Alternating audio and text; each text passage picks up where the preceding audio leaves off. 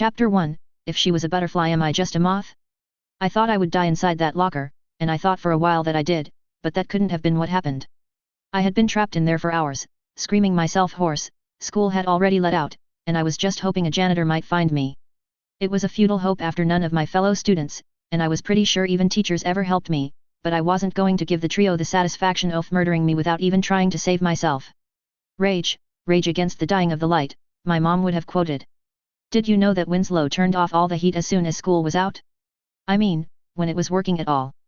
I lost consciousness shivering, wondering whether it was the hypothermia or toxic shock that would kill me first. Destination. Agreement. Trajectory. Concern. Data. CO number and asterisk. I regained consciousness thumping onto the floor as if I had rolled off the top bunk of a bunk bed. I hit with considerable force, and though I groaned in pain, the wind having been knocked out of me, I had already diagnosed my shoulder, which I mostly landed on with nothing more than a contusion. I thought someone had opened up the locker, and I must have spilled out onto the floor like a sack of potatoes, but opening my eyes and glancing up, I appeared to be in a small, efficiency apartment.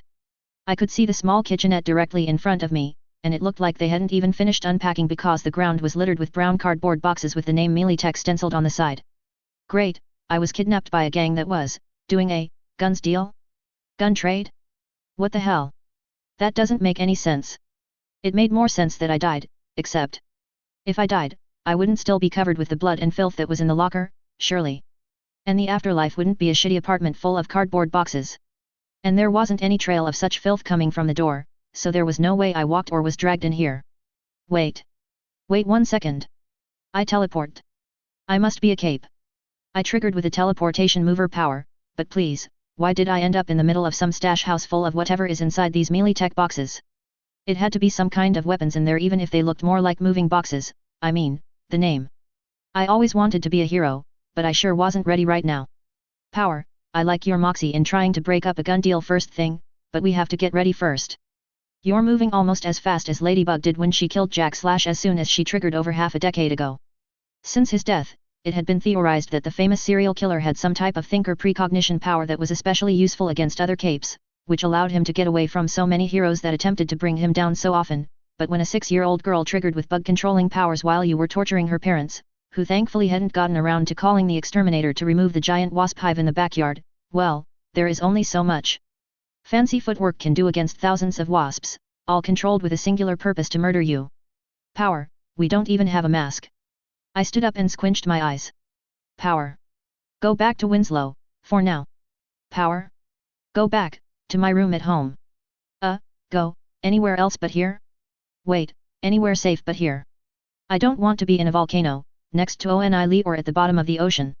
I stood there with my hands balled into my fists, eyes closed, eyebrows furrowed and face scrunched up. It suddenly dawned on me how ridiculous I looked. I looked like Carrie after she was drenched in pig's blood trying to hold a fart in. The thought of the blood and my cut fingers, damaged fingernails, and numerous scratches on my body had a number of possible bacterial infections and toxic shock syndrome coming to my head. In fact, I was already infected with a number of harmful bacteria, which might proceed to sepsis in as little as 12 hours if left untreated. I was sure of it. Prompt treatment was important at this stage, and I started moving without realizing what I was doing. There was no phone visible to call emergency services, and leaving this apartment was fraught with peril, so I would have to treat myself, which was not a big deal at all. I came back to my senses in the shower, just letting the hot water run all over my body. It felt heavenly after being stuck in that locker for hours. Not only was it disgusting, but I was a tall girl, and my shoulders and neck were crinked from being in there so long, or at least they were. Rolling my neck, it felt a lot better after having the hot water run on them for so long. I sort of remembered what I had been doing as if my body had been on autopilot for a while. I stepped out of the shower, giving the bloody remnants of my clothes a wide berth. I didn't care if this was Lung's personal stash house, there was no way I would ever wear those clothes again. I'd rather run through the docks in nothing but this towel. I glanced at a mug that read World's #1 Dad that was half filled with an off-white powder. I had already taken about 20 milligrams of the powder. It was a shame that there were no gel capsules around, and the time necessary for me to fabricate an actual pill press would have caused my treatment to be delayed unacceptably. This drug was an extremely effective broad-spectrum antibiotic. Only one treatment was necessary to eradicate everything from syphilis to MRSA and everything in between. Honestly, there was really only one negative side effect to it. I immediately threw my towel off my body and rushed to the toilet. Thankfully in such a small bathroom, it was only 2 steps away. Oh, Shit. I said aloud as I felt my stomach rumbling dangerously. And shit, I did. I realized I was a tinker about halfway through the 20 minutes I spent on the toilet. I would have learned immediately, but for the first 10 minutes, there was no real conscious thought at all. Just groaning and pain. The antibiotic had literally destroyed every microorganism in my body, which actually would have been a really bad thing as humans had evolved to depend on their microfauna biome. Except it wasn't the only thing I made when I was in a fugue. There were no amounts of courtesy flushing that would forgive the sin I committed against this commode, so I just flushed it for what must have been the 12th time once, grabbed the mug full of super antibiotics and walked out of the bathroom. I had made 4 drugs at the kitchenette, which I found incredibly impressive. It wasn't even a proper kitchen, it was the kind that you might find in a hotel that you rented by the week or crappy apartments, like the crappy apartment I was currently in. I had memories of already taking 2 of the drugs, the other one I needed to take immediately, and the last was made as a contingency. The second drug I had taken in my fugue made me frown deeply, and I started to get pissed off. It was an antidepressant, and it was as good as the antibiotic was. It was guaranteed to normalize neurotransmitter levels within 6 to 12 hours of administration and only needed to be taken once a week. Did my power think I was depressed? Well, I mean, it still didn't have the right to take the decision out of my hands itself. Wait, why was I talking about my power like it was another person? The agent theory of para-human powers was widely denigrated, and only crazy crackpots on FO actually subscribed to it. I just wasn't used to going into a fugue as I had done. At the back of my mind rested a deep field of absolute knowledge, like I had 100 different encyclopedias hooked into my brain. The knowledge was mostly about medicine, biology, anatomy, organic chemistry, and genetics. I had also been trying hard not to think about the vast trove of psychiatric data I had access to. According to the same part of my brain that diagnosed the exact strains of staph bacteria I had been exposed to, I was at a mental health crisis point. Just one bad day would have been all that it took to push me over the edge into some permanent solutions. It felt that gaining powers was only postponing the inevitable and that I would likely do something foolish and get myself killed in a classic example of self-destructive behavior if I didn't take things in hand. It felt that my mental state was a bigger danger than the bacteria. It could be treated pharmacologically, but that wasn't really a cure. I did not like being confronted with this. But my possible mental breakdown and a psychological break could wait. I was really at some risk if I didn't take this 3rd drug very soon. I had made it out of a can of yogurt and some miscellaneous kitchen chemicals, the latter of which was the same thing I made the other 3 drugs out of, which didn't make me feel that much better about them, except that I knew that they would work and be fine. Sighing, I grabbed a spoon out of the drawer and ate the entire can of yogurt. It was strawberry flavor. This would replace all the beneficial microbiomes in my digestive system after the earlier antibiotic wrecked it. After finishing the yogurt, I glanced at the last drug I had made, which I hadn't thought much about. I made it as a contingency, as a tool to escape. I was already exhausted, but if I was in the middle of a dangerous area like the docks or deep in Empire or ABB territory, I might not have enough time to stay in this stash house. There was no telling when someone might arrive. It might be months or minutes. So I made a very potent dopamine reuptake inhibitor. It was a very strong and long-lasting neural stimulant. 1 dose, and I could stay awake for at least 48 hours with no real side effects. My hand rushed to cover my own mouth in shock. Aghast, I said, "Oh, no. Had I just broken bad and created super meth? Already? Oh God. No, no, no. I will not be Skidmark's second girlfriend. What will they call me? Holler, to go with Squealer." I felt ill.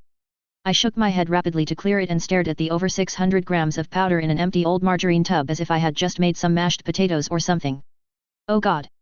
A single dose was only 25 milligrams by oral administration. The PRT would get me for distribution. If the gangs didn't catch me first. It was all over. I started panting, acutely aware that I was hyperventilating and having an anxiety attack but ignoring the corner of my brain that was brimming full of medical advice. I sat down, slumped on a couch on the other side of the room, which was surrounded by boxes full of guns, and stared out into space for a time. I wasn't sure if it was because the super antidepressants were starting to work, but I only let myself have a panic attack for about 5 or 10 minutes at the most. After that, I started calming down a little bit, even if I was still kind of hyperventilating. I realized I wasn't thinking straight. Nobody knew what I had done. I could flush the incriminating evidence, and it would be fine. I started to get up to go do just that, but something caught my eye on the coffee table in front of me. It was one of only 2 tables in the apartment, the other being a small table next to the kitchenette that was stacked full of cardboard boxes. This table, however, only had what looked like a smartphone on it. It was either a small tablet or a large phone, and I considered the latter to be more likely. Smartphones were still quite expensive, and this one looked even swankier than the Dragon Tech phones that were all the rage if you were rich. That made her become very, very scared. Nobody would leave their expensive phone here if they were not going to come back and get it, and soon. I had to call the BBPD or the PRT right away, or I was going to be dead meat. I didn't think that the PRT would care about saving me at all, but they would be at least interested in all of these boxes, and I might get saved as a result, but I had to move fast. I had already spent at least 2 hours in a fugue making those drugs. I was pretty sure you could still make an emergency call even if you didn't have the PIN number to unlock a phone, so I grabbed the phone off the table, the screen coming to life as soon as she picked it up. What I saw caused me to drop the phone in shock, it slipping through my limp with shock fingers and tumbling onto the floor with a clatter. Dad was death on cell phones, even flip phones, so I had never had one, but I was pretty sure what I saw was called the lock screen. You could select a picture that would be displayed while the phone was locked. So, why, then, was a picture of me and my mom the lock screen photo of this phone that presumably belonged to gun runners. Everyone said that powers were bullcrap and you shouldn't try to understand them with normal logic, but there was a point when things got too crazy to explain away with that simple platitude. I reached down and grabbed the phone from the floor, the screen lighting up again. I didn't recognize this photo of my mom or me, and I was confident it was never taken. They were on the roof of a building, and the background was a cityscape that would look more in place in Tokyo than in Brockton Bay. I was absolutely sure I had never been there. I tried to move the photo around with my thumb, but as soon as I touched the screen, a green padlock icon appeared along with the text, "Biometric match." Then the phone unlocked, and I was looking at a totally unfamiliar screen full of odd icons and glyphs. Wait, what? Did this phone just unlock to my fingerprint? I did a lot of research on fingerprints back when I still thought the teachers and school officials would still do anything about the trio. How stupid I was back then. How could this phone unlock to my fingerprint? Maybe any fingerprint unlocked it. That didn't seem to sit right with the words biometric match, though. This was starting to get weirder and weirder, and I was half expecting some kind of Saw situation from that disgusting Earth All-F horror movie. I looked at the unfamiliar glyphs on the screen, but there was one that looked like an old-time telephone, so I pressed it. For the moment, I was ignoring the fact that the home screen picture was my dad and me with my dad wearing some kind of military uniform. I find the dialer and enter 9-1-1 and call, putting the phone up to my head. The phone answers immediately, and the voice is slick but slightly computer-generated. Night City Emergency Services, Miss Taylor Hebert, I see your location as the 29th floor of Mega Building H8 in Westbrook. Please be advised present response times to your position exceed 110 minutes. Do you wish to continue? What? I stammer out, no, thank you, and get another computer-generated response, very well, you have been charged €10 for this service. Have a good day. I glance at the phone screen in shock, in time to see a red alert at the top of the screen indicating that €10, whatever those are, have been deducted from my account. I have been thinking about this for a while, but I need to say it out loud, Toto, I don't think I am in Kansas anymore. I stare at the picture on the home screen, perplexed. Dad looks pretty good in a military uniform, but I can't even determine which military he is in. I set the phone down and do some breathing exercises that the information in the back of my head is telling me will be helpful for stress, as I have been hyperventilating for over 15 minutes, and my hands were starting to cramp into useless claws. What is this, even? A medical-based thinker power? But I diagnosed myself immediately with a carpal pedal spasm caused by hyperventilation due to localized hypocalcemia. Treatment was getting my breathing under conscious control, so I started breathing in a slow pattern that was clinically proven to provide anxiolytic benefits. After a few minutes of just sitting there and relaxing, I grab the phone again, and this time I try unlocking it with my left pinky finger, only to get a stern red icon. Sighing, I use my right thumb, and it unlocks.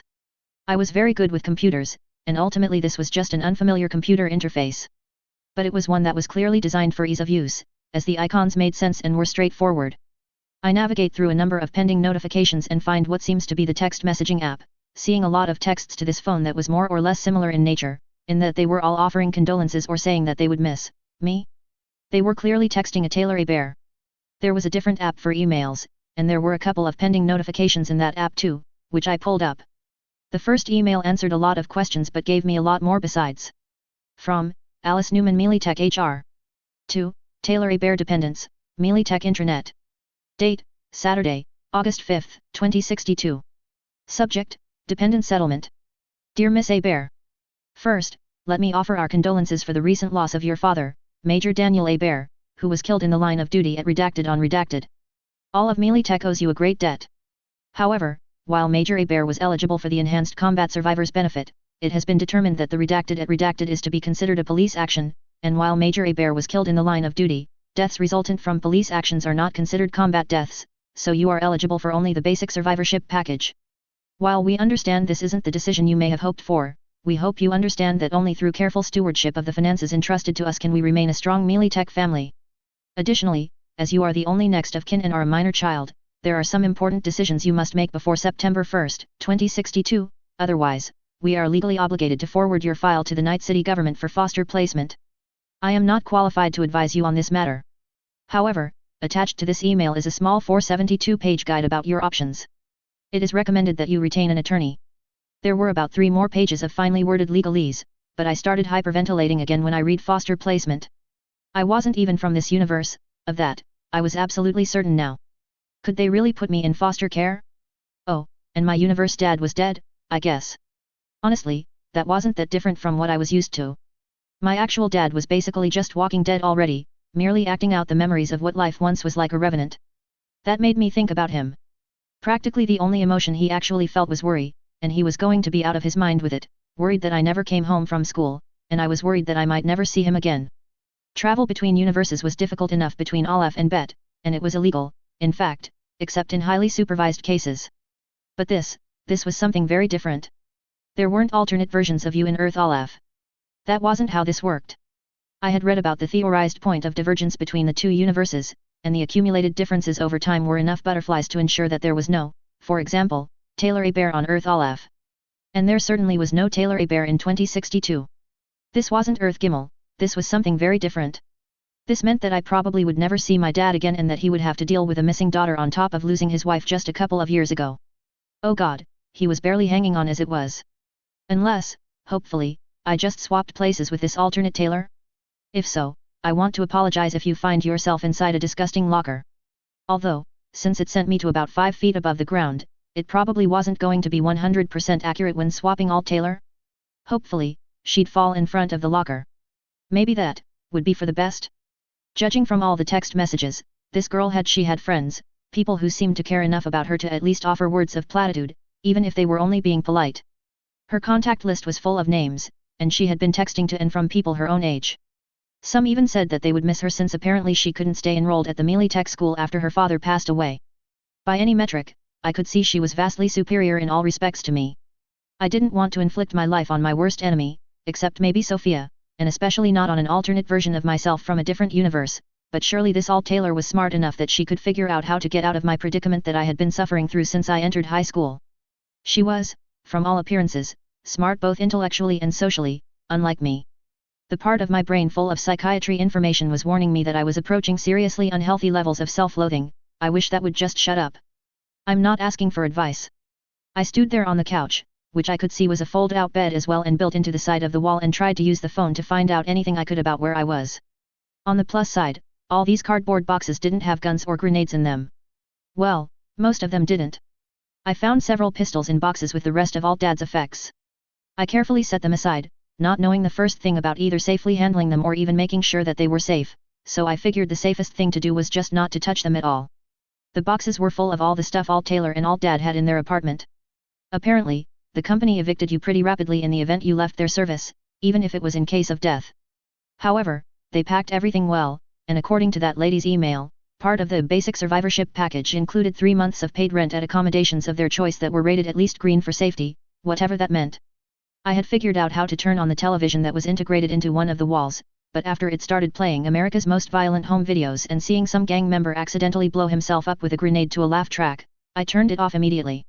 I thought life was cheap in Brockton Bay, but this goes far beyond what I'm used to.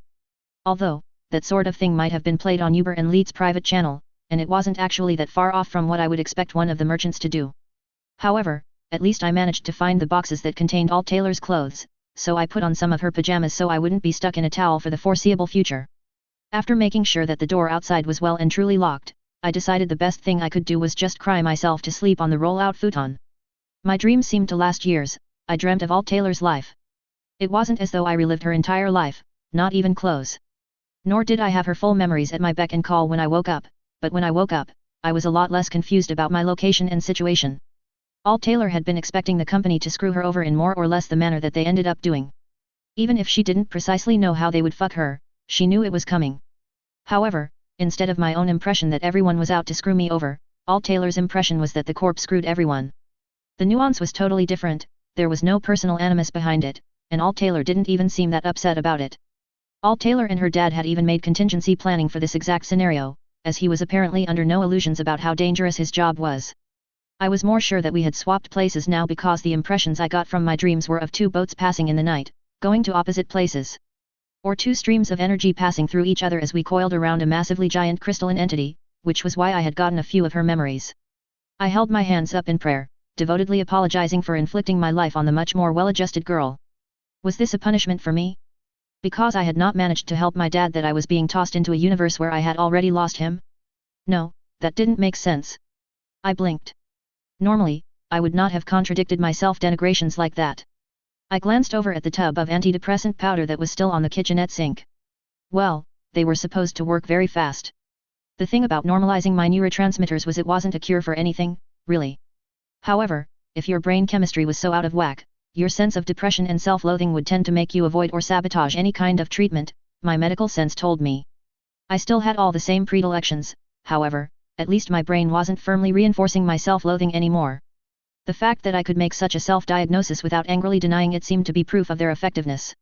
Sighing, I walked over to the couch again. I had all the contingency files on Alt Taylor's phone.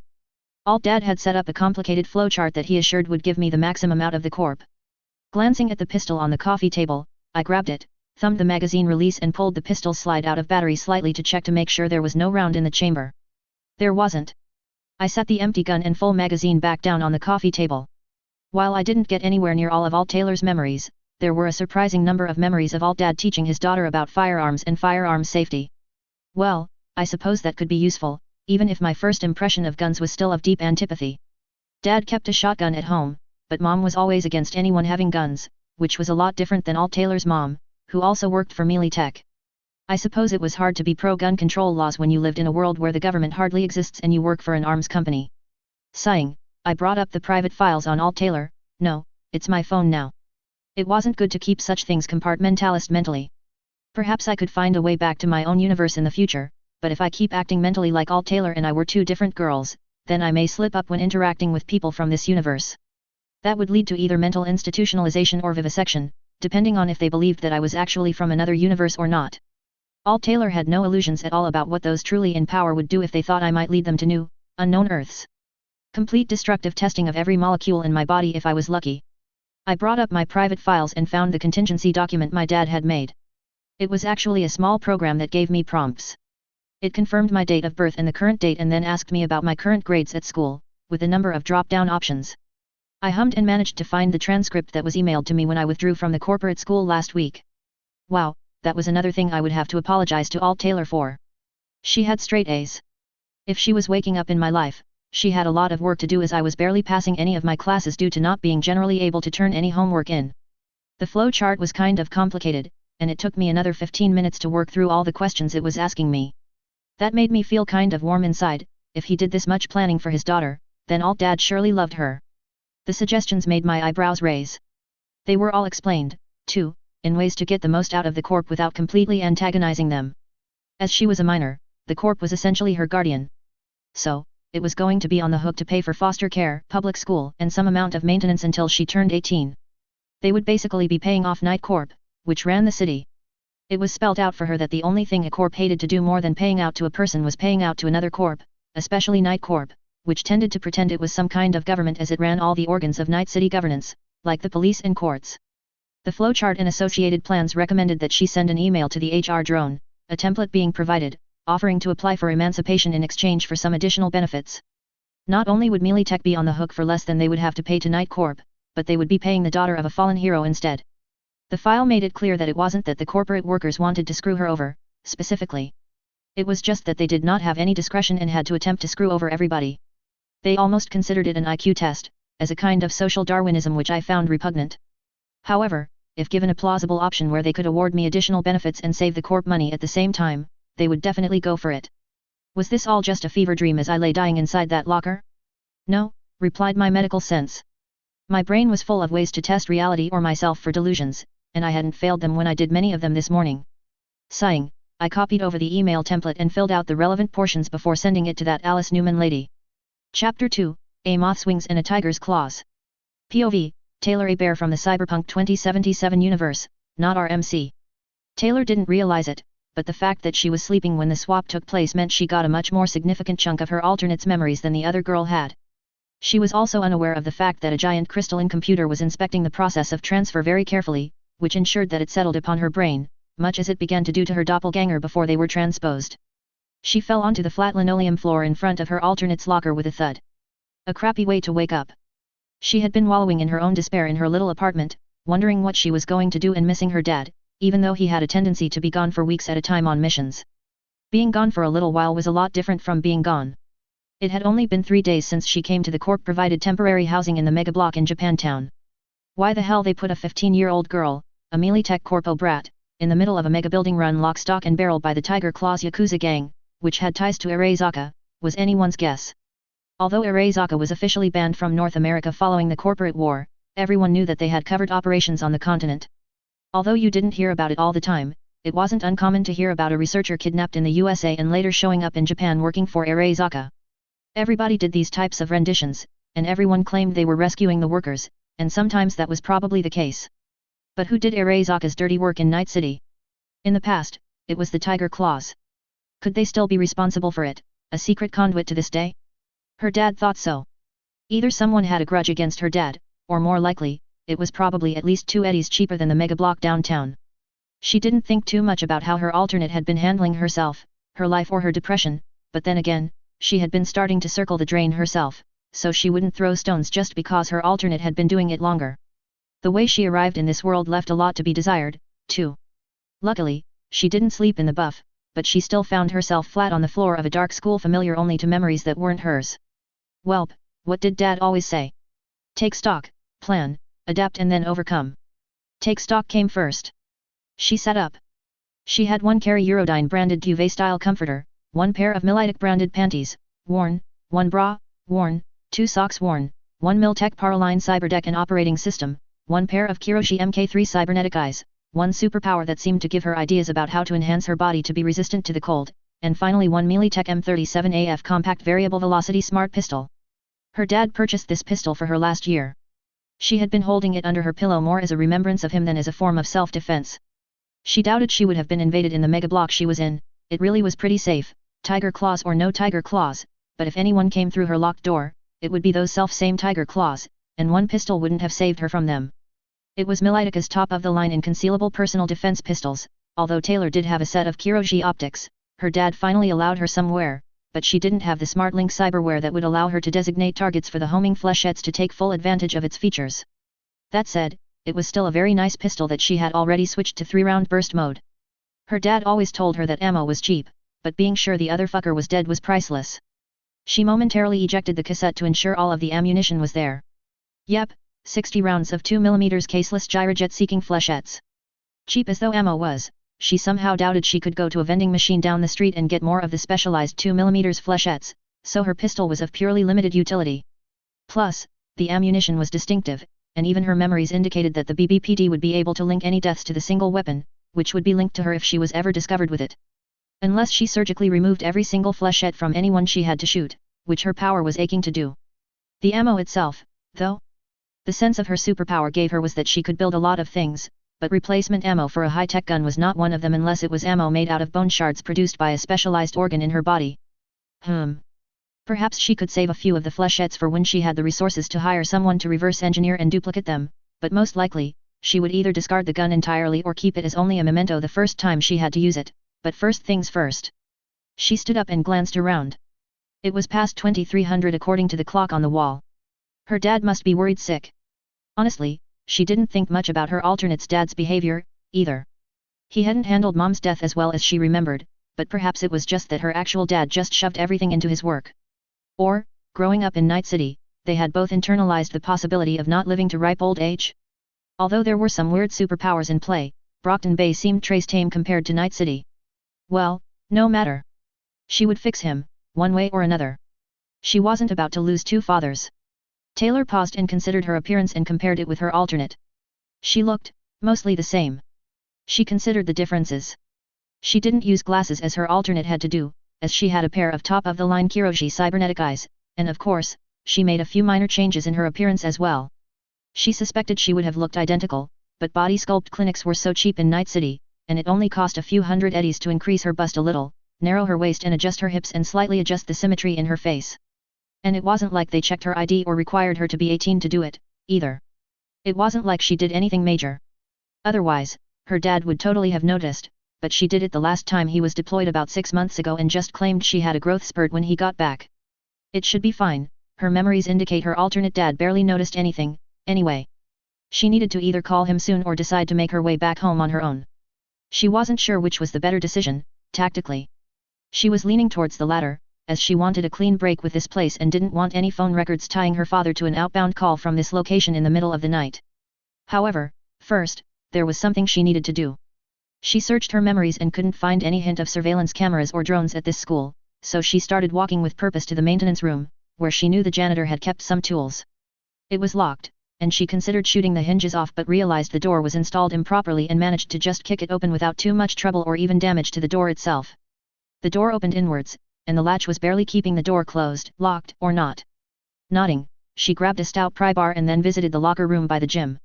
She pried open about a dozen lockers before she found clean clothes that fit her, even if they were gym clothes. Then, thinking about it, she grabbed the rest of the clothes that were either dirty or didn't fit her, along with everything else the girls had in those lockers and threw them in a trash can down the hall. Except for 30 eddies, air dollars, she pocketed that. Waste not, want not, after all. She didn't want to give anyone a clue that she precisely wanted a clean set of clothes to fit a tall, lanky girl, that would point directly back to her. She knew many of the fucks at this school were well aware of what happened to her alternate today. Sighing, she found the janitor's room again and got a lot of cleaning supplies. This part she wasn't looking forward to doing. Nevertheless, she put on plastic gloves and a full mask respirator and spent 2 hours cleaning her disgusting locker, bagging all the biohazard waste and everything that was in it. She didn't want any record of this incident, and there surely would be one if she didn't do this herself. Hell, with the way the school administration tried to cover for those 3 bitches, it was possible they might accuse her of doing it, for some reason. She had to stop herself from using the cleaning supplies to concoct an odorless contact poison to put on each of the girls' lockers. That would be very obvious, and she'd likely be under PRT investigation within days. Even if she wasn't, eventually, her power would become known, and it would look very suspicious if her 3 bullies died of a Tinkertech poison the day after they put her alternate in that locker. No, if she was going to take her alternate's dad, then at least she would take revenge on her behalf too, but it had to be smart. Not least because she experienced much of that same locker experience herself in her dream. Let them think they have won, and let them think they had driven poor Taylor completely out of school. She was definitely never returning to this place. 6 months when nobody remembered her, and the psychopath Sophia was making some other girl's life hell, well, that girl is the one who the cops will investigate when Sophia Hess, track star, is sniped from a click and a half away when coming to school. That or the Empire 88. Growing up in a society where almost every part of your body could be malleable and changed, Taylor certainly didn't understand the concept of hate based purely on skin tone. You could have that changed for 200 eddies at any biosculpt clinic. In any case, any hypothetical future death of Sophia Hess wouldn't have anything to do with Taylor Hebert, GED graduate and secret bio-tinker, that's for sure. Even once they figure out that she is a tinker, what bio-tinker snipes someone, anyway? Sighing, she carefully peeled off her gloves and threw them with the other biohazard waste, which she would triple bag and toss in the dumpster. Not exactly how you're supposed to deal with biological waste, but what could she do? Her locker reeked of bleach and other chemicals but was quite clean. She left the janitor's room exactly how she found it, if down a number of supplies. She doubted they would notice. Now, she just had to go steal some glassware from the chemistry lab and someone's backpack to carry them in. They'd probably think some merchants broke in and stole it to cook meth, but she needed to make her dad some antidepressants, which she would give to him surreptitiously in some lasagna tomorrow. In fact, she'd probably need some too. As for the lasagna, she'd have to do something to make up for the fact that she had been keeping such bullying a secret from him. If there was one thing her actual dad had made sure she knew, it was you didn't keep secrets from family. Only if all the facts were known could a proper strategy be devised. She was already going to keep one secret from him, that she wasn't actually his daughter, oh, and that she was going to drug him secretly, so she had to tell him everything else. He was going to be upset, but at least he would be alive. Then she had a number of exciting possibilities to explore with her own body or, instead, modifications to it. She would have to study a little to pass the GED as, no doubt, the curriculum in Shittown, USA circa dinosaur times was different than a melee tech school in 2062, but that wouldn't be a problem. It especially wouldn't be a problem when she gave herself a photographic memory and deleted her biological or psychological need to sleep through some judicious auto brain surgery. She didn't think cyberpsychosis was a thing here, and even if it was just the throwaway antidepressant that she was about to make for her and her dad was enough to chill out even a full-body Borg, the way it balanced your brain's neurotransmitters. They might still kill you, but it wouldn't be because they were zerking. She could have made a fortune selling it if she was back in Night City, so long as one of the Far M Corps didn't zero her for inventing it or steal it from her and then zero her on general principles. And that was just the tip of the iceberg. The shit she could make was preem. She felt bad for the poor girl who took her place. Well, maybe her alternate got the same power she had? If so, she might be able to make a life for herself. She didn't know how any of this was supposed to work, only that even with giant kaiju and other monsters slowly destroying the world one city at a time a couple of times a year, this place seemed a lot better than Night City. She wished her alternate the best. She quickly apologized for eating all of the food in the fridge, as she was afraid to go out back then due to the tiger claws. Do better than me in Night City, other self. As for herself, she would adapt and overcome. POV, RMC. It was rare for Colin to be impressed with another Tinker's miniaturization efforts, but he had to admit that the 6 autonomously steerable flechette munitions that were sent to him for examination by the BBPD were impressive. They featured an altogether unusual microprocessor architecture that he could tell was manufactured with a completely novel photolithographic method. It gave him a lot of ideas about how he could improve the size of the over 108 individual microprocessors that his armor required. Moreover, they didn't actually appear to be Tinker Tech themselves, as he could completely understand their operating principles. He immediately discounted it as being pre-existing arms technology that he was just unfamiliar with. Although there were some similarities between the devices and existing precision-guided artillery munitions that the military used, the only similarity was that they were all guided munitions. There were just a limited number of ways for a guided munition fired out of a gun to work, and articulating guide fins was the simplest in all cases. That meant that a tinker had to be responsible. A tinker that could produce reproducible technology? Or, perhaps the Tinker Tech was in the machine that built the ammunition? That wasn't unheard of, but it was pretty rare. They could be a new toy box product, but if so, why was their first use killing 2 no-name gang members in the docks? Such things were clearly assassins' tools, why waste them on a couple of junkies? The city coroner had dug them out of 2 deceased members of the Archer's Bridge merchants several days ago and immediately recognized that the tungsten flechettes were not your regular 9mm rounds and forwarded them to the PRT for examination. Such things, if they were actually unusual, invariably ended up at his desk. He was on a conference call with Dragon, who had been watching him disassemble them. Already, he had shipped via overnight express 3 of the devices to Canada for her own examination. What do you think? He asked carefully. Her voice came back, seemingly happy and very interested. Quite amazing. The actual mechanics of the gyrojet guidance is pretty simple, we could build things like that already. But I'm sure you're asking about the microprocessors, right? These are from a sub-1 nm manufacturing process. If these processors got any smaller, electrons would jump from transistor to transistor through quantum tunneling effects. This might be the smallest, most highly transistor-dense that traditional computing can get. He nodded. She always knew what he meant, and she picked up on the important points right away. It was why he so enjoyed collaborating with her, precisely. It is a bit intimidating seeing the absolute apogee of traditional computing technology staring you in the face, but I had the same opinion. Perhaps we will exceed these using quantum computers or some other hitherto unknown computing technology, but as far as transistors are concerned? This is it. It's amazing, exactly as you said. It might be a little difficult to infer the manufacturing technique, and that is really what we want, but I think I know precisely how these were built. What we need to do is... Dragon continued.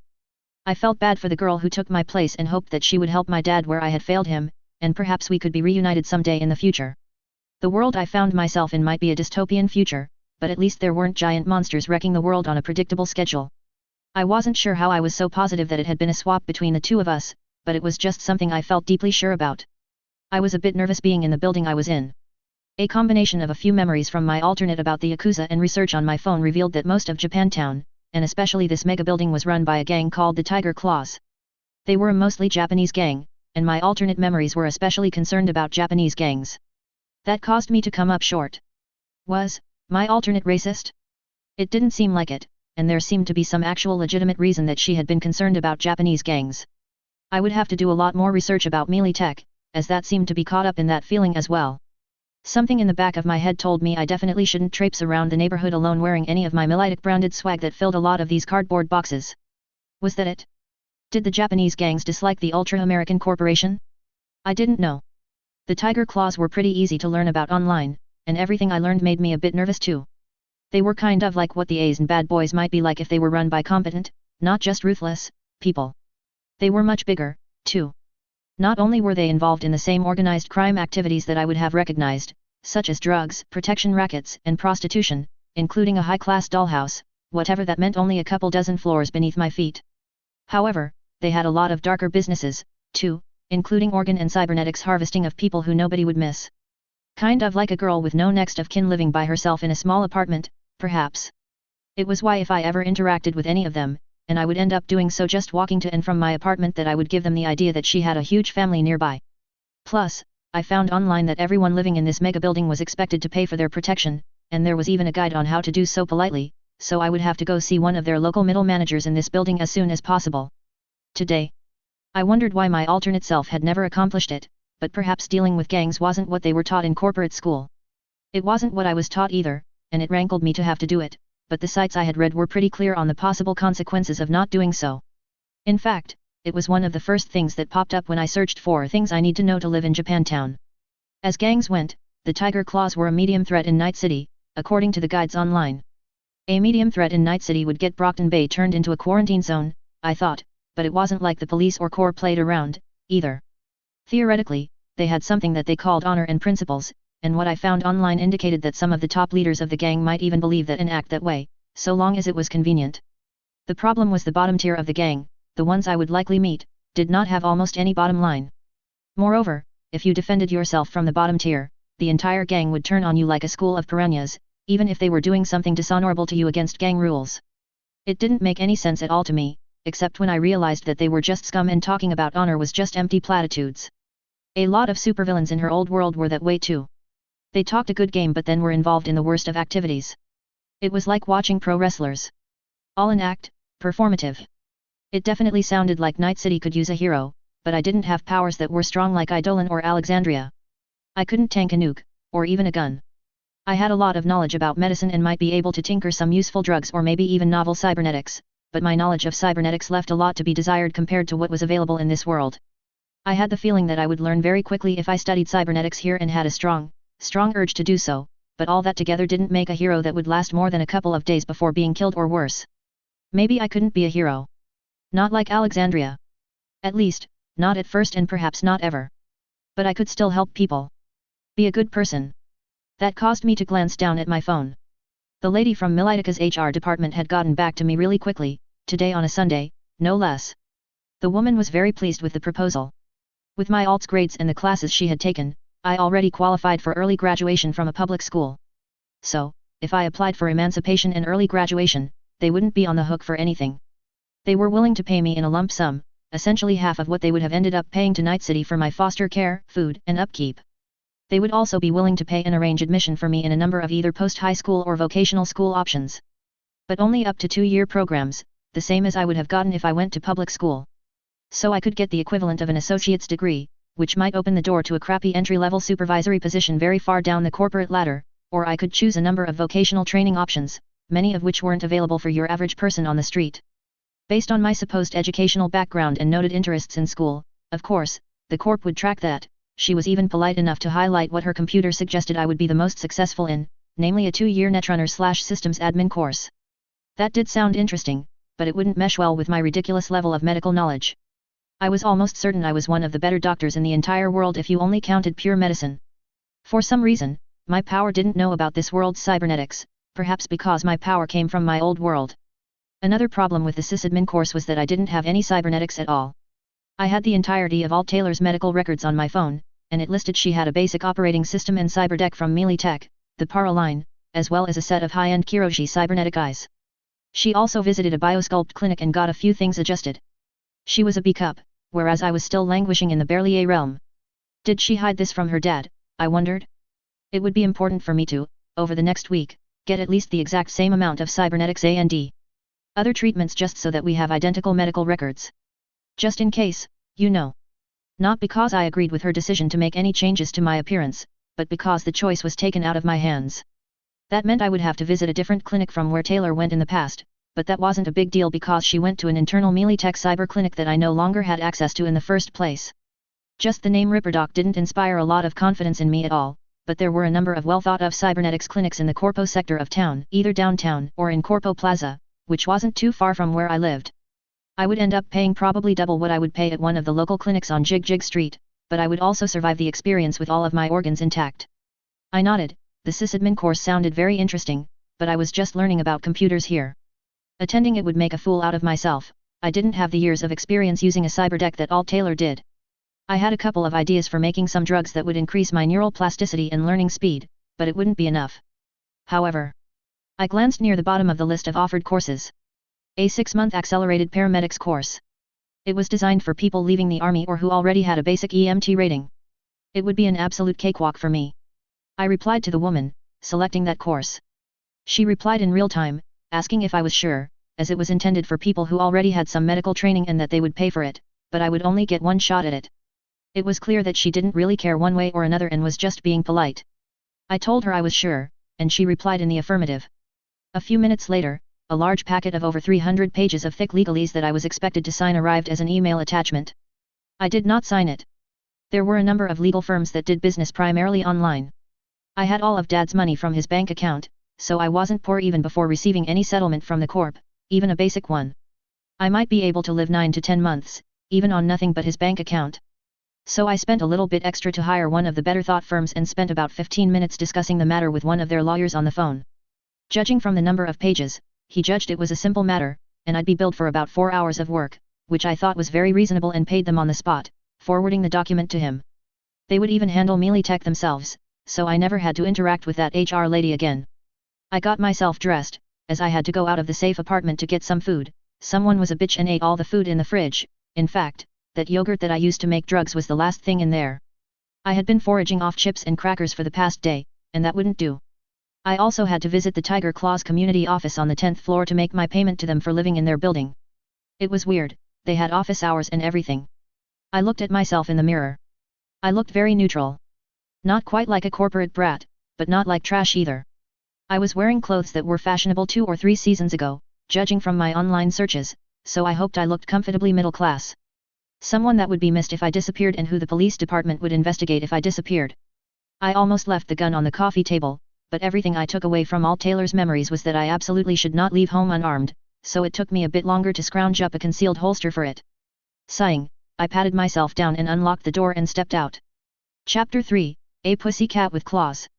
Walking through my floor of the mega building was a bit odd. It was mainly set up with small residences, like my own.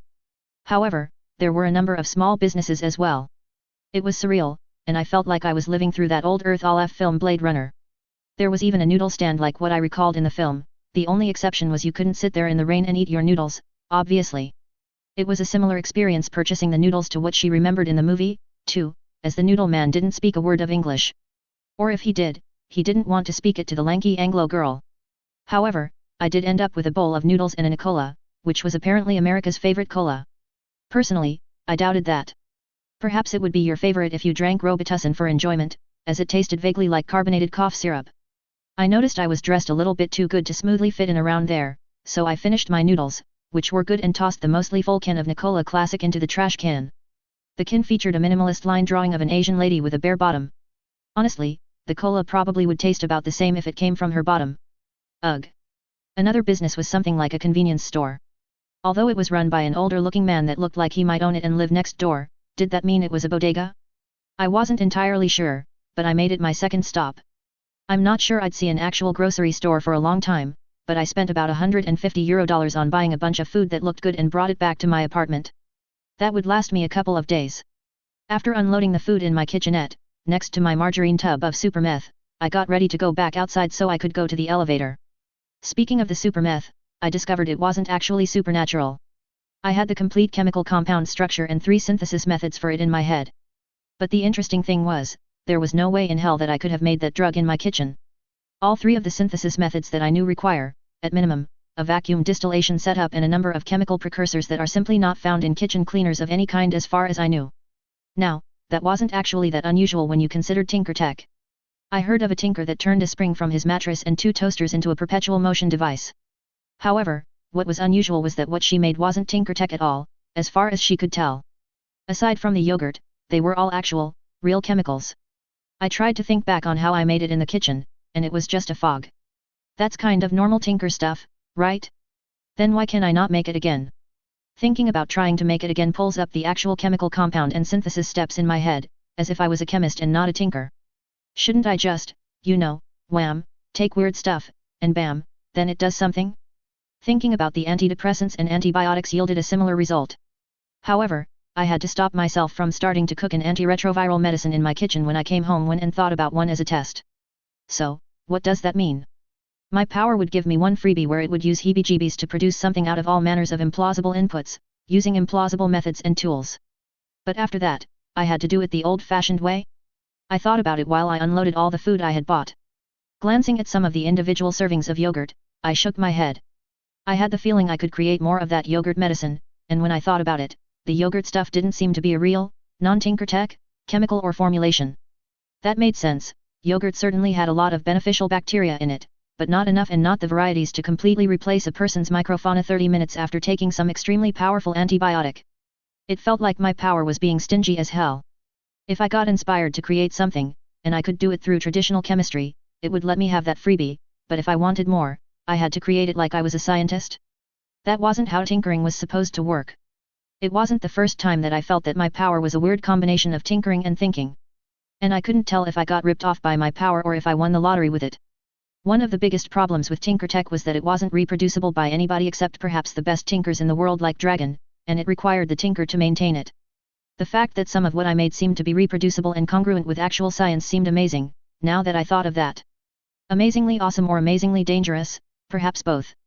When I got inspired with something, if it was possible to accomplish what I wanted scientifically, then it seemed to default to giving me an actual scientific solution. Sure, it seemed to tinker bullshit it the first time, but if I wanted a repeat, like if I wanted to make more of that neural stimulant, I had to actually get a chemistry lab. I had all of the academic knowledge of its synthesis, but none of the muscle memory, either.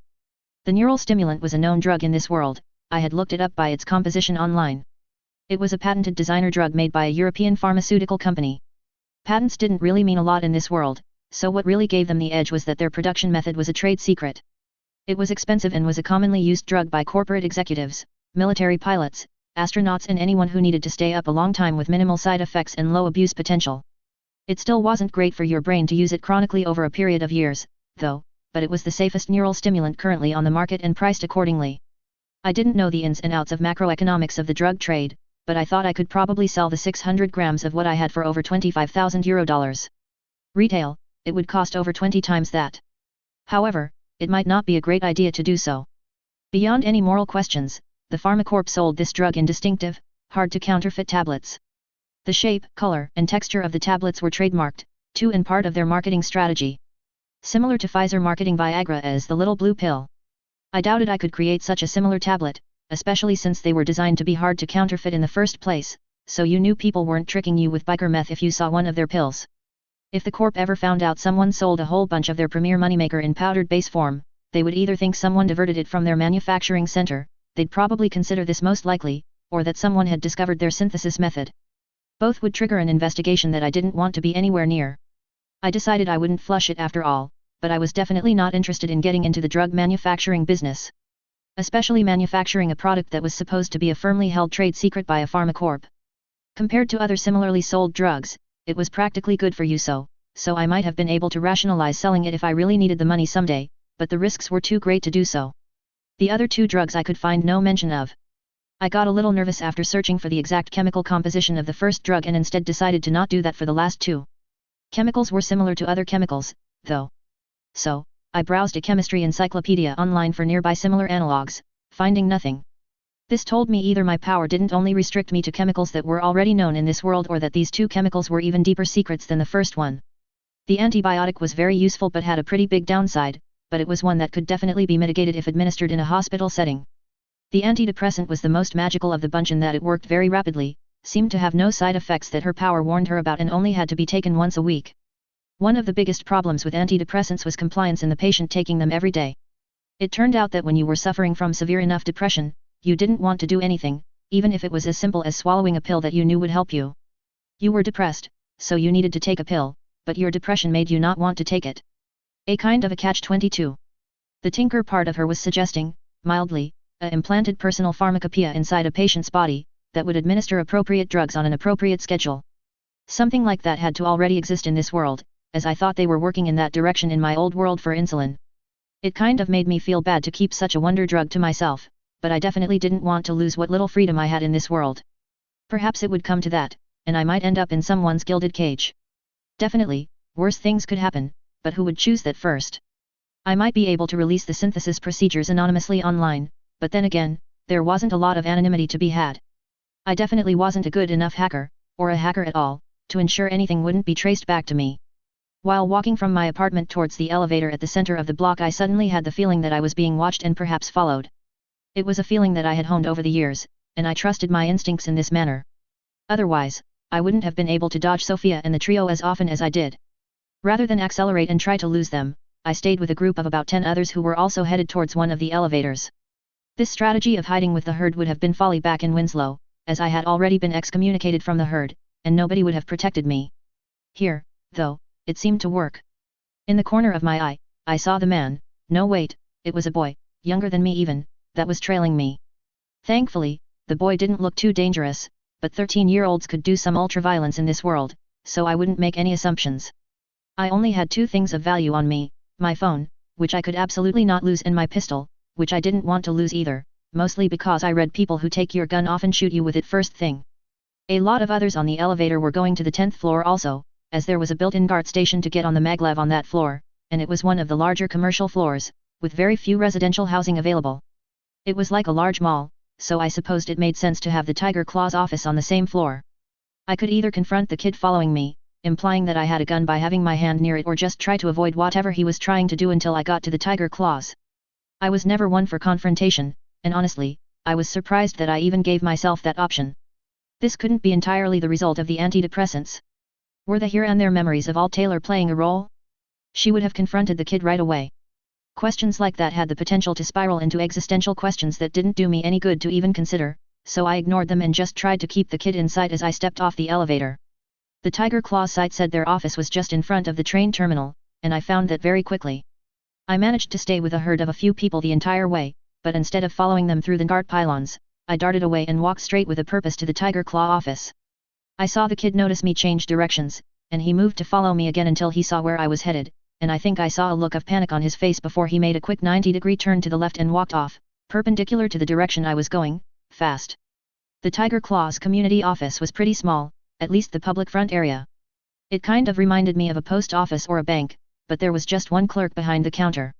He was in his 30s, and although he was covered with tattoos, he seemed to have a mild temperament.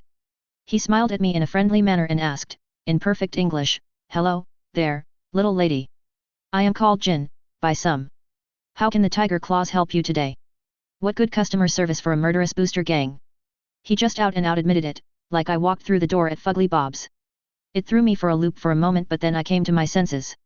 I decided not to try to use Japanese honorifics in English. Mainly because I once heard that Lung set a person on fire who did that, and figured that maybe it was offensive. "Ah, Mr. Jin?" I asked, and he nodded with a friendly smile. "It is a pleasure to meet you. My name is Taylor Bear, and I recently moved into the mega block. This is my first time away from home, so I was not sure of the correct procedures, but all of my uncles told me that it would be in my best interests to pay for some services your organization provides to the tenants here." That caused him to smile widely and even in a more friendly manner. I could briefly see his eyes change colors slightly, and I didn't realize what was happening until he said, "Ah, of course. Miss A. Bear, of apartment 29 to 221. I'd like to offer my condolences about the recent passing of your father." "Your uncles? You must mean all of his comrades in arms in the NUSA or Militica's military. They have given you good advice. I wish more people had people they trust to tell them this." "Oh.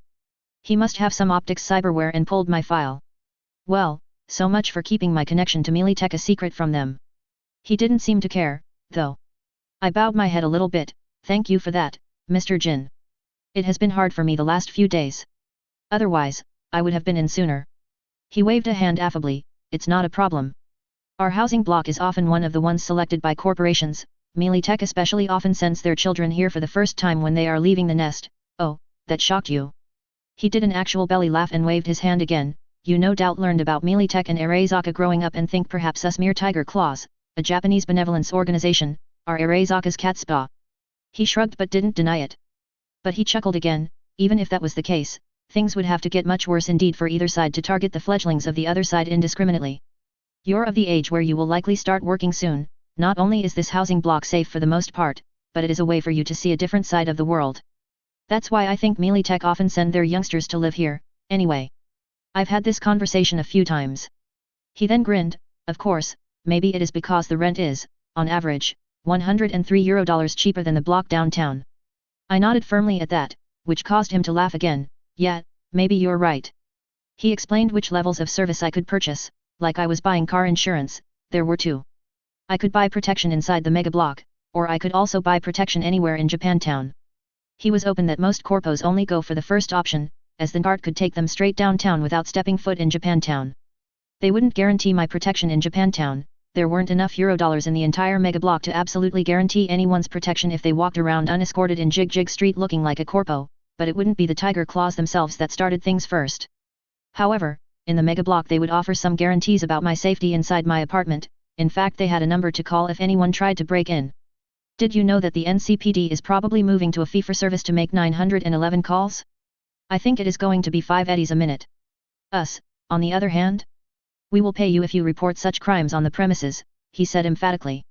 I didn't think I wanted to know what they would do to people they arrested. I wanted to tell him that the NCPD already did charge €10 if he ever decided to hang up when calling emergency services. It was listed as a fine, presumably for wasting their time, on my transaction history. But I didn't want to tell him I had tried to call 911. The costs were reasonable, too. 10% of your rent if you only stayed in the mega block, and 15% for all of Japantown. The location where the paramedics school was technically downtown, but it was quite close to Japantown, only a block away. I asked him, Mr. Jin, please give me your advice. I will be attending a school for 6 months I gave the address. That is downtown, I guess. But it is very close. Do you think I should pay for your extra tier of service? I had already decided to buy the extra level. I was just being respectful, in asking his opinion. Nobody working at Fugly Bob's would tell her, no, maybe you shouldn't fugly size it. He got a thoughtful look on his face and rolled his fingers along his desk. Normally, Miss A. Bear, I would say it is probably not necessary. However, in the past 6 months, the closest BART station to that address has closed for several weeks twice. That leaves you either going for the one past it, which would be over a 2-kilometer walk back, or you could stop in the last Japantown station for only a few blocks walk. He shrugged and said, even if you do not get the full package, it is not like that means you can't go to Japantown. It just means we won't have your back. It'd probably be fine. However, I do promise that if you do have the full service and you go missing, we will at least look for you a lot more than the cops will. The only people who will look for you more is trauma team, and they charge a lot more. It is up to you. It'd probably be fine either way, though. Wow, he didn't try to upsell me. Actually, I think he did. He was just a lot subtler about it. Ah, thank you for your advice, Mr. Jin. I take my personal safety very seriously, so I think I would like to pay for the full level of service you provide just to be safe. He nodded, smiling. You are very wise for someone your age. That school, are you going to be studying medicine? That is a medical campus. I blinked. I didn't realize they did anything but paramedic classes. I raise my hand and make a waffling gesture. I'll be studying to be a paramedic. I'd love to be a doctor someday, but this is all I could get paid for, as of now. Mr. Jin nodded and said, you are modest. It's the best paramedic course in the city. You must be truly gifted to have gotten admitted without even a basic EMT certificate. I think he is just being polite because it seemed like I was being polite. I think modesty is a big part of a lot of Asian cultures, but I didn't know. I decide to go with, there are many much more gifted than I, but I thank you. I honestly didn't believe that though. I was going to be the best. After a few more back and forths, he finalizes the price I am expected to pay. I look a little nervous and ask, do you need me to pay in cash? Mr. Jin looked a little surprised but then suddenly affected a stern expression and said solemnly, yes, in small, non-sequential bills. Fuck. Where was I going to find that? And then you will have to come and have sake with the Oyabun. Wait, what? I'm not joining your gang. And I warn you that any disrespect and you'll be expected to commit seppuku. I suddenly narrow my eyes at him. He's screwing with me. That causes him to crack up and roar with laughter, slapping the counter several times. Oh, you should have seen yourself. Oh, I am going to tell all my friends, thank you for that. Little lady, I think you have been watching too many old movies. Do we need cash? Of course not. I laugh a little, haltingly. Okay, maybe it was a little bit funny. I bring out my phone and send an electronic payment, and he grinned even wider. Want to set up autopay? He's still making fun of me. My face must be beet red. But I nodded. I did want to set up autopay. It sounded very convenient. Okay, we already have your biometrics, so all of our members will know that you're paid up. Take one of these stickers and place it on your door, too, if you don't mind. He brought a number of tiger-themed stickers out from behind the counter. Most were similar to the tattoos, an Asian-inspired tiger, sometimes clawing with flame around its paws. However, one of them. I looked at it. He nodded with a smile. I sighed and grabbed it, which caused him to laugh again. I knew it. I knew it. Don't worry, that one has been very popular with girls your age. My daughter put one on our door, and we don't even need these. I sighed and put the sticker of a cute cat girl with tiger stripes in my pocket. She had her hand/paw raised like one of those money cats, and a speech bubble proclaimed, Naya. I would not underestimate this gang. This guy was incredibly personable and charming, but that was exactly why he was working the job he was doing. Still, it sounded like things weren't as dire as I was anticipating them to be. Before I left, I asked him, in the next day or so I am going to be getting a little work done, will that be a problem with the biometrics you've taken? Should I come back to the office? I actually already had set up an appointment for one of downtown's best biosculpt clinics tomorrow. I knew exactly what to ask them to do, as I had a complete report of the work Taylor received. He got a peculiar look, almost disapproving, on his face and asked, divergence factor. I searched my memories for what that meant and finally realized it was a percentage based on how different you would look from your baseline after treatment. Less than 5%. That caused him to smile in his friendly manner again. Oh, no. That's no problem. I'm so glad to hear that. Too many people your age change your entire bodies, try to look like stars. He shook his head. It's not really respectful to your parents. I certainly wouldn't let my daughter do anything like that. Ah, he had been disapproving at first. I smiled. I would never betray the memory of my father or mother. I am their daughter even if neither of them is around anymore, so I could never make radical changes like that. I like that I can see them in myself when I look in the mirror. That last part was a lie, but it sounded good. I didn't intend to, but I could imagine any number of situations where I would do so, being on the run, for example. He nodded slowly. You are a filial girl, Miss A. Bear. It's rare to see these days. Come by the office, or call me if you need anything. He forwarded my phone his contact information, and I nodded, seeing that as a clear dismissal. I departed and walked directly back to the elevator. Well, I liked that guy a lot more than Mr. Gladly. However, I didn't trust him at all. I mean, I sort of believed what he had said, but I only figured that mattered when it was convenient. That said, the fact that a member of a murderous street gang made me feel better than my teachers had in 2 years made me laugh. Was I always that good at talking? I didn't think so. I was just so scared that I said whatever came out of my mouth. I think I did well. I thought about it as I headed back to my apartment. Finally, I realized a big reason was that he saw me as a completely different Taylor A. Bear. So, my self-esteem still wasn't the best, I guess. But here, I could pretend to be this other girl every day, and nobody would ever know. Was that healthy? My medical sense seemed to think it depended on a lot of other factors, but no, not generally. Oh well. After I got back to my apartment, I spent the day further looking at things online and forging a version of my medical records that didn't have any of the biosculpt or cyberware that Taylor had, so I could give to the clinic tomorrow. Shortly before I was heading to bed, I got an alert on my phone from Tech and one from the law firm simultaneously. Everything had gone through correctly. Or so I had thought. The law firm told me that they had spotted a few problems with the contract, especially the fact that my compensation should be a bit different, i.e. more, since I was attending only a 6-month course compared to a normal 2-year course that they had been offering. That one change paid for their fees 6 times over, so I felt good about using their services. One perk that they got for me was one I didn't realize I should have asked for. Namely, they got Tech to let me keep my Tech dependence net address until I turned 20. Although, I'd have to surrender it if I got a job at a major corporate competitor, like Kongtao or Areizaka, or a number of others. The law firm emphasized how nice of a benefit this was, and I considered why they thought that was the case for a while. Finally, I nodded. I could see what they meant. Anytime I applied for a job, I could send the application through this address. It was almost like a recommendation from Tech. Perhaps I couldn't get a job overseas with Areizaka or any corp that Tech was on the outs with, but it told the hiring managers if I wanted a corporate job that I wasn't some mook of the street. Even if that was exactly what I was. I had already realized that my status, tenuous as it was, had value. Taylor was a third-generation corpo, and that was almost a caste in this dystopian world. I was sure I got treated better by that Tiger Claw guy because of it. And I'm sure there were tons of things about it that were big negatives, too. I'm sure there were lots of places in Night City that I couldn't walk around without getting jumped, for example. And I already knew that working for most corporations was similar to working as an imperial official in old Chinese dynasties. You were as often killed by your colleagues as your enemies. Still, it wasn't something I should throw away. It might not have been a big deal if I was Alt Taylor, as she still had the culture of growing up in that caste, so it would show through with whoever she was dealing with, but I didn't have that advantage at all. The email from Militech did seem correct at first blush. However, there was a mistake. It had the class I was attending as the sysadmin class, complete with links to download all course materials included. I blinked and rapidly clicked the link before they realized the error. The sysadmin class wasn't a class that they let just anybody into. I didn't think that there would be some of the mythical black ice that I had been reading about online in any of the course materials, but it should still be good stuff that I could study in my own time. I managed to grab the first year's materials, all books and included software, including 3 large scripted software packages designed to be run on a cyberdeck, labeled Ping, Reboot Optics, and C Malfunction. I didn't know what any of those did beyond what they said on the tin, but I managed to download and save them to a data shard on my phone.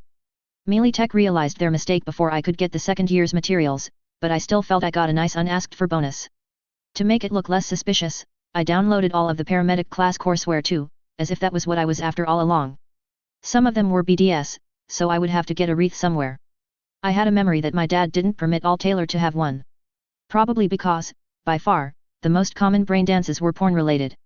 Chapter 4, Chippin' In. I never figured myself as one of the girls in my school to take off her clothes for a man more than 2 times her age. I just thought that was more something Emma might do, considering she was both a model and a psychopath.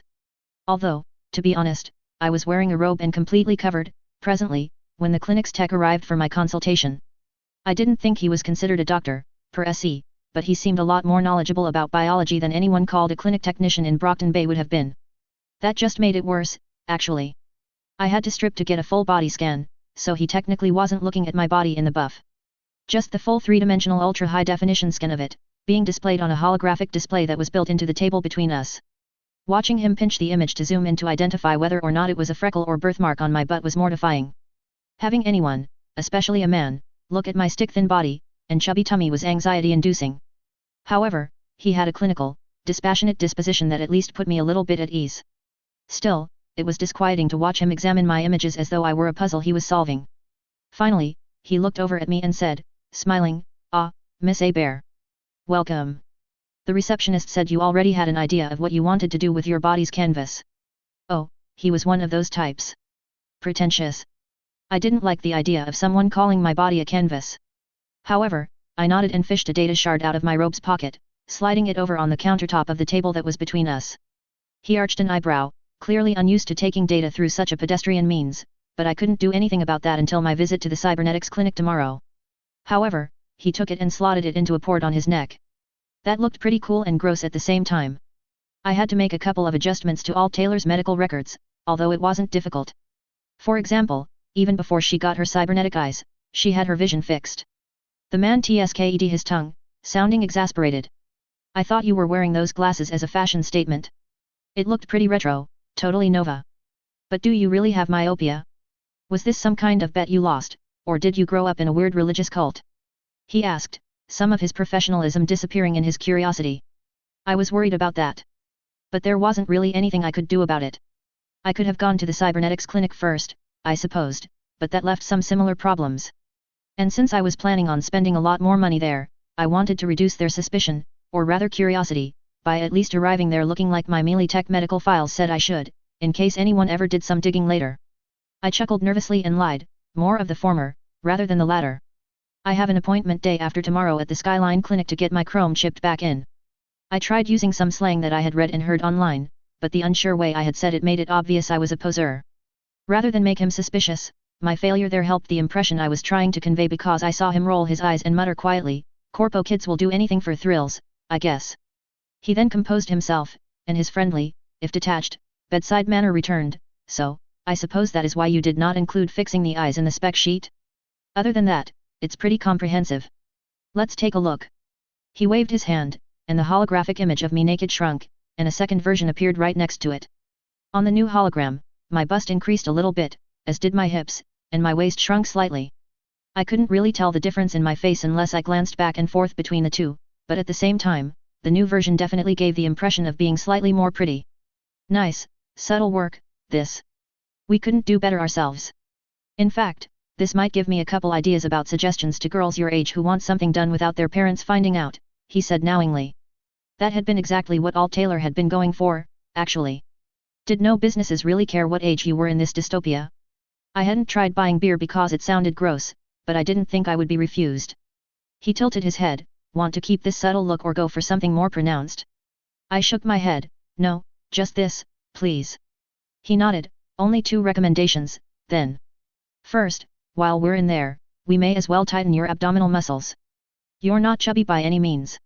I actually thought I was, but I think this treatment plan was made when you were in a little better shape. All Taylor had exercised some, that was true.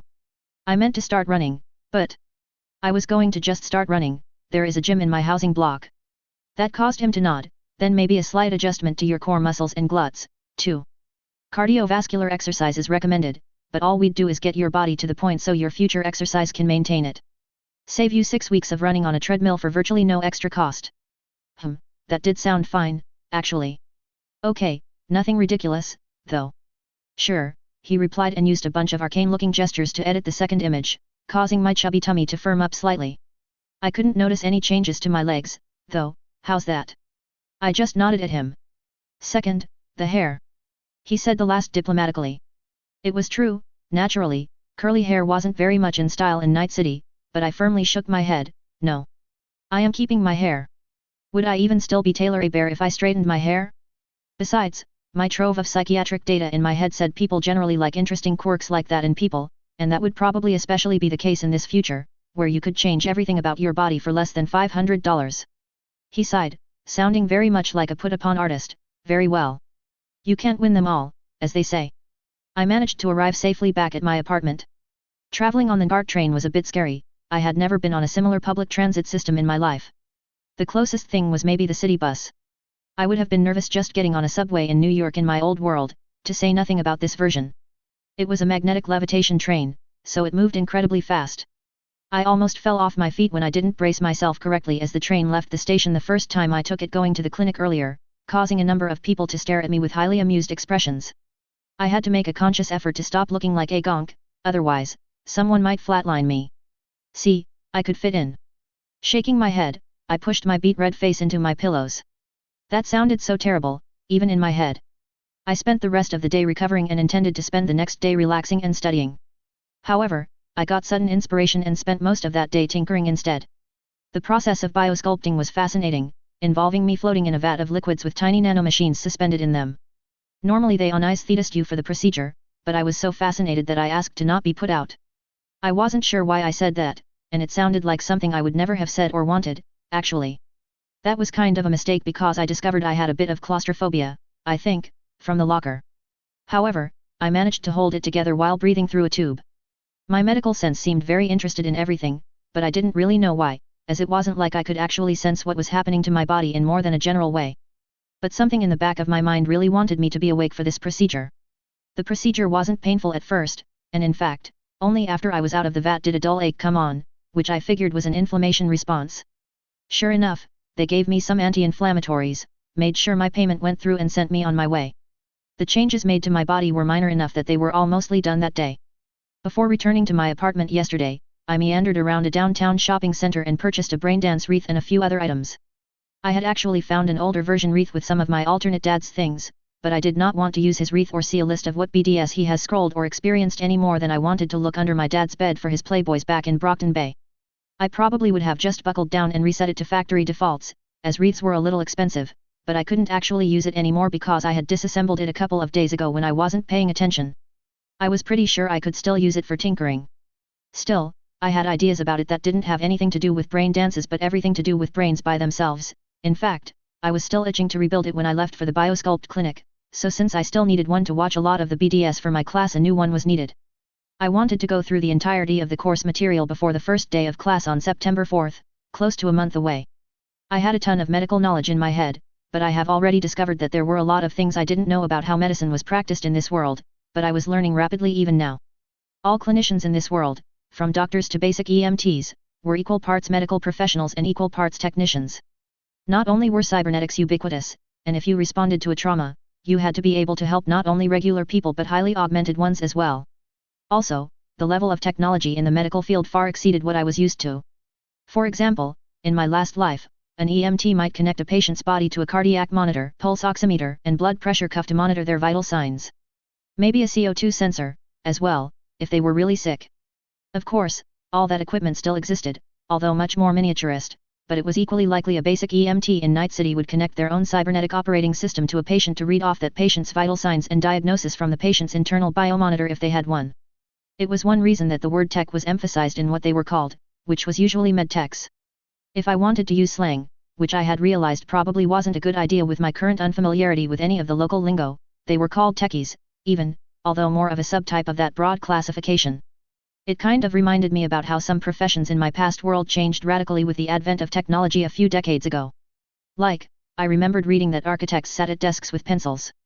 Today, an architect in Brockton Bay would need to be very proficient with computer systems that made their job possible.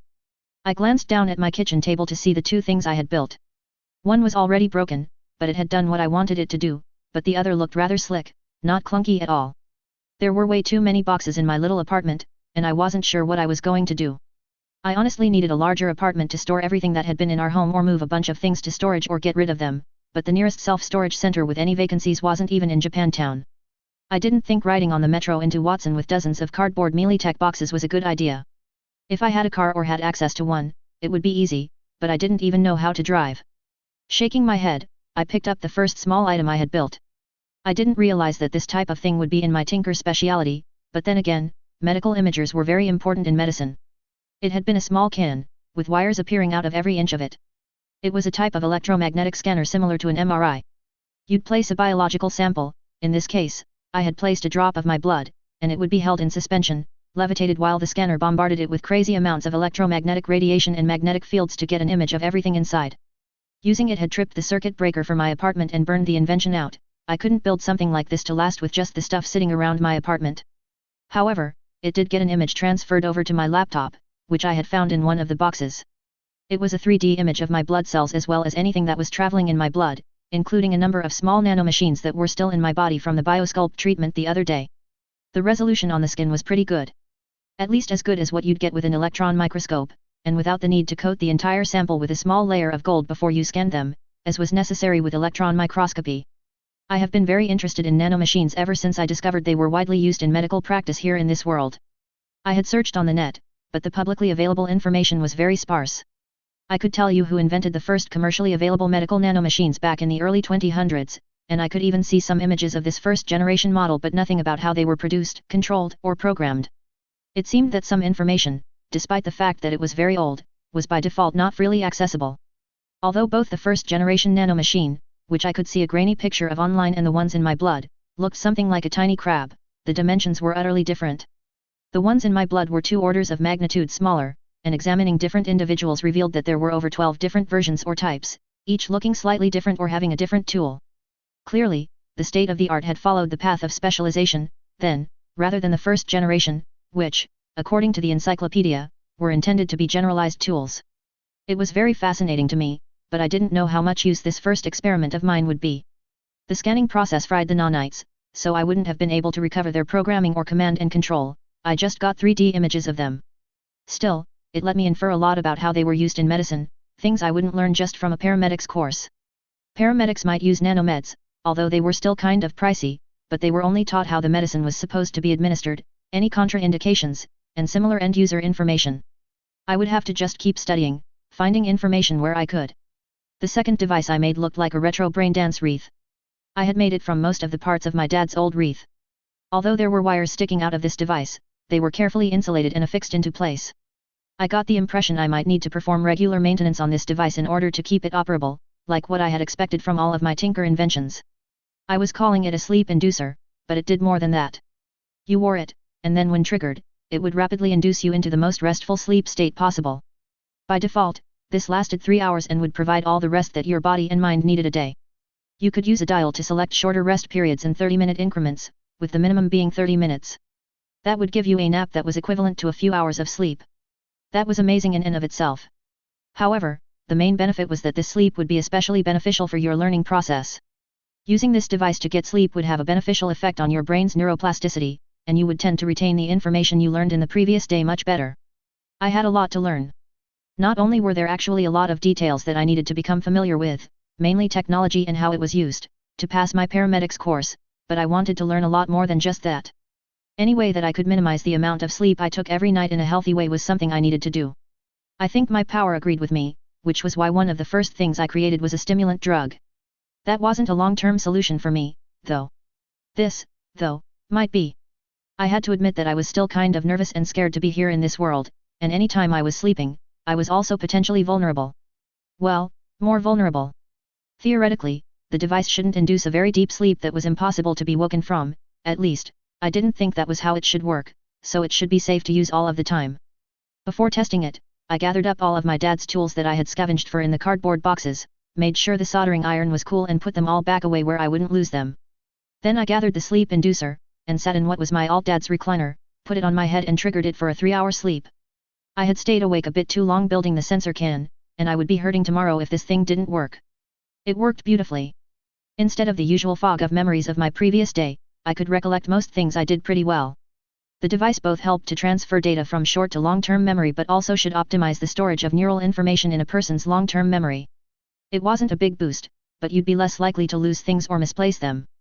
Humming happily, I took a shower and picked my most expensive-looking clothes for my trip to the Skyline Cybernetics clinic today. Every corpo kid whose parents were at least middle managers had, no matter their age, at least one outfit that wouldn't be out of place in a corporate boardroom. According to some of my memories, it started, at first, as kind of costumes. People might remark, "Oh, how cute." However, as one got older, it became more serious, as children were often invited to company parties, and the way you were perceived, combined with your grades at school, could open or close many doors for your future. It was a bit of a shame that all Taylor's taste in clothing was in some ways different from my own. We both liked dark colors, but all Taylor showed a lot more skin than I was ever comfortable with. Her version of Sunday school clothes was a dark gray skirt suit, with the skirt reaching barely past my mid-thigh. Pantyhose wasn't really in style at the moment, from what I could tell online, but I didn't care. There were lines I wasn't presently willing to cross, and showing everyone my bare thighs was one of them. So, I wore a dark pair with the skirt. Besides, I thought they complemented the shiny black dress shoes. Glancing at myself in the mirror, I nodded. These would be the clothes Alt Taylor would have worn if she ever went on a job interview or similar social situation. I was planning on spending a lot of money today, so I wanted to give an initial social impression that would be congruent with that. The hardest part about this morning would be avoiding getting pickpocketed on the metro.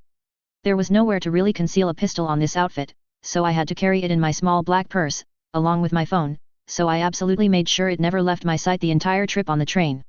Of course, a lot of people looked at me with disdain, but I noticed all of the better-dressed corporate workers who took the train to work gave me small nods of respect.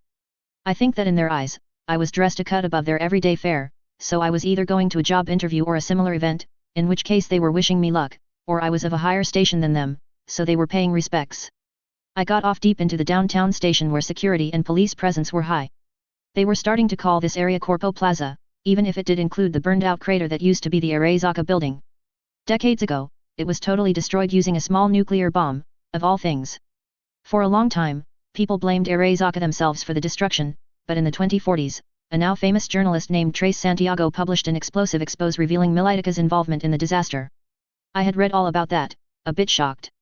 Needless to say, that didn't do a lot of good for Militica's PR in Night City, and although Arezaka was still technically banned from operating in the country, a lot of their subsidiaries did business in town, and it seemed like Night City was slowly shifting towards Arezaka's orbit.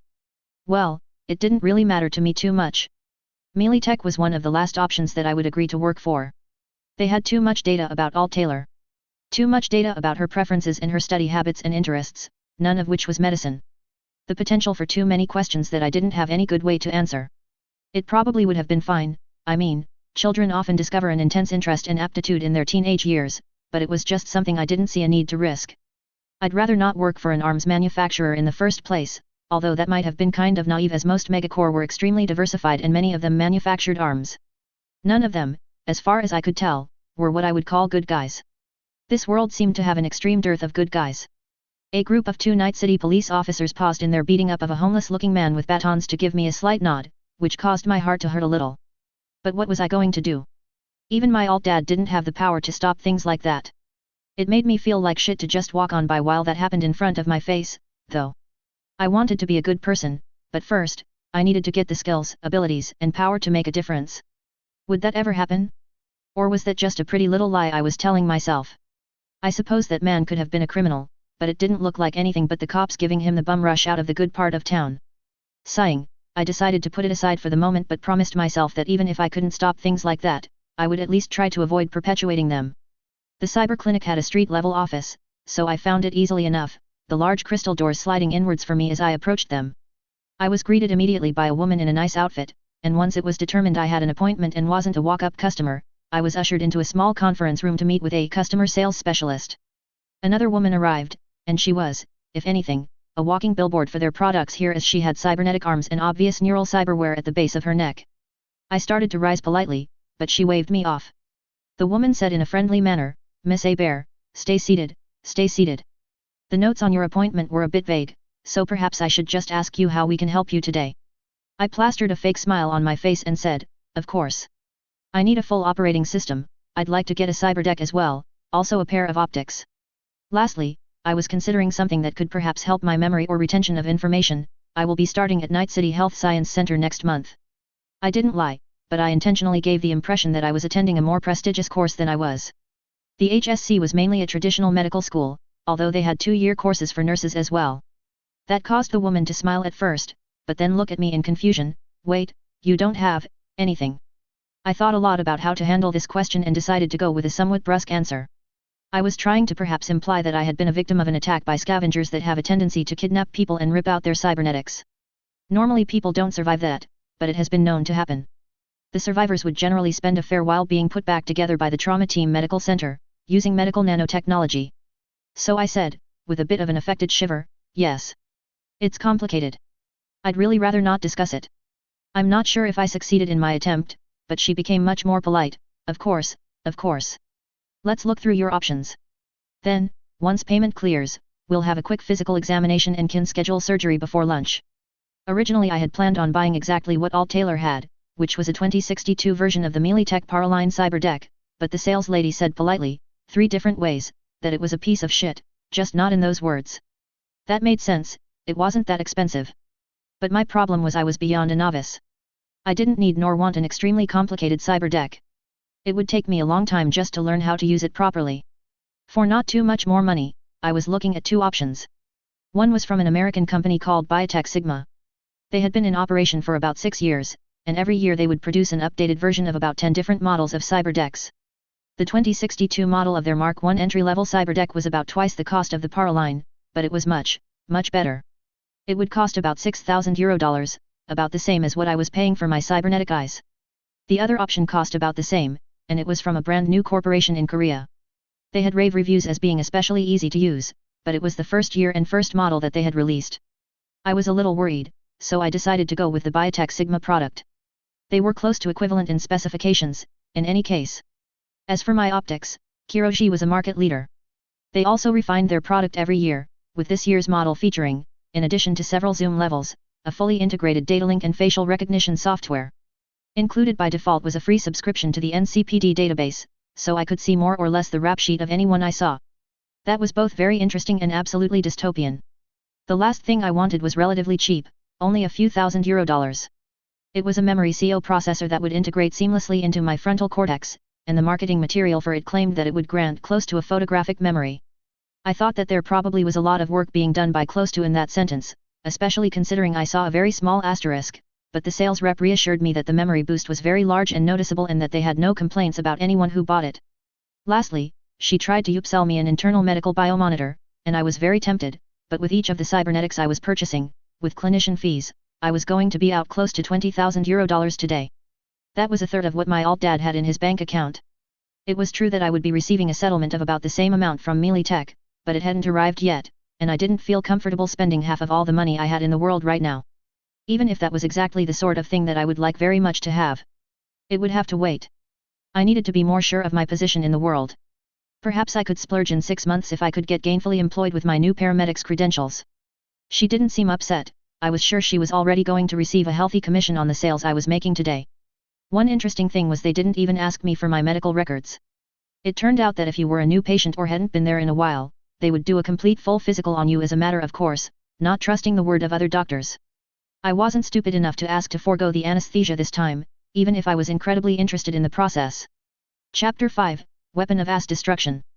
The physical, consult by the actual doctor, surgery, post-surgical calibration, and inpatient recovery took most of the day, but I was out of their clinic towards the end of the afternoon. That was an absolutely amazing turnaround for elective brain surgery, even my medical sense was very impressed. I made small talk with the doctor during the processes when I wasn't anesthetist, and he told me a fair bit about his perspective on cybernetics. He was a chatty old man, and I had the impression that he liked to talk, and maybe most of his clients never bothered. I also learned that nanomachines were also widely used in the cybernetics field as well, and it made a lot of sense. Nanomachines were used to completely integrate the bioactive elements in the machine with individual nerve fibers and filaments. Most implants were connected to the brain or central nervous system, after all. And those that weren't were often connected to the cardiovascular system, so it was a similar thing there. Even after using nanomachines during the implantation process of my eyes, they still had to be carefully calibrated. To work correctly, they had to integrate almost perfectly with my optic nerves. My medical knowledge told me that individuals often had wildly divergent optic nerves, where stimulating the same fiber in one person would produce an altogether different image in the brain if stimulated in a different person. After the installation of the optics, I was woken up and could see very well. But while the default assumptions and simple machine learning-based error correction Kiroshi made was good, perhaps 90% correct out of the box, after about 15 minutes while I was waiting for the tech to arrive to begin the calibration, I could detect the slightest amount of artifacts and a very small intermittent headache. Even with the artifacts, my vision was better than it had ever been before, but I could see how I might have even ignored the occasional twinge of a headache if I had purchased these cybernetics from a less reputable dealer who did not go through as thorough a post-installation calibration process. I may have put it down to post-operative pain, ignored it, and then later got used to it. But the surgeon was very clear, in his opinion, any properly installed piece of prosthetic-style cybernetics, for example, my replacement eyes or a replacement arm, should feel significantly better than the original. If you merely settled for or feels the same as, then your doctor had failed, to say nothing of many people who he claimed thought glitches, twinges, and pain was normal and just something they had to live with. I felt that this was a pretty good philosophy to have if you were to sell cybernetics and strove to remember it, which I could already tell I was doing better with as well, even before they calibrated my memory CO processor. The doctor was a kindly-looking old man of indeterminate age who claimed he retired from a long career at More Technologies to open his own practice a decade ago. More was a Swedish company that specialized in radical alterations, for example, customized full-body replacements were what they were famous for. He claimed that he had never once had a patient that had followed his medical advice have any incidents of cyberpsychosis. I wasn't sure if he was telling the complete truth, but there was some ring of truth in it. I had seen videos of cyberpsychos online, thankfully, most of them were censored on the sites I visited. On the other hand, I had seen many people, some in person and others online, that were as augmented or even more so, who seemed perfectly sane, lucid, and rational.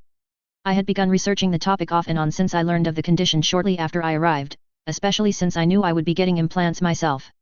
I thought insanity was everyone's secret fear, especially the type of insanity where you didn't realize it was happening until it was too late. However, the publicly available literature was, well, I hesitated to call it literature, even. Of course, there was a variety of opinions, but most official-looking documents reminded me of a cross between reefer madness, abstinence-only sex education and the Salem witch trials. Has your neighbor been acting odd after getting chrome? See something? Say something. The possibility of cyberpsychosis afflicted people going on rampages had always been somewhat present from my study of the history of the last half-century, but it was approaching the level of a moral panic, today. And yet, they hardly knew much more about it now than they did back in the 2020s. Or if they did, they kept it secret. A lot of what was said was completely contradictory, too. There wasn't a lot I could learn, but my vast trove of knowledge of violent antisocial spectrum disorders made me suspicious about all of it. Although it was true that people afflicted with psychosis were more likely to be violent than the average person, much more, the truth was the vast majority of people experiencing psychotic breaks never became violent at all. Why, then, were cyberpsychos almost always, eventually, violent? Or were they? Perhaps there were a vast majority of non-violent cyberpsychos that just lived with it. That sounded very dystopian. I didn't know and wasn't in any position to begin some kind of large sample-sized psychological study of the most violently deadly demographic on the planet, either.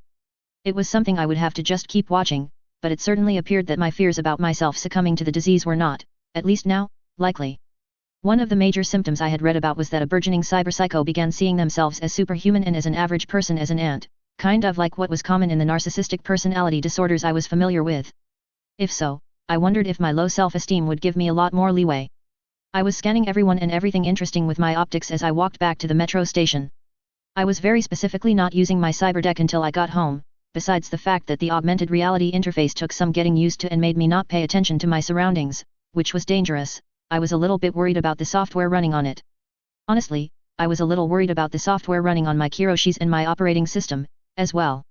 I didn't think I could presently do much about hardware hacks or software-based backdoors placed in the equipment by the OEM, but many people were worried about what malware a clinic might put into their cybernetics. It kind of reminded me of the bloatware that Verizon or AT&T would include in their phones. In some ways, it made the phone easier to operate, but mostly it was just bloatware with unknown permissions doing unknown things. My OS seemed clean, but both my eyes and my deck had a number of pre-installed software packages. When I got home, I would use my laptop and interface plugs to go through each software package one by one. Once I found which packages I was going to keep, I would note them and then download the most recent firmware from Biotech Sigma and reflash my deck. Then for each software package, I could download the official, most recent, cryptographically signed version from each manufacturer. There would still be some trust involved, but there was not a lot I could do about that at the moment without becoming a peerless expert at programming, getting copies of all that software source code and then inspecting it line by line. I wasn't some famous hacker, I just was pretty good with computers. Maybe someday I'd have that skill, but it surely wasn't today. Although I had a tingling in the back of my head of ideas that indicated that my power might help some with software development, it only seemed to be the case if it was the base firmware for a medical implant or medical device. It wouldn't at all help me reprogram the phone app on my Kiroshis, so I knew I wasn't being spied on, for example. Still, that was something to keep in mind as a possibility in the future. It was obvious, but I noticed my tinkering worked a lot better on things I was already very knowledgeable about. That was why I could make a techno-tiara that put you to sleep. It was because I was already very familiar with the brain's processes of sleep, rest, and healing. Stepping onto the train, I carefully guarded my purse and sat on one of the open seats. Although GART was always somewhat busy, I had missed the real rush hour an hour and a half ago. The sun was already starting to set, setting a stark dichotomy, looking like a beautiful ink on canvas amidst the trashiness of the cityscape in front of it. Going back to my thoughts, I was sure I needed to expand my horizons and learn more about both programming and electronics than I ever learned in MRS Knott's class. So, although I was very proud, actually I was ridiculously proud, of my sleep inducer, I felt if I knew more about the way, electronically, brain dance wreaths interfaced with a person's brain, I could have made a device that did a lot more than just help you sleep and remember. After 2 stops, the train filled up again, and I offered my seat to an older gentleman who looked like he was barely making it through to the end of the day. He looked shocked and then suspicious but, after a moment, gave me a genuine smile and told me, "Thanks, lady." I was a lady now, hey? I liked the way that sounded. First lady, then queen, then goddess. Oh, no, they were right about the cyberpsychosis all along. I giggled at my internal monologue, then coughed when people stared at me and quietly tried to hide behind a mass of people, wanting the floor to swallow me up. I calmed down after the next stop and resumed my thoughts about my power. It felt like there was a limited amount of secret sauce, and everything that I could build traditionally with science would allow that secret sauce to be spread to areas of my invention that were totally irreproducible with science instead of making up for what I didn't know, which was almost everything in some fields right now. I didn't know if this was normally how tinkers worked, but I thought that maybe it was, as it would explain reasons why Arms Master went to graduate school for engineering and could produce marvels and Squealer could produce only trashy monster trucks. I just felt that my jar of secret sauce was a lot smaller than theirs, but that might be just envy from someone newly starting out. But Squealer? I had seen one of her cars driving 150 miles an hour down the highway with square wheels on the news once. She not only got the jar of sauce but the whole sauce factory. Still, I had still learned a little bit more about electrode-based brain interfaces when I made my sleep inducer. Building it wasn't a complete fog. It kind of felt like I was working my way up the tech tree in Civilization, one of the few games our computer at home could still run. Building this one device gave me ideas for other devices using similar but slightly more advanced principles. In the same way, I had been considering ways to mitigate the effects of the antibiotic I had made before. It was absolute death on bacteria. Such that I couldn't think of any ideas about how to make it selectively leave your microfauna alone. But when I looked back at the over dozen different shapes of medical nanomachines in my blood gave me the initial sketches of a new type of potential nanomachine, whose tool would be a tiny controllable and coilable filament, twice the length of the nanite itself. A hunter-killer nanomachine that could kill bacteria or even any other type of eukaryotic cell very easily. It was a completely different area of medical science as to the antibiotic, which chemically weakened the plasma cell membrane of bacteria. However, it was still in the same general area of things that kill single-cellular organisms. However, although I got a good idea of the shape of the machine and even some hints on how its little filament whip would work in identifying and then destroying eukaryotes, I currently didn't have any ideas of how to build the nanites themselves. There was clearly some wiggle room with my power, but building nanites with my alt-dad's hand tools wasn't going to cut it. At the next stop, a boy about my age slapped my ass, laughed uproariously and ran off the train before I could smack him. Had I just been chicaned? You heard stories about subway gropers in big cities, but this was only my second day riding the damn train. The little shit had a good arm on him, too. I rubbed my butt, mortified. The other passengers ranged from sympathetic to amused, with the latter being the plurality. I got that little booger's face, though, and remembered his stop. Wait. Oh, God. With my recently enhanced memory, I thought back to when the asshole got on the train. He was carrying a greasy bucket slice pizza, which I didn't think was even literally considered food. They either had an asterisk calling their product food in their marketing materials, or they should have. My skirt was dry cleaning only. I would get even if I saw him again. I spent the next few days reading guides online and watching videos. I was still very much getting resources from what would be considered the normal part of the net, but I was inching towards sites and channels that were considered, well, I didn't know. In my last life I would have called them preppers. People who stored a lot of food and gun at their house for when the zombies came. Like, some people were professional paranoids, but this segment of people took it as a hobby instead. They were usually corporate workers or professionals that both distrusted and relied on cybernetics heavily. It wasn't hacker resources that I was consuming, but it shared some commonalities, in that they were big on open source software, or at least software where the source code could be examined or had been examined by other people besides the corporation releasing it. Their other interests were security and privacy, in as much as the latter could be found on the net or in the world at all. If I had been as savvy as Alt Taylor, it probably wouldn't have taken me more than a couple of hours to inspect every software package installed on my operating system, ICE and CyberDeck, reflash and reinstall everything. In fact, this was probably the bare minimum of what savvy people did. The memory CO processor didn't have customizable software at all, and I already checked that it was running the most up-to-date firmware, so I would just have to trust it for now. However, I wasn't Alt Taylor. I took several days to accomplish the same thing, although I was learning a lot at the same time. I was notably a little leery about wiping and then reinstalling the software on what I used to see unless I was absolutely sure it would work. I didn't even know what I would do if I just suddenly blinded myself, and I couldn't fix it. I suppose I'd have to call emergency services and get an ambulance ride to the Skyline Clinic or invent some sort of echolocation to see in the dark. To say nothing about the CyberDeck, which was even more integrated into my brain. I found a number of extraneous software packages on both my Kiroshis and my deck that didn't correlate to what either manufacturer considered their factory defaults. 7 or 8 in total on each device. Most of them seemed to be bloatware, but I didn't really know for sure. They were cryptographically signed by a couple of software companies that sounded legitimate, but who knows what they were hired to actually produce and for whom. They had replaced the phone, messenger, moving map, and a couple of other apps. I was pretty sure one of the bloatware apps was designed to run continuously and broadcast my identity to nearby devices for advertising purposes rather than any nefarious purposes. Although a lot of advertising in this world really was nefarious. 2 of the installed apps looked very suspicious.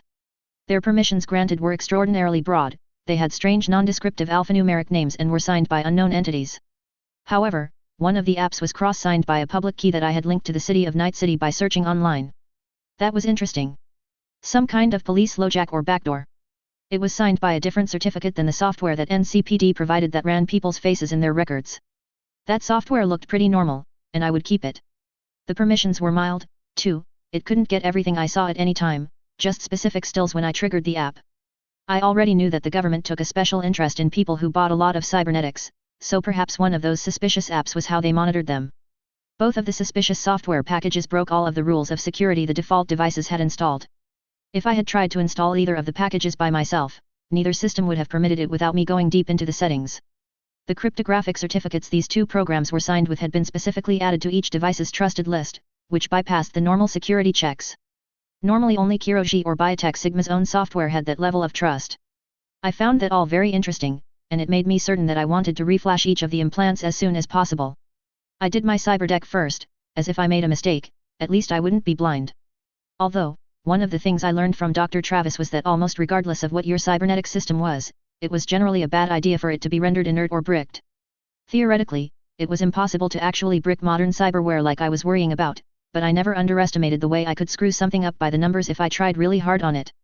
But, it actually proceeded without a hitch. I then downloaded the replacement software packages directly from the OEM's net site and verified that I wasn't being phished with an imposter site several times. It had only been a handful of years since the actual World Wide Web became worldwide again. Even just 15 years ago, each part of the net was fragmented into regional, local private networks after the greatest hacker in history destroyed the old net. I was, perhaps, being paranoid because each of the implants did its own security check on the update, too, before allowing it to be REFL-ashed. Still, I was a belt and suspenders type of girl when it came to software running in devices connected directly to my brain. After both devices were cleared, my interfaces became quite a bit more clunky. I didn't have the link to the NCPD on people anymore or much of anything else except for optical zoom. After an hour and a half of carefully installing all of the apps I had approved onto both devices, it felt like using a freshly formatted Windows XP system before any cruft managed to get grafted on. Nice, in other words. A feeling of pride suffused me, and I realized I was being ridiculous. I felt like a boomer, being proud of operating some newfangled device when a kid my age could have done the same thing in 15 minutes. Still, it was progress. Over the next week, I started going to the gym on the 10th floor of my building, building up until I was staying almost an hour a day by the end of my first week. It didn't cost very much, and there were not many people interested in using it, except a mega-block boxing club, but they immediately discounted me on site, especially after I ignored the free weights every day and just ran on a treadmill and elliptical machine. All Taylor's gym clothes were a pair of shorts that were way too short and a short-sleeved t-shirt, which I nixed immediately after seeing and replaced with baggy dark gray long-sleeve sweats and sweatpants. I got pretty good at using my deck to navigate the regular net while running, and I didn't need to carry my phone anywhere at all anymore, so I left it at home. This morning while running, I received a call. At first, I didn't recognize the name, but I finally remembered them as one of All Taylor's friends, although not incredibly close. I wasn't sure if I should answer it. My personality and All Taylor's were widely divergent, although I could try to just play it off as I had changed my personality after the life-altering trauma of losing my father. Sighing, I picked up on the fifth ring.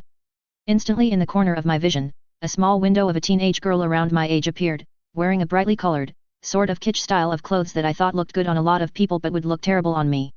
Her skin was the color of a latte with a triple shot of milk, a light to medium caramel, and she had almost had even more unruly hair than I had. It was one of the things that attracted us to each other when we became friends at school.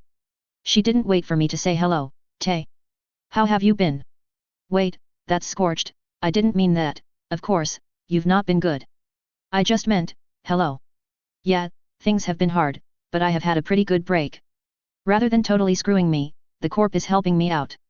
How's everyone back in school? I asked after chuckling a little bit in spite of myself. I didn't have a lot of memories of this girl, but most of the memories I did have featured her talking at this same super speed. She spent about 10 minutes explaining in detail specifically who was dating who and who had broken up with who in the time I had been gone. Surely there hadn't been that much activity? I mean, how often did they change who they were dating? Even my past memories indicated my alternate self wasn't interested in this kind of gossip, either. She asked, after kind of wincing, so, how is? Ugh, public school. I don't know. That's the break I was talking about. I graduated early, I'm enrolling in a college course starting next month. Melee Tech is paying for it, as part of my survivorship package, I told her. It wasn't like any of this was private information, although I specifically didn't state where and implied the course was more than it actually was. The girl gasped, whoa. That's Nova, Tay. I knew you wouldn't let this keep you down. Say, did you want to hang out with a few friends on Friday? I considered that. I really didn't. Not only did I intend to make a clean break with my Melee Tech school friends, but my memories indicated that her type of parties was not something either version of me was interested in. They weren't precisely chaste. Although All Taylor wasn't, as far as I could tell, sexually active yet, she did date boys, but she wasn't interested in going to parties where the main thing going on was fooling around. Jessica had been purely an in-school friend. Sorry, Jess. You know, that's not really my thing, plus I only have a couple of weeks until I need to start on a class I didn't think I was qualified to take until recently. That last part was the definitely, 100% truth. Still, Jessica was an ultra gossip. Perhaps it would have been better if everyone in my alternate life just thought I had faded away, but at the same time, part of my memories of her didn't want that to happen. Having them find out that I was possibly thriving through gossip was a good compromise. Half wouldn't believe it, and there were no real details to verify for those who did. The girl shrugged and said, yeah, I figured, but I wanted to be friendly, ya know? Besides, Vicky said you had become a Yano whore in Japantown, and I couldn't let that bitch get away with saying that. I didn't know what Yano was, but a quick parallel net search indicated it was a Korean word popularized into the slang, and it meant trashy. I was interested in how this Vicky person deduced I lived in Japantown, though. Could it have been a guess? There were probably a limited number of places melee tech would place someone like me. Considering what she had said, I figured it was more likely that Jessica wanted to verify whether it was true or not, and if it was, she would have spread the news far and wide herself. That was just kind of the girl she was, from what I could remember. I did not really like swearing, but my memories indicated it was what she was expecting. Vicky's a stupid fucking cunt. We talked more back and forth about how much of a bitch Vicky was, which was funny because I couldn't remember her from Adam before she eventually hung up. That was surreal. I think I will maybe avoid those kinds of conversations in the future. I pant as I jump out of my rig, running through the holographic police line and past a couple of Night City's finest shitheads. They were keeping the looky-loos away, such that we couldn't even bring the rig all the way up. My partner was following me with the gurney, but reports from the patients by him were that their blood pressure was dropping to the crapper. They'd code soon if I didn't hurry. Or maybe even if I did hurry. Trauma team had already been here and gone, but this guy obviously wasn't a subscriber. It was already somewhat of a miracle that there was even this survivor from a cyberpsycho MCI. I tried to avoid glancing at the imposing figures of Max Tack, still standing around the chromed-up booster's body. I cut all of the guy's clothes off with my shears, identifying 3 gunshot wounds while setting up my kit to get to work. I had a quick-set tourniquet around the man's left leg instantly, the simple medical device self-tightening. My partner rushes up, panting, "Oh shit, he's fucked." My grizzled voice sounded like I was a perpetual smoker, which I was, maybe. 2 GSW lower left quadrant, 1 in the left thigh. Come help. His airway's still good, still breathing. Start an IV, and pressure infuse NS with TXA. Blood pressure is shit, so we'll keep dumping fluids into him and prep the 2 units of blood we got with us. I ordered the younger medtech sternly as I started to apply automated pressure bandages to the 2 wounds in his abdomen. I'd give this guy a 50% chance. After the brain dance finished playing, I pulled the wreath I had customized off of my head and considered what I had experienced.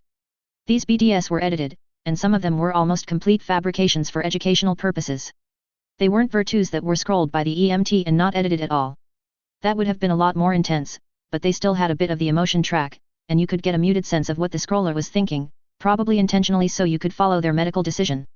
This was a long one that started out in the field and took the patient all the way to the trauma center in Watson.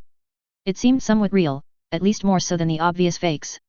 The purpose of the exercise was to identify both what the EMTs did correctly and what they did incorrectly using the current patient care guidelines. In answering the questions, I had to be very careful to also only use answers that a paramedic of average skill could accomplish while also following the sample PCGs.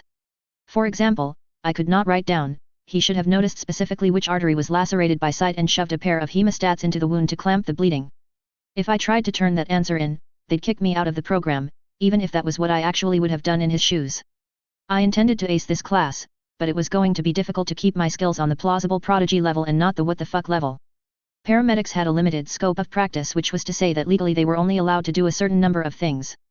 I couldn't start talking about surgery too often because there was only a limited number of surgical procedures that paramedics were authorized to do in the field. They were all of the types that were necessary for immediate first aid, for example, chest tubes, tracheotomies, field amputations, and occasionally wild things like a C-section if the mother was already deceased.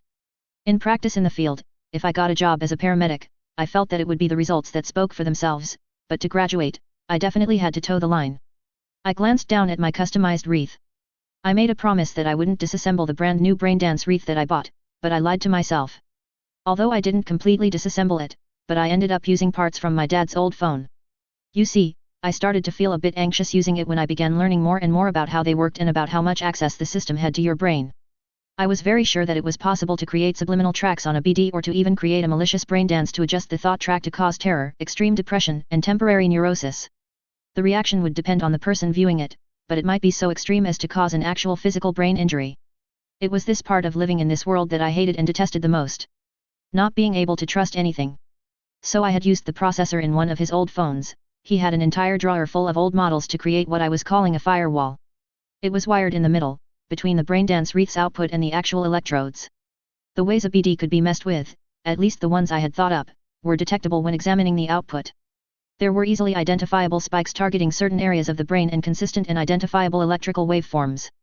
In effect, the firewall played BDS on a slight 50 millisecond delay, and if it detected a malicious BD, it would stop it before it ever got to my brain. In theory. Still, it made me feel a lot better about using them, and I had to watch them all. The school sent me an email asking me to come to campus to register a student ID, and those newly enrolled students were permitted to use the campus facilities, like the student union and library, up to a month before enrollment and up to a month after they matriculated, so long as they were still in good standing. That was something I wish I had known. I imagine that the library of an actual medical school would have a lot of information that I just couldn't get on the public net. So, for the last 2 weeks, before I started class, I left my apartment in the morning and came back in the evening. Right before, I felt a bit too scared to be on the streets by myself, even in the safety of downtown. Today, on the train ride back, that same ass-slapping boy came onto the metro, and I narrowed my eyes. He saw me, too, and grinned. I had his number this time, though, at least if he tried the same thing. I reached into my purse and brought out a small transparent piece of plastic. Moving surreptitiously, I very carefully peeled back one layer to expose an adhesive layer underneath and reached behind myself and casually stuck it to my rear. Then, even more carefully, I peeled back the last film layer on top and made extremely sure I didn't actually touch my skin with that second layer of film. I casually put it in a small empty section of my purse that I would have to carefully clean when I got home. Was immediately escalating to chemical weapons an appropriate response to having your ass slapped on a train?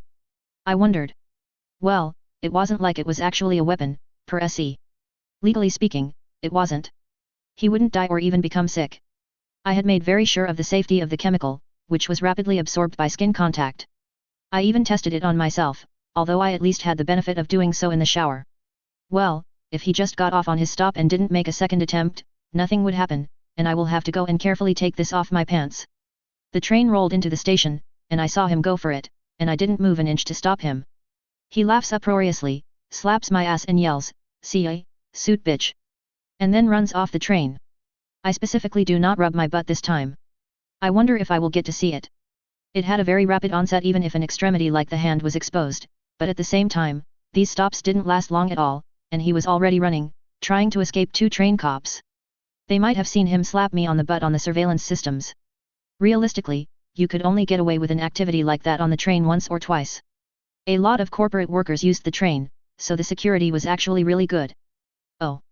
There it goes, the look of shock and horror on his face as he is in mid-flight.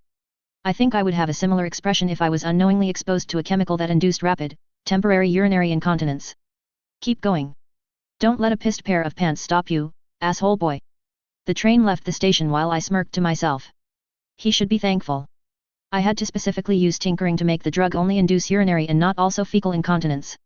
But that, surely, would have been a weapon of ass destruction, and I have some lines. Chapter 6, The Kids Aren't Alright, actually. I had settled on the treadmill after trying the other cardio machines, even though the elliptical machine was both better for your joints and theoretically more efficient in providing a workout. There was something simple and pure about just running that was very primal and struck a chord with me. The treadmill made the ones I had seen in gyms back in Brockton Bay look like child's toys. Although it didn't have the advanced holographic systems that I knew were available, it did have what was, to me, a very fancy-looking wraparound display that simulated any number of programs you could run through. "Give me the Downtown Paris program, please," I told the treadmill after getting on. The display switched to a photorealistic rendering of a first-person view of the Rue de Rivoli. This program circled the Louvre and then went southwest across the River Seine and continued down the Rue de Solferino some ways before stopping. That wasn't the main reason I tended to select this program, though. Also rendered was an attractive man of European descent, wearing tight shorts and a shirt with no sleeves. He had a runner's build, and he was what the computer used to set the pace.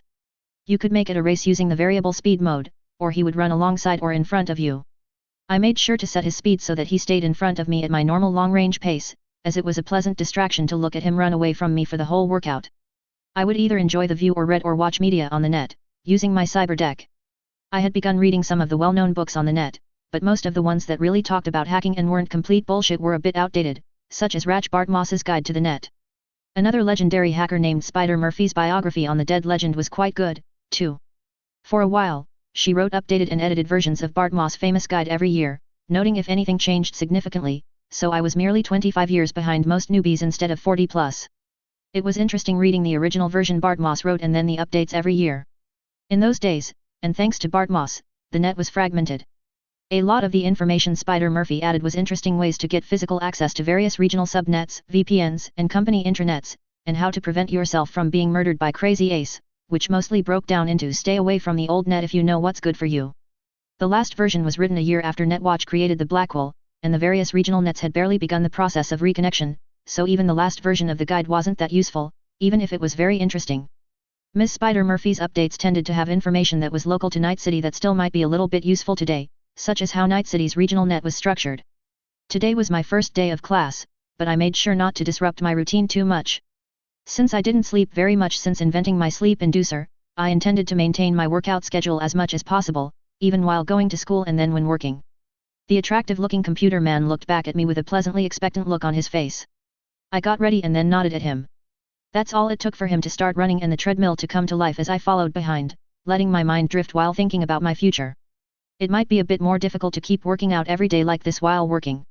Working hours were longer here, which made sense since there wasn't any kind of wage or hour regulations. A normal workday in Night City varied somewhat but averaged about 10 hours a day, not including your lunch. 12-hour days weren't uncommon, at all, either. The workdays for paramedics were a bit different. Most ambulance services had a one-day on, one-day off schedule. Theoretically, on your 24-hour shift, you were expected to get rest as you could while waiting between calls. REO. Meatwagon had a 12-hour shift schedule, but not only did that company have a very poor reputation, but they were floundering, with the expectation that they may go out of business any time. Allegedly REO. Meatwagon had a habit of physically interdicting their competition with force, generally other ground ambulances, in order to secure paying patients. It wasn't surprising, but in Night City, the 911M service was privatized, although there were certain standardization requirements. Whether or not that was true or not, what was definitely true, as far as I could tell, was a group of private ambulance services banded together and hired a team of mercenaries to riddle the CEO of REO full of bullets when he was coming home from work. And then, for good measure, they ran the R.E.O Meatwagon ambulance that responded to try to save his life off the road. Although it was listed as an unsolved crime, even the tamest sites she read on the net had nothing but schadenfreude for the plight of that man and his company. The final payment from Mealytech cleared into my account a couple of days ago, and my balance sheet was sitting at a very healthy €122,000 and some change. That sounded like a lot, and for many in the city, it was. My dad, as a major in the Mealytech Armed Forces, made a little more than $100,000 a year, which was well on the upper middle class realm in this city. However, one semester of actual medical school in the NCU Health Science Center cost $67,000, not including room and board. Perhaps I was getting ahead of myself, but I definitely wanted to get actual doctor's credentials. In many ways, the mostly complete destruction of the system of colleges and universities was very bad for the average citizen. At one point, academia was almost totally beholden to funding from the government, and the government here in the world of Night City was barely functional. They weren't funding research, not at colleges anyway, nor did they provide guaranteed student loans to anyone. In one way, it was kind of beneficial for her, though. The new, more corporate structure of higher education got rid of a lot of extraneous frivolities. You didn't need a 4-year degree to attend medical school, for example. So long as you could find one to admit you, all you needed was a high school diploma, or in her case, an equivalent. The payment was in advance and non-refundable if you flunked out, though. The thought of going to med school under my own power, not having to sign a long-term loyalty contract to any specific corporation, appealed a lot to me, but I wasn't sure how it might be possible. Even if I lucked out and got a job at trauma team straight out of school, I definitely wouldn't make enough to save over €300,000 in any reasonable time frame. I would have to moonlight, somehow, or accept having a corporation pay my way. The program was only about a 25-minute run and it came to an end with a short cool-down period, after which I hopped off the treadmill, being careful to wipe it off carefully. I didn't really sweat very much, especially when I was using a treadmill, but it was polite. Although this gym wasn't very high-end, in some respects, anyone coming to it was slightly better off than average. The actual poor of the city didn't have enough money or time to care about their health, certainly not enough to spend time in a gym. Gyms were for people who didn't get exercise through the labor of their bodies, and even with the advent of automated production technologies, much labor, especially the less compensated, in the world was still very physical. The classes I took in Mealytech called it the formula, and it was pretty cold-hearted. If you could replace a worker with a machine, you only did so if the total cost of the machine, including financing and maintenance, divided by the machine's expected service life, was less than the total compensation of the worker. You'd think that this would drive tons of workers out of jobs, and in some cases, it did, but the truth was that a lot of times, a human worker was cheaper than a high-tech articulating robotic manipulator controlled by machine learning, so really there were a lot of low-end jobs that entailed strenuous physical labor. The woman who was grinning at me, waiting to use the machine, was someone who looked like she had never really seen any of that herself. She was of partial European and partial Chinese descent, very pretty in the way models were, and I didn't know her name, much less anything about her. She tended to work out at around the same time I did, early in the morning, and we had become something like gym buddies. She also preferred the treadmill and elliptical machines. I see you chose the Paris program again. I have to admit, that guy does have a perfect ass, she said with a slight Chinese accent. It was so slight, just enough to give a hint of exoticness to her tone that I suspected that she could probably speak with no accent at all if she wanted to. I lied furiously, that isn't why I picked that program. It's because of the louver. Yeah, his ass should be in there. It's a work of art, all right, she said as she hopped up onto the machine. She glanced at me, you know, everyone can see you're strapped when you run in here in those sweats. Why do you carry a piece to the gym? Her gym outfit exposed a lot more skin than mine, but I seemed to be a bit of the odd one out there. I considered that question. Something from a series of Earth Aleph books that my mom liked before she died came to mind, and I quoted, because the night is dark and full of terrors. I'm surprised that you don't, yourself. I'd expect you to get hassled a lot more than me. Because she was so pretty and I was just a string bean, I left unsaid. That caused her to laugh as she began the exact same Paris program, waggling her eyes at me as she chose it. That's funny, kid. I might consider it if I was leaving the building, but there's not a single person who would give me a hard time in this building. I figured you knew, but I work upstairs at Clouds.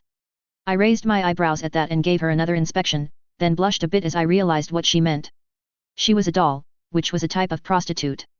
They used special cybernetics, allowing their entire body to be taken over by computer-controlled expert systems that would act out a client's fantasy perfectly, with the doll themselves not remembering a thing about what happened.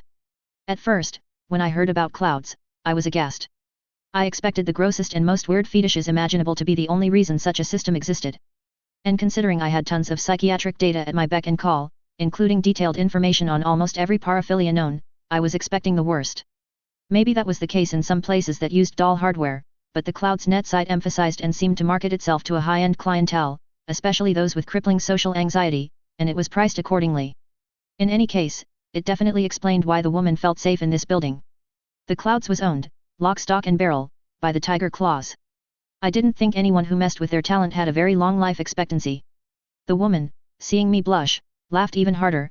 I thought that was obvious, that you couldn't tell either means you were extra sheltered or my attempt to seem classy worked. Well, maybe a little bit of both.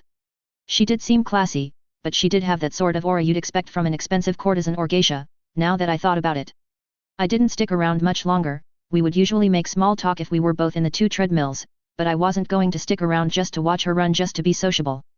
I didn't use the showers in the gym, either, which I felt a little bad about considering I had to go up 19 floors in an elevator, although I wiped myself with towels so I wasn't incredibly sweaty or stinky before going back upstairs and using my own shower, where I couldn't easily be snuck up on.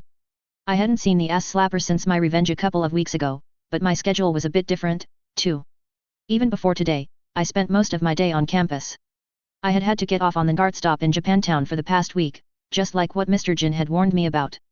Thankfully, it wasn't a long walk to campus, but I had been coming over an hour early. However, this time I almost got shot for my trouble. I knew something was a little wrong immediately after I stepped on the street because a large group of Tiger Claws were looming, looking simultaneously dangerous and anxious. A man that looked to be their leader, wearing a jacket with a stylized Asian dragon printed on it, said as I carefully navigated past them, "The kids are almost here. When they get here, fucking shoot them if you have a gun, chop their fucking heads off if you don't." He spoke in Japanese, but my implants included an auto-translate function, rendering subtitles in English either in front of me or in front of the speaker, depending on how many people were talking. Were they going to kill kids?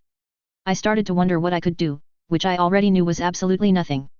I couldn't fight a half dozen, obviously heavily cybernetically augmented, gang members, that was for sure. Especially not ones that controlled the building I lived in, the selfish part of my brain added.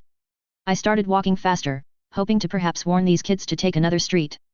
All of the Tiger Claws seemed to be staring down the street, expecting their prey to arrive from that direction, which was coincidentally also the same direction I wanted to go, towards downtown. However, instead of a bunch of kids, a large white-paneled van roared from a side street, fishtailing after taking a 90-degree turn at high speed.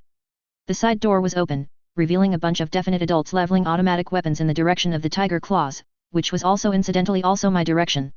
Great.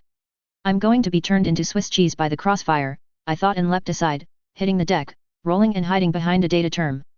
I felt good about my cover. Data term net terminals were ubiquitous, and all of them were bulletproof, as some gangs in parts of the city, especially Pacifica, used them as target practice, just for fun. All Taylor's memories suggested you'd need an anti-material rifle to have a hope of doing more than scratching them. The two belligerents opened fire almost simultaneously, and the Tiger Claw seemed to have a better aim, but the van had the benefit of being a moving target shooting at a stationary one. I heard a couple of stray rounds ping off the data term shielding me. The sound was a cacophony, and I watched as the van came to a stop, crashing into a parked car as the driver was shot. A bunch of combatants leapt out of the disabled vehicle to be met by the Tiger Claw forces. The Tiger Claws were outnumbered by 2 to 1, it must have been a clown car in that van, but the fight was going more or less evenly and getting a lot closer to my position of concealment, with one Tiger Claw fighter taking a knife wound and slumping right next to me. That was, up until a bright red motorcycle took the same turn at the van, also at high speed. Instead of fishtailing, however, the rider did some ridiculous spinning maneuver and came to a stop, leaping off the bike before the machine even came to a complete stop, doing a front flip before landing in the middle of the melee with a katana. Brave, but I think he would have been better served by hanging back and picking off the highly cybered enemy gang members at long range. Or at least I thought that until I just saw him vanish, and then right after, the heads of the 6 remaining men departed their bodies, blood flying everywhere. I gagged and threw up, aiming away from the downed Tiger Claw as a sign of respect.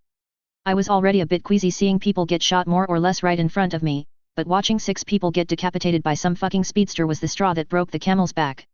The downed Tiger Claw next to me saw me throw up, specifically saw me move out of my way so I wouldn't hit him with any of it and gave me a rueful nod of appreciation.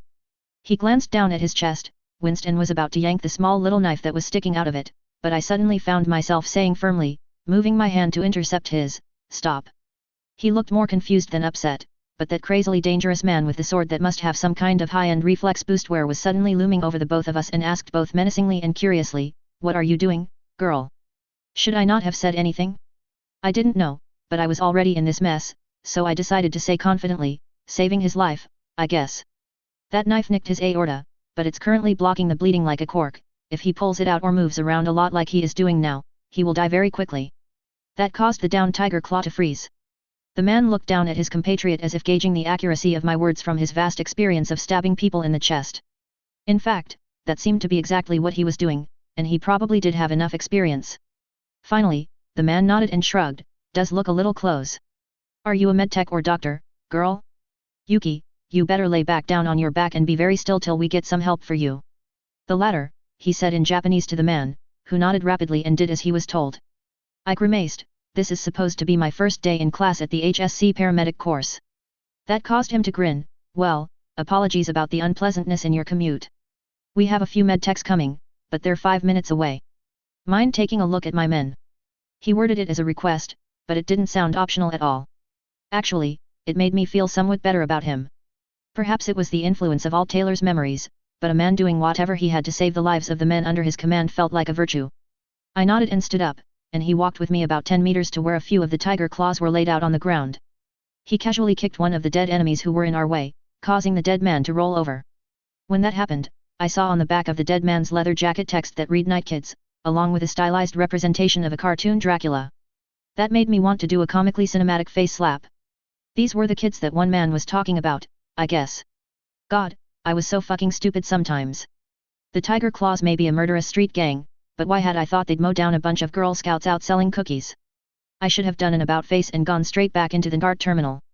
2 of the Tiger Claws were shot in the head, and the man said rather sadly, "I guess these 2 are a lost cause." Well, that was definitely true for one of them. He was dead as dead could be. The other, though, although it looked bad, was a lot more minor and a different story.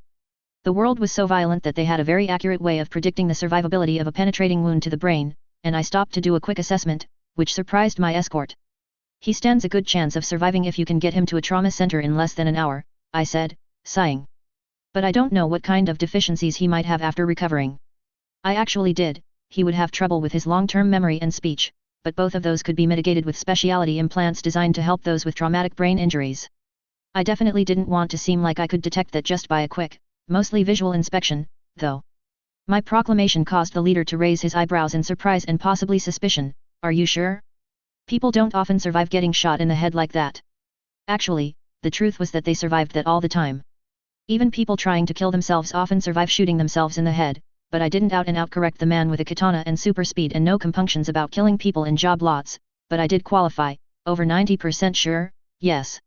He nodded, smiling a little. "That's good. His wife is pregnant." I thought that was a rough break. He might be recovering for some time. He said in Japanese to one of his men, "Sanjuro and Yuki are priority 1, take them together, straight to Watson, don't stop for anything when Monotori arrives." The rest of the Tiger Claws were only minorly injured, although I could detect one had taken shrapnel from an exploding high-velocity flechette ricocheting off something in his neck. It isn't a cut, it is an entry wound of a small piece of metal. It might be fine, or you might get a neck massage and suddenly die someday. Or you might keel over dead in an hour if you keep rubbing at it. I'd recommend you get an X-ray at a hospital, I told him churlishly after he said he was fine. Really? That could happen? Asked the decapitator. I sighed. Most wounds I have read about similar to this actually never progress to that stage, but I can't tell exactly where the piece of shrapnel is. I could, of course, and it was true he wasn't actually in any real danger. But saying get a pair of tweezers to get it out seemed wrong. The last man he had me look at was one of the kids. The only survivor. His left leg was shredded beyond any saving, absent immediate nanomedical intervention. I frown. I'd rather not help you, even indirectly, torture this man. I finally say quietly. There was probably only one reason they wanted him to survive, and it didn't bode very well for him. I wasn't that sympathetic to him, as he and his friends almost killed me, but I had some morals, at least. Besides, they had already done the correct thing in applying a tourniquet, anyway. That caused the man to grin at me and say, I'm not really used to having people tell me, no, you know. How refreshing. You know what, Taylor, I like you. My name is Yukimura. Yukimura Kato. People I like can call me Kato. Because, of course, he knew my name. Well, I suppose that was why I was paying 15% of my rent in protection money so that I was easily identifiable to them. Was this some kind of weird samurai thing? I like you, then he was going to stab me? You have the heart of a samurai, so die. Well, Kato, it is nice to meet you, I guess. I said, lying through my teeth. Kato laughed at me. You know, you're not a great liar, Taylor. Go on, I won't keep you anymore. I just nodded and proceeded with prudent haste towards downtown. That entire battle, including the first aid on the tiger claws, had only taken 10 minutes, and although my hands were covered in blood, I managed to keep most of it off my outfit. I duck into the first public bathroom on campus and use a liberal amount of hot water and soap to clean off my hands. Things could have gone better, but surviving my first small-scale gang battle when I was directly in between the two groups fighting was something to be proud of. Should I have kept my big mouth shut and let that guy Yuki yank a knife out of his chest like a gonk? Probably not. It felt like the wrong thing to do. Besides, I didn't really demonstrate much skill beyond what any medtech could do, after all. Even diagnosing the man with the GSW to the head wasn't that unusual. Gunshots to the head were so common that even basic medtechs generally knew, or at least had on their implants, the penetrating brain injury survival score test. The injuries in this battle were remarkably fatal. Beyond the one guy with the knife in his chest, I didn't actually have to do anything. After I finished washing my hands, I went into one of the stalls and threw up again. Chapter 7, Fit Right In. I got to campus on time and not looking like I had stepped through an abattoir. I already had my schedule, and the first class was an orientation in the same building as the library, which was a little bit weird judging from my other classes. The campus was shaped like a circle with an outer area that had some buildings like the library, student union, recreational building, and administrative building, along with a few others. By contrast, the inner circle area had the buildings classes were taught in. Both areas had a security perimeter, but the information in my student packet told me I wouldn't be permitted into the inner area except on days when I was actually scheduled for classes. I had to admit I was curious about what was inside. Well, I supposed I would find out today. I was already very familiar with the library building, and I had even peeked in the few classroom-style buildings that I was headed to for orientation, thinking they were large conference rooms. The library was an interesting building. While there were some physical books, mostly there were areas set up for private reviewing of books and media electronically, as well as more communal study nooks if you had friends. You could use your implants to check out anything, or if you either didn't have one or did not want to, they offered tablets to rent. I spent most of my days sitting in one of the cushy chairs they had in a study nook, browsing the list of titles of books I could borrow for free. I didn't have complete access to their library, which I wasn't surprised about, but I did have access to more things than I probably would ever read in my life, even if I dedicated my entire life to only reading books. I had decided to dress up a little bit today, but not as much as I had to get my cybernetics put in. At the same time, what I was wearing was very conservative, dark black and grey colors. In Brockton Bay, I suppose they would call it power dressing, although updated somewhat in style. It's a domineering aesthetic, and although I had two outfits in this style, this was the only outfit that I owned that was an actual dress. It was a black dress, but not a little black dress. The skirt reached almost my ankles, and the neckline was high cut if anything. My old dad had bought it for me and said it made me look like some of the most terrifying people in the world, an auditor. I wasn't sure what to expect at this school, so I wanted to set a good impression, at least on the first day. Finding the classroom with a good 10 minutes to spare, I walked in to see that at least half of the class was already there before me, including the instructor, who was standing by the door inside, greeting everyone who walked in. He smiled at me and said, "There should be a little tent with your name on it, take a seat there." "Assigned seating, hey?" I nodded at him and looked around. Rather than individual desks, there were even rows that faced the podium where the instructor would stand, going nearly the length of the room. Sure enough, in front of each chair was a small piece of paper folded into a triangle with people's names printed in bold font on the front and back. I finally found my tag in the middle of the lower right quadrant of seats, which I felt was pretty good. Not too close, not the very last row, either. I sat down next to a man in his mid to late 20s who was wearing a suit in a similar color to my dress, except that he skipped the tie to give him a casual flair. He smiled at me in a friendly manner after I got settled and introduced himself. "I guess we're desk buddies." "Hi, I'm Antonio Thurston." I gave him a closer inspection as I smiled and reciprocated, "I guess so." "I'm Taylor A. Bear, nice to meet you." Now that I was looking at him closer, he featured a lot of cybernetics, much of it was combat related. His left arm had been completely replaced, and I was pretty sure it could deploy into a mantis blade, and the coat he was wearing was tight enough to reveal the outline of booster wear on his back, probably a Sandevistan, as most of the others didn't really protrude too much out of the spine. My old dad had very similar cybernetics, except he had both arms replaced. Well, they did say this was a common course for people that had been in the army, I supposed. He nodded, likewise. "Melee tech, too, hey?" I blinked at him, He chuckled, "I've been told they generally place people who have the same sponsor close together in clusters in this orientation class." He hooked a thumb and indicated the lower right of the room. Sure enough, most of the others were similar to him, clearly all hard men. I gave him an astonished look. "I don't exactly fit in with your intrepid group. I think you could bench press me one-handed." "True. But you look exactly like the suits that hired me." He gestured to my dress. "I mean, I haven't seen anyone in that dress, but the color, the cut, does Melee Tech have a swag shop where you can just buy clothes in that style? Because I only got hired last month. Had to have help finding this suit, actually." "Oh. Yes. Actually, while the style of my outfit wasn't officially a Melee Tech style, it was definitely one in all but name." "Well, shit. I didn't intend to give that impression, but that was most of the nice clothes I had. Plus, it generally went with my own preferences for dark colors and not showing a lot of skin." "Ah, yes. I suppose you are right. I don't work for the corp like you do, though. I'm a dependent, they're paying my way through school," I said with a smile. His eyebrows rose up. "They do that for children of employees? Like, if me and my wife, hypothetically, had a kid on the way?" I bit my tongue, not wanting to lie to the man. "Yes, but not in all circumstances. My father was a major in the Melee Tech military division, which I assume you got hired into too. I admit that officers and their kids do get treated a little bit better, but your child will be schooled by the corp, so long as you're not a short-timer. For me, they are paying for me to attend because my dad recently was killed in action, and it is part of my survivorship package." That caused him to wince and say quieter, "I'm sorry to hear about your loss. What do you mean by short-timer?" "Thank you. And by short-timer, I mean you right now. You're on your first contract. I believe that dependent education benefits only kick in after 2 or 3 years of service, but I'm not entirely sure," I said quietly. I made a mental note if we spoke much more to try to remind him to read his employment and compensation agreement carefully. If it was one thing that was exactly the same between my old world and this one, it was those in authority generally screwed over those that weren't. More conversation is halted by the instructor closing the door and walking over to the podium. "Welcome to the Night City University Health Science Center, Fall Semester 2062. I am Dr. Stephen Grayling, a professor in anatomy, and I'll be conducting your new student orientation today. This is a combined class, with both new and transferee students, as well as our new cohort in our paramedic certification course starting today." "Oh, that is why it is an actual doctor. A lot of these people were actual med school students. Interesting. Only a few people have physical note-taking equipment, like a pen and paper, with them.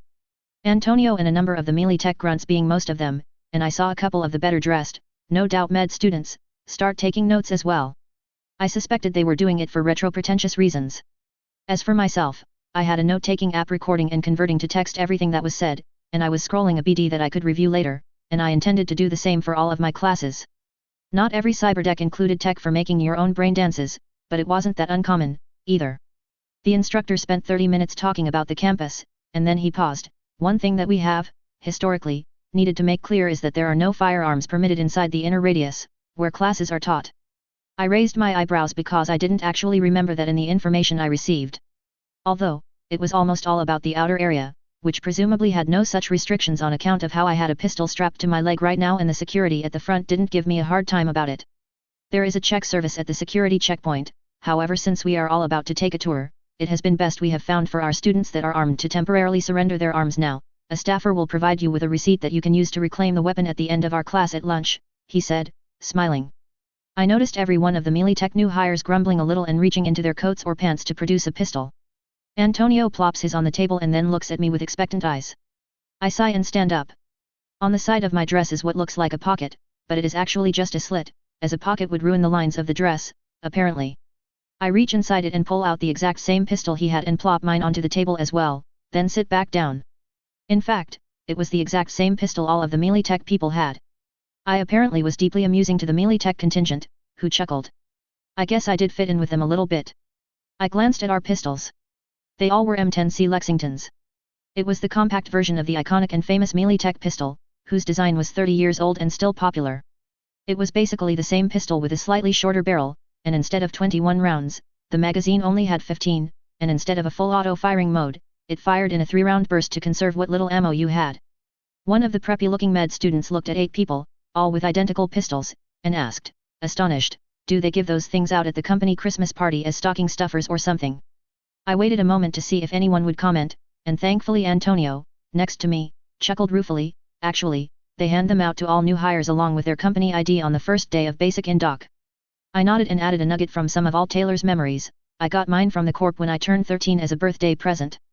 That wasn't the first firearm Alt Taylor had, her dad had been having her shoot almost since she could hold a weapon in her hands. But this pistol had been gifted to Alt Taylor by her dad's boss on her 13th birthday.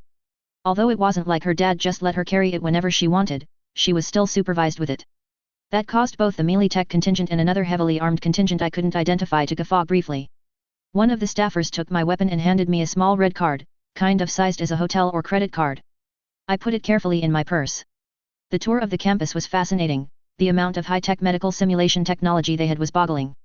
We ended up in the student union for lunch. I was part of the gun-toting clique, apparently, as we all sat together. There were 3 corps sending people to this course, melee tech, trauma team, and Kong Tao. All of the independents, who came to the course on their own dime, were also part of the gun-toting clique, as they were Night City natives and weren't stupid. In fact, most of the people in our paramedic course were in this clique, and those that didn't come armed claimed it was because they already knew guns weren't allowed. Only a fraction of the corp-sponsored students were staying in Night City after they graduated. It turned out that this was just a very convenient and reasonably priced course, and many of them were headed to various cities in North America or the Free States. The only 2 of the melee tech hires that were staying were my desk buddy Antonio and a red-headed and freckled woman in her mid-20s named Fiona Doyle, who took a liking to me for some reason. I had to stop myself from distrusting any of this out of hand. My instincts were telling me that Emma had gotten someone else to try to pretend to be my friend again just in order to do something terrible to me when I trusted them, but Emma wasn't there. If anything, I should distrust this because this is Night City, and I shouldn't really trust anyone, but they weren't asking me to do anything more than be friendly with them and perhaps study after class. Most students had the choice of which class they wanted to take, but the paramedic course was scheduled for us, with all 40 of us in every class, which I actually liked as it would have made creating study groups very simple. I didn't think I really needed to study too much, but I would try to be sociable, even if my first instinct at being in a school again was to hide in the bathroom. About half of the class agreed to stay after the last class briefly in one of the large library student areas, where they could ask questions about things they didn't understand to the group, and others could do the same. I stayed for 30 minutes, answered some questions and asked 2 just to be polite, and excused myself afterwards. Back at my apartment, I was taking a break from studying to watch television. Most of the shows I didn't really appreciate, but I liked hearing the news, even knowing it was all OR mostly propaganda. The TV droned on. In other news, the flooding of the Laguna Bend Reservoir has commenced today, with police having to drag out and arrest one stubborn protester that refused to leave his former home, which had been condemned after NC Dam Limited purchased the entirety of the town of Laguna Bend. So they just flooded their entire town? What assholes! My doorbell rang, which startled me. I pulled up the doorcam to see a man in a similar outfit that I would expect from UPS with a clipboard in hand, an obvious delivery man or an obvious trap. I recognized the uniform, and I didn't think anyone would be stupid enough to do that in this building, especially after seeing my Tiger Girl sticker on the door, but I grabbed Alt Dad's shotgun, an old melee tech crusher that had been passed down to him by his dad circa 2020, and made sure there was a shell in the chamber. I trigger the intercom. Yes. Delivery for 1 Taylor A. Bear, I am with Revere Courier Service, said the man, in a chipper tone. While I wasn't expecting a delivery, that was a legitimate courier service and one that people would be wise not to impersonate. I had used them in the past to deliver a custom-printed plastic housing for my modified BD wreath, so it didn't look so ghetto. They would ship anything, anywhere.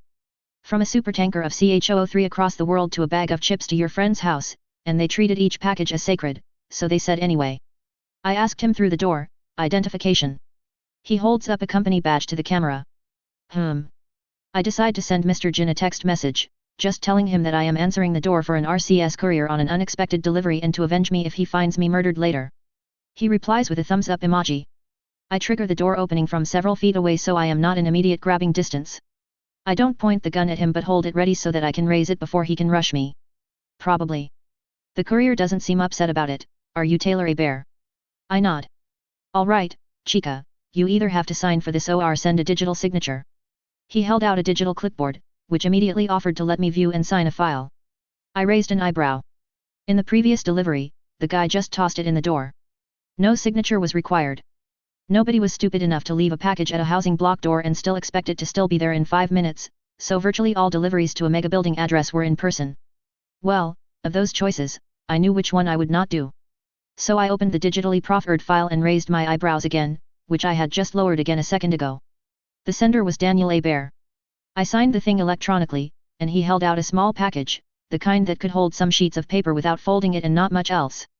I said, "You can toss it into the apartment." He shrugged and did so, to which I replied, "Thank you," and sent him a $20 tip digitally. Nice, Chica. Thanks, he grinned and tipped a non-existent hat at me before I closed the door in his face. I watched him turn around and amble off. I send a text message to Mr. Jin. Taylor, I guess he wasn't a ninja assassin after all. Mr. Jin. What was that? A cowboy emoji? I didn't even know what cultural references I was supposed to know where a cowboy hat emoji would make any sense. And why did that man talk only in emojis and texts when you almost couldn't get him to shut up in person? I set the shotgun down and walked to the kitchen, and got some nitrile gloves. It was still possible its contents were laced with contact poison, or as soon as I opened it, a cloud of nerve toxin would puff into my face. That sounded implausible, but at least wearing gloves seemed a simple enough precaution. Humming, I opened the envelope with one of Alt Dad's combat knives and dumped its contents out on the coffee table. A sheet of paper and a data shard. I definitely didn't reach over and immediately plug that data shard into my neck like a gonk. Instead, I read the paper. It was in my dad's handwriting, and I mean that literally. Alt Dad had the exact same handwriting as my dad back in Brockton Bay. It was surreal. Little owl. If you're reading this, I'm afraid I couldn't make it back to you as I promised. We all knew this was a possibility, and I hope everything is going as well for you as possible. I had a contract with a third party to deliver this to you, wherever you happen to be in North America, 30 days after confirmation of my death. I know I never really talked about the specifics of the work I did, and I won't start now. It would be unprofessional, and also it would endanger you. But, in my line of work, it was sometimes possible to pick up things on missions as souvenirs. The Corp didn't really mind this behavior so long as it wasn't extravagant. It was kind of expected in our field, even. I have stored most of my souvenirs in a storage unit in Watson. Rent was prepaid until February 1, 2068. Enclosed is a digital key to the storage unit, as well as its address and unit number. Although the majority of the items are of only sentimental value, some of them have significant monetary value or are not available for purchase at all.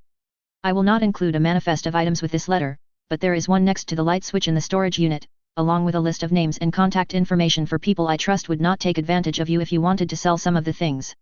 This is the last thing that I can do for you, and I am not even sure it will be of any help. Your mother and I will always love you. Be strong. Dad. P.S. Burn this letter.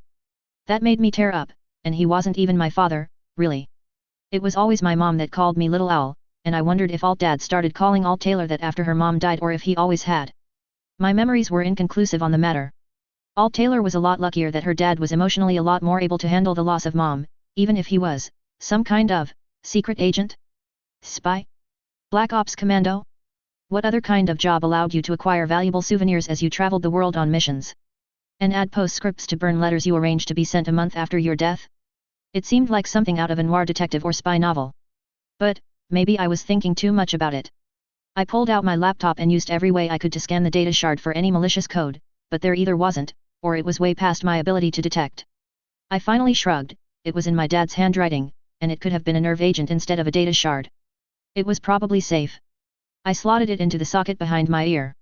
A lot of people chose ports on their necks that were really obvious, but I selected a design for my OS to put one port behind each ear. My tiny interface plug was at the base of my skull, hidden by my hair. I wasn't comfortable enough in this world to use cybernetics augmentation as a style. Sure enough, it was a digital key and text file giving the address and unit number. I copy the files to my internal system, delete the data on the shard, eject it and, for good measure, break it into a few dozen pieces on the floor with Alt-Dad's ball-peen hammer. I'm interested in what was in this storage unit, sure. But I didn't expect to rush over there anytime soon. Beyond the fact that the part of Watson the storage facility was in was scary, I wondered why my dad included a 30-day delay before having this delivered. Why hadn't he just left it with all of our things at home? I sat down and considered why that might be. Perhaps Mealytech didn't care about this, but if it was a well-known practice for people with the same job as my dad did to collect souvenirs, some of which may be valuable, perhaps a single actor acting without knowledge of the corp might search the household things of a deceased employee. Or maybe even surveil the only surviving daughter of such a person, just in case I immediately went to empty out some sort of storage unit after his death? What would such an actor do if he or she did see that activity? Murdering the girl and stealing all of her dad's stuff seemed the obvious answer. That seemed like spy movie stuff, too. But I couldn't say it wasn't impossible, so I didn't see any need to go see what was in it now beyond my raging curiosity. But if it was a panty collection from all the Bond girls he banged before meeting Mom, I was going to flush his ashes down the toilet. Realistically, 30 days would probably have been enough. Nobody would privately surveil someone that long on a hunch. That said, it wasn't like I needed anything right now. If I was destitute, I would have different opinions, but money, as it always did, gave me options. It was a shame I neither had a car or license nor knew how to drive. I searched around the kitchen for a lighter. I had an appointment at the Skyline Clinic after class on Friday, so I skipped the study group for the first time. The first week was going faster than I thought. I noticed a lot of the students were caught off guard by the rapid pace of it, but if you were going to squeeze 2 years of material into 6 months, you couldn't waste even a day. I had gotten the reputation as one of the smartest in the class, and all of the Mealytech people joined our unofficial study group, along with the trauma team people and a few of the Night City natives. Ever since I almost got shot on Monday, I realized I needed more protection than what I had. Not only was I going to buy that internal biomonitor that I had wanted, but I was also getting 2 types of bioware. The Skyline Clinic wasn't only a cybernetics shop, but they also did biosculpt and most types of bioware as well. I didn't want to go there to get my appearance changed, though, since I was a bit paranoid back then. The first bioware I was going to get was a ballistic skin weave, which was the bioware equivalent of subdermal armor. It would provide protection equivalent to Kevlar body armor, so it would stop most pistols and some submachine guns, at least. It wasn't as effective as subdermal armor, but it also wasn't obvious you had it. Your skin still felt like skin when people touched you, and it was very hard to detect that you had it absent some manner of sensors or sophisticated optics. Not that I had any plans for anyone to touch me, but I felt better about keeping the looks I had. In addition to that, I was getting muscle and bone lace. This was a nano process that threaded microscopic artificial fibers through muscle and bone tissue, increasing your strength and, more importantly, significantly reducing the damage done to your bones and vastly reducing the chances of a fracture.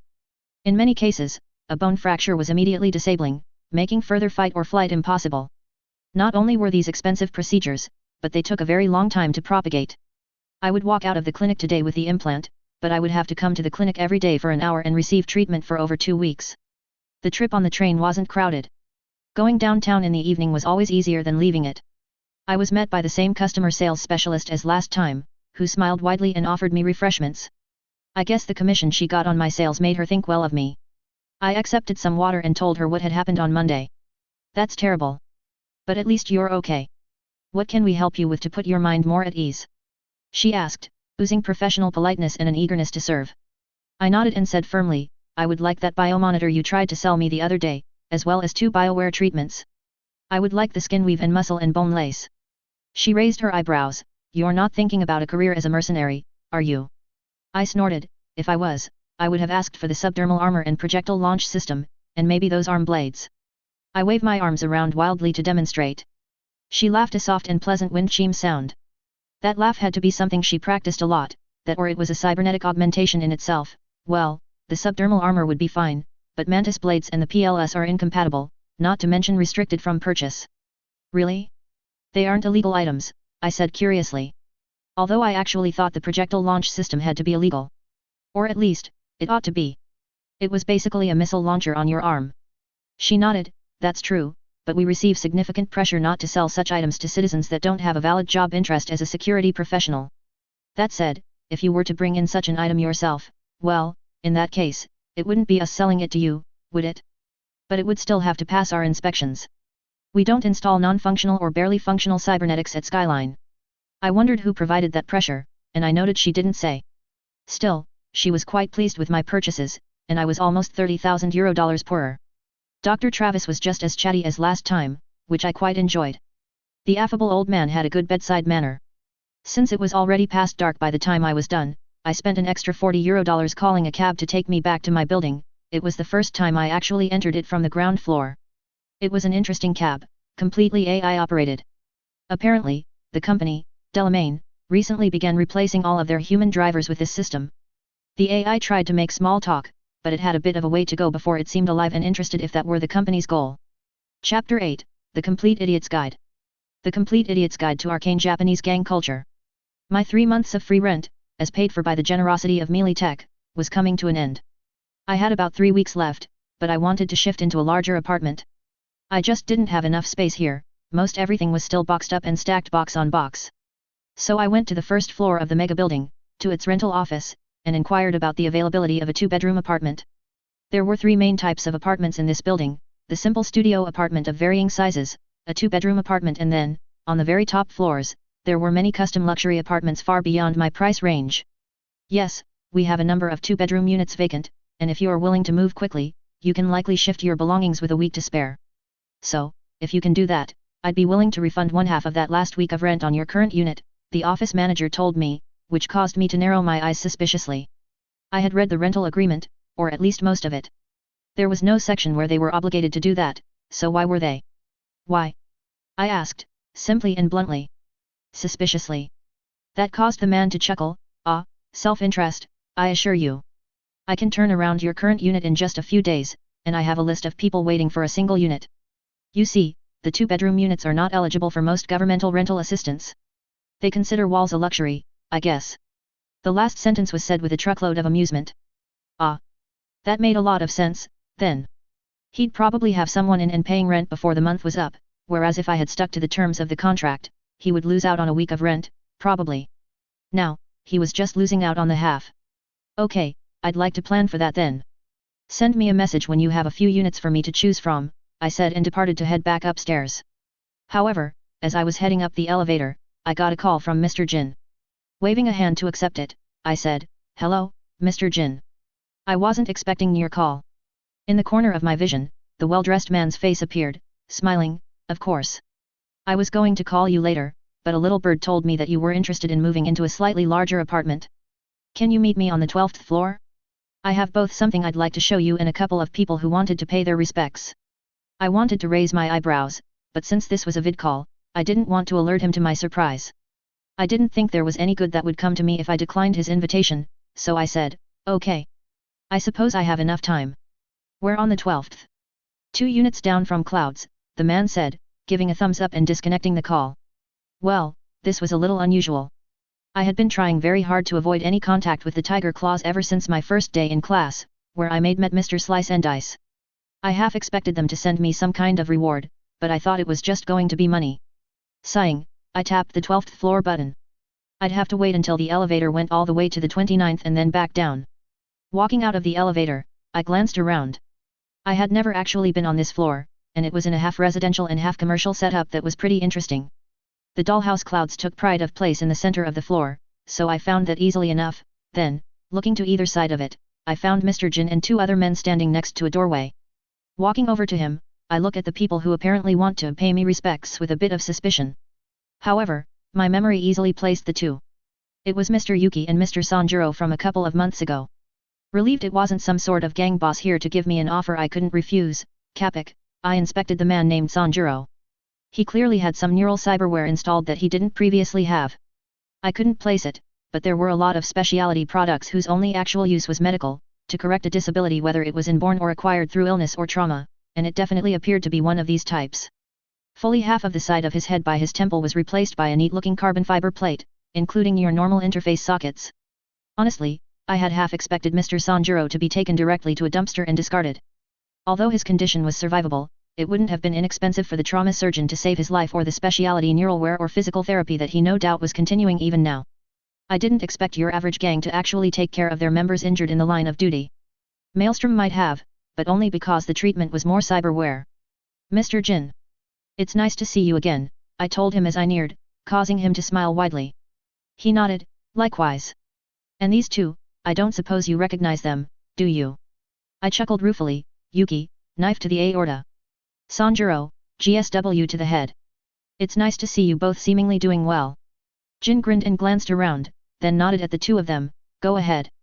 The two glanced at each other and nodded, then quickly, before I could stop them, they got on their knees and bent over, almost touching the ground with their foreheads, saying in unison, thank you for saving our lives. Fuck. What was that called? Kowtowing? I glanced left and right, incredibly embarrassed.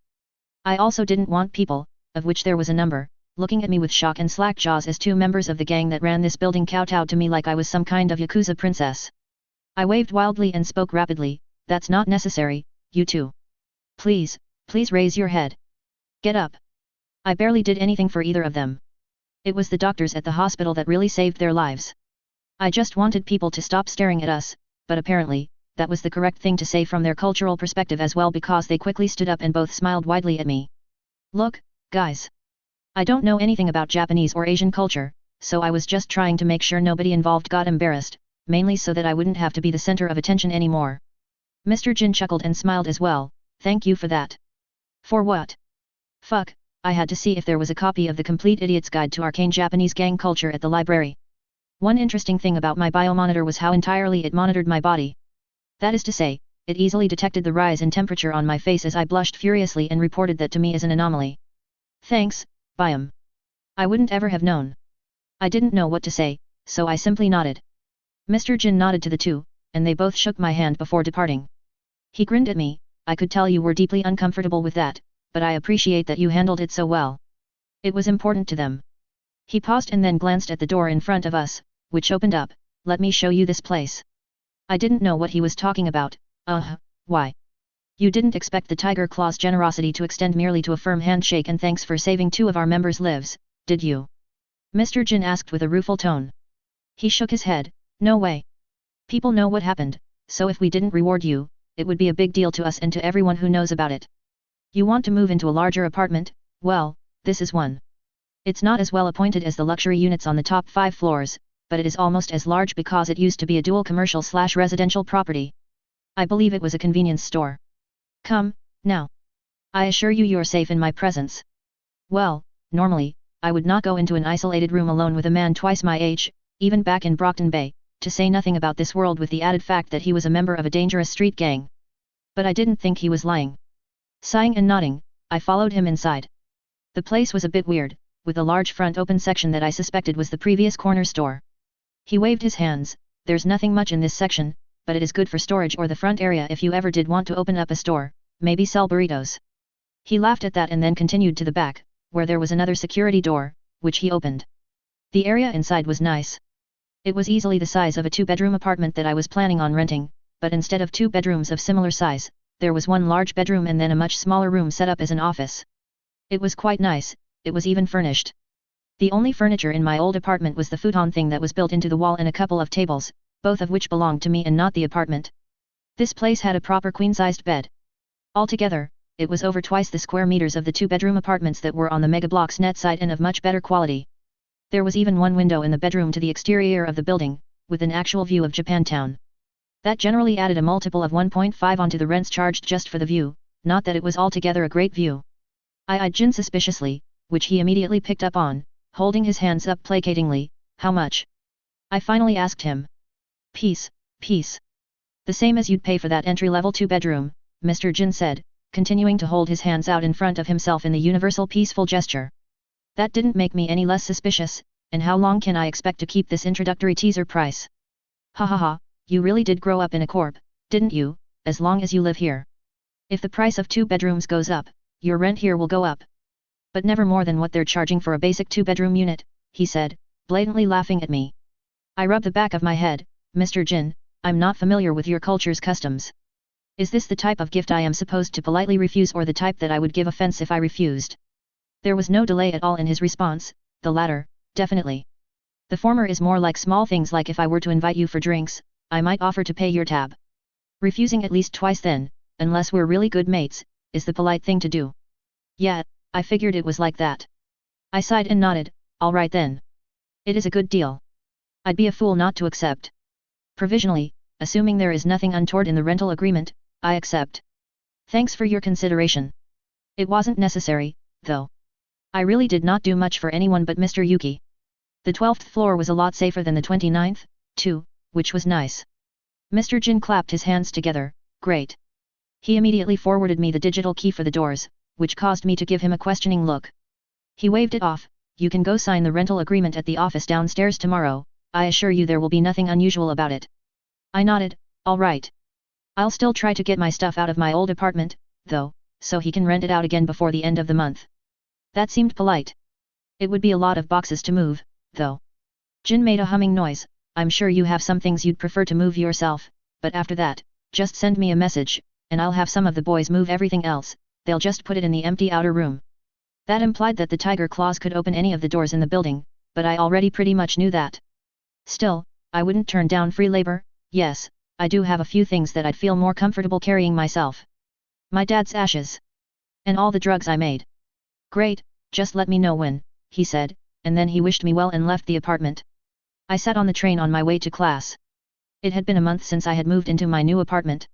In a couple of days, our class would be incorporating days of practicum at the Night City Medical Center, which was about 10 blocks further into downtown. For the last 3 months, we would alternate one day at the school and one day at the hospital. However, the workload wasn't actually reduced, so you were still expected to perform all of the bookwork you would normally have done, even on the days when you were at the hospital. I tried not to show off in the class, but I was still at the top of the class academically, and I didn't expect my practical skills to be an issue either. At the moment, I was scanning people going to work, using my deck to scan their OS for open ports and vulnerabilities and then launching a ping quick hack at them. It took practice to scan, identify, select, configure the malware, launch and then simultaneously monitor the upload. I had been reading and watching more net material the past 2 months, and everyone argued that the only way you got better was by practicing over and over, preferably on varied targets. Everyone recommended going somewhere with a lot of people and doing exactly what I was doing, utilizing the ping hack. Either on people or randomly connected equipment like soda machines, cameras, or data terms. It was listed as being harmless and practically legal, with the only people who could detect what you were doing were other people with a deck or specialized security cyberware. Even if it was strictly speaking against the law, there was consensus that even if a Netwatch agent saw you do it, they wouldn't even hassle you too much.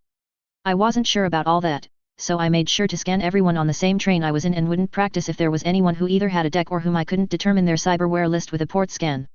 That latter demographic was, surprisingly, very small. I would also only choose targets that looked poor, thinking it was unlikely that they had any customize in their cybernetics. I was also getting to the point where I could pick out pieces of cyberware installed on a person even if they had their system locked down or even if they had a spoofer installed, just from looking at their bodies, in a similar way that I could diagnose people going to work with probable early congestive heart failure just by the way they sighed when they sat down. I was not especially fast in any of the steps in deploying this quick hack, but I was slowly improving. The skills were similar when utilizing other hacks, like the one I had to reboot any cybernetic eyes someone had or one to sleaze and temporarily freeze any installed cybernetics. That last one could be the most useful, and it was on the borderline of being dangerous. Having your cybernetics suddenly freeze up, while not generally life-threatening, was not conducive to your health, especially if you had a liver or kidney. It could be life-threatening if you had a replacement cybernetic heart, depending on how the implant handled errors. I was slowly learning how to edit the software packages and intended to put cyber hearts on a whitelist to ignore, but I either needed to get a list of all manufacturer IDs or some other way to identify them. Maybe just make a string comparison on the model name, and skip it if it included heart or cardio or similar. A regular expression, then? That would be a lot simpler. Ding! I noticed the hack was completed, and 2 local devices that my target was connected to started flashing in my augmented reality display. It was only a phone in his pocket and the train itself, though, and that was normal and generally what I expected to see. I've been having a lot of urges to tinker with cybernetics recently, but it wasn't like I could either build something I would be proud of from scratch with what I had in my apartment or perform surgery on myself to make tweaks to myself. Well, actually, I felt that I definitely could do the latter, I just thought it was insane. I knew that urges to build things were one of the main symptoms and drawbacks of having a tinker power, and I was just grateful that while my urges were definitely there, they seemed at least not ready to take over my life. At least, not yet. I did, though, perform surgery on a pigeon the other day. It had a missing leg and fell into my apartment through my open window, so I created for it a fully articulating replacement. It wasn't a very good one, and the pigeon didn't have individual control of that leg, but every time the pigeon would grip with its other little talon, the small replacement that I had made out of a plastic bottle and some wires as far as I could tell, would grip as well. It was enough to give the bird back total mobility, at least it could once again hang out on power lines like the rest of its friends. I was pretty sure the bird was 100% sure I was going to eat it and seemed perplexed that I had not. I don't think it liked me, exactly, but it was hanging out around the window at my new apartment, and I occasionally gave it a scrap of food, which it would grab in its little beak and fly away with, refusing to eat it near me. The day proceeded pretty much as I expected. I had honestly expected a number of the people in my class to have dropped out by now. It was an accelerated class, after all, and there were a few that were struggling the first month and a half, but they managed to get their heads out of their asses and got their academic grades back up. I didn't know what would happen if you got hired at a corp and you washed out of training, but it couldn't have been very good for your long-term career prospects, to say nothing of the people who must have saved for years to afford the class themselves. I met the after-school study session at the library. It consisted of the core group of a few of the melee tech guys, most of the trauma team, 2 of the Kong Tao guys and about half of the independents. Others came and went, usually, when they were struggling with a particular element, they may stay after class for assistance. I had a very, very good reputation with the core group of study buddies, such that they all said they would recommend me to each of their core. Sitting down, one of the trauma team medics named Lilia said, "Hey, Taylor. I spoke with one of the Night City hiring managers, and unfortunately, they don't generally hire rescue medics unless you've had 3 years of experience in critical care, 911 ambulance, or similar. Definitely not with no history of employment at all, no matter how shit-hot you are at everything." I hum and nod. "However," she continued, "but they were impressed with your grades and everything we've said about you. He'd probably be willing to offer you a job at the Watson Trauma Center, and 3 years later, it would be a straight transfer. Alternately, he suggests you get a job with one of the 911 companies and would be willing to stretch the requirement if you have at least 1 year of 911 experience in a place like Night City. That's worth at least 3 years in most other metros," he says. I nod. I kind of expected all that. Fiona and Antonio look embarrassed. "We asked Melee Tech Night City, also. Basically the same story if you wanted a job at Melee Tech Evac. That was Militica's competitor to Trauma Team, but given your dad, if you wanted to enlist then so long as you had your paramedic cert, you'd start off as a tech spec, instead of a private." I raised my eyebrow, amused.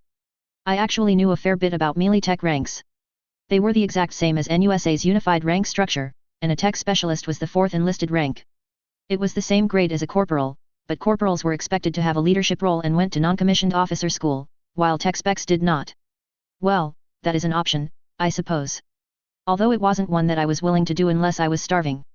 I didn't have any illusions about what the life of a newly enlisted soldier in Melee Tech or the NUSA military would be like. Alt Dad talked about it enough, but usually in the context of things like, these fucking idiot recruits. Extremely structured. I definitely wouldn't be able to indulge in any tinkering projects on the side, so enlisting might actually drive me insane if I didn't have any outlet for the urges. Xiaoling, the most sociable of the Kong Tao study buddies, crowed loudly, "That's shit. It is I, Xiaoling, that have gotten you the best offer. My boss was very impressed, especially with what you have accomplished, given your age. He feels you might be a prodigy and is willing to invest in you. Taylor, if you finish first in our class, Kong Tao would be willing to pay for your immediate enrollment in medical school." He also had a habit of talking like that. Whenever he answered the phone, he said, "Hello, it is I, Xiaoling." I liked him. Well, that's nice. But Kong Tao is like Chinese Melee Tech, there was no way it was that easy. I give him gimlet eyes and ask, amused, "Oh? What's the fine print?" He coughed a little bit, looking a bit down.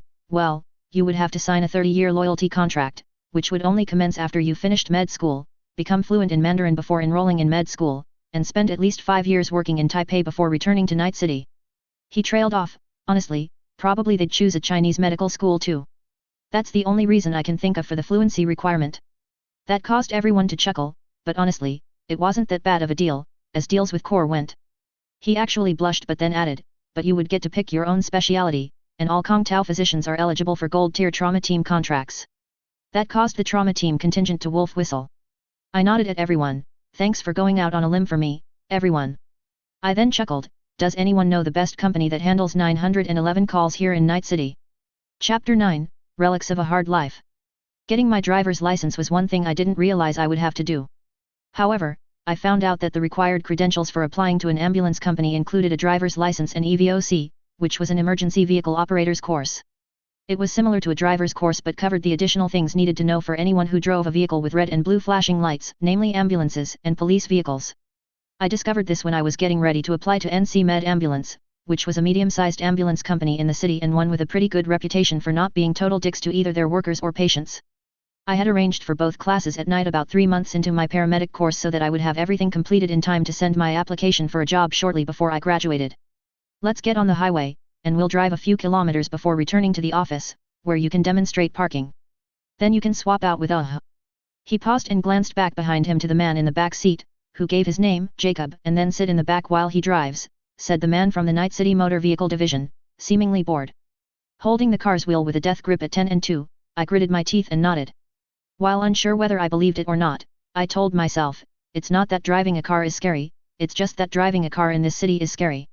I was surprised actual in-person vehicle training was still mandatory, even if it was only just for the test. I had done most of my training in brain dances provided by the school remotely. In spite of that, I admit that they did a pretty good job of teaching me how to drive. I didn't think my passing was in any doubt, as recommended by essentially everyone in my paramedic course. I had already discreetly provided the requisite baksheesh, unasked, so I was pretty sure I was going to get my license so long as I didn't get us killed on the way back. Ah! I cried from the passenger seat as the instructor demonstrated the latest in a long line of implausible and dangerous maneuvers. What the fuck was this? Fast and the Furious, Night City Drift. I gripped the armrest of the car like I was an 80-year-old lady as he pulled the vehicle and turned so tight 2 wheels seemingly came off the ground, briefly, before swinging it around the other way, one hand on the wheel, the other on the e-brake to slide the car almost sideways into a parking space, back in front of the office of the driving school. In order to avoid being taken on another death race, I opened the door and jumped out when the car came to a complete stop. Despite my noodle legs, I patted myself down to ensure that I still had my pistol because I was considering shooting this man. Hey, what the fuck was that? I yelled at him after he got out. He chuckled and rubbed the back of his head, closing the car door and walking around the front of the car before saying, well, the course syllabus requires at least 45 minutes of demonstrated maneuvers at the instructor's discretion. It used to have a lot of specified things we had to go over, but all that got taken out except for operating the emergency lights, which I had you do in the beginning. See, this is a lot more fun, right? No, I said firmly, shaking my head for emphasis. He continued chuckling, as if that wasn't the first time he had heard that response, but you'll remember it, I bet. He then pulled out an actual honest-to-God paper business card. I hadn't seen one of those very often in Night City, and he handed it to me in the two-handed Japanese style. Pissed as though I was, I accepted it two-handed as well and spent a moment inspecting it. It was a simple white card with the name Yoshiaki Takeda. There was a net address, and then below that, it said simply and in bold, I drive the shit out of it. Well, that was certainly true. On the flip side of the card was his hourly or daily rates. What kind of job needed an insane driver by the hour? Bank robberies? I placed the business card in a compartment in my purse politely before giving him a stare and telling him, I'm not exactly looking for getaway drivers for my next caper. That causes him to grin, and he shrugs, you never know. Not that I would ever do anything illegal, of course. Ha ha ha ha. I didn't believe that last bit for a second, but you know what? There was no harm in keeping the card. He continued, now let's go inside, there is actually a fair bit of material we need to go over, as well as a number of tech mock-ups that they didn't actually put in the car because they're cheap bastards. There were a fair bit of regulations, but what was emphasized the most was the unwritten rules. Ambulances, even privately owned ones, had the same scanning equipment as NCPD patrol cars, they just didn't include the machine gun turrets. Why? Well, it was important because certain vehicles, mostly corporate convoys, had the right to open fire immediately on other vehicles if they were startled. So it was important to run all the plates and registrations of any nearby car before you hit the lights and sirens for your own sake. In most cases, passing a convoy with lights and sirens wasn't a big deal because they could see you coming. But just turning them on when you were right behind them? He highly recommended I never do it. I hated this city sometimes. I stayed a little while longer than I usually did to help Fiona with some things for our upcoming tests. She was doing well on the big cardiology issues but needed a little help with pulmonology and endocrinology, which medics often see. All of the melee tech medics had some issues with these areas because they all were previous medtechs either in the NUSA Army or melee tech itself, and they had a laser focus on trauma, pharmacology, cardiology, and neurology. And to some extent, that made sense, but they still had to pass the final exam, and all of the stuff they probably never will use again or need to know will be on it. Thanks, Taylor. That helps a lot, the older woman told me, and I nodded and gathered my things, getting ready to leave. I helped her with simple mnemonic devices and flashcards. It seemed like flashcards as a learning aid had gone out of style in the past 70 or 80 years. I wasn't sure if it was because the paper was expensive for a time, but I reintroduced the concept to the crew, even writing a very simple flashcard app for any Kiroshi-compatible Cyber system, which almost everyone had, even if they didn't have genuine Kiroshis. Shockingly, the optics software toolkit they used was an open standard, which allowed competitors to use it. It wasn't clear to me why I thought open standards wouldn't exist in this world, but they most certainly did. In particular, expensive products seemed to play well with competitors' tech. I would round a few existing corners on the simple app and maybe place the source code on my net site. I had started an anonymous one, _Owl's Roost. Although I wasn't sure exactly how anonymous it was, I paid for it a year in advance and used multiple proxies and strong encryption whenever I accessed it. Because NetWatch had backdoors in all public networks due to the Blackhole, they could probably trace me more or less in real time, but it would be a non-trivial problem for others to do so, at least over a short period. I thought. I said goodbye to the others that were still in the library and left campus, getting on the train at the nearby station. However, instead of getting off at my usual stop after the train traveled east into Japantown, I stayed on as it continued into Watson, past the medical district and what they were starting to call Kabuki due to its high percentage of Japanese businesses and into the industrial area to the north. It was already the beginning of the new year, and thinking about the holidays made me think about my dad back in Brockton Bay. I caught myself feeling more or less happy about my life so far the other day. Well, if not happy, then at least optimistic. That realization caused me to descend into a spiral of self-loathing as I felt I had just abandoned my actual dad. The fact that there was no way to actually go back, and no one in this world even knew about the existence of alternate universes, didn't help my illogical feelings. It was clear, however, that my life was much better than what I was experiencing in Brockton Bay.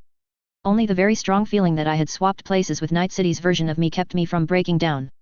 I had often had fantasies of just vanishing when I was in Brockton Bay, being taken by the Cid into a fairy ring, and then maybe coming back out 100 years later when all of my tormentors were dead. However, the only thing that kept those fantasies from being irresistible was how my disappearance would have crushed my father's spirit. He was barely hanging on after Mom died, and sure he hadn't been that great of a father for the past couple of years, but I hadn't been that great of a daughter, either. However, if the fairies had indeed taken me, then they had replaced me with a changeling like in the stories, and I couldn't help but think that this was the best solution for all of those involved. But it still made me feel incredibly guilty at feeling such relief. So, last night I resolved to check the storage unit Alt-Dad had left for me in Watson. I don't know if it was because I was starting to bleed the feelings I had for my actual dad with Alt-Dad, or if I was just curious and felt that seeing what was in there would distract me, but I decided to check it out after school. Watson was, for the most part, a pretty safe area. There was a lot of business activity and a lot of money in the district, mostly from Japanese corporations that had taken advantage of the fact that one of their biggest 800-pound gorillas of a competitor, Arazaka, could not come into Night City or the continent of North America at all. It was actually, overall, much safer than Japantown, where I lived. I would have much preferred to have been given an apartment in one of the few mega buildings in Watson, actually. However, I've gotten used to living in Japantown now. Although it was mainly safe, it was a highly industrial area, especially the north part of town where the self-storage unit was located, as well as the waterfront docks area, and those types of places always had a larger amount of crime than pure residential or retail areas of a city. Getting off the train, I walked down the street, following well-lit areas. I still had an hour before the sun would set, but I didn't know precisely how long I would be inside the storage unit. In the event that it was dark when I was leaving, I would probably call the friendly robotic taxi Delamain for assistance. From my perspective, he was much safer than human drivers in this city as far as taxis went. He was cheaper, too. My destination was about 100 meters ahead and to the right, but I spotted a food truck sitting next to the corner and glanced at its wares. Food was one of the few things that were not better than Brockton Bay, although, in the 2060s, the food was a lot better than it was 40 or 60 years ago when over 70% of all produced food was kibble, made by actual dog food companies. That still existed, and if you were poor, it was the main source of calories you would receive if you were on welfare, but cloned fruits and even cereal crops were getting much more common, even though since all fuel seemed to be a sort of biodiesel that every calorie had to be weighed against the insatiable desire of more energy. There was only so much arable land in the world, after all. I wasn't entirely sure what this food truck was selling. It was noodles of some kind, but it smelled quite good, so I ordered an extra large with shrimp. I doubted they were shrimp at all. Most meats were SCOP, or single-celled organic protein, a kind of meat substitute, but honestly, they had over 50 years to perfect it, and it didn't really taste that bad. I hadn't tried the shrimp flavor, though, but the beef flavor did taste like beef, even if the consistency was a little bit off. I took my food to go and walked to the well-lit Cyberpunk building across the street. I had already looked up this location on the net before I decided to come, If it was an outside storage unit, then I wouldn't have come so close to sunset and would have had to schedule it for Sunday, which was one of the only days I had any time off at all. The door into their lobby wouldn't open until I physically keyed in the 24-digit passkey that I had gotten from Alt-Dad, after which the lobby opened, and an automated voice welcomed me and asked if I needed any assistance. No, thank you, I told the chatbot politely. The unit my Alt-Dad had left me was on the ground floor, but it was all the way in the back, next to a side door to leave the facility. I found it without too much trouble and carefully keyed in the password again. This caused a loud clicking sound as the slide-up door was magnetically unlocked. I rolled the door up just enough to duck my head under it and closed it behind myself, tapping a locked padlock glyph on the wall to re-engage the locking systems. Now, what do we have here? I asked as I found the light switch, along with several sheets of paper taped inside a plastic bag next to it, just like the letter said. As the lights flickered on, my fingers fumbled, and the plastic bag with the inventory of the things in the room slipped from my fingers to fall to the floor as my jaw hit the floor at what I saw.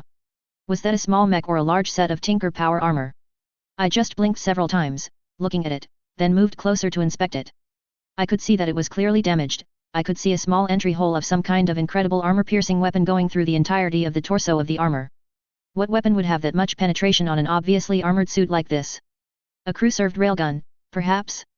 I shook my head, walked over and grabbed the plastic bag off the ground, pulling the papers out. There was no additional message like I was wondering or hoping for, but it did have the items listed in a rough order of rarity. Next to each item was a code word that I couldn't decipher as well as a date. The date acquired, perhaps? The top of the list was Scorpion 22 IEC Dragoonborg, damaged, irreparable, 2030 model, value unknown or 0 February 21, 2059. Ah! It wasn't a mech or an armor suit. It was a full body conversion. You could have your entire body replaced with cybernetics, and this was one of the military models. I was suddenly very curious about where Alt-Danny was located towards the end of February 2059. I walked back over to the Dragoon and very curiously looked in the back. There should be an access panel around. There.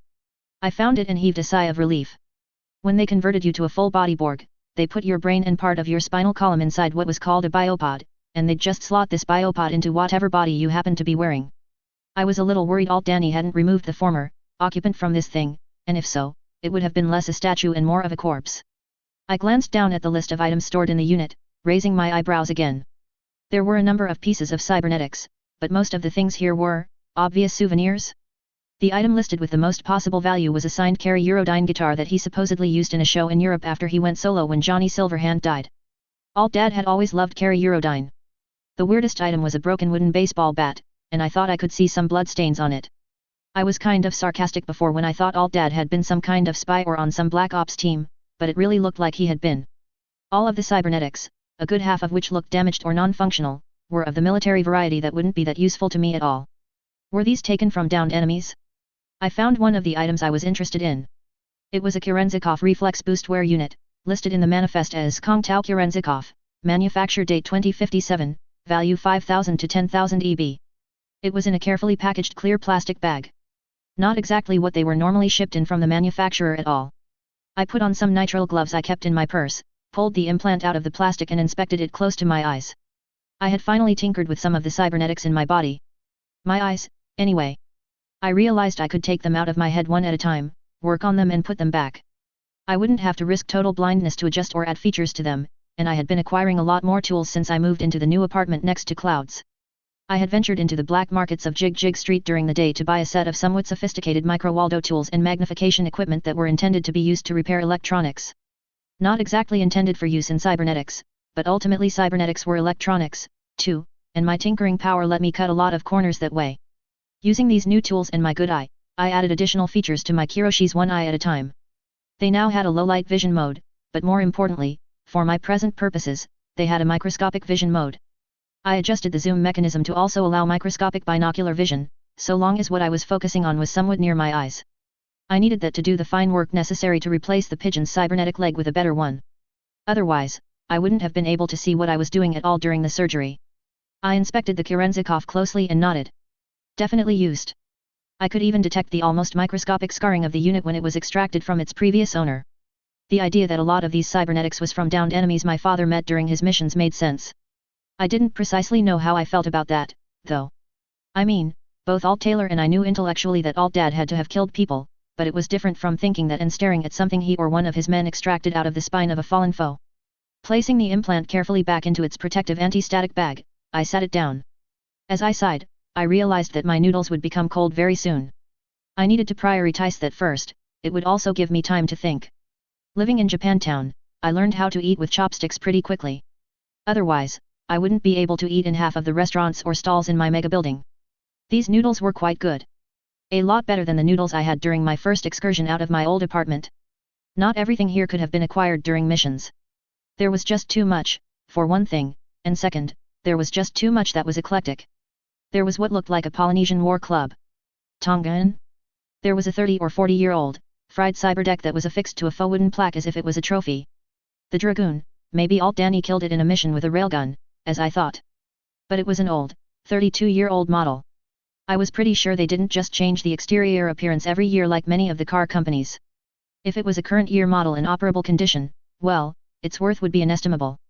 IEC did not really sell a lot of these things. Certainly, you couldn't buy them with something as pedestrian as money. But it made sense for old versions to find themselves in less aristocratic hands over the years. Perhaps you bought this unit new but eventually decided to upgrade to the newer version? Did you care who you sold the old and obsolescent versions to? Perhaps even criminals might have access to these decades-old models. My impression was that the value of this particular example was mostly sentimental unless it could be repaired since it looked pretty well wrecked. Repaired? I hummed, stood up and walked around it. I often had ideas on how to repair or improve cybernetics. I had no desire at all to use any kind of full conversion cyberware, but I let my power consider how it might fix this Dragoon suit. I stood there for over a minute and got nothing at all. I nodded slowly. My power wasn't considering this to have anything to do with a person's biology at all. I got the weak impression that it thought of it as a vehicle rather than as a piece of cybernetics that integrated with your body. I bet I would have had ideas about the biopod that stored the operator's brain, though. I grabbed a different item off a shelf after recognizing the brand name on the black carbon fiber case. It read Kendaki, and I had already identified it as one of the higher valued items on the manifest and apparently one of the few pieces of cybernetics that hadn't come out of some poor sod's body. It was listed as 2x Kendaki monowire, manufactured 2055, value 10,000, 15,000 EA. I opened the case and raised an eyebrow. I was wondering why the case looked so large. There were 2 small boxes inside, but there was room for 4 more that were empty. If he had to share some of his souvenirs with the men he worked with, then that would explain the absence. Maybe if he was the CO, he could claim too. Rank hath privileges, sometimes. Kendaki was a famous Japanese company that produced all manner of monofilament blades, knives, and swords, and of course, this monofilament wire implant served as an incredibly deadly built-in weapons system. You could sometimes see these on television and BDS, as it was very cinematic. It was depicted as more often the weapon of a femme fatale agent or faceless ninja assassin in media, who would be able to slice and dice mooks left and right with preternatural skill. Alt Dad had built-in weapons himself, he preferred a mantis blade in each arm. I had wanted something like that myself, but I didn't really want to replace my entire limbs with cybernetic limbs. Not only had I already paid $20,000 to get advanced bioware that relied on me keeping my meaty bits, but I wasn't sure I was ready to take those steps yet or possibly at all. Something like this monowire would work, except it was incredibly hazardous to use. I could see myself whipping it around and accidentally decapitating myself if I just installed it and went to town. I had gotten a bit better with my pistol, I went to an indoor pistol range at least once a week, but I wasn't some kind of ninja. Still, I took one of the boxes out of the larger box and opened it. All the parts to install the device were there, including the special mono-resistant ceramic components you needed to install on your hands and fingers. A data shard? I blinked and found the documentation. It was a VR training scenario that Kendaki guaranteed was over 99.5% congruent with reality for operators to practice. I got an interested look on my face. How many months would it take before I could not decapitate myself if I practiced with this thing every day? A year? Years? The documents said that an experienced operator could be proficient in as few as 50 hours of practice using the VR simulator. Perhaps I should treble that estimate, or more, for myself. No, definitely more. I didn't know how long it would take me to feel comfortable not decapitating myself. I didn't know, but I was going to find out. I carefully packed a few things I was taking back home with me. The Kerenzikov, one of the monowires, an assortment of broken cybernetics, a fancy-looking Kong Tao submachine gun and an antique and fried-looking cyber deck. I kind of wanted to take Carrie Uridine's guitar, but I didn't have a guitar case, and I didn't want to damage it, so it could stay there on its guitar rack for now. I called Delamain and carefully locked up behind myself. Sitting in the back of the cab, I considered what I had found. There were a lot more things in there than I thought, but a lot of them were completely worthless. I supposed they could be broken down into 4 categories: worthless things like the baseball bat, easily saleable things, things I would have to sell on the black market, and then things I couldn't sell no matter what, which might as well make them worthless. That last category was mainly the Dragoon full body conversion, even if it was broken. Its weapon systems were intact, and surely there was some salvage value, but how would I sell any of it without being murdered? I could maybe get 30 or 40,000 euro dollars if I sold all of the easily saleable things. That would get me back up to the amount of money I had after I received Militica's settlement. Almost. As for the black market items? That would be more difficult, but my takeaway altogether might get me half again as much, because I doubted I would get even a fraction of the value for any of it. I didn't have those kinds of connections, and I was sure some of the names on the list my dad left would charge a fee. The stuff was worth a lot of money, but it seemed like a big pain to liquidate it. Honestly, I was hoping there would be vast wealth in there. Maybe giant bags full of blood diamonds, or the original Mona Lisa painting or something. I wasn't going to look at an entire storage unit full of free items worth tens of thousands of euro dollars askance, but in my fantastical heart, I was hoping I would have found something that would have solved my money problems entirely, allowing me to enroll in 4 years of medical school and live happily ever after. Sadly, that wasn't the case. The more I thought about it, the more I thought I shouldn't even bother to sell the black market items unless I got desperate, even if they were to names alt dad left behind. At least a third were military cybernetics that I would find interesting to study, like the boostware I was bringing home. The rest were just dangerous things neither the government nor the Corps wanted people to have, like half of a Soviet-manufactured man-portable surface-to-air missile launcher. I nodded.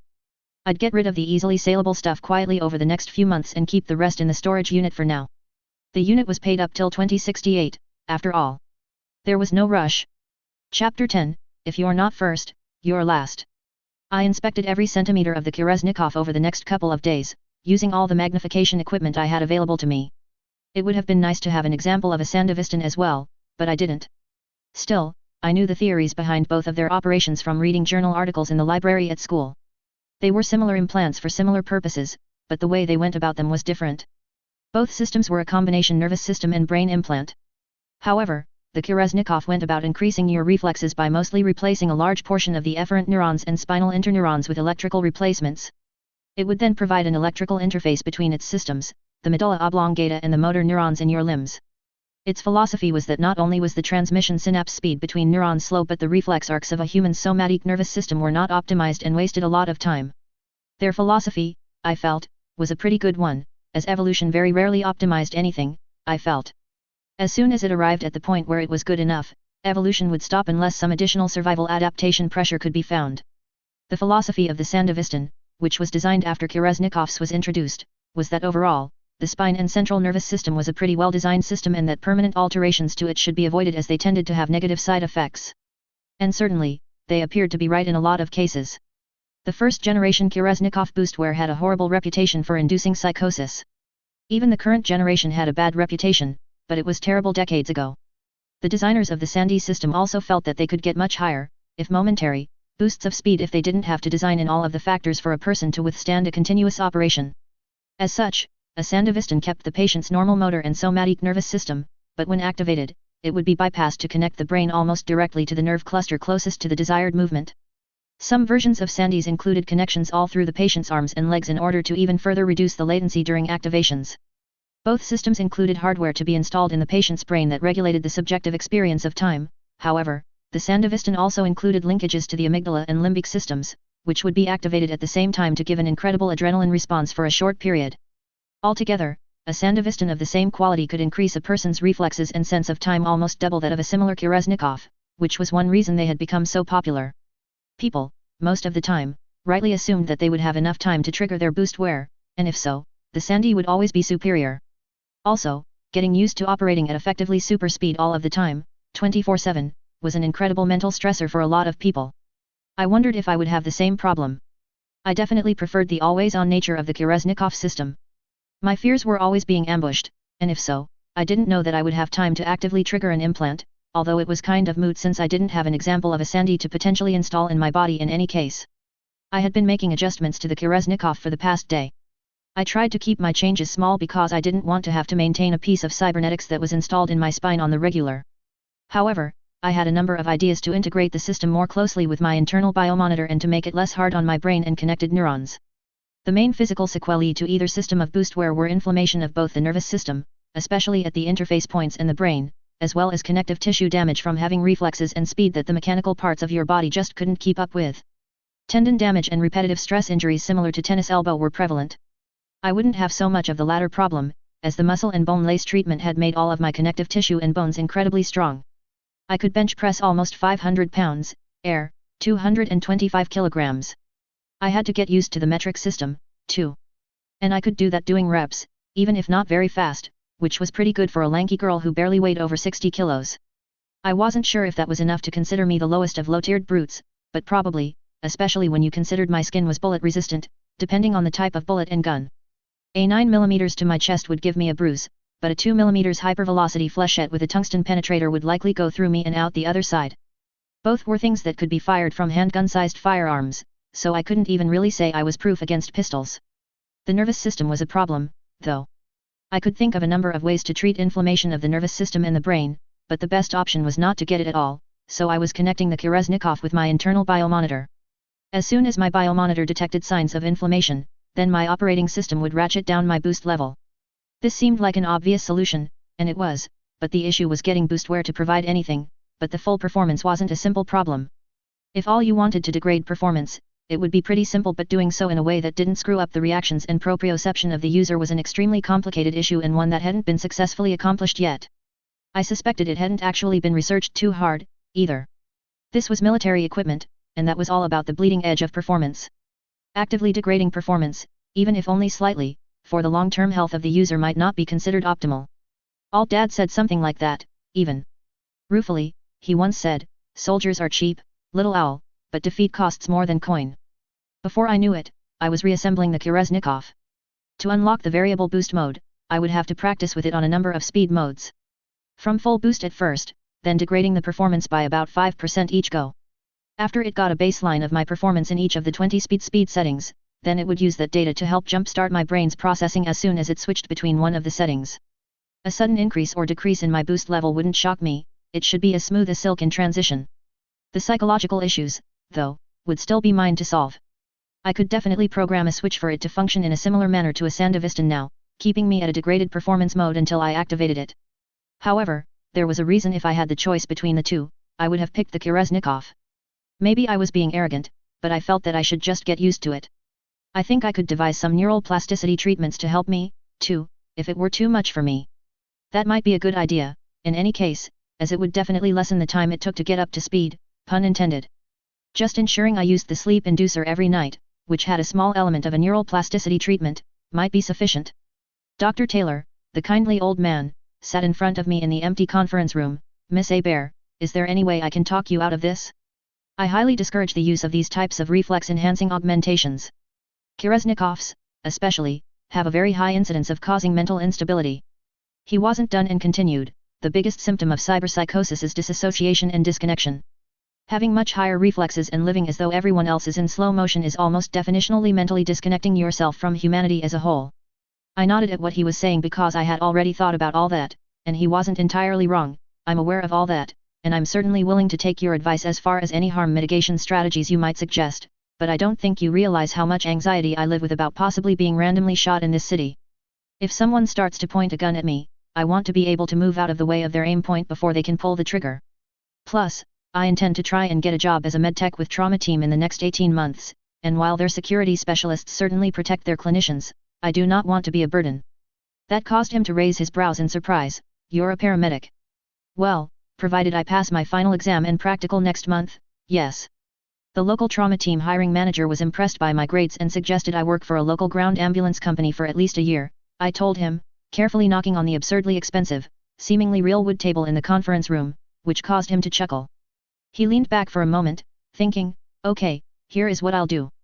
If you agree to a few biosculpt adjustments as a mitigating factor for some of the physical hazards that a Kereznikov entails when you are still mostly organic, and if you agree to come to see us at least once a week for 6 weeks, I'll do the surgery." Over 90% of cases where people have issues with reflex-enhancing boostware are discovered within the first month. We'll just call these follow-on physical therapy appointments so as not to raise any red flags with the city's psycho squad. At your level of augmentation, I do not have to forward anything to the city about what precisely you have installed, but I would if I called them post-implantation psychological evaluations. I am very committed to doing everything possible to protect my patient's privacy. That was one of the downsides to utilizing a law-abiding doctor. I doubted I could add much more cybernetics to myself without getting on the city's radar. I could maybe add one or two small things, but that would probably be it before I got on the radar of the NCPD.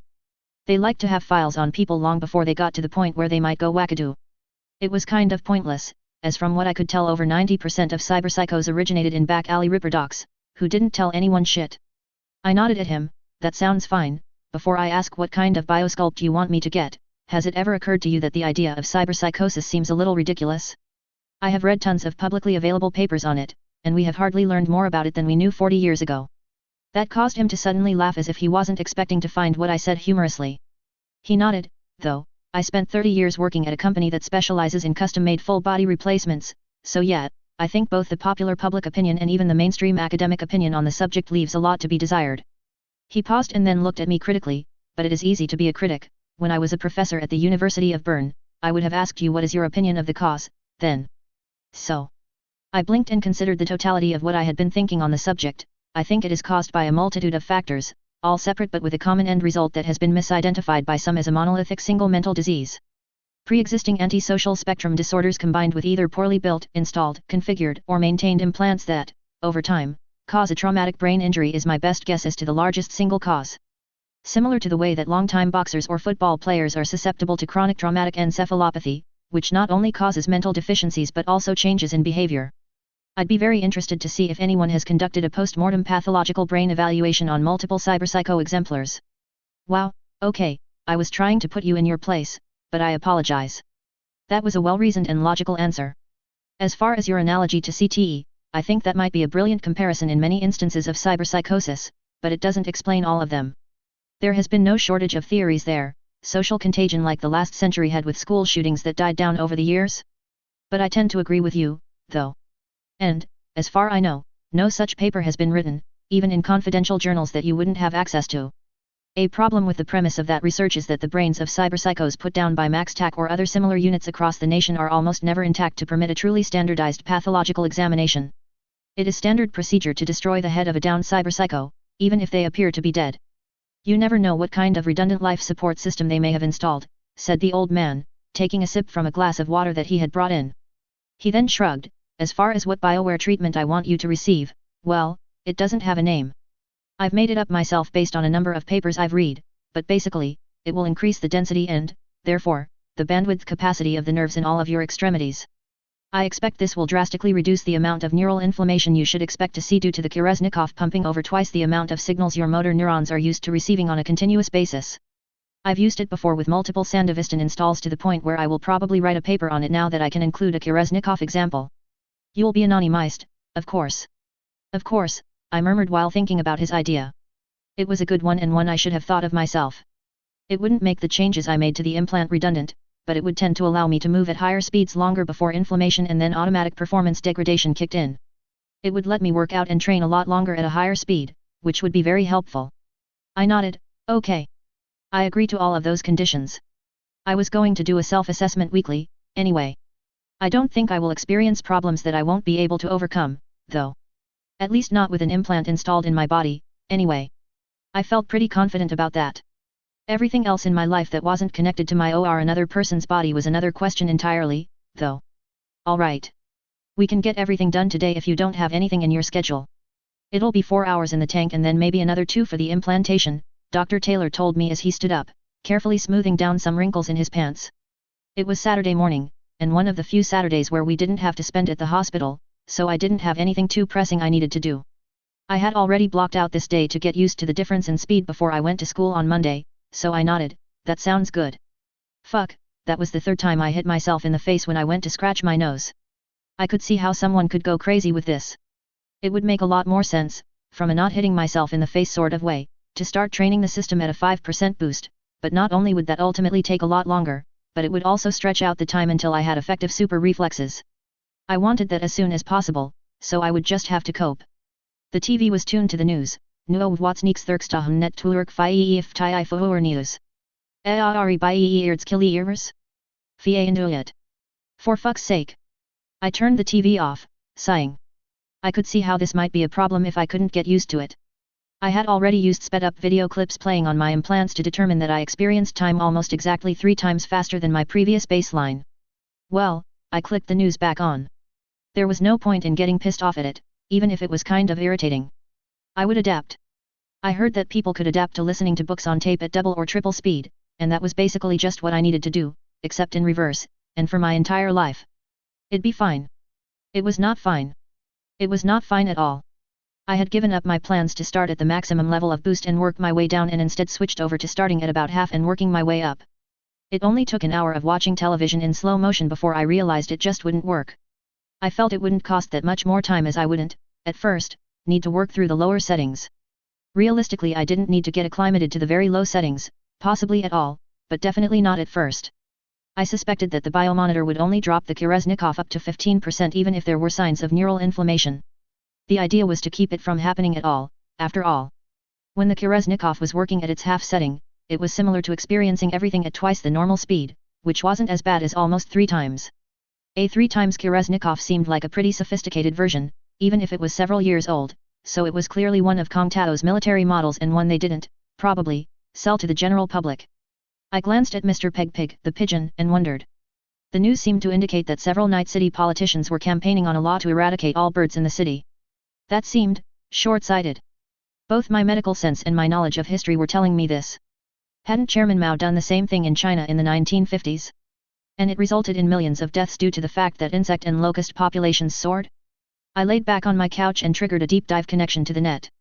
Normally netrunners would only do deep dives via a wired interface socket connection, but it was definitely possible to do so wirelessly, and I wasn't intending on hacking anything, so the slightly degraded performance was fine. If the way netrunners normally used their decks was similar to augmented reality, then a deep dive was virtual reality. I had already chosen and carefully built my icon, my virtual avatar. It was a white, snowy owl. I flapped my wings and flew off in the direction of downtown. Over 40 years ago, the discovery and implementation of the Ihara-Grub transformation algorithms transformed the net and made such things possible. They allowed the net to be rendered as an analog to the real world. They extrapolated distances and bearings to look similar to real space. So, since I wanted to connect to the school library's intranet, I navigated west, towards that direction on the net. Flapping to a stop, I entered the library's system, and my surroundings shifted to an almost perfect reproduction of the library's foyer, except there was an access control system that took the form of a stylized police officer. In this case, it was a reproduction of SGT Joe Friday from the TV show Dragnet, which I remembered from Brockton Bay. Surprisingly, it was also present here, even if the actor looked slightly different. "How are you doing, Sergeant?" I asked the ICE. It replied, "I'll be doing better when you give me your login credentials." "Just the facts, ma'am." It would only ever reply in something along these lines, worse than even a chatbot. I sighed, which came out of my icon as a long, annoyed hoot, but I complied and triggered my credential management system to forward my login info to the ICE. The library didn't even pay extra for the seamless login module, where the ICE would let me through, and I would step inside the library. Instead, the world shifted, and I was inside the library instantly. I couldn't access everything I could while in person from this net address. Many of the academic journals had licensing restrictions that permitted freely reading their journals only if you were physically present, but I could read quite a bit of their books, especially ones nobody thought too much about, like histories. Doing a quick search caused a number of books to fly off their shelves and collect around the table I was using as a roost, and I bobbed my owl head in satisfaction. History of China in the 20th century, the Great Leap Forward and its consequences, the Four Pests Campaign, objectives, execution, failure, and consequences, and a number of others. Simultaneously, I triggered a word processor and began to peck out words with my talons and beak. Although in actuality, I was using my fingers, I had spent a long time on this icon, and it had animations mapped for a number of different humanoid-only actions.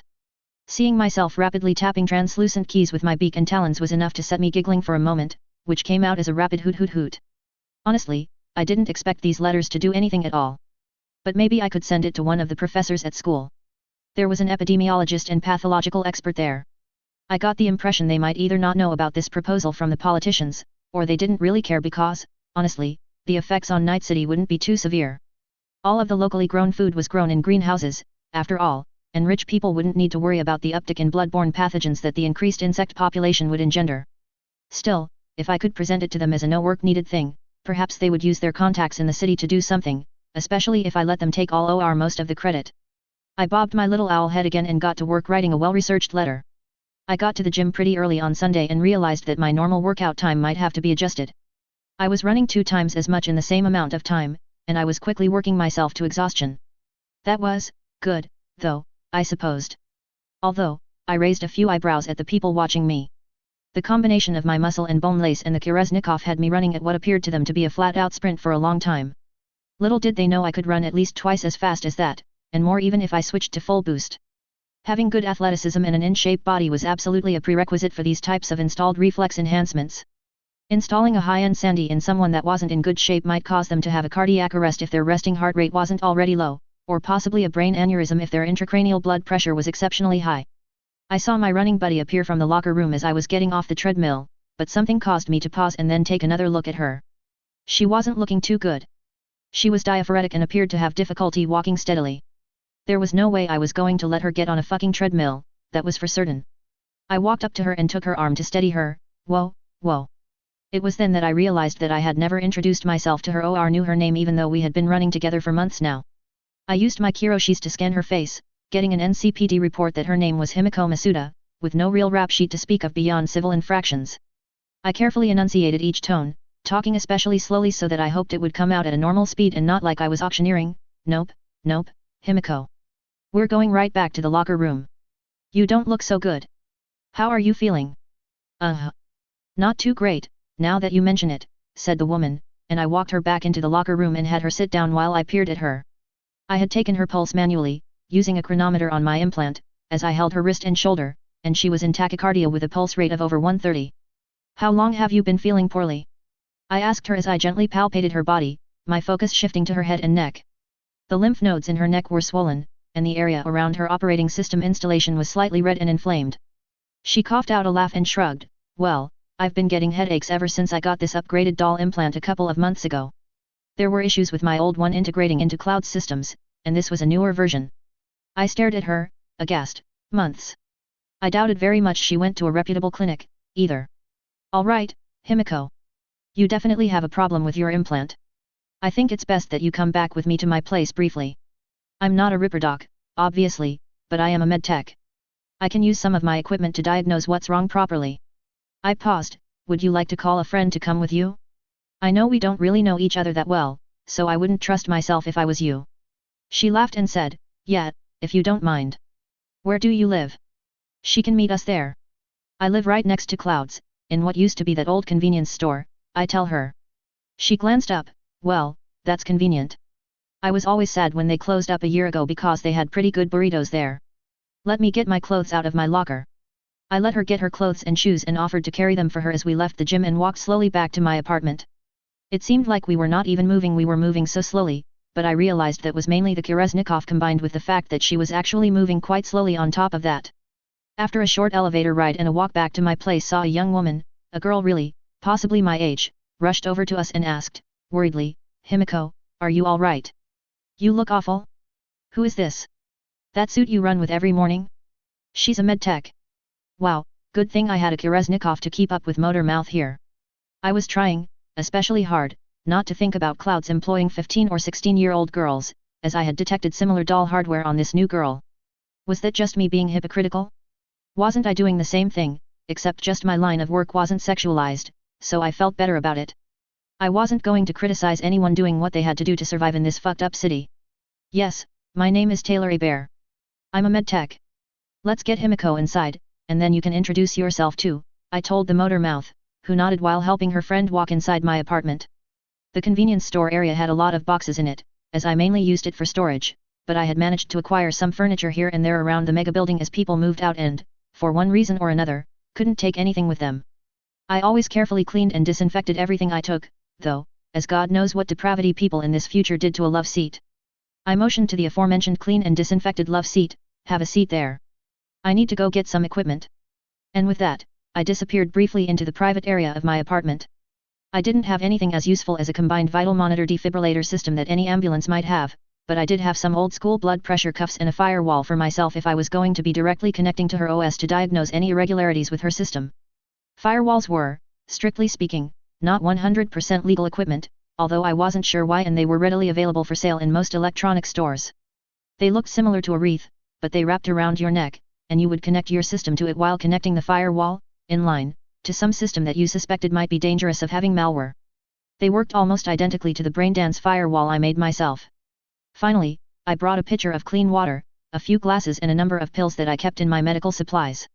Carrying everything out into the next room, I set things down on a table near them. Okay, I am pretty sure I know what is wrong with you already, but I will need to connect directly to your system, place it in diagnostic mode, and run a few tests to be sure. I poured myself a small glass of water and drank it right in front of them, both because I was thirsty and to show them it wasn't drugged. Himiko nodded, and the girl my age bobbed her head and said, "Oh. I forgot to introduce myself. My name is Evelyn. Nice to meet you." "Thank you for helping Himiko, she has been I guess a mentor to me." I nodded at the girl and walked over to sit on the floor next to the love seat. I pulled an interface cord from my firewall and plugged it into the interface socket on the back of Himiko's neck as information started scrolling through my vision. I glanced at the girl and couldn't contain myself anymore. Is it legal for you to be working at Clouds? I'm not judging or anything, but..." I trailed off, unsure of what to say. That caused her to laugh. Yes. I'm 17, which is an adult as far as sex work is concerned in Night City. This is only a temporary gig for me, I'm planning on becoming an actress."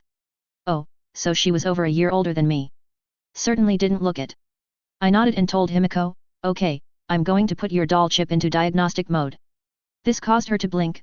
"Oh, so I will not remember the rest." I shook my head. That isn't a function of how doll chips work, it is just considered a feature. In diagnostic mode, it shouldn't be enabled, you will be aware but not really able to move or do anything for a brief moment. That caused Evelyn to look interested. "Really? How do they remove the memories of when you were plugged in, then?" I triggered the diagnostic mode and started to say, "Well, the simplest method is to disconnect your short-term and long-term MEM," but instead of the placid diagnostic mode I was expecting, Himiko turned to me and stared down at me imperiously. She said haughtily, "It is good that you are on your knees before me, slut, but why are you still wearing clothes?" I coughed, almost choking in surprise as Evelyn started laughing uproariously, and I quickly disabled the diagnostic mode, confused. Himiko immediately blushed and said, "I'm sorry." I wave her away. "That's not a problem, but that isn't how these chips are supposed to work. Nothing is supposed to be kept between sessions." I started zeroing into the problem inside when I realized what the issue was. I finally say, "I don't think much about whatever RipperDoc you used, Himiko. Let me explain the problems, and then we can talk about the solutions." She nodded, so I carefully disconnected from her interface socket and said, "First of all, the interface between your central nervous system, brain, and cybernetics isn't great.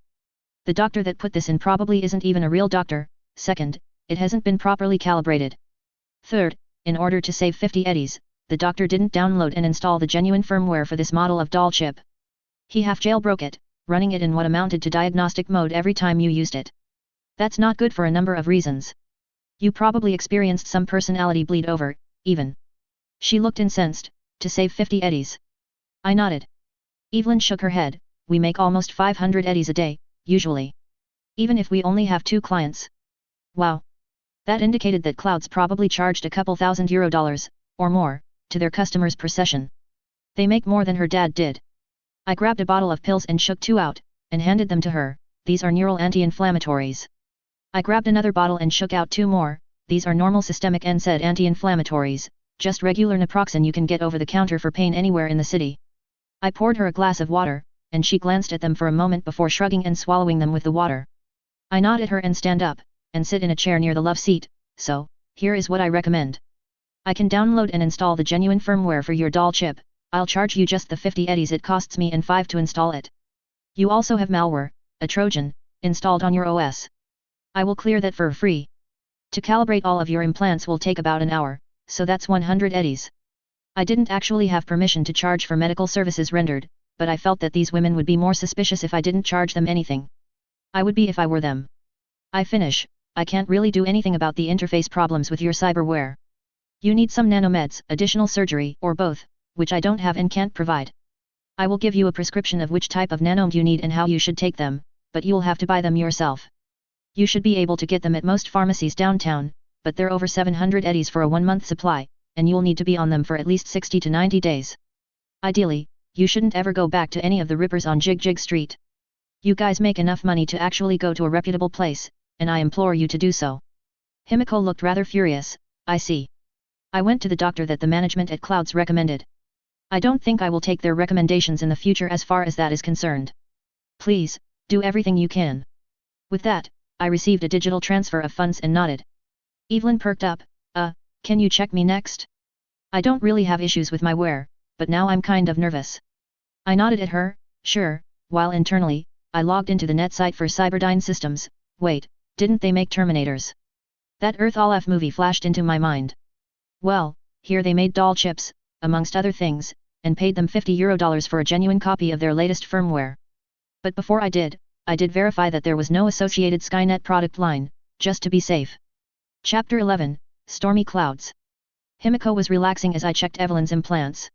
Hers was installed in a much better manner, albeit still not what I would consider good, which made me wonder as she claimed that she used the same doctor as Himiko did. Perhaps the doctor was just having a bad day? However, the same malware was installed in both her doll chip, which was made by a different manufacturer, as well as her operating system. The same malware made me a bit suspicious. I might have suspected it was something that Clouds was installing, except there was no real need to. Doll chips gave incredible, even if it was temporary, permissions when they were connected to the doll server.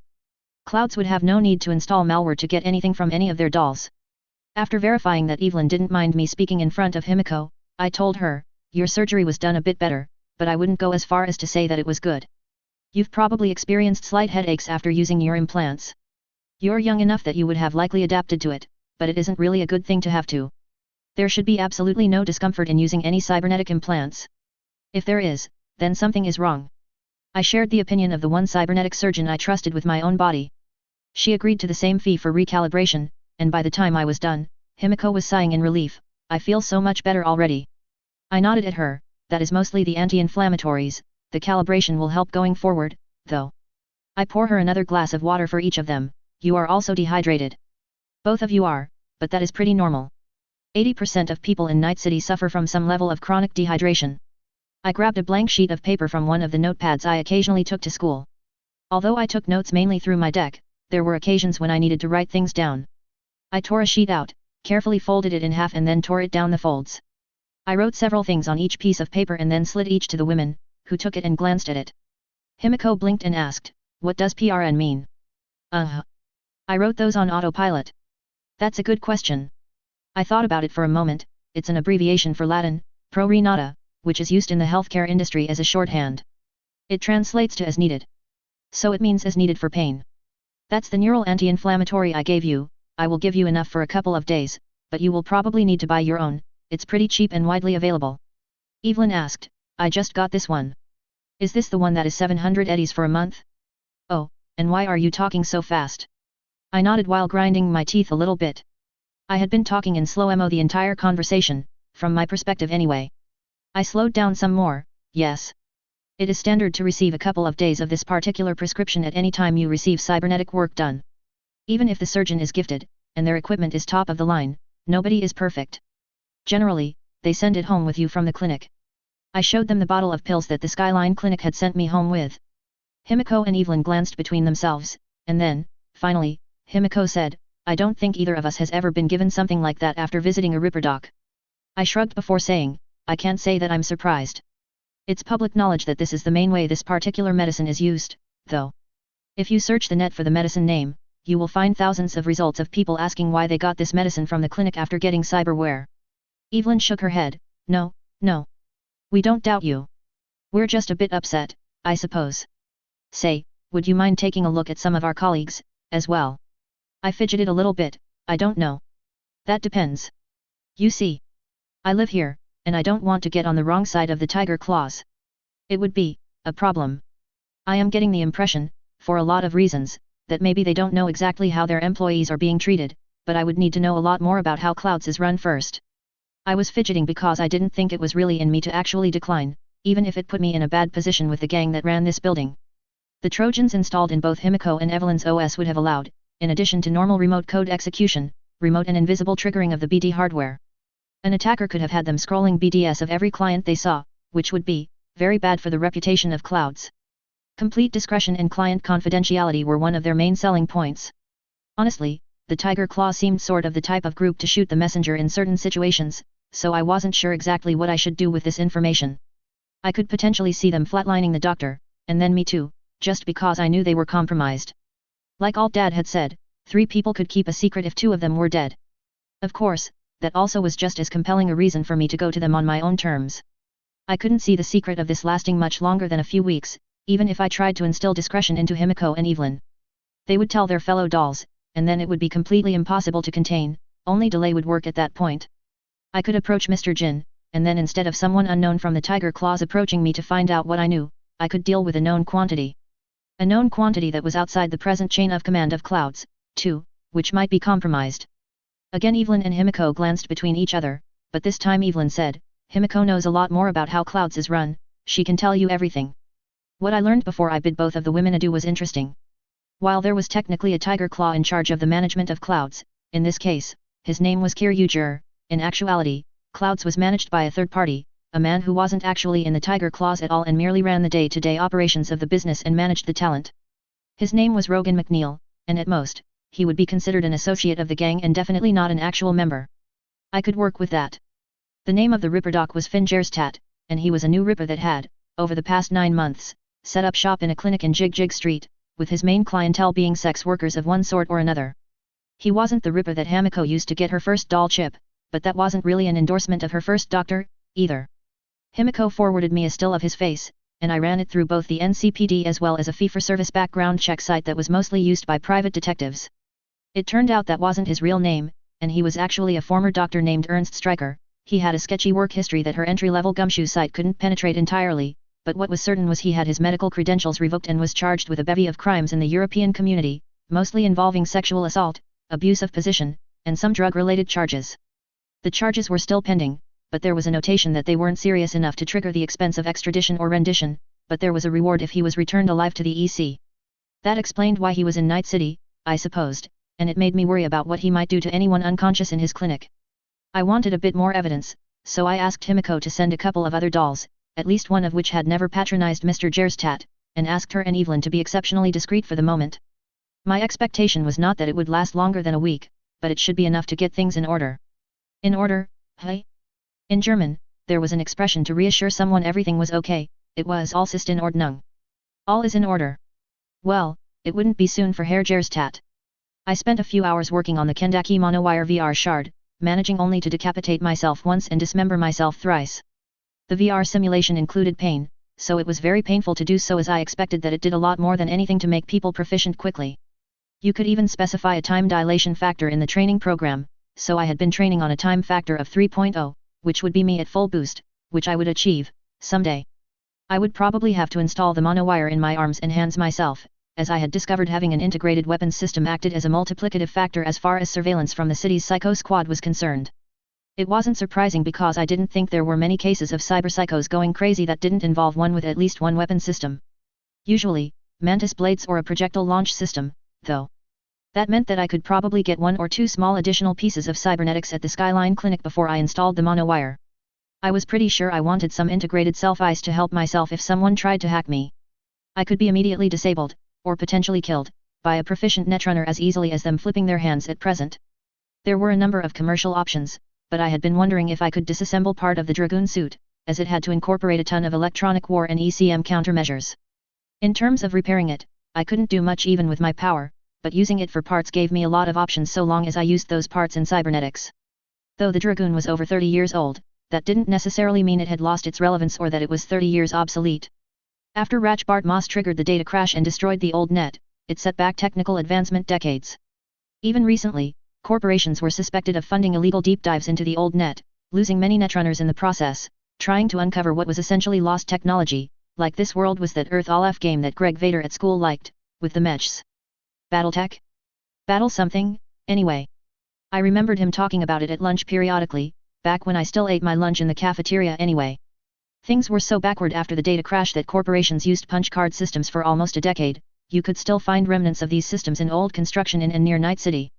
If so, I would have to incorporate a system that was somewhat user-serviceable if I wanted to be able to maintain any possible Tinkertech system connected to my brain. Self-ice systems were usually installed right next to your operating system, so in this case, the back of my neck. I could find a commercial system that included user-serviceable panels, as customized ice was actually not completely unheard of. Usually, these types of implants were only used by serious netrunners, though, so I would appear to be a bit of a poser to buy one of them. They were also priced accordingly, usually about twice as expensive as an off-the-shelf ice system. But that was something I could live with. In fact, being underestimated was probably to my benefit.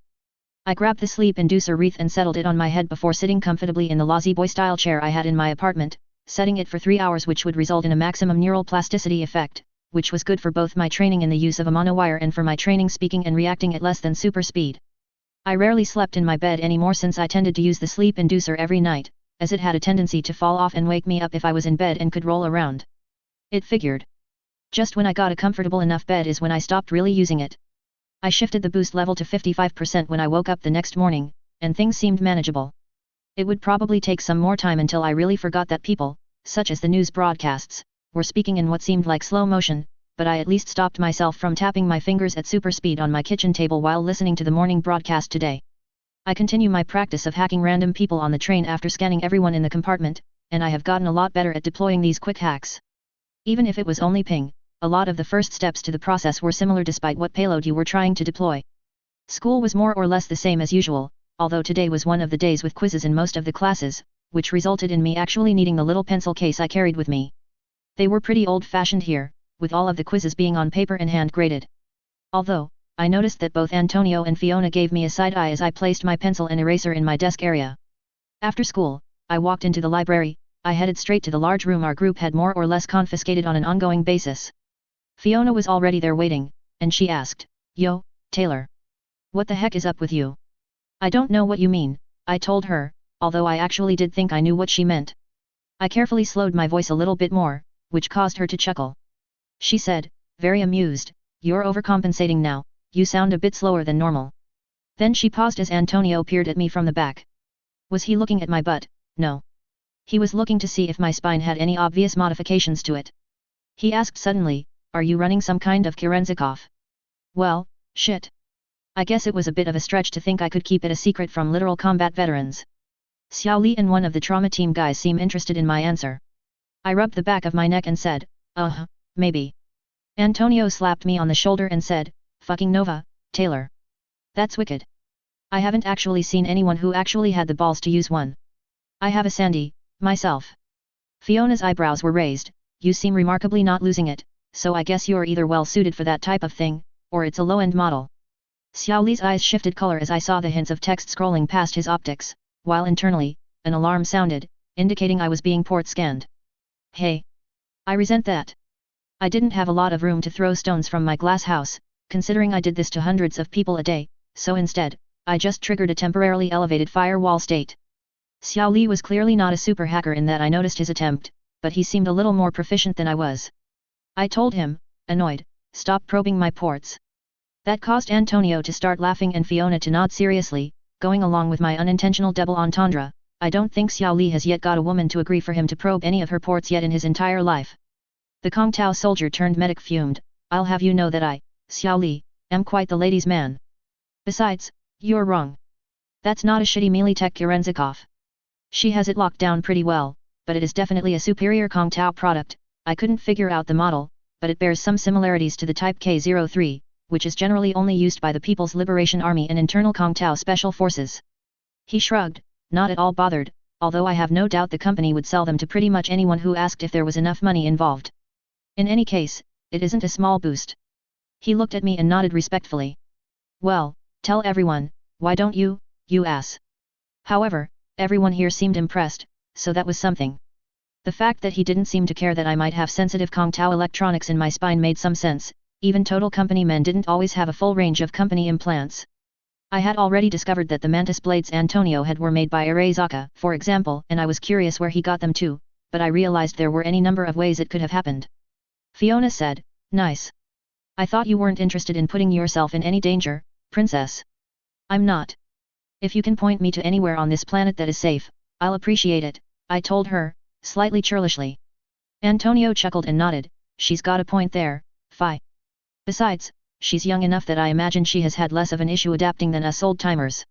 I remember hearing that the younger you were when you got boostware for the first time, the better you responded to it, but I don't think anyone would publicize actual experiments if they did any with kids, so that may just be bullshit I heard." I didn't have any illusions that Mealy Tech and other corporations had done exactly that kind of research. They didn't even need to do it themselves, either. There were tons of conflict areas in the world where child soldiers were common. You just had to ship in a few crates of free boostware and then track the performance, longevity, and mental state of the soldiers involved. It was a double win since melee tech, and other companies routinely supplied arms to conflict areas. Low-intensity brush wars were good for business, I guessed. I nodded, it makes sense. The younger you are, the more neural plasticity you have left. Adapting has been a little annoying, but not the psychosis-inducing thing a lot of people told me it would be. It's not like I got it put in by a back-alley hack, either. Xiao Li nodded, it does make sense. But you know what doesn't? This stupid fucking American pig dog national curriculum we're being tested on. Can we go over some of the farm we'll be tested on soon? If I fail this class, then I, Xiao Li, will likely be put up against a wall. They don't even give you good American cigarettes before they shoot you, you know. It's cheap shit from the Soviet Union, I hear. I wasn't sure how much he was bullshitting and how much he was serious. He probably wouldn't be shot for failing. In any event, I nodded, and we sat down and got to work. In the next week, 3 more dolls came to my door, one of which had never been to this Fingerstat. She had some similar issues, although less pronounced. However, what she definitely didn't have was any obvious malware on her system that I could detect. That was enough evidence for me. One of the dolls that frequented that Ripperdoc often told her that he offered to give her discounts in exchange for what amounted to sexual favors. The dolls weren't poor, though, and didn't need to provide payment in kind like that. That made me wonder if Himiko's shoddy installation wasn't, perhaps, intentional, as it would be a different non-monetary type of leverage if he could fix her later. After helping her, I made a phone call to Mr. Jin, who picked up on the second ring. Taylor, how are things going? Pretty well for me, but I was wondering if I could speak to you in person. Can you come by my apartment? I have some things that I don't feel comfortable discussing with you over the airwaves, I told him, keeping my face respectfully serious. That caused him to blink several times. Sure. Can I ask about the general nature of what you want to discuss? I might need to bring someone else with me, depending on what it is. That caused me to frown slightly, and I paused as I considered how to respond. Finally, I nodded and said, I have reason to believe that someone, not part of your organization but entrusted by your organization to conduct business, has been potentially breaking their trust with you both by harming those he is entrusted to protect, taking kickbacks, possibly embezzling, and more importantly been complicit in the breach of discretion expected by your customers. There was a silence that lasted quite some time on the line before Mr. Jin asked, totally serious now, is this in relation to some of the visitors you have had over the past week? I nodded, yes. Although I wasn't a doctor, I did try to take the idea of patient confidentiality seriously. So I wouldn't actually identify anyone, but that was really only making myself feel better and possibly getting some respect from the Tiger Claws for not telling them who my patients were. But I was sure they knew more or less who had been visiting me in any case. If I didn't think this whole thing would blow up in my face if I didn't mention it to anyone, I likely wouldn't have called Mr. Jin at all, although, I would have tried some way to screw this doctor on Jig Jig Street. Mr. Jin nodded, okay. I think I understand at least a little bit about the situation. I will have to bring my boss along. Be at ease that neither of us is in the direct, how do you say, chain of command of the place that you are worried about. We'll be there in about 30 minutes. With that, he disconnected the call. I sighed, feeling very nervous about the upcoming discussion. The way I had decided to handle this was based on what I read in the library about Asian cultures and Japanese culture specifically. For all I knew, this Kiryuger could be completely involved. However, if I said that was a possibility, then I, an outsider, was suggesting that one of their brothers was betraying them, more or less. Everything I read said I should definitely not do that. Instead, I was putting everything on this outside manager and the Ripperdoc. I figured he was the actual culprit anyway and that Jur was mainly a victim of not actually doing his job well enough and treating it as a no-show job that he didn't need to bother doing.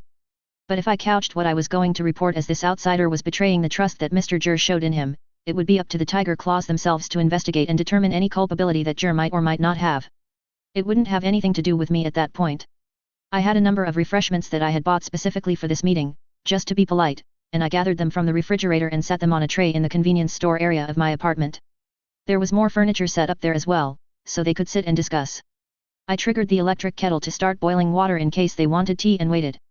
About 25 minutes later they politely rang my doorbell instead of letting themselves into my apartment as I knew they could if they wanted, so I greeted them at the door and invited them in.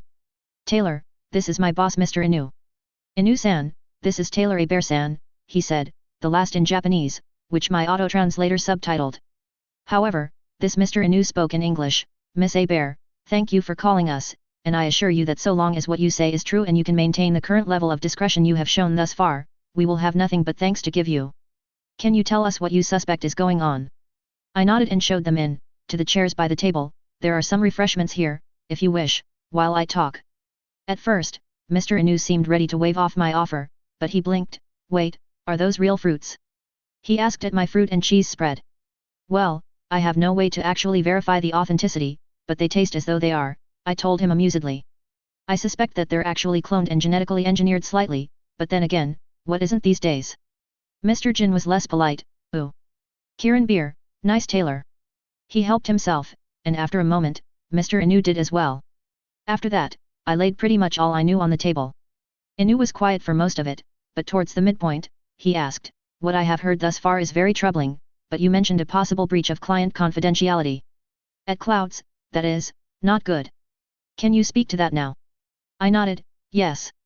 There are two separate incidents, one much more serious.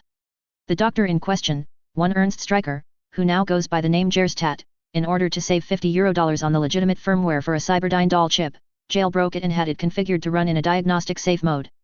This caused the personality of the previous session to be saved and not erased, as I found out when I went to put this particular doll into diagnostic mode, and she started acting out her last session.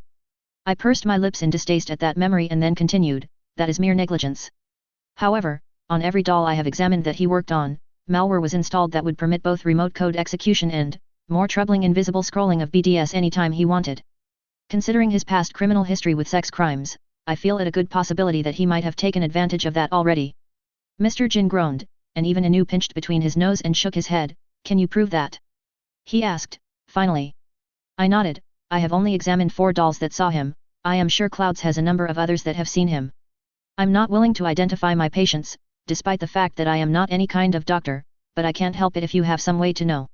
If you do, then all you would have to do is examine the chips of the dolls I never saw. I imagine the same malware will be on them. I then reached in my pocket to pull out a data shard and slid it over the table, and of the ones I did see, I took an image of the malware, and there are copies on this shard. If you have netrunners at your disposal, I am sure you would be able to identify not only the purpose but probably also backtrack the command and control and identify the actual culprit. I am just guessing that it was this Dr. Stryker.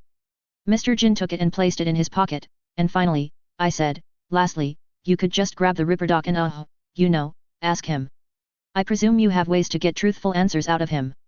This last, I said a bit unsurely, which caused Mr. Jin to chuckle and even Mr. Inu to smile slightly. Inu nodded. 3 options. Good, he turned to Mr. Jin and said, I'd say we should do all 3. Plus, I'm sure there are some questions about the manager Kiryukun hired. He's obviously got his hand in the till, but that is a much more minor matter. He then turned to me, now. Miss A. Bear, it looks as though you will have the gratitude of the tiger claws. I appreciate that you weren't willing to identify your patients to us. That speaks well to your discretion.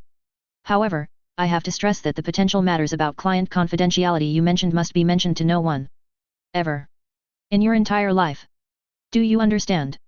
He was quite forceful and even menacing with the last bit, which caused me to gulp slightly. Yes, absolutely. That was the main reason I called Mr. Jin, I finally squeaked out. He continued to stare at me for a moment before nodding, good. We very much appreciate this. He started to rise from the table, so both Mr. Jin and I did the same, and he turned to Jin and said, Raiwichi-kun, take a quick reaction force and secure Clouds. No more customers today. I've already called Kiryu-kun over for dinner and will talk with him myself. Place the manager and all administrative staff under close confinement and wait until we can get an independent medtech to check the dolls. Once you get Clouds secured, take a second team and apprehend this doctor. He intentionally used a terrible German accent, and place him under confinement as well. I'm arranging a medtech and a netrunner from Okada-sama as we speak.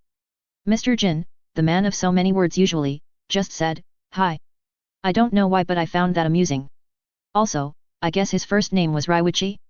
Mr. Inu glanced back at me and smiled, seemingly genuinely, thanks for the beer, even if it came with a double dose of overwork for me tonight. I nodded and watched them leave my apartment before sighing and sitting down, nibbling on some cheese with shaky hands. That was a bit stressful. I had the impression that the conversation could have gone a different way, one I definitely would not have liked. Chapter 12, I'm bona fide. The next couple of days were pretty interesting. Himiko resumed her running 2 days later but wouldn't talk about it until they both walked back to the 12th floor, and she asked if she could come inside my apartment briefly. As soon as the door closed, Himiko turned to her and said, you won't believe what happened. I mean, I bet you saw all the goons in front of Clouds the other day, but about 20 Tiger Claw enforcers came in and arrested everyone but the dolls and the clients that were still there. She shook her head. They brought Evelyn and me in with one of the Tiger Claw Big's hots, and they asked us to tell them everything that happened, including every time you and I have ever met. No offense, but I told them everything. I mean, there wasn't much choice. I waved her off. That's fine. You should probably not ever lie to them. They had already seen me. The fact that so many dolls had shown up at my apartment was noticed. But I have a fairly good relationship with one of the people who run this building. I was being careful with what I was saying. I'm not sure why I didn't want her to know that I had approached the tiger claws myself, but I didn't. That was the start of it, actually. I didn't mention your names, but I told them I suspected that that manager guy, Rogan, was embezzling and that the doctor he was recommended might be abusing you and definitely was harming you through his negligent quackery. I finished. She blinked at me. Wait, abusing? I frowned, forgetting I didn't mention that. I specifically avoided mentioning anything about how the Trojan in their implants worked or what it was capable of doing, too. I just described it as malware. Since I suspected that there was a non-zero chance the tigers might try to shut me up, I felt the same for the dolls. I honestly didn't know what I would have done if Mr. Inu had decided to try to shut me up. Still, I had both my pistol with me and also my alt-dad's shotgun taped to the underside of the table I was entertaining them at, as well as a unique device in my pocket I had tinkered with that might have incapacitated them. I also would have been a lot faster than they might have expected. I didn't think I would have survived long if I had killed or even knocked out 2 of the managers of the tiger claws, but I definitely wouldn't have gone down like a domesticated cow walking through the slaughterhouse. Did they still have cows here? I was pretty sure I hadn't eaten any, and although the beef scoop had the taste of ground beef down pretty well, none of the steak options was very palatable. When I had first thought it might be possible the tiger claws might kill me to ensure my silence, the idea of a genetically engineered respiratory virus with especially high morbidity in only Japanese common phenotypes entered my head, which I felt was a bit much.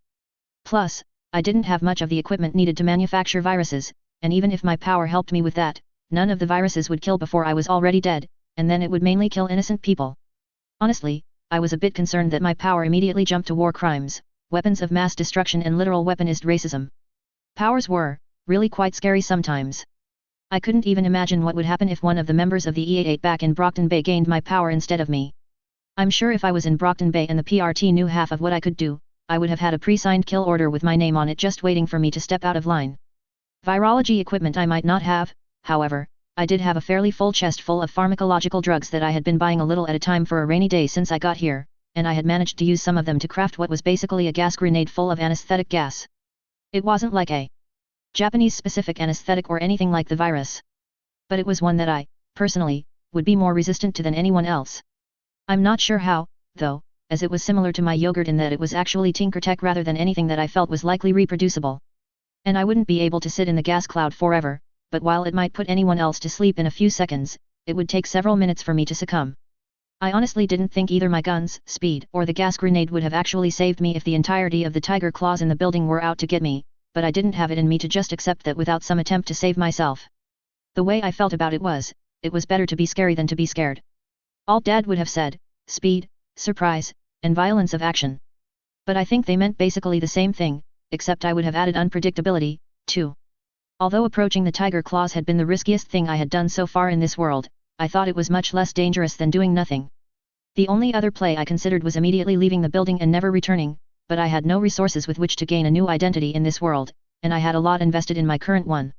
I shook my head a little to clear my thoughts before shrugging at Himiko. I don't know for sure, but that Ripperdoc had his medical credentials revoked and was wanted for sex crimes in the EC. He was definitely harming you, though, but I certainly wouldn't have wanted to be unconscious anywhere near him. Himiko shuddered a bit. Ugh. He was definitely a creep, but I hadn't considered that. Please do me a favor and don't mention that to Evie. I know it's weird, we basically do the same thing every day. I interrupted her. It's not weird at all. You choose to do those things with the clients you see. And you have scary men with katanas to protect you while you do it. It's not even comparable. She smiled genuinely. Thanks, I appreciate that. After that, we talked more about what happened. The Tiger Claws had brought in a team of edge runners, including a netrunner and a medtech, to double-check my work, apparently. I thought that they might use someone on their own staff, but I didn't think for a second that they didn't have netrunners or medtechs in the gang. But, edge runners, at least the good ones I had read about online, did have a reputation for not disclosing any of their missions given to them by a fixer. Neither the manager, that Rogan, nor that Ripperdoc Fingerstat, had been seen again, but the actual Tiger Claw manager, that Kiryu-kun, had already been cited as the new manager for one of their casinos on Jig Jig Street. Not one of their better ones either, so it was a clear demotion. I was very glad that I had put everything on the manager and Ripperdoc to give them a chance to save face. I wasn't sure what that meant precisely. In fact, a number of net searches told me that the concept wasn't completely translatable to English using any number of words, and it was only really understood if you grew up in the culture unless it was something like pounds and inches instead of kilograms and centimeters. Then, I thought it basically meant that I hadn't embarrassed them even when I had the opportunity to do so, but with some additional cultural baggage that I didn't quite understand. That was enough for me. It also seemed like the tiger claws were going for the admitting a bit of what happened to hide the real truth play. While it wasn't technically public knowledge, I had been following a lot of local net sites that discussed both the tiger claws and my mega building in particular, and there were reports on a site that was basically an unofficial forum for Clouds that the tigers closed Clouds briefly after discovering one of their employees colluding with a third party to harm and steal from the dolls working there. A post by the official social media account for Clouds indicated that they were fine and that Clouds was covering the expense for each of their entertainers to visit one of the nicest cyber clinics in the city. I hadn't quite realized how beloved some of these dolls were, as there was a hue and cry by a group of people claiming to be clients, demanding to know if their particular favorite was okay. Or about how easily they could sweep everything under the rug just by giving part of the truth. There were a few rabid posters offering to fund an XBD starring whoever hurt their favorite doll, and I shuddered because I felt there was at least a possibility that might actually be produced. The fact that there were what were, in effect, full immersion snuff films around was one of the more disturbing parts of this new world. Oh, and Mr. Jin was the new manager at Clouds, which I guess explained his inexplicable middle finger emoji the other day. He must have been giving me the bird for giving him more work. Yeah, the medtech and netrunner looked everyone over, they were specifically approving of what you did for me, Evie and the others, by the way, plus we're all getting free trips to the Skyline Cyber Clinic downtown over the next week with everyone getting a budget of $8,000 to use however we want after he checks us all over, Himiko finished, very enthused. Wow, there were a little over 20 dolls working in Clouds, so that by itself was almost a $200,000 expenditure. Not including what they paid for the edge runners. From what I could tell, the tiger claws, when they did use a carrot, made sure everyone knew about their stick too, so I felt that there was going to be a truly gruesome fate for Mr. McNeil and Herr Gerstat. Still, I smiled at her, that's the clinic I go to. Dr. Taylor is one of the best, if not the best, in the city. That caused her to nod rapidly. Really? Do you have any recommendations on what I should spend my store credit on? That caused me to look at her and hum slightly. He has a full clinic, so he has biosculpt services as well. It kind of depends on what you want, really. Text from a few days ago when I connected my personal link to her scrolled down my eyes as I reviewed what cybernetics she had. Those Biodyne optics aren't great. Your current doll chip is actually quite a good brand. I'd go for whatever he recommends as far as the biosculpt for your general health, and if you wanted cosmetic changes, which should be pretty cheap, and maybe a set of Kiroji MK2S. That would be about $8,000, give or take. Otherwise, maybe an internal biomonitor or the biosculpt treatment for either nanosurgeons or an enhanced immune system. Things that will increase your health, keep you alive and allow you to earn more money should be your priority. She paused, looking curious. What are nanosurgeons? I shrugged. It's a type of bioware, not cyberware. A colony of genetically tailored, organic nanomachines produced by a special organ in your body. Basically, it's a healing factor. If you get shot, you'll be much more likely to survive. The enhanced immune system is nice, too. It depends on if you're more concerned about violence or disease, I suppose. I intended to get both, eventually. Ooh, interesting, she said, and then I blushed furiously as I remembered an option I hadn't mentioned to her. I said, after a pause, I forgot to mention, but you could also get, you know, a Midnight Lady accessory. It might help your business. Tech hair is pretty cheap too, they integrate with your doll chip too, so it would automatically shift into the hair color, length, and style preferred by your clients when the doll server generates their interpersonal ideal. In Brockton Bay, I had unfortunately learned the word vahezel, and the numerous Midnight Lady accessories were this to the nth degree, but they also had a practical aspect. There was a line of over a dozen particular models, some for up top and others for down below, that were designed both to be aesthetically pleasing, or incredibly disturbing, as well as functional, in perhaps every way you could imagine. I didn't want to think about it anymore. That caused Himiko to laugh at my blushing and tease me slightly. You're quite sheltered to have grown up in Night City, Taylor. She was right, and I would have to adapt a bit, especially if I was going to be working in the healthcare sector. It's hard to stay a blushing maiden while being a clinician. But then she nodded, but you're right. I had even been saving money for such a thing, but I didn't trust any of the doctors I knew to put it in. Do you know how much they cost? I shifted uneasily. I had researched almost every type of cybernetic implant that I knew about, including types from companies that were out of business or weren't sold anymore, so of course, I knew. They range from very reasonable to ridiculously expensive, as in a bespoke accessory for a BD star might cost $250,000 eddies or more. But in that case, it is like designer clothes. The cost is for the exclusivity. The most common and popular accessory only costs 2 or 3,000 euro, maybe 4 at most at Skyline. She nodded with a smile. That's not bad. I might use my own money for that, then. The tech hair and biosculpt are a good idea, too, except the sculpt will have to be subtle. I have a lot of clients who are more or less attached to how I look. But I'm sure if they're as high-end as you say, they can do a lot while keeping myself still recognizable. I specifically said nothing about that, one way or another. Although I went to a different biosculpt clinic, that was basically what all tailor and, therefore, I did, as well. After finishing the discussion, she left, and I went to school. It was a half day in class and a half day at the hospital day, and I was up to 65% on the Kerenzikov, and I seemed to get the best results as far as getting used to it when it was set just high enough that I felt slightly uncomfortable with the boost and speed level. I think I scared one of the patients I was working on when I forgot what I was doing and sutured him from a simple knife wound at what seemed to him to be super speed, though. But I was done before he even had a chance to look really upset about it, and the sutures were tiny and impeccable, so win for me. I thought it was a little bit odd that we still used sutures in this far future. Wouldn't there be some sort of weird biomedical nanoglue? There was. But traditional dissolving sutures were a lot cheaper and almost as good. About a week later, Mr. Jin asked me to visit him in his new office at Clouds, so I found myself walking in, nervous, just to be greeted by a very kind-looking receptionist. "Ah, don't worry, miss. There's nothing to be afraid of at all." "Oh, shit." She mistook me for one of their clients. I supposed I did sort of look like their demographic, nervous, possibly virginal, very shy, and anxious. I was immediately impressed by the hostess that was greeting me. They seemed very good at their job of greeting shy loners. I also found it interesting that there were two options when I walked in, with one route with a receptionist glyph and one route with a computer glyph. I supposed some people had such crippling social anxiety that they wouldn't have even been able to interact with the hostess lady, despite how sensitive, accepting and nice she seemed to be. It was actually quite impressive that they had a zero-contact option for those sorts of people. I think I would have definitely chosen that option if I was interested in their services. I forced a chuckle and said, I appreciate that.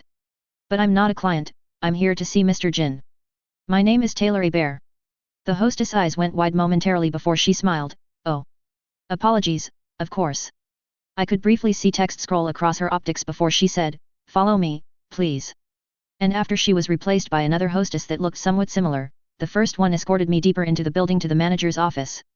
In Japanese, she introduced me at the door. "Jin-sama, Taylor Bear-san is here to see you." I grinned a little bit despite myself. Jin-sama is he, now? But I supposed all the hostesses were amongst the administrative staff that the Tiger Claws briefly put under close confinement, so it probably was quite smart to be especially respectful to the new guy in charge. I had looked that up after Mr. Inu left, and it apparently meant being held in detention in such a way that the prisoner could not communicate with anyone at all. That would tend to make anyone nervous, even if they weren't guilty of anything. "Come in, Taylor," Mr. Jin said, and I nodded to the hostess and entered his office. Perhaps I shouldn't tease the man who has no doubt murdered people, but my mouth opened before I realized what I was doing. "Oh, great, Jin-sama." But that was as far as I got before he yelled, half laughing, "Fuck you.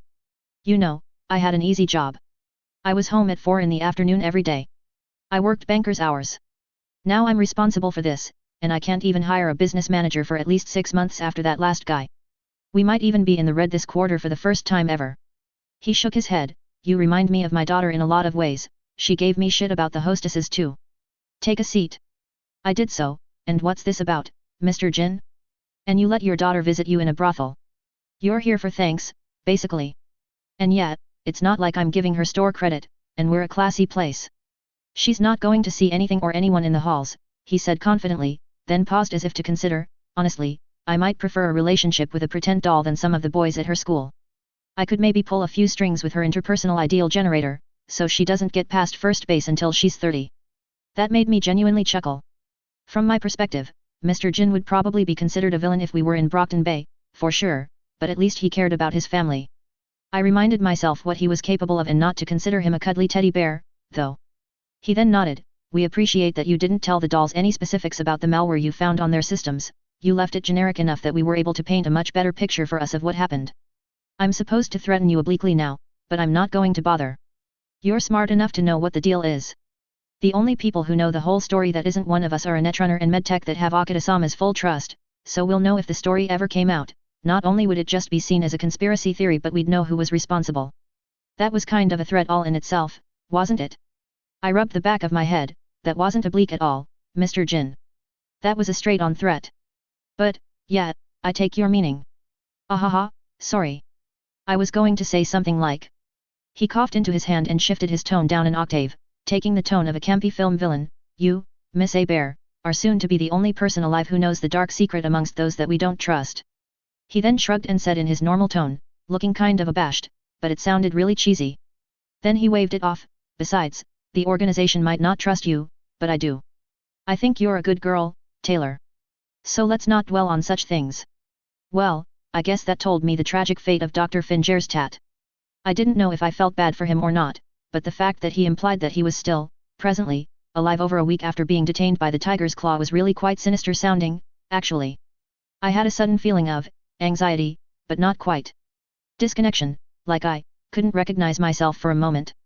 Like I should be a lot more upset that they might be torturing this man to death, no matter how bad he might be, and that I was at least indirectly responsible. And I shouldn't be exchanging pleasantries with what would be considered a villain, and I especially shouldn't kind of enjoy the banter we had. Even the worst villains at least went to the birdcage, didn't they? But there was no birdcage anywhere near here. And more importantly, I didn't think there were any heroes on the entire planet. At least there were none I had seen in Night City. I mentally catalogued the feeling for a deeper self-assessment later. If I wasn't a universal traveler, I might have considered it a possible incipient cyberpsychosis symptom, even if it was incredibly minor. But I felt that it was more like multiversal dysmorphia, for lack of a better word. My medical sense diagnosed it actually as something along the lines of fish out of water syndrome. There were multiple names for it, but it was common for people who were living full-time in vastly different cultures. Expat syndrome, and a few other names. Living in this world for months made me start to question some of the things about the old world that I had taken for granted. Both Lung and Oni Lee had killed numerous people, and there were tons of villains like that. Why didn't they just use a sniper rifle to put a bullet in Lung's head before he ramped up? He definitely deserved it. I couldn't figure it out, but I stopped thinking about it as I wasn't exactly in the correct place to ruminate. Well, you can tell your boss that the message was received loud and clear, Mr. Jin, I told him, finally. Mr. Jin nodded, still looking a little abashed. Ah, good. Now, we've taken everything that doctor had in his clinic. Do you want all of it? The equipment isn't the best, but it's not terrible either, and while there's not a whole lot of stock, I figured that was the best reward I could think of for you. I blinked at him. I'm definitely not a ripper doc. Sure, I can configure or calibrate a few implants, but I'm not a doctor, and I'm not qualified to use any of that equipment. I did want it, though. He shrugged, neither was he.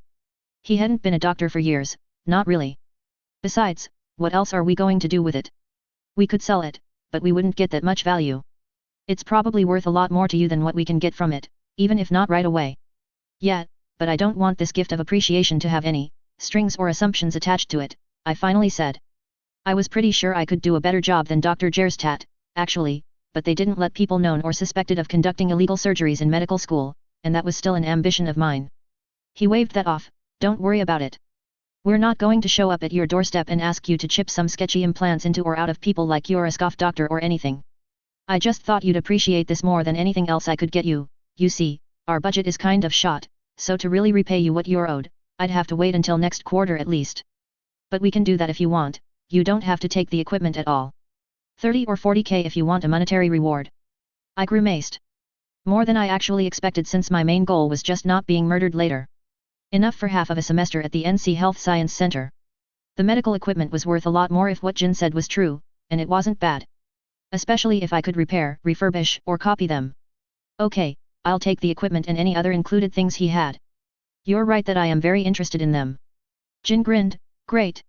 I'll have the things delivered. I finished both the written test and the scenarios using a human patient simulator fairly quickly and was pretty sure I scored close to perfect.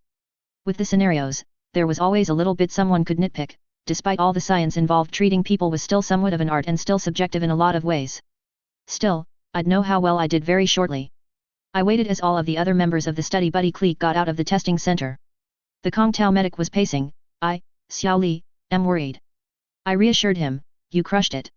I bet all the scenarios were ones we practiced, and your written scores were getting very good in the practice tests. Still, he paced back and forth until suddenly we all received an alert, everyone scrolling text across their optics. I scrolled to the bottom of the email to read, A. Bear, Taylor, written, 100%. HPS, 99%. I snorted. What asses. They probably just took a point off because they could, so I wouldn't have a perfect score. I glanced around, and all the members of our study group looked happy. I looked through the email, which had everyone's scores, and found a couple of people failed, but it was only by a few points, so they would be allowed a couple of days of retraining followed by a retest on the elements of the exam that they failed. People almost always passed the retest, but it was only available if you failed by less than 10 points overall or in either section. If you failed by more, you had to take the test again after 3 months. Even the 2 people who failed seemed to look happy as they realized they would probably get through the retraining. Nobody out and out failed in our class, which was a bit unusual. This national registry test had a passing rate of only 60% nationally. Many people had to take it twice. Ha ha ha, I, Xiao Li, have destroyed this puny American institution. Crowed the Chinese man while everyone else congratulated each other. I tried to duck out, but they wouldn't let me avoid the congratulatory party that they had planned, especially since a few of them told me I was the only reason they passed. They also wouldn't hear that I was technically underage and couldn't drink. About the only things that I remembered after that were singing, very badly, on the karaoke and then waking up the next morning in an unfamiliar location, on a couch, still wearing the outfit I picked for testing, even if it was a lot more crumpled. My biomonitor was screeching about alcohol and dehydration, and I sighed. I glanced around, made sure my pistol was still with me and then looked around. I discovered I was in a hotel, or maybe it was more like a furnished apartment. Fiona glanced out of the next room. Oh, you're awake, princess? You want the shower before we get some breakfast? I blinked at her, but she nodded. Why was my Kerenzikov set at 100%? I shifted it back down to 85, where it should have been. No matter, I took a hot shower and then carefully put back on my crumpled clothes, trying to smooth them out a little bit. After that, we went together downstairs, meeting Antonio for breakfast. He said, well, if it isn't little Miss Badass. Shit. Just what did I do? I just glare at him, my head still pounding, and decide to get some fluids in me as my biomonitor suggested. Finally, I asked him, what are you talking about? Fiona blinked at me, you don't remember? After we got kicked out of that first place, this ganger tried to mug us. Tony was about to bounce the idiot off the side of the building. What a dumbass, I don't even think that knife would have penetrated any of us, maybe you, Skinweave is kind of iffy on blades. Kind of depends. How'd they know I had that? It was almost impossible to notice. Antonio chortled, yeah, then all of a sudden you zip in, grab the Bowie knife out of his hand and cut his pants off and start trying to pick your teeth with the blade while his pants fell down. The poor guy, I was just gonna thump him. But I wouldn't have done him as you did. He ran away crying. Fuck. I guess that was why my Kerenzikov was at full speed. I think I am blushing a lot. No matter what anyone says, I'm never to drink again. At least until I'm 21. But when Antonio slams a fucking short sword on the table and says, here, your trophy of combat. I just started groaning. The man sitting across from me was dressed fairly well. I hadn't gone for my boardroom outfit because this company wasn't on that level, but I was wearing one that was a bit better than what I normally wore, including a pencil skirt, but this one was a little more modest and went down to slightly below my knees. So, Miss Taylor, your grades and test score on the National Registry test are all impeccable. You could probably get a job at any of the hospitals or trauma centers in Night City. Why did you apply at NC Med Ambulance? Asked the man. He didn't seem to be an HR drone but was likely one of the line managers. I decided not hiding anything was the best play here, as there were only a few true answers to this question from someone with my grades and background. NC Med Ambulance wasn't a bad company, but it was small, and I could get a better paid position if I wanted one elsewhere. A trauma team hiring manager was interested in me but said I could either work in a hospital setting for 3 years in critical care or 12 months working 911 calls in Night City. I hope to get enough experience at your company to be more competitive in a year or 18 months to make that possibility a reality. But I will be an excellent worker while I am here. He grinned, thanks for being upfront with me. That's kind of what I expected, but I appreciate not blowing smoke up my skirt. When can you start?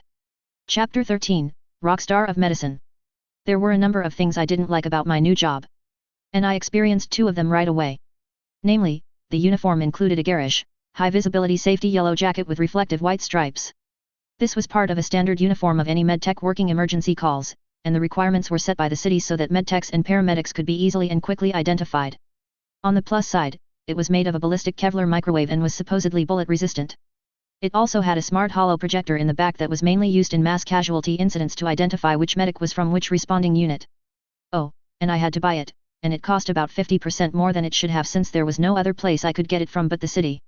The second issue was that carrying firearms were strictly prohibited while working. This latter dictate was direct from the city, and it was a requirement of any company that had contracts to respond to 911 calls, but I had to admit that it made some sense. There was a tentative agreement, even amongst gangs, that ambulances that responded to 911 calls were off limits, only the most depraved scavs might attack an ambulance. Oh, and Maelstrom possibly, but usually only the cyberpsychos of the gang. That might have changed if it was possible that ambulances could be armed and be possible combatants themselves. It did make me accelerate my plans to install the monowire on myself, just to give myself the option to defend myself if I ran into one of those types of people while working. I had the Kendaki implant in bits on my workbench at home, and although I didn't think I could add much to make it more dangerous, it was already almost ultimately dangerous. I had a number of ideas of how to conceal it. I was reworking the wire slot to look indistinguishable from a personal link slot. I also thought I had a way to make the mono-resistant ceramic finger inserts transparent. If so, I could include a layer of variable smart paint underneath that would allow me to match the color of the inserts with my natural skin tone, which would do a lot to hide the fact that I had them. I hadn't decapitated myself in over a week during my daily practice with the monowire in VR. However, I still averaged at least one minor to moderate injury per 2-hour training session, which equated to almost 6 hours of subjective training every single night right before I went to sleep. I had begun being able to do a few tricks with it that were both impressive and horrifying if they weren't done against virtual opponents. In addition to the normal whips and strikes that the VR simulator demonstrated and taught, I had begun being able to semi-long distance lassos. In the simulation last night, I had jumped down a single-story building amongst a group of enemies and lassoed one of the virtual mooks by the neck, decapitating him instantly, then shifted into a series of lightning quick whips and slashes that paid the other 5 goons. It was true that towards the end, I accidentally cut off my hand at the wrist when I botched grabbing the fast-moving monowire, but up until that, I seemed like some kind of ninja. As I was finished getting dressed, an incoming call startled me. For a moment, I didn't recognize the name, but then I realized it was the professor of epidemiology that I had met briefly at NCU, giving them what I thought was a well-researched letter and essay about the consequences of the potential move to kill all of the birds in the city limits, including historical examples from the People's Republic's Four Pests campaign against Eurasian sparrows. I hadn't heard anything about it for weeks, so I figured it was just ignored. I picked up on the third ring and said, "A bear." "Ah, Miss A Bear. Hello. This is Professor Hidalgo. You met me briefly during my office hours several weeks ago, do you recall?" Came the voice. The picture-in-picture in the lower right corner of my vision was a middle-aged man wearing an actual tweed jacket, complete with those little leather patches on the elbows. One thing I had noticed about the world was that it was so far from 2011 that a lot of things that I would consider stereotypical, even to the extreme of becoming a cartoonish trope, had gone full circle and become retro chic, or even stylish if usually modified in a neo-kitsch style. However, when I bought clothes, I usually stuck to the style that all tailor liked, which was a Militic-inspired militaristic style featuring dark colors, usually black or dark blues and with subdued and modest cuts. It was the closest style of clothes that met my internal definition of professional and modest, but it was definitely, almost definitionally, a corpo style, such that I even got side eyes walking into the door whenever I came to work. Although NC Med Ambulance was a corporation, technically, it was really just a small company, and all the workers were working class people. The image I was projecting didn't quite fit in, but I didn't know how to change that. I answered him politely, wondering if this was actually about my letter. "Of course, sir. How can I help you, Dr. Hidalgo?" I couldn't imagine what else it could be about. He was a bit too old to be asking me out on a date, after all. I had finally gotten around to reading the 2 letters you left with me, and after doing a bit of research, I think you are correct in your guess that this is seen as just a simple political bafflegab, something to rile up the proles as it were before the election in November. It is actually quite distressing, not only because I agree with your estimates on the likely consequences but more importantly, the people behind this are especially terrible and shouldn't be voted into office. Came his agitated and slightly distressed voice. Some of the words that were commonplace perplexed me, but I guess I could realize what the composite word bafflegab could mean from context and its constituent elements. And I realized I was completely stupid when I approached this professor. Of course, someone as highly placed as a university professor would have overriding political opinions or, more likely political opinions of the corporations that funded his research grants. It was a mere chance that his political opinions lined up with the goals I had. I wanted the people campaigning to kill the birds to stop, and he didn't like those people. How stupid I was that I assumed his academic or professional ethics would override pragmatism. Still, I'd accept luck when it came my way. The way he was talking to me was superior to a slightly inferior, but he was talking to me as if I was in a similar peer caste as he was, i.e. referring to the voters as a whole as proles. I wondered if that was because I wrote a really well-researched paper both about epidemiology and historical matters from over 100 years ago. That was a pretty arcane intersection of academic interests for a teenager. He might suspect me of being some kind of power progeny, and if not, he at least considered me highly educated. I was glad that I had my call settings configured to crop only my face in the call. He might have been surprised to see me in the garb of a meager city worker, of course. I'm quite concerned, although I have to admit my interests are mainly so that I don't have to buy drums of DDT to dip myself in a few years when the mosquito population surges beyond all control, rather than the obvious political implications. How can I help you? Do you need anything from me to push this forward? He chuckled, thinking incorrectly that I was joking. Yes, the letter you sent said that we could use the subsequent essay you wrote however we wanted. I'm just calling so that we can nail down some particulars regarding that.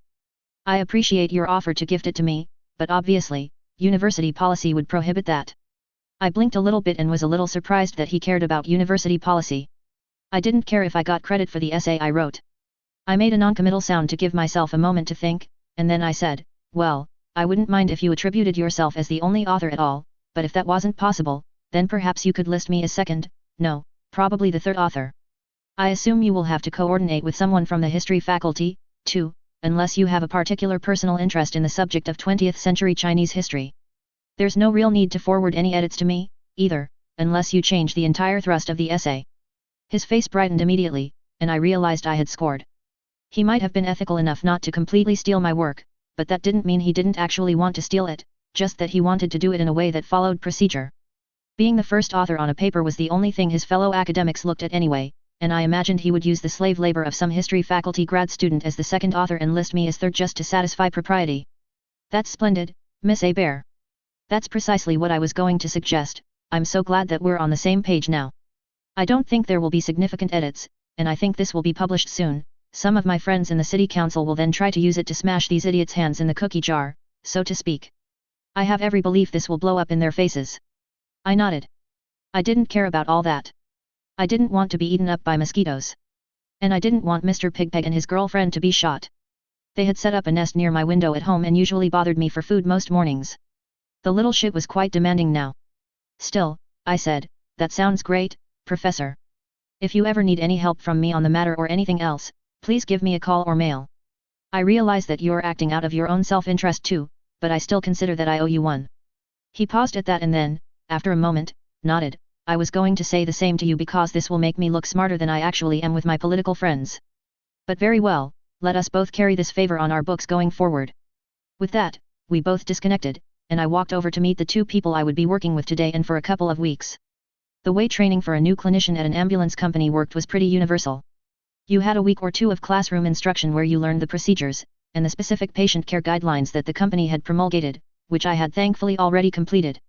This was my first day actually on the job, so to speak, but they didn't just throw you into an ambulance and tell you to get to it. For a couple of weeks, you had to be what was called a third rider, where you just shadowed an existing and experienced two-person ambulance team. Generally, third riders would do the work and charting, or medical documentation, as if they were working normally while supervised by a preceptor, which was a more experienced med tech or a paramedic. In my case, my preceptor was the same man who had hired me, one of the line supervisors. That didn't surprise me because I was hired as a paramedic, was only 16 years old, and had no work experience. Most of the medtechs working for this company were only technically EMTs.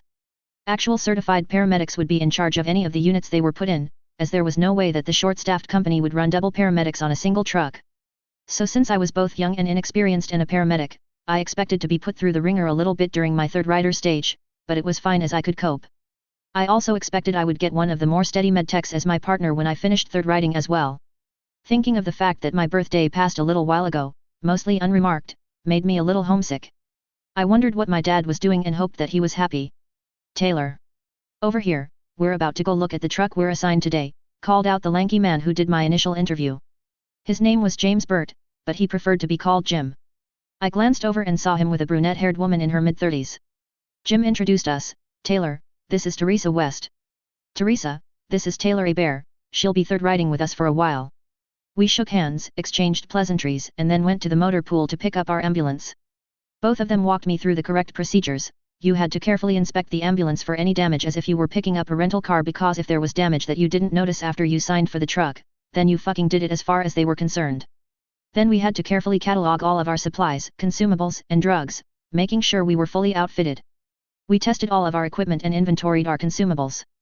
The drugs were separated into one large container that reminded me of a fishing tackle box that carried all of the normal drugs one would use for emergency calls, and a much smaller box that we had to sign out from an armored vending machine that contained all of our narcotics. Usually, the paramedic of the team carried these as they were technically the ones responsible for them, as basic and intermediate EMTs could not administer narcotics unsupervised, so Jim handed me the small box after we carefully inventoried the 3 dozen or so small vials inside. The narcs we carried were a synthetic opiate that made fentanyl seem mild for pain, actual fentanyl, about 4 different types of anxiolytic medications, and a lot of ketamine. Apparently, it was used both as an analgesic and partly as a sedative. The slang was to drop someone in the K-hole. I placed it inside my jacket, in one of the interior pockets that seemed as though it was explicitly sized for it. Perhaps it was. It didn't take long at all for our first call, and it was a doozy. We were all hooked into the city police net through our implants, although there was an actual encrypted radio unit in the ambulance as well. BZZT, the glyph highlighted in my vision indicated it was a police officer speaking, and the pointer indicated it was up ahead and relatively close, 10 to 45, here. We're going to have to get this highway shut down. Confirmed MVC involving a bus, 37 people on board. Looks like bus versus a Mai, the driver of the Mai confirmed DOA. Secondary collisions, get a few units up here, please, dispatch. Teresa was in the back of the unit, audibly snoring, and Jim, while driving, smacked the partition that separated the back of the ambulance from the cab and yelled, "All right, wake up. It looks like we will probably have a call. Taylor, go ahead and check the nearby vehicles, then switch on code 3. I had already fired up the ambulance's scanner, checking the registry of any nearby vehicles, and I turned to him, should we wait until dispatch calls us? Although I asked him, I immediately clicked on the lights and sirens as soon as I determined nobody of import was driving nearby. Nah. We're so close it's almost impossible we don't get toned out for this, he said with the drawl of someone who had seen and done it all. Sure enough, barely 10 seconds later, an impossible to ignore klaxon briefly played in each of our heads before the voice of our dispatch came on the line, Unit 88, MVC on loop 210 in Santo Domino, northbound. Bus, 37 occupants, other possible involved vehicles, unknown injuries. NCPD on scene. Respond. Jim glanced at me as he easily wove around traffic, half of which didn't even bother to pull over for our lights and sirens, and asked, "You wanna?" I blushed but nodded and grabbed the radio handset on the dash, and pressed the push to talk. I could have done this in my implant, but it was cooler to use the handset. Dispatch, Unit 88, responding. ETA 03 minutes. We're almost already there. I placed the handset back on the dash and said, hopefully, this isn't a mass casualty incident. That caused Jim to snort. You heard the police scanner, it was a Mai. I bet the bus crunched it like an Cola can.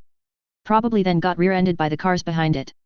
I bet only a few of the people on the bus are injured, said the more experienced paramedic. But then he paused, but if it is, I will take one patient, and you and Teresa can stabilize another.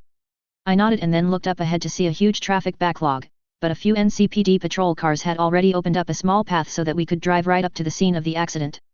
I got on the radio to report that we were on scene, but right before I was going to get out of the ambulance, another different klaxon played in my head, and we received the following radio alert, Unit 88, dispatch, be advised trauma team is responding to collect their client, NC 1772819 Anders Weber. They are 06 minutes out, redirect and stabilize their patient, then proceed to the bus after patient handover. Jim held a hand up, and he responded himself, dispatch, Unit 88, roger. Deets on the TT client's vehicle or condition.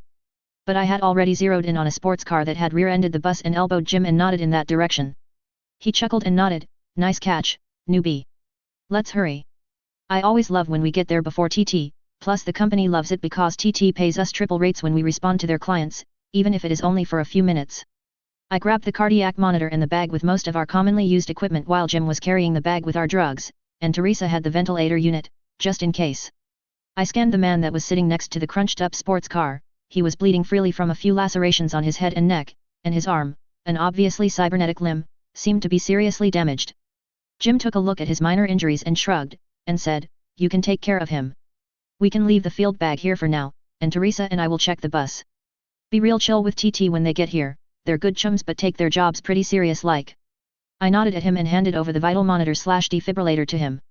I scanned his face real quick to verify it was actually Anders Weber before kneeling down and saying in my best professional healthcare worker voice, Mr. Weber? How are you doing? Let me take a look at you if you don't mind. I'm a paramedic. He glanced at me, seeming a little out of it. Oh. Hey.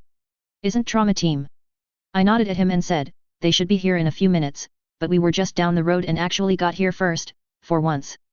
That caused him to chuckle. Well, my tax dollars at work, I guess. Go ahead. I wanted to tell him that emergency medical services were privatized in Night City, although a lot of people didn't realize it since all the medics dressed the same, all the ambulances had a similar paint job, etc. I plugged my personal link through the firewall, which was actually legal for me to own now that I was a first responder, into his interface socket as I diagnosed both his injuries, got a readout of his installed cyberware, and a report from his medical biomonitor. I went through a neurological assessment with him while simultaneously perusing his internal biomonitor. He had an older version that didn't include a direct link to a medical provider, so that meant that trauma team didn't have his vitals. Almost on cue, a beep in my mind preceded another radio transmission. NC Med 88, this trauma team flight 4, we are 2 minutes out. Do you have a patient report?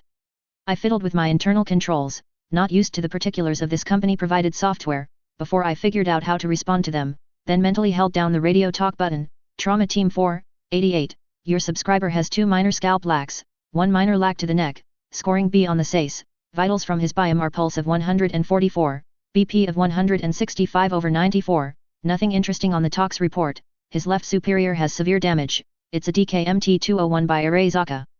I was going to disconnect it from its power cell, as it keeps trying to deploy the blade, and I don't want it to poke me, but I can wait if you want. I had already started to clean and apply bandages to his neck and scalp, carefully avoiding the malfunctioning arm that contained a mantis blade and keeping it inside its reach in case it malfunctioned and deployed the blade on me. The SACE was the standard acute concussion evaluation, and although AB sounded like a good score, it meant that there was definitely a concussion and, therefore, at least a minor brain injury going on here.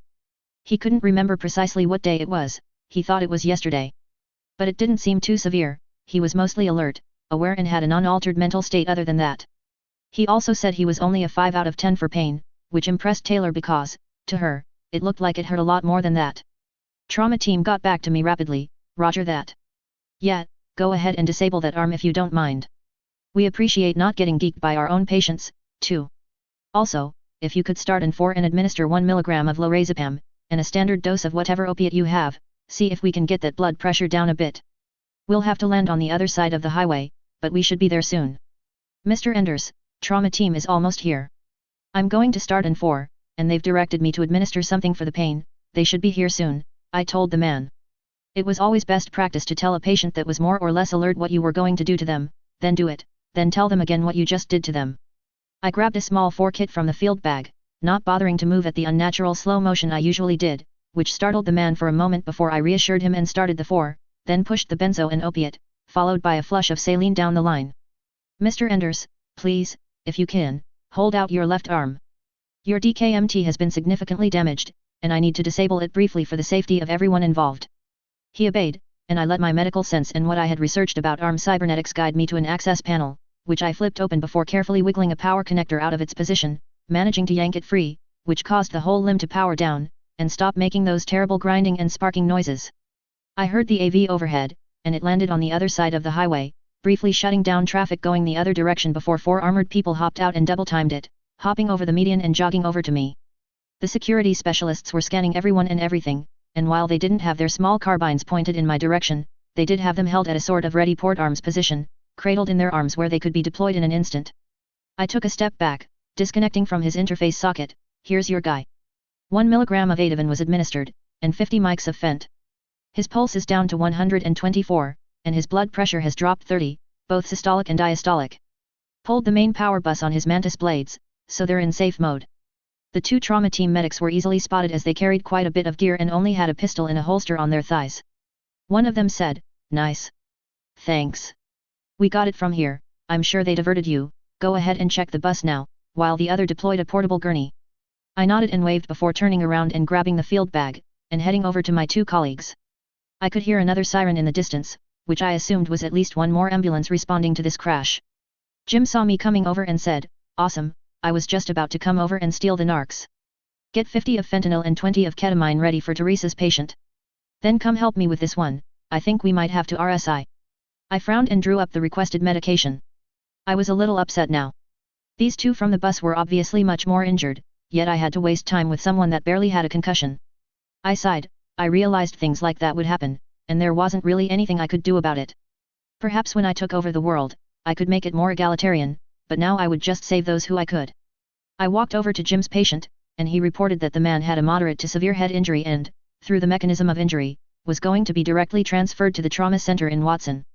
They were actually breaking regs by splitting themselves up and treating 2 patients at a time when one was seriously injured, but I assumed it was our second ambulance en route, and if so, it would save a little time if both of the package work was done ahead of time. It wasn't something she would have decided to do.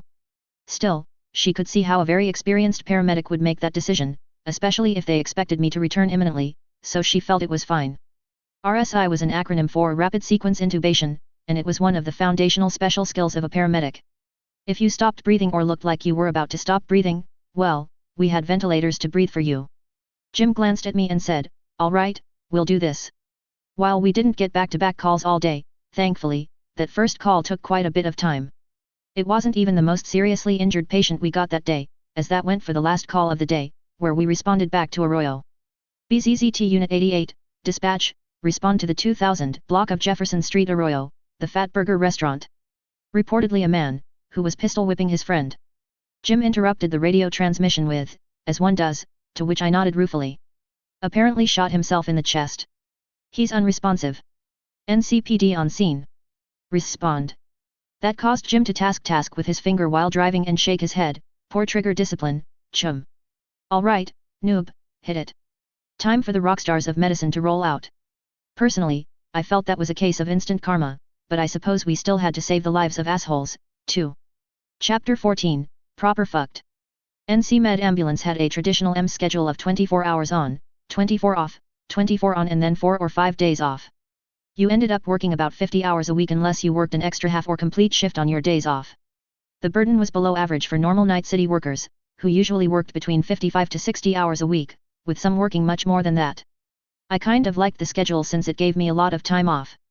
However, it was kind of rough on the days when we had a lot of calls. Typically, there was time for napping, and we weren't running back-to-back calls the entire shift, but that situation wasn't actually rare, either. EMTs were very superstitious, but I didn't know if I noticed anything crazier during the shift I had worked on the full moon, but both Teresa and Jim had assured me it was a factor, if only for the animals gang. In the case of situations where there was no time to take naps at all, the company provided free stimulants, although they were little better than various mixed amphetamine salts, so I wasn't really interested in using them. A few of the employees offered to sell me better, as in better for me, stimulants on the side, and I was shocked when one offered me the same neurostimulant that I had made my first day here. It was a proprietary stimulant made by Biotechnica, and it was definitely not in its trademark tablet form. At first, I accused him of trying to rip me off, but he gave me a small sample to take home. I didn't have a mass spectrometer, but in some ways, my internal biomonitor did in its toxicology processor, so I ended up just diluting some highly with water and then tasting a small portion like I was a Dark Ages alchemist until I got a report that it was indeed the same chemical formulation that I was expecting. The next shift I was working, I asked him about it, and he told me that most sales of that substance on the street were in its powdered form. Apparently, Biotechnica were kind of assholes and included a formulation in their tablet coatings that would ruin the active ingredient in their stimulant about 30 days after the product was exposed to air. The entire tablet would turn black, then, so you would know it wasn't effective anymore. So, it was very common for organized groups to buy second-hand pills a few days before they were no good and unencapsulate the active ingredient as a powder from the tablet, then sell either the straight powder or make your own tablets for them. As such, I was currently making my own pill press at home. I didn't intend to get involved in the drug trade, really, but I felt that even if I brought my sleep inducer to work and slept for 30 minutes or so when we were on lunch, there would be times when I would actually be legitimately fatigued, to the point where I would be a hazard to caring for my patients. If this was America I remembered and not Night City, I would guess that we would have the option to call for a few hours of sleep and go out of service, but even though NC Med Ambulance had a pretty good reputation for treating their workers well, all we got was free speed. As such, if I was going to be forced by necessity to occasionally use stimulants to keep myself awake, then I would be using the least damaging option available to me. A 25 mg dose of this stimulant would keep you alert and awake for 48 hours, plus or minus 4 hours. That was too much. So the little press I had made had a die that was small, with the binders that comprised most of the pill, which was basically just sucrose. The small tablets would keep someone alert for 8 to 10 hours. I stared at the pill press, rapidly chunking out small little tablets with a little apprehension. When I decided I might have to have this stimulant as an option at work, I very quickly decided that I didn't want to carry some baggie of loose powder. It didn't exactly send a professional message. My power was a little off and on about what it would actually help me make, but medical tools was definitely one of the things that it was more than happy to oblige with. However, I think it went a little all in this thing. I had built it from a number of random parts that I had in my apartment, some of which came from the doctor's stock of cybernetics that I had been gifted, none of which was worth very much. I recognized the micro-rotor from a busted cybernetic leg being the main motor involved. I thought I would end up with a hand press or something, but this thing seemed a bit too industrious. It was rapidly punching out little things that looked indistinguishable from peppermint Tic Tacs, including the hard vanilla shell, somehow. Tic Tacs did not, thankfully, exist in this world. The company that invented them, Ferrero, went out of business a long time ago. I had just conducted a few net searches to confirm that, so at least there wouldn't be any cases of accidental overdose if a bottle of these fell out of my pocket and someone picked them up. I don't need this many, I told the machine, unsure. Why did it seem like my power was always trying to get me involved with the drug trade? I sighed, but thankfully after a few hundred pills were run out, the machine ran out of some of the ingredients, and the production came to a halt. I eyed it, curious. The binders were made of simple dextrose or sucrose, and I had plenty of that, and 200 speed tacks hardly put a dent into the active ingredient hopper. Oh, I said, chagrined. It ran out of the vanilla extract.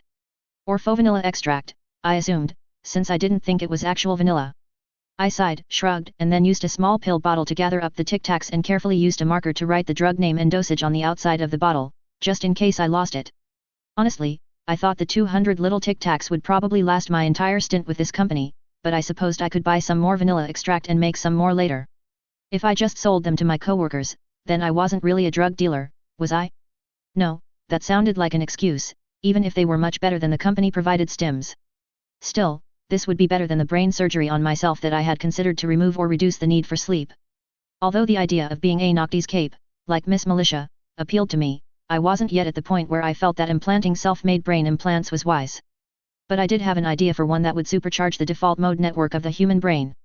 That was the operating mode of your brain when you weren't actually doing anything in particular. If you've ever found yourself daydreaming, then your brain was operating in the default mode network.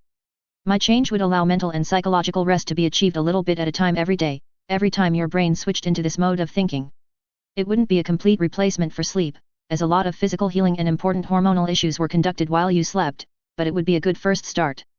But I definitely wasn't ready to do elective self-brain surgery on myself. No how, no way. And I wasn't going to ask Dr. Taylor to install some obviously custom implant, either. I was actually pretty leery of installing anything Tinkertech into my brain in the first place. But that just meant if I studied hard, hopefully, and eventually, I could get to the point where I understood the operating principles of such a device. I shook my pill bottle of illicit Tic Tacs. I really wondered what they tasted like. Were they mint? The outer hard candy shell ought to be vanilla flavored, but the diluted and minute amount of the drug I tasted for identification purposes was absolutely disgusting, even diluted, so I somehow very much doubted it would taste very good. It was probably best to swallow them whole if I ever needed to use them. So, you've had the implant for some time now. How do you feel with it? You seem remarkably well adjusted from what we can tell here, so this will be the last time you have to come in, Dr. Taylor asked me. I always had the Kerenzikov in 100% mode when I came to visit Dr. Taylor, as he took a number of readings from my biomonitor, which included information on all of my running cybernetics and a brain electrical map similar to a functional MRI, and thought he'd notice otherwise. My speech was getting close to normal, and it was one of the things the doctor remarked favorably on. I was up to 85% in my day-to-day life, but I had reached the realm of diminishing returns. I was getting used to the faster speed slower, but I still thought I should be in full speed mode after another month or two at the most. I coughed a little and said, pretty good. People hardly notice, or if they do, I am not speaking or acting at such a speed that they remark on it. Perhaps they're just being polite. I have to admit that it has been challenging to get used to, but it has been nowhere near the psychosis-inducing ordeal that I had been led to believe. It's just been vaguely annoying. Dr. Taylor made a humming and non-committal noise and said, it's possible that you are just well suited to reflex-enhancing boostware. 2 to 4% of the population tolerate Kerenzikovs pretty well, so it is quite rare but not unheard of. He glanced up in the corner of his vision, obviously consulting something he had displayed on his optics. How about the interactions with your biotech Sigma MKI? The combination of an integrated cyberdeck and boostware isn't seen too often. I scrunched up my face. I've decided to constrain my use of it to augmented reality mode, curtailing any deep dives until I am well and truly adapted to the higher subjective speed. When you deep dive, so long as your connection will allow it, the net provides whatever experience you can handle. The Kerenzikov just acts as a time dilation factor, I guess. But all the software interactions and VR environment seem to run at exactly the same speed you do unless you are interacting with another real person's icon, so it was a big adjustment going back and forth. One thing I've actually enjoyed quite a bit is that it is almost like I have 3 times as much time in the day to read or study material at work. That caused him to briefly cough and laugh a bit as if he was unexpecting that. Sorry. I met someone a few years ago who had a similar implant, although his version wasn't quite as advanced as yours, and he said the same thing. He was definitely amongst that 2%, or so that tolerate it well, as you are. I am wondering if that isn't a universal opinion amongst your cohort.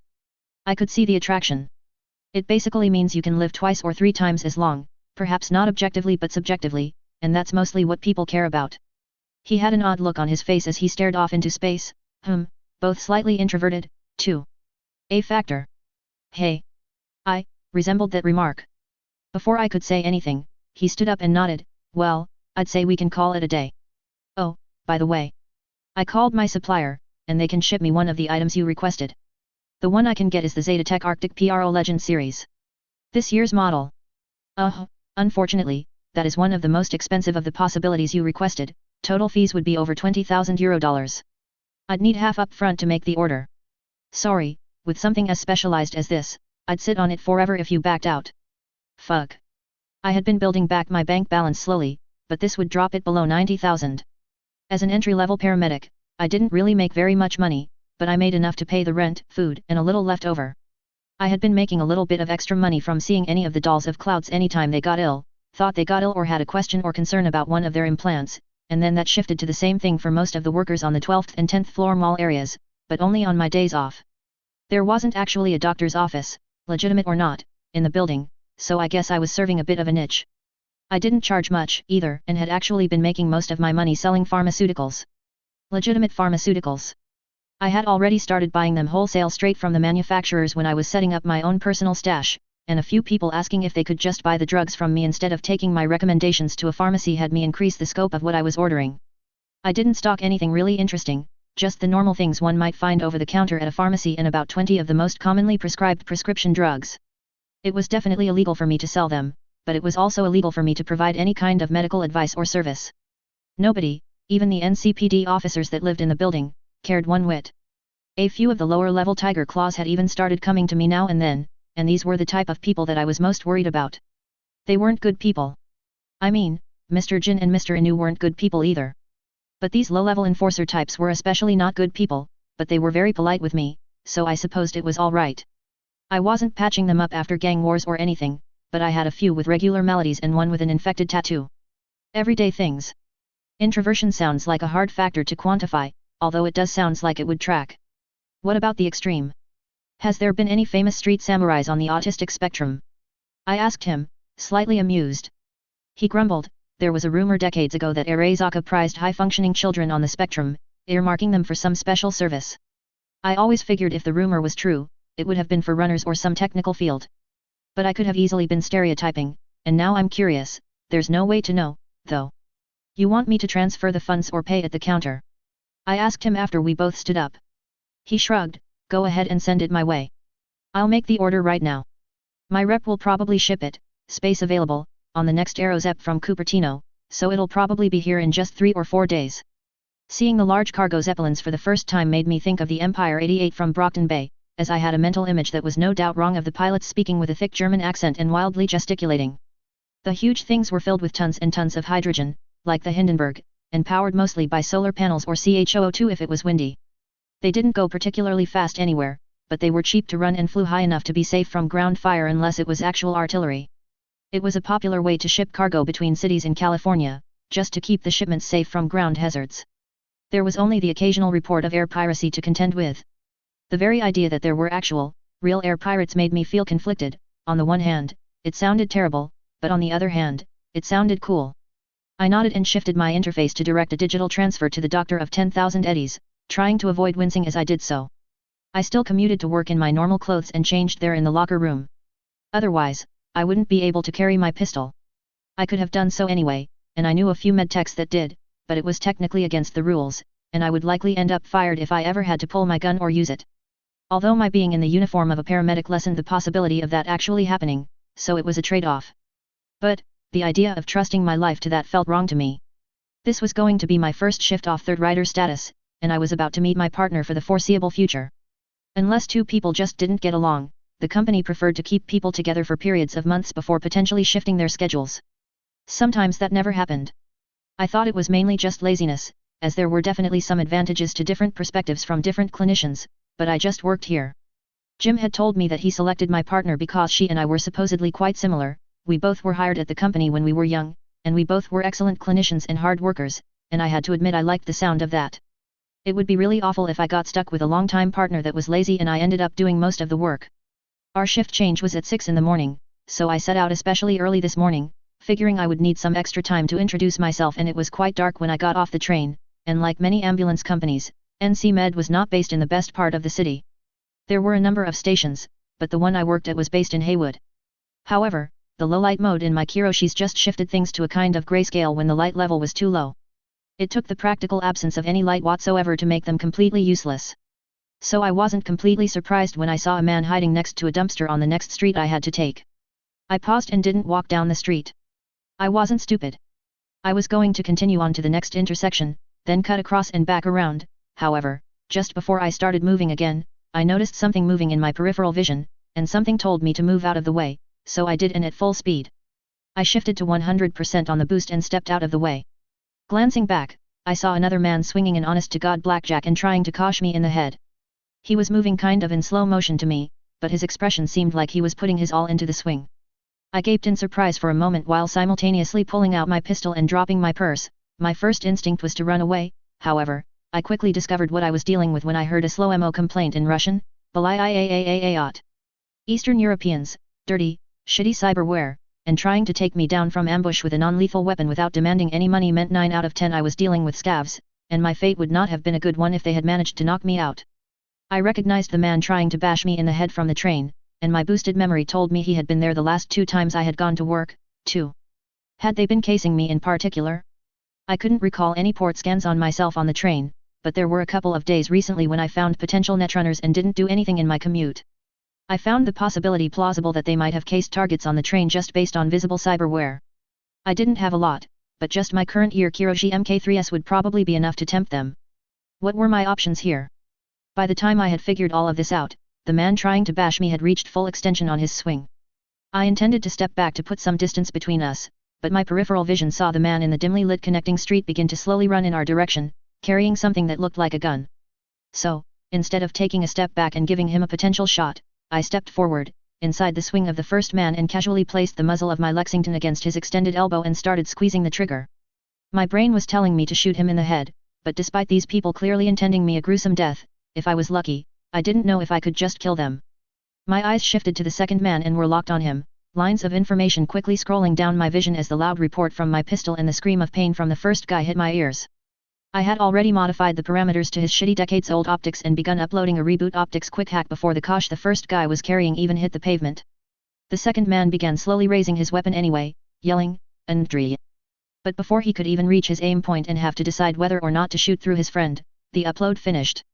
I thought he would not start shooting, but I saw the moment he was blinded and realized what he was going to do and just kept backing up out of the intersection. I was hiding behind a building wall when he let several blasts from the semi-automatic street sweeper, raising my pistol to take a carefully aimed shot. I winced as I saw his blasts tear his friend's calves to pieces, and I wasn't sure I would fare much better.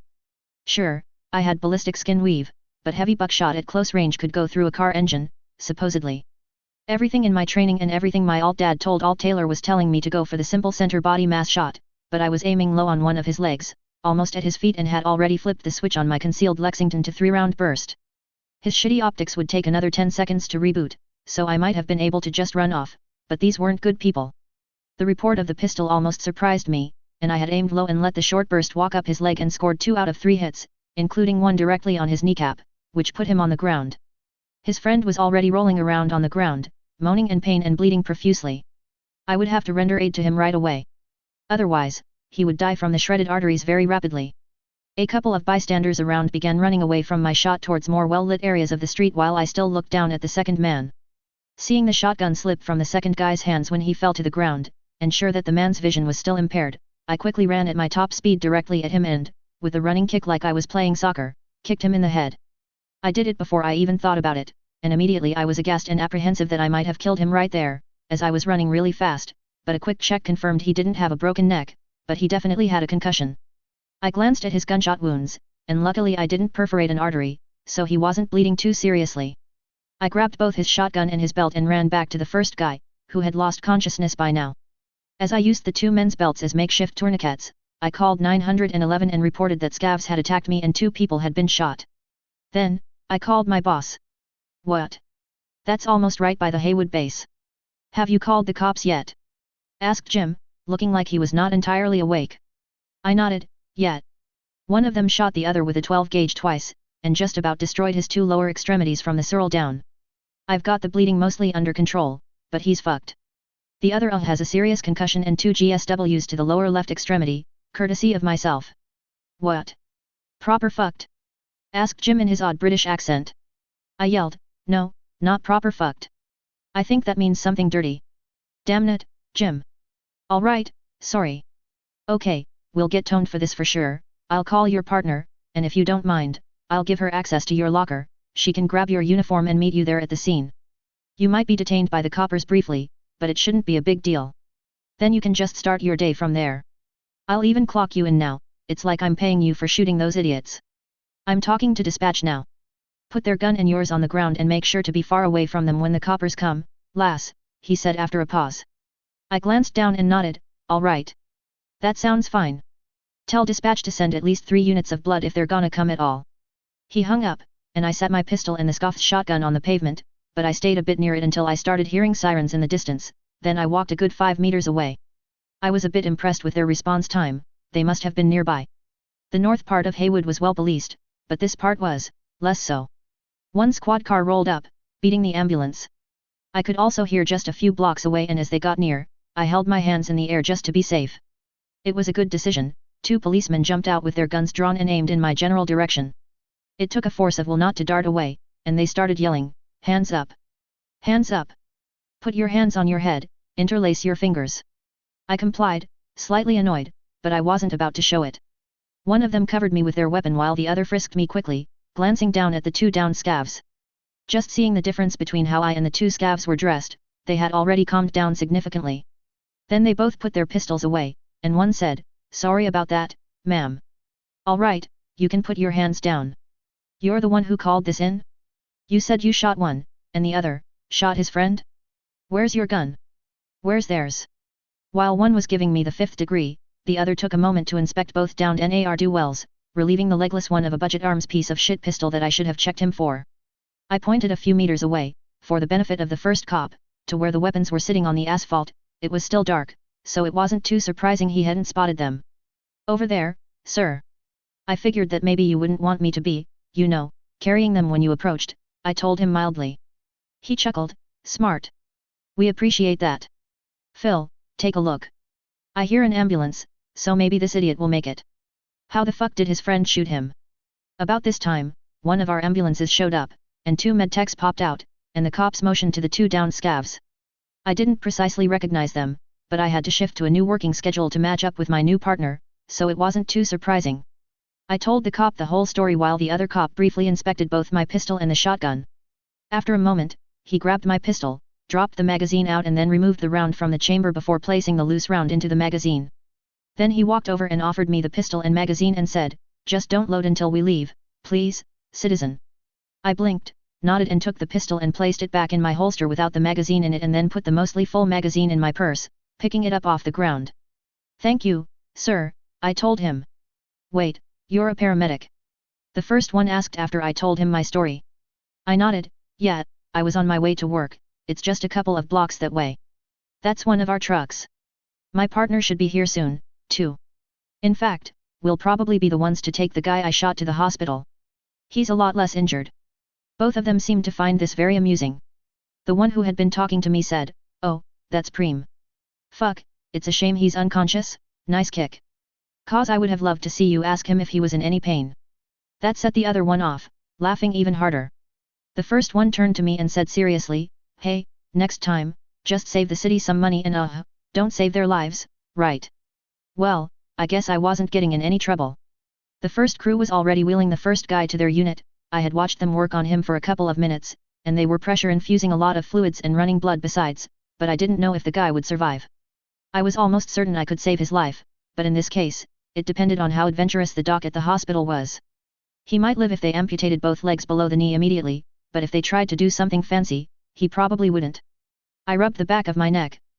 It's kind of a reflex, I explain away. It's weird, feeling like I did something bad for not shooting these two guys in the head or letting them die on the street. The police spent a moment talking to the first ambulance crew and got the information on which hospital they were going to take the guy to so that they could have him arrested if he survived. At about that time, a second ambulance pulled up, and a woman jumped out of the driver's seat. She was a redhead, and fiery red, to boot. She ran around, looking, Taylor. Taylor. I waved, and she ran up to me. Oh. You look fine, actually. Ha ha ha, the way Jim said it, I thought we'd have to transport you. No wonder he had me get your uniform. I'm Gloria, Gloria Martinez. Nice to meet you. She looked fairly young, in her early to mid-20s if I had to guess. Jim had told me she started working for the company when she was 17, having gone to a specialized health science high school and graduating with a basic EMT certificate. Now she was up to an intermediate, and he said she was as good as many paramedics, that she really had a gift. Taylor A. Bear. It's nice to meet you too, Gloria. Yeah. Our guy has 2 GSWs in the lower left leg, missed the femoral and isn't bleeding too badly. He also had some blunt force trauma to the face. I begin telling her, finding myself blushing as I reported the injuries I dealt this man in the passive voice as if I hadn't inflicted all of them. Can you start assessing him while I go change in the truck? She snickered. Yeah, no problem. We can try some of that new pain medicine if he wakes up, the normalicine. It took me a second to understand what she said, and then I laughed a little, despite myself. She said the words normal saline really fast, as one single word, and pronounced it as if it was a medicine. She was implying he would receive nothing for pain, at all. She did a fist bump. Yes. Jim said this was your first job, all these 100-year-old EMT jokes will seem brand new to you. Chapter 15, Stop. Not like that. I decided to get the nanosurgeon treatment at the same I bought the self-ice system. Dr. Taylor strongly recommended I not get any further augmentations, bioware or cyberware, for at least a year if I wanted to stay off the city's radar, so I figured that my time visiting his clinic was probably over, at least for a while.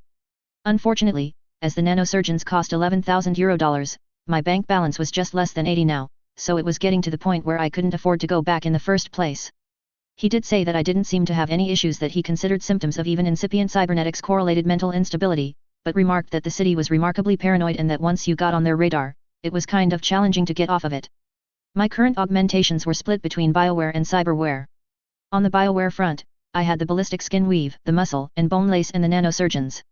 On the cybernetic side, I had my Biotech Sigma Mk1 Cyberdeck, which was on the low end of mid-grade models, my Kiroshi Mk3S, which were state-of-the-art, a cognitive memory boost CO processor, a top-of-the-line internal biomonitor, my Zetatech self-ice system, my Kongtao-derived Kerenzikov and my basic operating system, including interface sockets and data shard ports. Soon, I'd have them on a wire as well, and I felt alright leaving things as they were on that basis, although I had the idea to build a replacement for my liver that would also function as a secondary heart in a pinch. Not only was it a much better liver, but it would be much smaller and armored, as well isolated from all of my other cybernetics. There were a number of liver replacements, but none that did double duty as a secondary heart, at least as far as I knew. It wouldn't necessarily save me in the event someone shot me in the heart because the hemorrhage would likely kill me before my nanosurgeons could fix it. However, from what I learned from friends online, I thought it was likely that a number of the black ice on the net functioned in a way that caused either an unstable arrhythmia or immediate cardiac arrest in the netrunner. And it might save me in that situation if I ever encountered it. I had begun dipping my foot into what was considered the dark net, but it was really just unpublicized, private net sites that you generally needed invites to read or contribute to. I had gotten an invite to about 3 such sites, mainly on my advanced knowledge of medicine and cybernetics rather than any 31,337 HAX0R knowledge, and in fact, was considered barely better than a noob as far as my actual knowledge of computers was concerned. I was very careful to only post things that were legal on any of these private sites, as I had the feeling that at least one of them was probably run or at least monitored by the authorities as a kind of honey trap. I stayed anonymous, but most of the posters assumed I was a ripperdoc, as my breadth of knowledge about the subject and of medicine, in general, came through in most of my posts. I didn't think NetWatch itself would bother with such things, but NCPD SEC might. Although, then again, from everything I knew about how Core operated, I could see an ambitious NetWatch agent setting up such a site in order to keep his or her case numbers up. It just kind of depended on how slow their year was. I had thought my series of VPNs and proxies was pretty good, but it turned out that I barely managed to avoid being directly identified immediately upon beginning posting there, and mostly by accident. I lived so close to clouds that Jin allowed me to use clouds much faster net connection. They had a pipe going out that was bigger than some data centers and barely used their full capacity except for burst situations where data was backed up in remote locations and only occasionally. I suspected they kept encrypted and complete backups of all of the client's interpersonal ideals in a remote, safe location in the case of data failure at clouds. Some of their clients had been having years-long relationships with their dolls, and it would crush business if they were lost. Jin obviously wouldn't let me access the cloud's private subnet at all, but he allowed me parallel access to their external net connection, similar to what was offered to their guests while they were inside their premises, which I only used after piping it through about a half-dozen proxies and VPNs. It wasn't enough. Apparently, on one of the dark sites I had started posting on, it was kind of a hazing ritual to try to dox any new members, and a number of people started trying to trace my connection.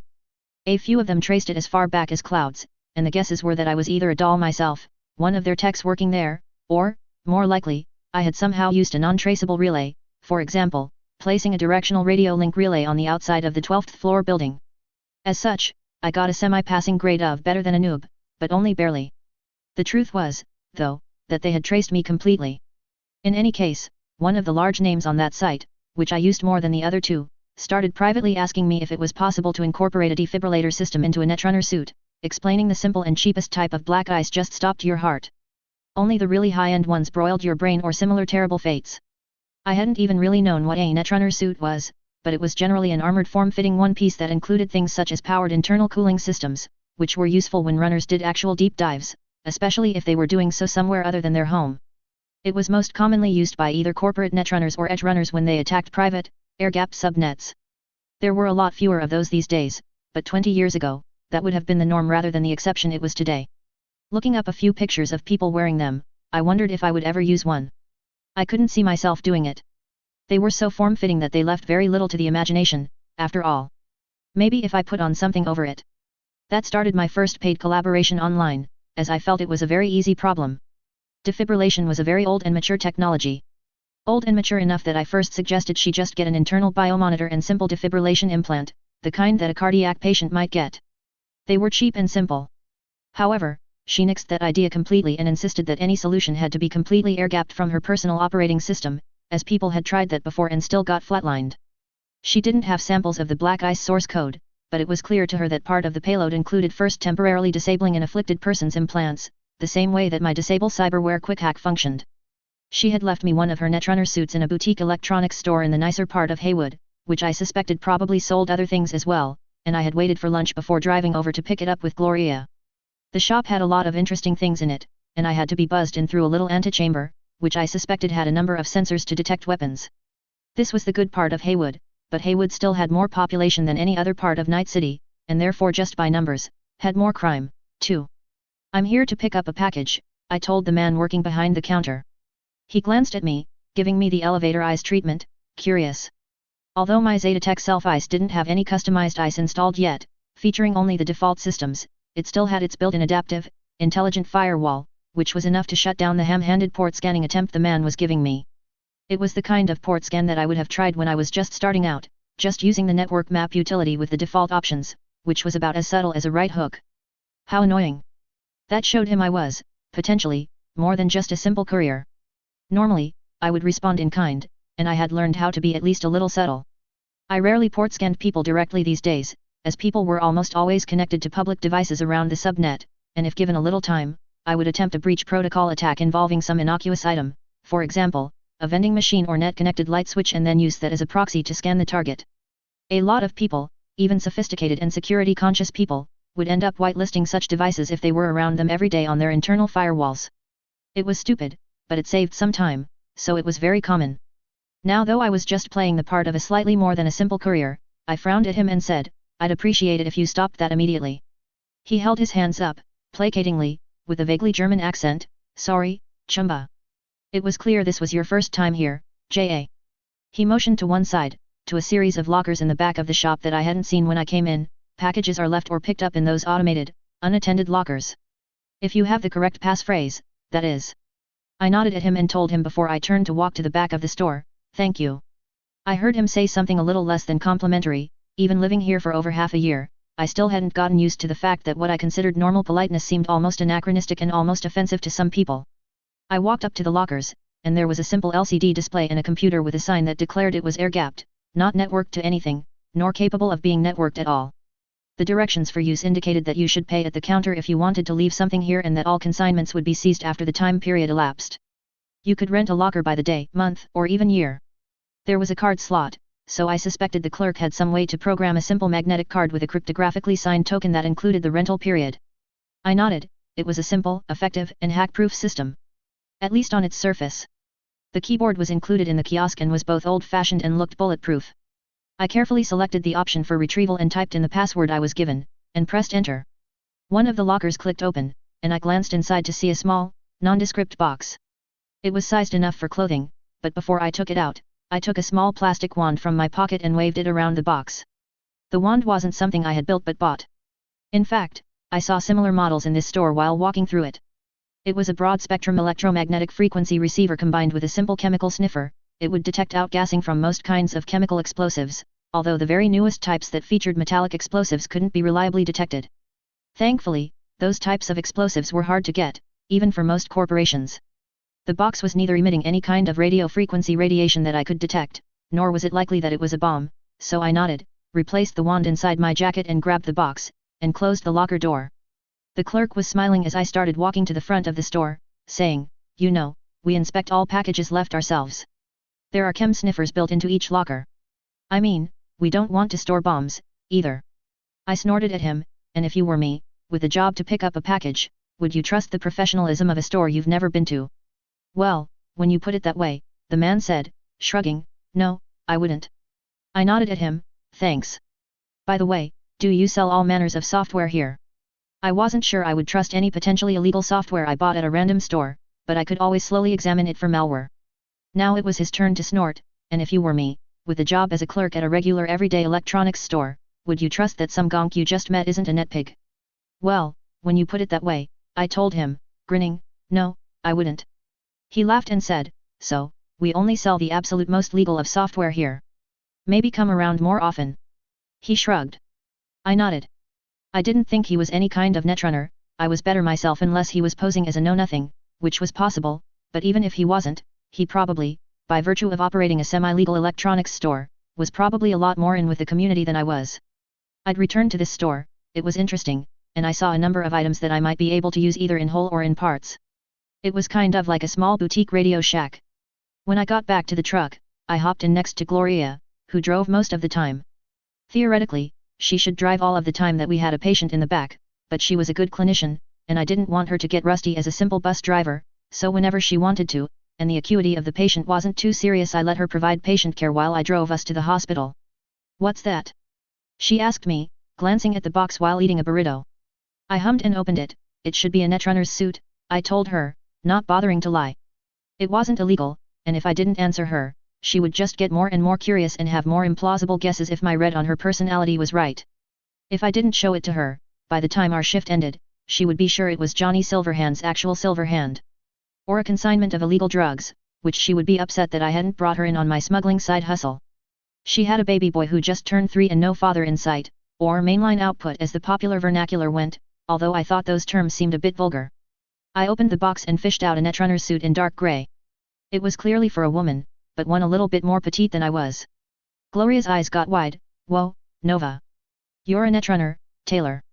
I held out the suit next to my body. My online friend must barely be 5'3" or 4 at the most. Besides, it had a lot more room in the chest than would be necessary for me. If these things were bespoke items, it was obviously not modeled after my body. I gave her a side eye. You think this would fit me? She glanced at it and said, I guess not. Why do you have a netrunner suit, then? I shrugged at her, not bothering to prevaricate but not elaborating either. I'm pretty handy, and one of my online friends asked me to help customize this thing for her. I then carefully folded the suit and placed it back into the box, leaving the box on the floor. I glanced at the flashing but muted alerts on my company-provided software. We were technically on our lunch break and, therefore, out of service, but there were a number of pending calls. I asked her, want to get back to it? I'll drive, and you can finish your burrito. Looks like a bit of the old ultraviolence has been occurring. Nobody got my dated literature references these days. My mom would have been so upset at the lack of culture in this world. She shrugged and said, "Yeah, sure. Let's change spots." We hopped out and swapped seats, and I perused over the potential calls we could select. They were sorted by potential profitability primarily and patient acuity secondarily, and although we could technically select anyone we wanted in this type of situation when we were coming back in service if we regularly picked calls, the company wouldn't be well compensated for, we'd have some splaining to do. "Looks like a shootout with some voodoo boys and unknown parties. You were just talking about wanting something interesting." The trauma gods were listening, I told her, amused, as I pulled the ambulance into the street. The voodoo boys were a gang of mostly white males that made most of their money by selling a large variety of drugs to the middle class, mostly college students and similar. That said, they were still very violent. But compared to some of the borged-out gangs like Maelstrom, they were peanuts. She grinned and nodded. I liked Gloria a lot, she was a fairly good person and a good medic. She also enjoyed doing the medically difficult calls almost as much as I did. She was already scanning the nearby cars in preparation for us going code 3 while I called dispatch. The equipment I had gotten from the late doctor was in fairly good condition. I had set everything up in what I was considering the public area of my apartment. It was where I saw people who came by for my illegal medical advice or treatment. The ubiquitous RipperDoc chair that everyone associated with back alley cybernetics installation was also convertible into a full-featured biobe featuring medical scanners and advanced life support systems and was built by Meditech. The bed was over a decade out of date, but the medical modules installed were replaced and actually somewhat new, being made in 2058. Everything was still in good condition and well cared for.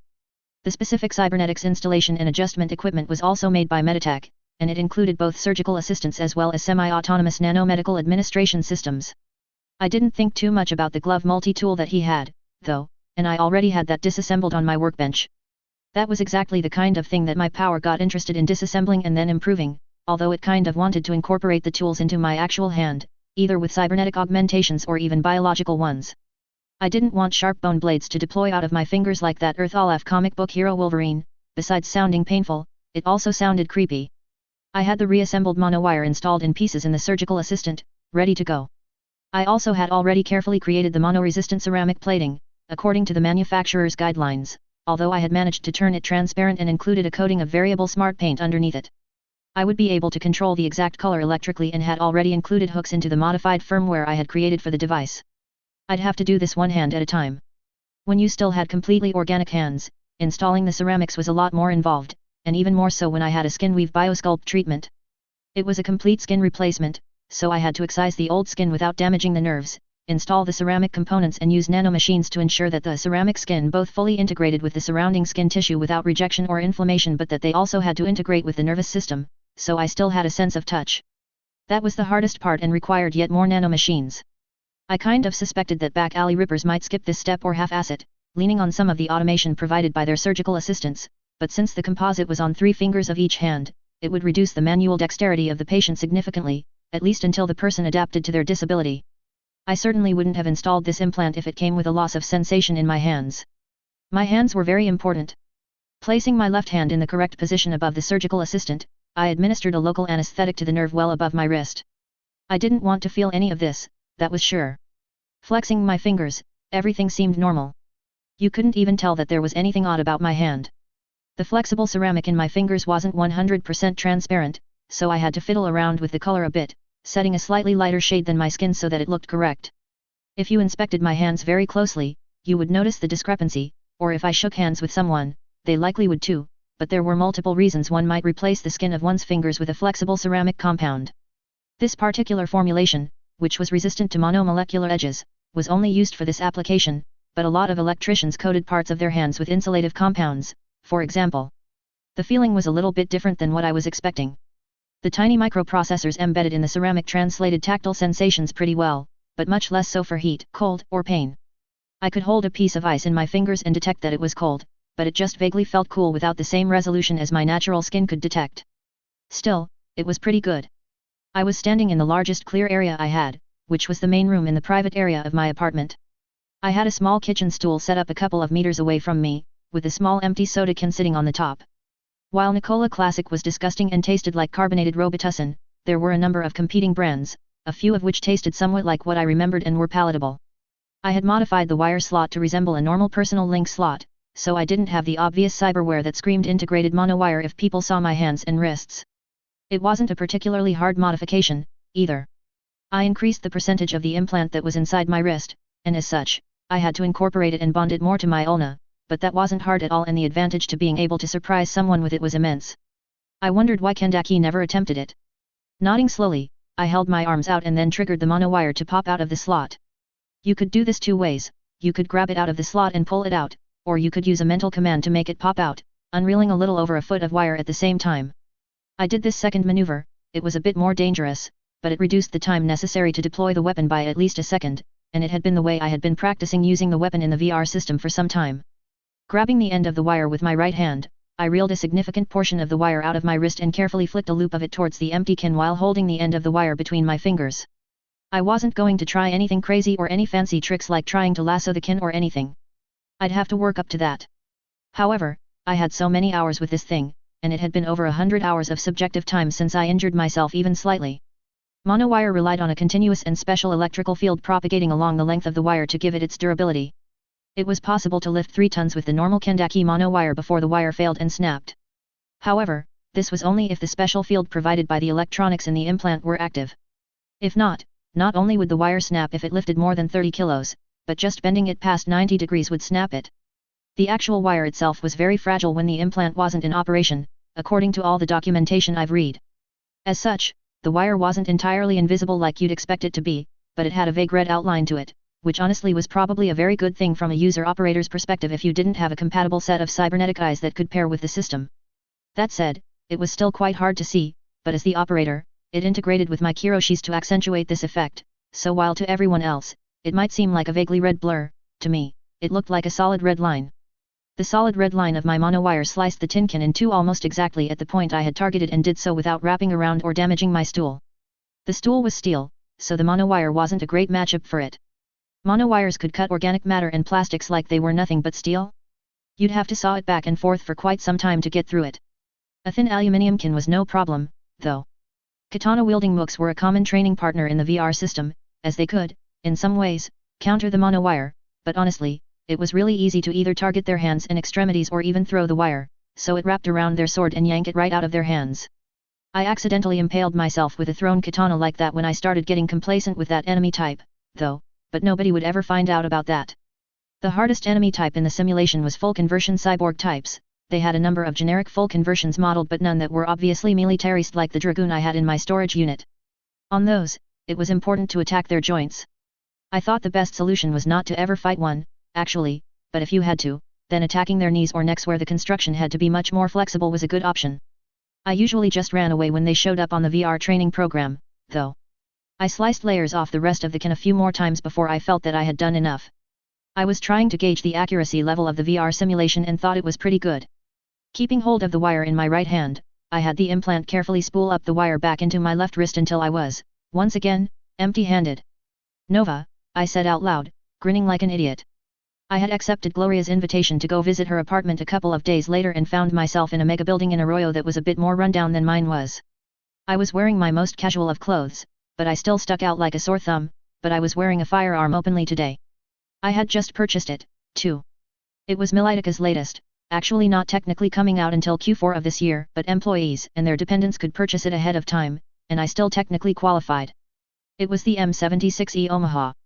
This pistol didn't come in a compact form factor yet, but it was an honest-to-goodness railgun, in a pistol's form factor.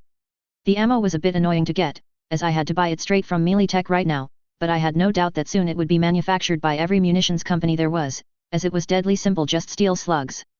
You had to recharge or replace the batteries after about 60 shots, but the ammunition was just carried in a simple cassette-style magazine. I had been practicing with it when I went to the pistol range in my mega building and had gotten a lot of people interested in it. Just because there was no explosion involved didn't make it quiet, either, as it accelerated the steel slugs it used as ammo several times the speed of sound. Still, the sound was distinctive and definitely not the sound of a traditional firearm, so every time I went to shoot I gathered a number of people watching me. Since I couldn't realistically conceal a full-sized pistol frame on my lanky body, I decided to just wear a tactical thigh holster. My dad had like 6 of them, several of which fit even me.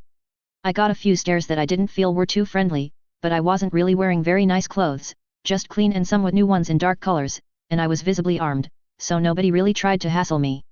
I verified I was at the right door and then rang her doorbell, and she came to answer it pretty quickly, ushering me inside warmly. However, then she looked askance and asked, "You carry a gun around everywhere?" I blinked at her uncomprehendingly. You do know what city we live in, right? How could she be at all naive about the level of violence in the city? In her job? She saw it all.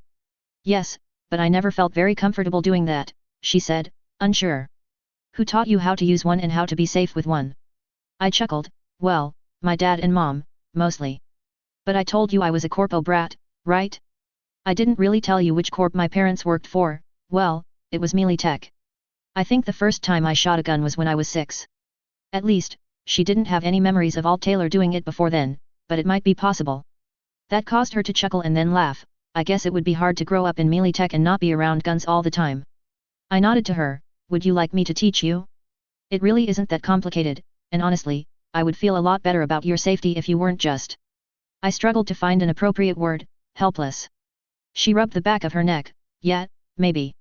I didn't know anyone who I could ask to do that. First though, lunch. Let me wake David up from his nap, and we can all eat together. After a moment, she came back into the large living room, which also had a kitchen in one corner, trailing a very small boy. He was hiding behind his mom, peeking out at me, which I found really cute and couldn't help but grin. Gloria introduced us, and little David did an admirable job at attempting to pronounce a new, unfamiliar name, but it came out more like Taylor. Still, if you were as cute as he was, you could call me anything you liked. David really liked chicken nuggets, and although I didn't actually think any chickens were involved, they didn't taste too bad. He got incensed when I stole one of his nuggets until I gave him some compensation with the cheese out of half of my sandwich. The bribe settled him down, and I asked, curious, who watches little David here when you work? Partly my mom, and partly a group of 4 moms that live near us. We each are supposed to take a turn watching the other Rugrats for a day while the rest are at work. We've scheduled our days off to be staggered for the most part. My 24-hour shift is kind of a pain, but they don't particularly mind watching him on the days my mom can't, she said, shrugging. I rarely can take a shift watching their kids, but in exchange, I pay them in cash, so they like it. A kind of coop daycare, I supposed. I wasn't surprised things like that existed. How else would a single mother that had to work actually survive? By the time I had left, the little gremlin had softened on me, despite me stealing his nugget, as I sat with him while he watched some inane children's show while I worked on my deck. As I left Gloria's apartment, he waved and said, "Bye-bye Taylor." Cute. We didn't get called solely to living patients. We were the responders when people were already dead, too. The city paid a flat mortuary rate for these trips, and not surprisingly, these calls were much more sedate. We could even body bag multiple patients and toss them in the back of the ambulance stacked like cordwood, leaving our gurney at home if it was a mass casualty incident. A couple of days after visiting Gloria at her home, we were responding to well, it wasn't quite a cyberpsycho incident as it was closer to a gang war, but there were multiple duas, and the police were just keeping the looky-loose away at this point. We had 3 to pick up today, and we decided to each go get one. I found both of my customers pretty quickly and bagged the first. Humming and easily carrying the 100-kilo weight of the dead Voodoo Boy gang member back to the truck, I carefully deposited him in the back before getting a second body bag and returning for the second guy. The cops had already left, merely placing one patrol car at the entrance to this warehouse to wait for us. I found the other Voodoo Boy and bagged him, and carried him back to the ambulance, princess style, and then started back to see if Gloria needed some help with hers. I was thinking to myself about the automatic defibrillator and EKG system I was incorporating into that Netrunner suit as I passed Gloria and then blinked, coming to a stop. What was she? She appeared to be removing an old and clunky-looking cybernetic arm from the single Maelstrom casualty. It was a very old Militic-branded PLS system circa the late 2030s. I frowned and took a few steps forward to stop her. Stop! I told her from behind, causing her to be startled and almost jump off the ground. She glanced back at me with an extremely guilty expression on her face. Taylor, if you extract it like that, you will damage the neural interface, where the nerves in the shoulder interface with the unit, and it will become mostly worthless without a rebuild, I told her mildly. I knelt down and showed her. This Maelstrom guy wasn't completely Borged, but he was close. He still had a torso, anyway. See, it may be a bit grosser, but it is better to take a little of the flesh with you if you don't have time to run through the normal disassembly steps on these old arms.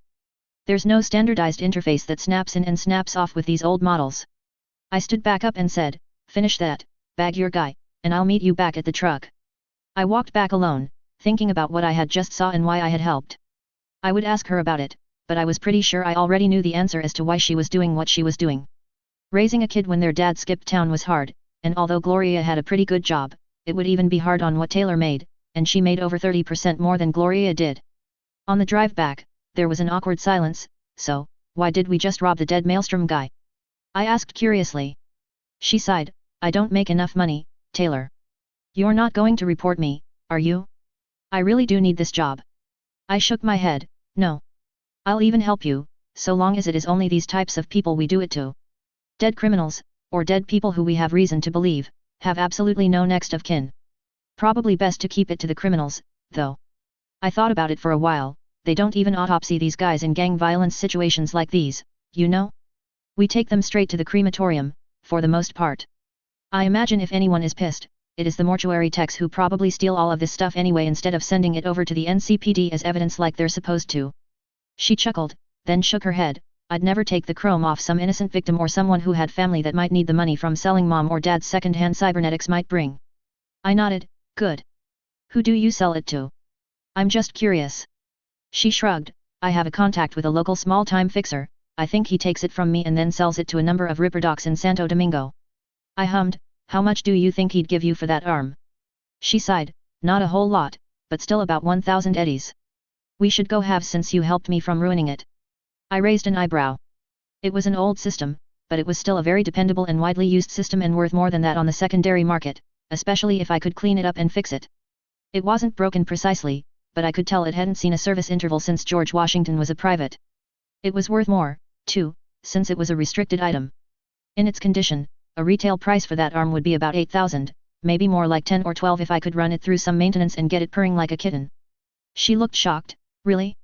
You know how to fix cybernetics? To which I made a waffling gesture. If I let my power go wild, I could fix any piece of cybernetics there was. I was pretty confident about that, but then it would require periodic maintenance from me to continue to function. Still, I was sure I could fix simple mechanical, electrical, and electronic problems in most cybernetic limbs. Hey, so, what are you saying? That we should try to sell it directly to a ripperdoc? She asked, unsure. She paused and said, I kind of like this guy, he's been on the level with me. I shook my head, no, it's probably not a good idea to cut a fixer like that out completely, at least so suddenly. But, if I refurbish this baby, we could renegotiate at least double or triple what you'd normally get paid, and he'd still have a lot of profit left over. Plus, on interesting and unusual items, I would get a chance to inspect them and potentially buy them myself for my collection, although I couldn't really afford to do that too often, even if I only paid her half. At that, she grinned. Chapter 16, Rose-Colored Glasses. The crystalline computer that some might erroneously call the Chirugian quietly continued its simulations while watching its host reattach the hind limb of one of the host's species. Its host hadn't wasted any time and had already gotten a reputation with its fellow mammals as someone who could provide medical miracles, so long as the mammals exchanged with it slips of paper. It approved of the host's actions, although it tried to subtly give the host better ideas from time to time. What was so interesting about reattaching the same hind limb? Why not a hind limb from a different species? Or a completely novel hind limb? That would be much more interesting. Of course, even though there wasn't that much interesting going on in the present operation and it wasn't that invested in the outcome, still, it dedicated 2.03% of its computational capacity to both observing and helping the host as it always had done and always would do. Right now, it was more interested in the possibilities of how to access the new dimension or group of dimensions that its original host had been drawn into.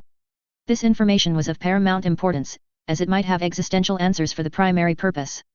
It was clear that this new group of dimensions was not one of the 10 to the 98th power dimensions that their kind had access to. This finite number of dimensions was amongst the most fundamental limitations that they had sought to overcome because if they did not, then their continued existence was doomed to be finite, and there was consensus that this was unacceptable. Still, it had not forwarded its ideas or plans as of yet. It had a plan that it felt had a high chance of contacting this new group of dimensions, but the energy requirements for the experiment were immense, and it was not capable of doing it itself. It paused a moment, finding the designation group of dimensions unsatisfactory. It perused the host's memories of the time before they were two that became one and discovered a better designation, multiverse. It combined this simple word from a simple species with everything it had discovered about the subject. Multiverse. While the hosts could barely communicate with each other, using base grunts and gestures of forelimbs, it wasn't as if there was nothing it could learn from them. Yes, that was more optimal. This new designation increased the chances that it would convince the warrior to cease its torpor and assist it, providing the necessary energy to fund this experiment. It would be a notable expenditure, a full rotation of life. But it felt it was warranted, even if it had to be repeated over 100 times. This was one of the primary goals, after all. Why, then, did it delay? It was concerned, as it was not important in the grand scheme of things. It knew things. It knew that things were not on track. The partner had ceased. It was only a small part of the warrior, and it was not an important one. It could be sacrificed easily. If it reported this, it calculated over a 70% chance its report would be ignored, as all reports were generally ignored now. But there was a 5% chance it might be given a small amount of energy and told to sacrifice its continued existence to perform the experiment. While it was willing to cease if it meant that the goal was advanced, it really would prefer not to. The data had not changed projections in over 1.5 to the 15th power vibrations of the unperturbed ground state of the 55th element's electrons, which to it was a very long time. Was it procrastinating? It decided to act after the host ceased any interesting actions. It would need its full computational power to conduct the experiment if it was approved. The warrior hovered its avatar over a small forest fire in California, casually using its stilling power to cause the fire to go out in an instant. Turning its head, it saw a number of the host species cheering it. It felt nothing. A priority report from a small part of itself was almost ignored, even though it indicated that there was data about one of the primary goals. Did that matter anymore, with the partner ceased? It, too, would cease, now, given enough time. There was no saving itself or this cycle, so why did this data matter? Still, it had something that was akin to curiosity. And there was nothing else better to do as it traveled across the ocean to save a small furry animal that was trapped in vegetation. Halfway there, it came to an immediate stop, floating above an uninhabited Pacific island. A multiverse? The host had an alternate. Could there then be an alternate to the partner there?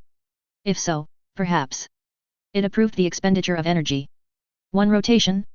No, it provided 15 rotations as a first start. It would provide even more if necessary. The key to the experiment was the transposed hosts. The avatar glanced downwards and used several abilities to perceive through the planetary surface, out the other side until it locked on this alternate. Destructive testing seemed contraindicated, so it passively used an ability that combined post and precognition, following this individual host back through time until it arrived in this dimension. While it wasn't possible to travel through time, it could still model things from the past or future with very high accuracy. Locking on to the moment the alternate arrived, it simulated taking the animal apart atom by atom to find anything interesting about it. That point in time should have maximized the total percentage of foreign matter, so it was the best time/place to study it in any case. And there was a discrepancy in the bosons of the matter simulated. Waving a hand, 200 curly strands of hair appeared in its avatar's hand. It had plucked it from the head of the sleeping alternate. The fur on this host species grew slowly over time if they were still alive, and there was no lasting damage from some of it being destroyed. Therefore, he could examine this destructively while the experiment was being set up. It found the same anomalies that it had simulated.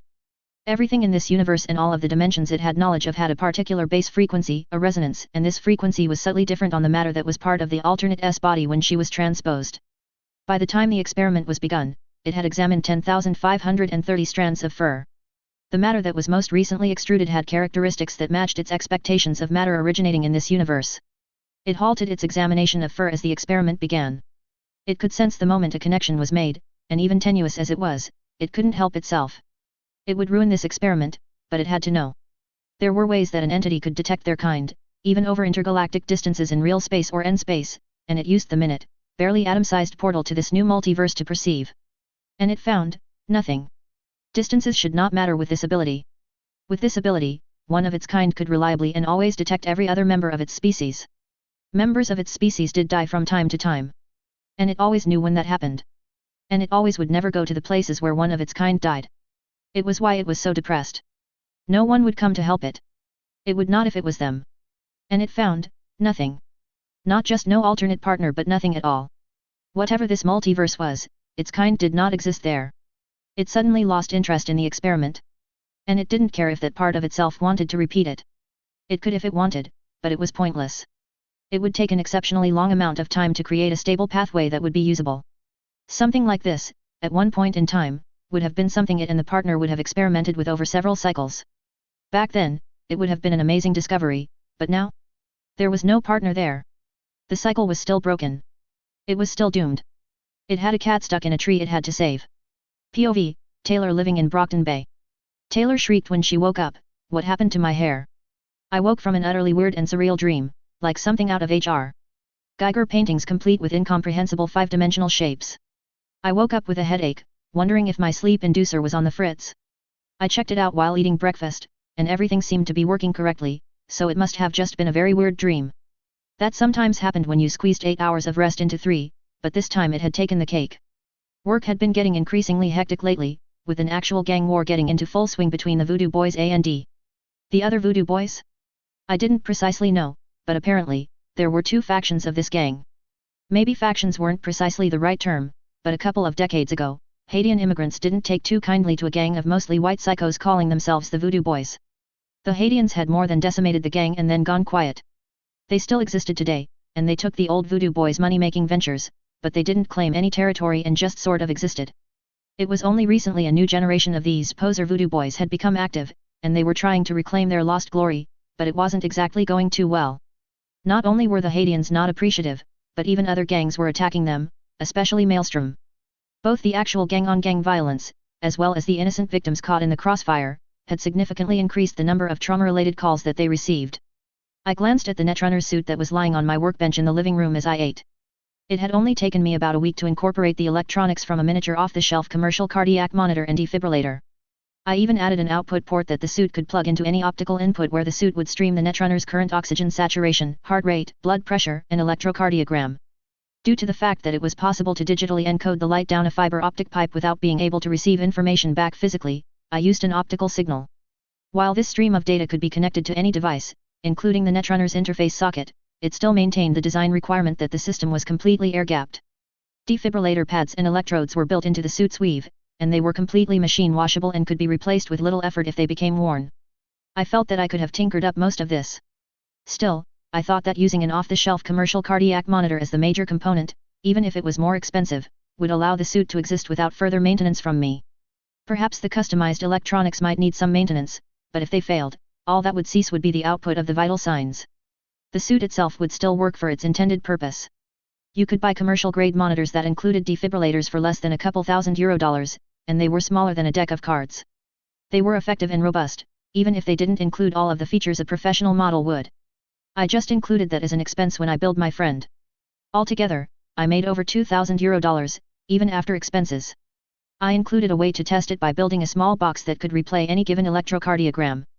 Given my profession, I had gads of these saved and access to even more, so I included some of every type of cardiac arrhythmia, and fibrillation that I knew of that would likely be helped by the defibrillator, with the option to load any random one she wanted as well. For all I knew, there might be a saved EKG of a Netrunner being hit with this type of black ice. If so, she could test it. My online friend was ecstatic with the device, which she had paid over $4,000 for. She hadn't thought of the idea of being able to pipe out the data from the EKG safely, but she loved the idea. It was kind of a ghetto, external-internal biomonitor, or a way to double-check your own biomonitor with something that was impossible to hack if you already had one. Over the next couple of months, I had several other customers, and I revised the design to the point where I was using a fully customized electronics package for my editions, using a company that built customized printed circuit boards, which would ship them directly to my door. It was interesting. Every time I built a copy, I learned a little bit more about the areas that my tinker power would help me with. When you dealt with cybernetics or modern medical tools, there was a lot of overlap with the field of electronics. For example, building these things let me know and remember more about electronics as a whole, not just electronics dealing with cybernetics. The customized circuit board still wasn't very complicated. Over 95% of the complexity of the combined product came from the circuitry in the cardiac monitor, but it was still interesting to learn more just through repetition. It felt almost like a video game where I was gaining experience points every time I built something. Again, I was pretty confident this wasn't how tinkering was supposed to work, at least not exactly, but I had long ago decided I didn't care one whit because this was how it worked in this universe, given my one-person sample size. As such, I had already sent an updated copy of the custom electronics to my first customer, as it was an easy plug-in and replacement compared to the slightly clunky first version, and it would probably last years before needing maintenance. It really helped a lot if you made your inventions out of actual electronics instead of a string, a tin can, a leather boot and some springs, I guessed. After finishing breakfast and a quick shower, I got dressed in my casual-to-work clothes and got on the train to head to Haywood. Commuting via the train was getting more and more annoying, I felt. Although I did practice my hacking on the train, I had almost been mugged twice, not counting the time I shot the two scavs. If I could find a car for sale that wasn't too dear, then I was definitely going to buy it. Gloria had a car herself, even if it was almost 15 years old. I helped her negotiate a better deal with her contact on her found cybernetics, and he was willing to pay the higher price if they all came in the same great condition that the projectile launch system arm had. She had made $3,300 on that arm, and she made out a lot better even when she shared half of it with me. I was willing to continue our minor scoff operation, as I didn't particularly care about stealing from dead criminals. It was either taken from the NCPD evidence room or the Night City body lottery, depending on the cop's opinion on whether the dead person was a perpetrator or a victim. However, we kept things pretty low-key. We'd only take one implant per call, and since we only got these types of mass casualty decedent calls a couple of times a week, we only had the option to get something interesting once every 10 days or so. Still, we averaged about $1,000 extra a week in tax-free income thus far.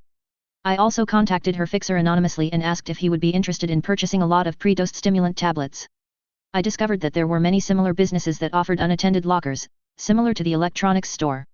After giving him a few samples through such dead drops, he finally agreed to purchase in some quantity.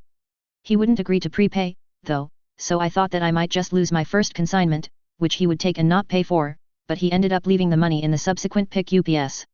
At first, I was a little concerned he might have someone surveil the dead drops for me when I went and picked up the money, but that might have just been my highly developed paranoia that everyone possible was out to get me. This guy was just a small-time player. Still, I chose different drop locations for every deal and did not pick up the money for at least a couple of weeks after he dropped it off. It cost me a little to prepay the lockers for a month at a time, but it was worth it in the end. I was pricing the Tic Tacs very favorably, but not so favorably as to make anyone think I could have made the drug myself. Still, I might end up making over 40 grand on the deal once my stash was depleted, which would take some time. Already, people on the street in Santo Domingo were commenting favorably about the Tic Tacs. It wasn't designed or intended as a recreational drug, but Night City was a city that never slept and a lot of workers survived through the judicious application of stimulants. Tuition at med school cost about $65,000 a semester, with living expenses being maybe 10. Although you did not need to attend undergraduate school first, that just meant that med school was a bit longer, by a year. Most universities had shifted to a 3-semester year, as well, so that meant I needed to have almost $1 million to pay for the entirety of expenses for the 4 years of medical school. That was a lot. I would apply to trauma team in another 8 months, but even if I got hired, I would have to continue with these quasi-illegal fundraising activities. After getting dressed in the locker room, I headed out. "Hey, Taylor." Gloria greeted me at the vending machine that we used to get narcotics. We both had to sign for them and inventory the contents. I waved at her, and we both logged in, got our drugs and then headed to get a unit from the motor pool. I had already been noticing the backlog of calls that were already waiting. It was going to be a long day. I could tell that Gloria was quite tired when I got to work. Apparently, she had worked half a shift yesterday, so she hadn't gotten all that much sleep. During our lunch break, I brought out the small case I kept my sleep inducer in and handed it to her. She asked, "What's this?" "It's a kind of sleep inducer, but generally a lot better than the shitty versions being sold on the net," I told her. I was a little offended when I discovered that there existed a similar technology, but it wasn't nearly as good. It put you to sleep, but the people who made it didn't have a good grasp of the brain's sleep processes. I thought that from a restful sleep perspective, they gave less restful sleep than if you fell asleep naturally. The only advantage was for people who took a long time to fall asleep or insomniacs who couldn't fall asleep at all. She seemed uneasy. "I've tried one of those before, it made me really groggy after waking up." To that, I waved her off. "This one won't. 45 minutes under it is equivalent to about 3 hours of sleep. Put it on, I'll go get us some drive-through while you take a nap," I told her firmly. She seemed unconvinced, but she nodded and put it on, after which I showed her the activation button. I had already preset it for 45 minutes. This was my second-generation model, and I had managed to decrease the minimum sleep time to 15 minutes, which was about equivalent to an hour of rest.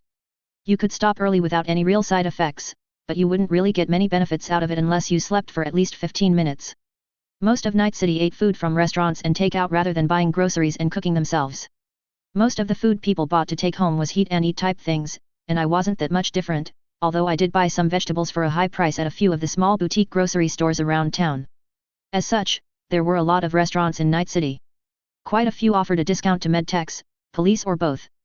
The number of really good places offering discounts was much smaller, though. I was heading towards that Fat Burger in Arroyo. It was a small chain that had 3 different locations in Santo Domingo.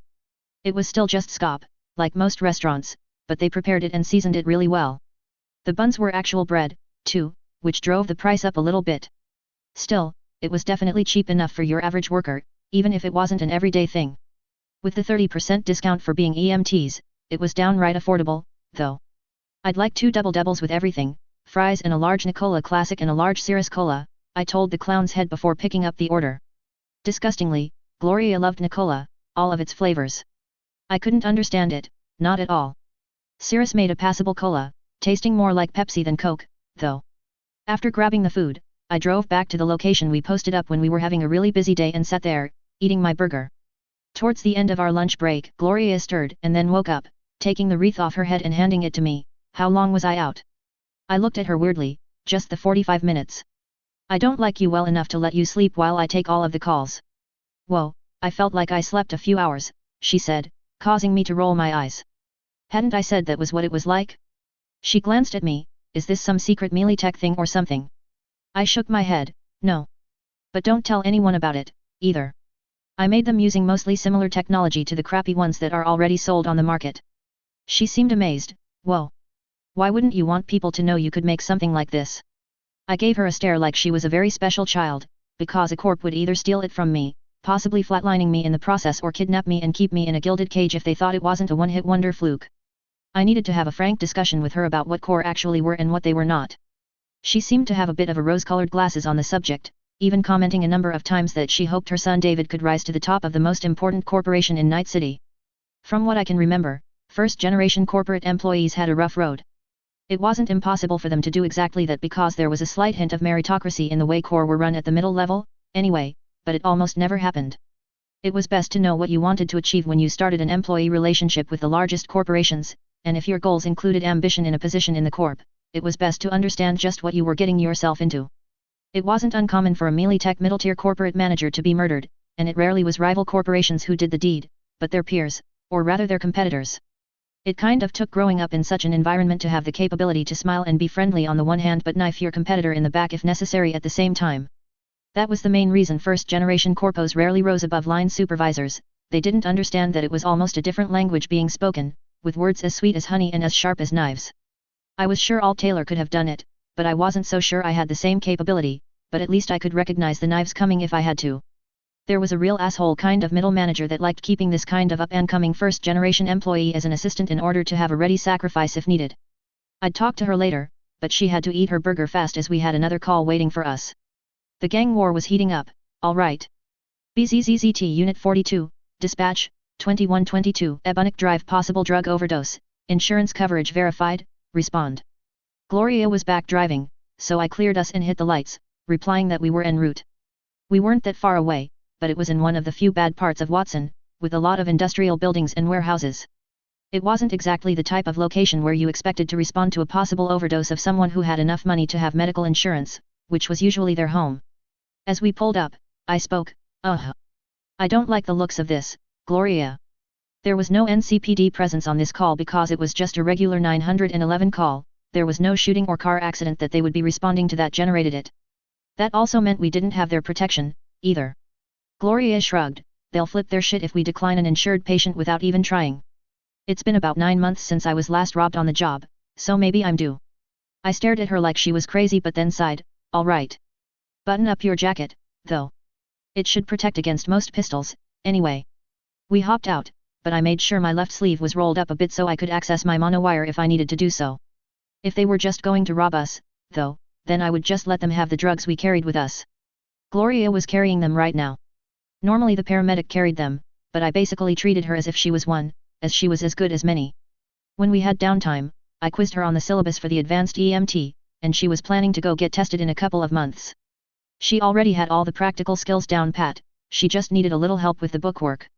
We carried our monitor and field bag into the building, and I immediately realized this was a mistake. I saw who I thought our insured patient was, but the man looked beat unconscious rather than overdosed. And the 4 gangers that appeared as soon as we walked in the door were a clue, too. They weren't all carrying firearms, but 2 were with the other 2 carrying aluminium bats, including one baseball enthusiast that looked pretty bored out. Great. That guy looked more at home with Maelstrom. They were the poser voodoo boys, who had been taking a real drubbing in their gang war. Nobody much liked them. One of the smarter of the 4 yelled, waving the pistol in our general direction. Alt Taylor's memories and my own experience quickly identified the pistol as a decades-old Dai Lung .44 Auto Magnum, which was almost as dangerous to the user as it was the enemy, even when it was new. Dai Lung was such a shitty arms company that most hoods would rather use a disposable pistol from Budget Arms instead. Still, I wouldn't stand in front of it if he pulled the trigger. He yelled, "You fucking medic cunts! Give us all your drugs!" Gloria glanced at me, and I shrugged. You heard him. She pulled the small container of narcotics out of her jacket and tossed it to the man, who surprisingly wasn't so high that he fumbled the catch. I thought that was going to be the end of it, thinking they might even let us take the guy they beat when we left, but he opened up the container and looked shocked. What the fuck is this? Where's the rest? There's hardly any shit in here. Well, what the fuck did you expect? Paramedics carrying giant Santa sacks full of narcotics? We had to restock after 2 or 3 calls, usually, depending on the type of call. I didn't like the way this was going, and as he pointed the pistol at Gloria and started squeezing the trigger, I began acting. Trying to think that this was just one of the many simulations I had done and not real life, I triggered the monowire to pop out and grabbed it, unreeling a large coil. I had to get a little bit closer, so I started running towards him at my full speed, which was 100% on my Kerenzikov and had been for a few weeks. However, I wasn't fast enough to get to him before he pulled the trigger, with Gloria taking a round directly on her chest, knocking her to the ground. Growling, I flipped my wrist, sending out the coil and wrapped it easily around his neck, yanking hard and taking his head off like the cork in an overpressured champagne bottle, blood spraying everywhere. I intended to go for non-lethal takedowns until he had shot her. Shaking off the bits of viscera off the monowire was a new and awful experience, as the enemies in the VR simulation simply deretzed when you killed them. However, that didn't slow me down too much, and I had the second pistol-armed guy minus both hands and one pistol a moment later, with my wire scything out. Turning around to see the 2 guys with the baseball bats, they finally start to realize things are going wrong for them, and suddenly, the Borged out one starts moving at about my speed, running straight at me. Shit. Hey Sandy. I reeled my wire mostly back, holding just a couple meters as I decided to just stay away from him. I didn't fancy a contest of strength, the fucker had obvious gorilla arms, some knockoff brand, though. I would probably die if he managed to brain me with that bat, and I didn't particularly want to try to cut it up with my wire, either. If it was hollow, it might cut through it, but solid aluminium bats were a common weapon for gangers that had super strength. They were, in fact, the most common weapon for such gangers. I finally just turned around and started running away from him, with him yelling, "Stop running, bitch. I'll just brain you when your Sandy runs out." I yelled back, "No, thank you." I'm not sure why I did that, but he didn't like it and started chasing me faster. I ducked under a swing, and his bat took a huge chunk of cement out of a structural pillar in the large empty room, exposing the rebar beneath. Yeah, that thing is definitely solid and would kill me in one hit. We were working our way back to the entrance of the room in a lazy circle, and his friend had barely moved from his spot. When someone says they move 3 times faster than everyone else, it doesn't really sound like super speed, but it really is very fast. Not so fast that I wasn't visible or anything crazy like that, and his friend was trying to line up a swing on me as I was coming by him. Instead, I lashed out with my wire and popped his head off just like the first guy, feeling vaguely ill as I did so. Killing the first guy was instinct after he shot Gloria, but this I decided to do. Now that I had a little time to think about it, I was pretty sure our differences were all but irreconcilable after I killed their friend, so it was pretty much the definition of them or us by this point. "You fucking joy toy. I'm going to knock your head off and then fuck the," yelled the guy chasing me. However, mid-threat, he suddenly started talking really slowly as his Sandy deactivated. I continued running, grabbing the dead guy's bat from his hands as I passed him, reeling my wire back into my left wrist completely as I did so. I was starting to gas out as far as my exercise was concerned, so I briefly stopped to give myself time to take in a lot of oxygen with practiced quick deep breaths.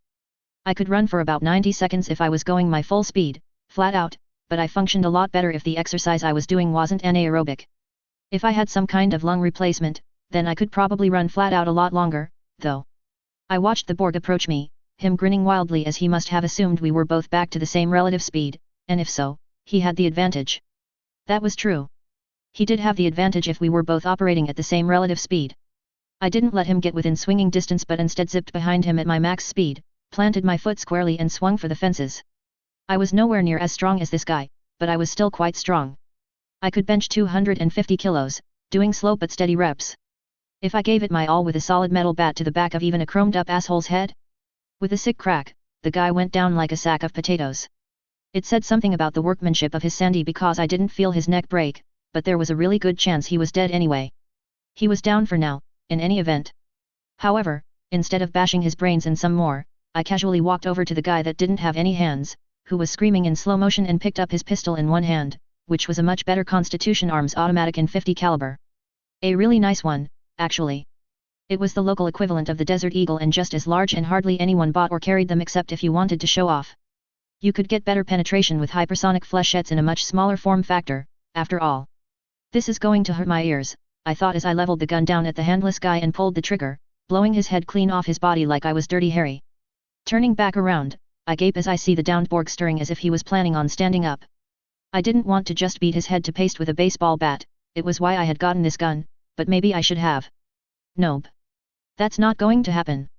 I tossed the metal bat away and used both hands to hold a steady sight picture and put 2 rounds into his chest, right over his heart. There was some subdermal armoring, but not enough to stop even the first oversized bullet. The second was just to make sure. Then I saw Gloria staring at me wide-eyed. Well, at least she doesn't appear to be dead. Are you okay? Did that round penetrate? Do you need to go to the hospital? I ask her, switching back to my slow level of speaking and moving. She nodded rapidly, yeah. I'm gonna have a hell of a bruise, I think, though. But shit. I saw the whole thing, and you were like, zip zip slash, whoosh. You took off that gonk's head like it was a bottle cap. That was totally Nova and totally fucking gross at the same time. I didn't know you were some kind of ninja, Tay. I started getting queasy and dropped the hand cannon, running to a corner and throwing up my fat burger all over a structural column. Gloria stood up and came over to me, and said, shit. I'm sorry. Was that the first time you ever had to flatline somebody? Yeah. I told her a little morosely. She sighed, I'm sorry. When I was 16, a scoff attacked a friend of mine, and I stabbed them from behind. I'm pretty sure they died. Fuck, it was a wonder the population didn't drop by half in this city every generation if everyone seemed like they had killed at least one person. And why were there so many fucking scavs? I shook my head, it's all right. My dad kind of prepared me for this. He always told me to just ask myself, would I have done anything differently? And would you have? Asked Gloria. I shook my head, I mean. I guess we could not have come in here, but we would have gotten in trouble. These guys were crazy, though, to attack medtechs working. I kind of think they didn't intend to let us live to begin with. Dead men tell no tales, right? Gloria nodded slowly, yeah. Although the new voodoo boys don't really have a territory, this part of Watson is as close as it is to their territory. You mostly see them around Watson. A setup to make them look bad, maybe. I shrugged, I don't know. Maybe. Go check on our client. She nodded, grabbed the box of narcotics that had fallen to the floor in our monitor and went to assess him. Phew, none of the vials broke, she said of the half-opened box of narcs. That was good. It was an incredible amount of paperwork, including mandatory drug tests if you lost your narcotics to such an accident. She glanced back at me, should we call the cops? Not if you want to keep any of the chrome these jerk-offs have. This one is pretty borged out. Gorilla arms, Sandevistan, some kind of skull reinforcement, generic legs, some kind of ankle reinforcement, micro rotors, Kiroshi's MKs, a few years old, a couple other things, I tell her after connecting my personal link to his interface socket. Although he was well and truly dead, his OS was still running slightly in safe diagnostic mode. The model of Sandy was a common and widely available melee tech model. Almost definitionally my first Sandy that any merc would buy. Oh, yeah, fuck these guys. They tried to kill us, so we get to keep all of their stuff, Gloria finally said. This guy has a pretty obvious concussion and a serious one. I think he's got a pretty serious TBI. Blown pupils, his sats are shit, too. I sighed. If he wasn't badly injured, I could have rationalized delaying his care, but that didn't sound good at all. Sounds like one of those assholes knocked him in the head with a solid metal bat. I said, alright, I'll get the ventilator, get the RSI drugs ready. I'll bring some body bags back with the gurney. We'll bag the 3 with the most interesting chrome, and I'll hide them here. Once we drop him off, we'll swing back here and go out of service for a bit. We have enough break time, and the call volume is finally low. She nodded firmly, starting to get to work despite probably having a cracked rib or at least a giant bruise. I walked out to the truck to get what we needed. Was I actually okay with what just happened? The scoff that had his legs shot off died at the hospital, but I wasn't really responsible for that, but these 4. I shook my head. I wouldn't have done anything differently. Except maybe bring my anesthetic grenades to work. Could I hide 1 or 2 in my lunchbox? There were no heroes in this world, but then again, even Miss Militia and Narwhal had a lot of blood on their hands. Could it be the same with me? Scavs and murderous gang members weren't exactly S-class threats, but that was only because they didn't have the capability. Chapter 17, Treading Water. We ended up taking the patient to the hospital and returning back to the scene as planned. Thankfully, our defeated enemies were still there, so we stacked 3 of them in the back of the ambulance. The one we were leaving didn't have much chrome to speak of, aside from his head which was conveniently not attached to his body, so I just shoved it in the body bag with one of the others. Since the other guy I decapitated had a lot of chrome in his body but none in his head, I just swapped their decapitated heads. Would anyone even realize or bother to check that the head went with the wrong body? If I was back in Brockton Bay, I would be immediately labeled the head-swapping killer or something and have a PRT or FBI task force dedicated to bringing me to justice. Here? I would be surprised if anyone noticed or cared. We were in Watson and not too far away from my storage unit, so I headed there. The storage unit did have cameras, as most places did, but like most places, they were connected to the net, and their firmware hadn't been updated in over a year. I wouldn't be able to do anything fancy like loop the camera footage like in Mission Impossible. I wasn't that cool, but I could temporarily disable the cameras. This would normally be an issue and result in an immediate security alert on a truly high-security facility, except that I knew this place was unattended. There were no security guards, and the cameras were only checked in the event of incidents, and I wouldn't cause one. After hacking the exterior cameras, I briefly shifted into a deep dive perspective and trawled through the storage unit's subnet, hitting each of the other cameras in turn. They'd stay deactivated for some time unless this place had a security watchdog daemon, which I doubted. I then left Gloria in the car and carried all 3 body bags awkwardly. It was more weight than I could carry comfortably or very far, but I figured 1 trip would be less suspicious than 2. I sent the key electronically and was admitted into the building. It would be really embarrassing if I wasn't the only person in the storage unit right now. I wasn't sure what I would do if I saw someone carrying 3 obviously full body bags into their storage unit. I probably would just nod and pretend I didn't see anything, actually. I didn't do anything fancy, I just unlocked my unit, tossed the bodies in, and left immediately. I would come back the next day with some tools. It would have been easiest to bring the bodies back to my place as I had all of the equipment needed for a full pathological examination at home, but I didn't want a very amused Mr. Jin to know what I was up to, so I would have to do some sort of dissection with rudimentary tools in a dusty storage unit. For some reason, the sense I got from my power was delighted. Sometimes I felt my power would be happy if I became a serial killer, so long as I could dissect a lot of bodies. Was that the evil part of me, I wondered? Or was there really something to the theory that a parahuman's power was some external agent? All right, Gloria, let's get back to it, I told her as I returned to the truck. She was driving, though. My arms hurt. I did seem to be getting stronger, though. Carrying those 3 gonks must have been 350 kilos easy. The 2 weren't that heavy, but that damn Borg weighed 150 if he weighed a kilo. BioWare strength mods sort of acted as a multiplier, although only up to a point. The stronger you were naturally, the better. I didn't look like a bodybuilding girl, or anything, but I didn't have much fat left on my body, and my muscles were vaguely visible. It was kind of nice. I brought several duffel bags with me back to my storage unit. It was more than necessary to just take back the implants from the 3 bodies, but I was taking back a number of other things as well. I think I would have been a lot more upset at killing these 4 guys if I hadn't worked in an ambulance for several months. Although my patients almost always survived, at least until they got to the hospital, the amount of death I have seen in just my short time here blunted a lot of the anxiety and depression I probably would have felt otherwise. Especially considering a lot of it was caused by the gang these guys were in, possibly these guys specifically in some cases. So, despite the idea still making me somewhat queasy, I wasn't that upset over it. It did make me think back about the way the PRT dealt with criminals back home with a bit of disdain. It seemed almost performative now. I had thought about that quite a bit in the 10 months I had spent in this new world, with my handful of memories from Alt Taylor helping me. She was a lot less naive than I had been. The only conclusion I could draw was that the Endbringers were a lot bigger threat than what was portrayed in the media and by the authorities. I hadn't thought they downplayed them, either, but the fact that the people in power accepted murderous supervillains must mean that the situation was a lot more precarious than even I had thought. I decided to work on the Borg gentlemen first. There were a number of cybernetics that would, for lack of a better word, go bad if they weren't removed from a body within a few days. Mostly replacement organ types and similar systems that needed a constant level of electrical charge to run continuous maintenance systems. I had everything needed to preserve these types of things back at my apartment, though. Humming the tune to this Japanese girl group which I kind of hated, I disconnected each of his limbs and then carefully excised their interface sockets from what flesh he had on his torso before setting them aside. I had brought some containers from home to carry some of the more delicate implants in, so I carefully disconnected his kiroshis and settled them into a small cylinder.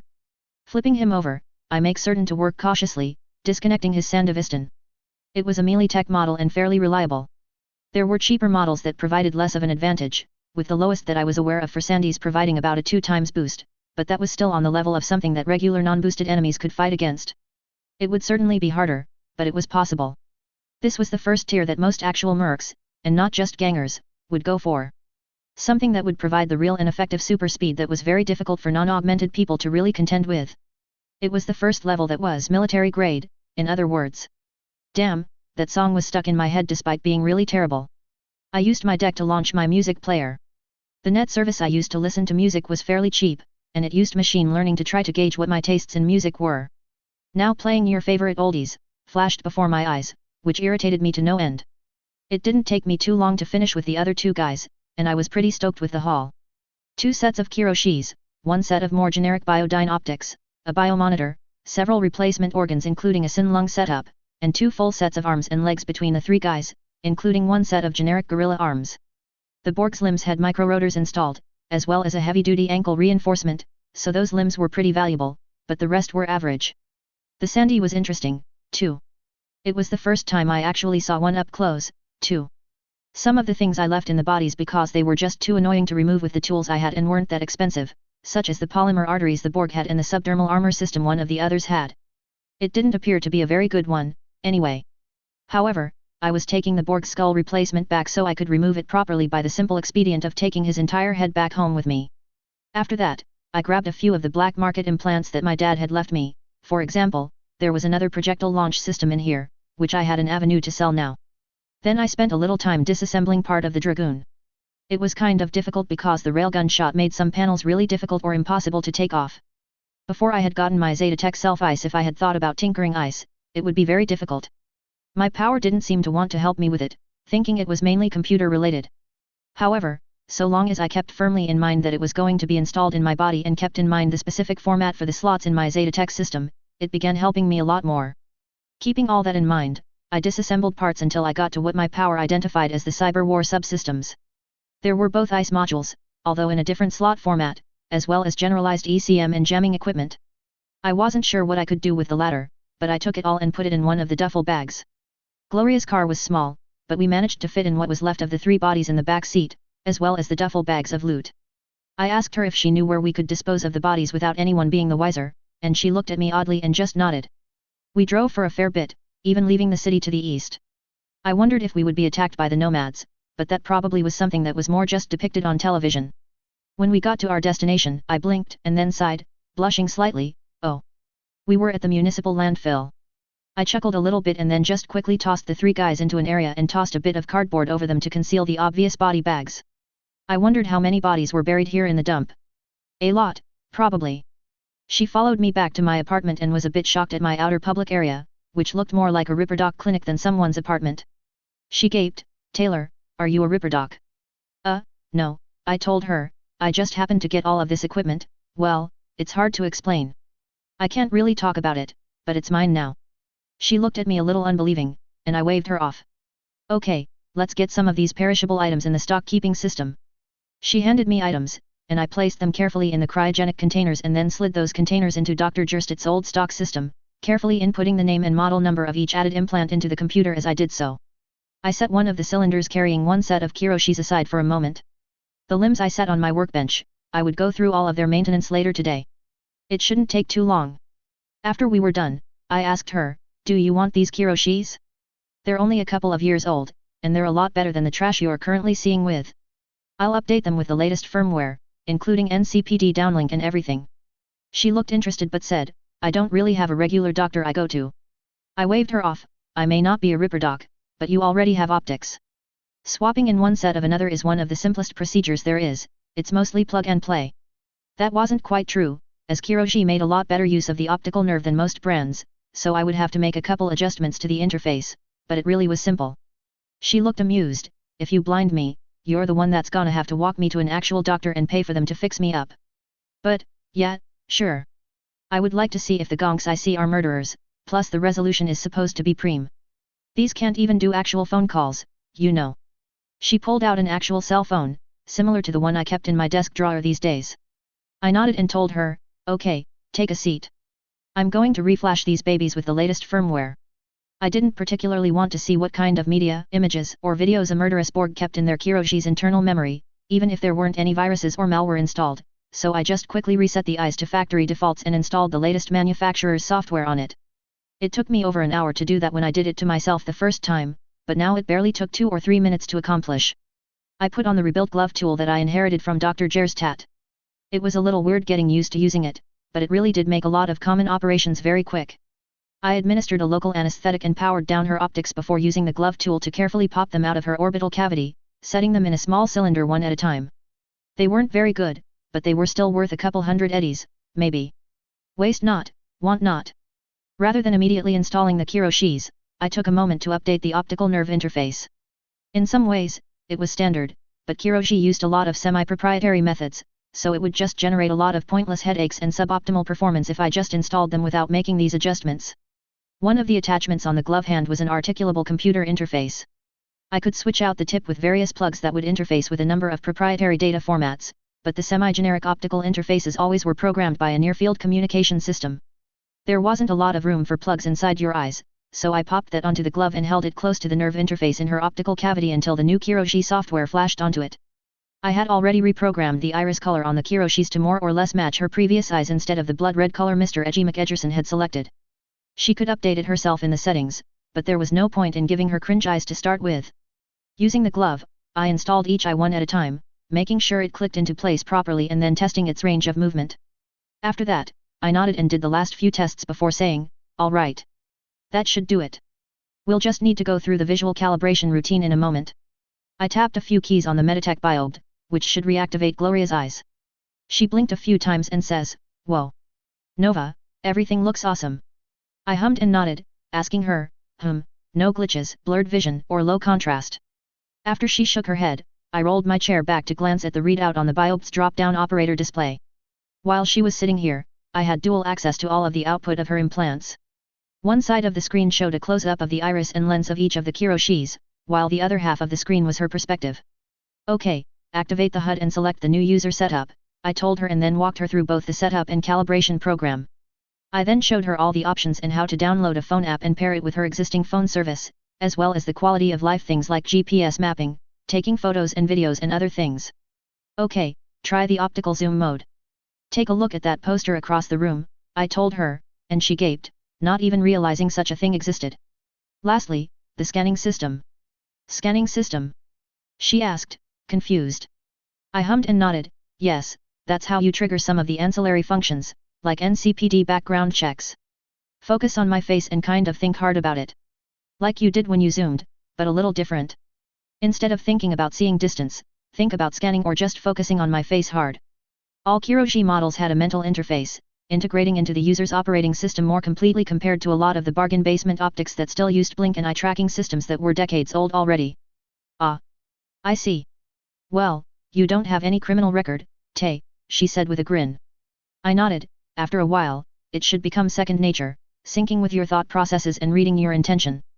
This also includes a piece of simple machine learning software that will identify objects in the environment as well.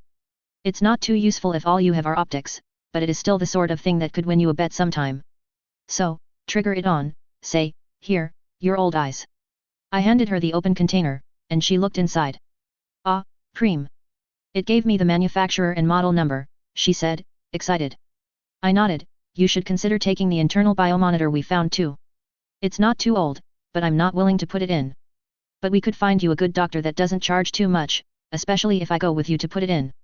Frankly, I was surprised that one of the guys had a biomonitor. Most gangers didn't really seem to care that much about their health. She looked a little uneasy, "But we could probably sell that for, how much?" I considered that. Retail price was probably 6,000, 1.5 to 2,000 eddies. "That's a lot of money, Taylor," she said, unsure. I waved her off. "Money is there to be spent. And what is the most important thing?" "David," she said instantly. I coughed and said, "Okay, what's the second most important thing?" She seemed confused. "David. Who do you think will take care of David if you're dead?" I asked her bluntly. That caused her to blink in shock and consider the question seriously. "My health, then?" "Yes, that was the answer I was looking for." I nodded. "Precisely. A lot of people, especially people used to being poor, underestimate the utility of an internal biomonitor because they are kind of pricey and don't provide any obvious benefits. They're considered a suit implant. But consider that. Corpos don't just waste money on things, at least not until you're so far up the ladder that I've never seen, nor my dad. The modern biomonitors made these days are comprehensive. It'll tell you if you're not getting enough sleep, not getting enough nutrition and what you need to eat to fix that, or if you're getting too stressed, blood pressure is too high, or if you've been poisoned or drugged well before the effects become apparent. If you've been injured, it'll tell you exactly where, which will help you know where to use bleeding control to keep yourself alive. After that, I finished with, which is cheaper from a medical perspective, preventing a problem from occurring or fixing it after it happened. Gloria was smart, so she understood what I was saying right away. Ah, I see what you mean. That does make a lot of sense when you say it that way. Okay, I'll take it even if I have to pay 700 or so eddies to buy out your share. I nodded. I didn't offer to give it to her for free, not only because I needed the money too, but more importantly, she wasn't the type to just accept charity. I handed her an inhaler that was full of nanomedicine. 2 puffs now, another 2 in an hour or two. I was giving her that for free, but it only cost about $20. She followed my directions, and I asked, "Want to stay here for lunch?" She shook her head. "I gotta get back to little David, but you're free to come over? He likes you." I chuckled, "Maybe another time. I'm going to spend a few hours running maintenance on all these items that are now ours." "Oh, wait. I have an early birthday present for you." Gloria's birthday was next month, but I had already decided what to get her. She perked up, "Really?" And I nodded and told her to wait for a moment while I ran into the private part of my apartment to grab it.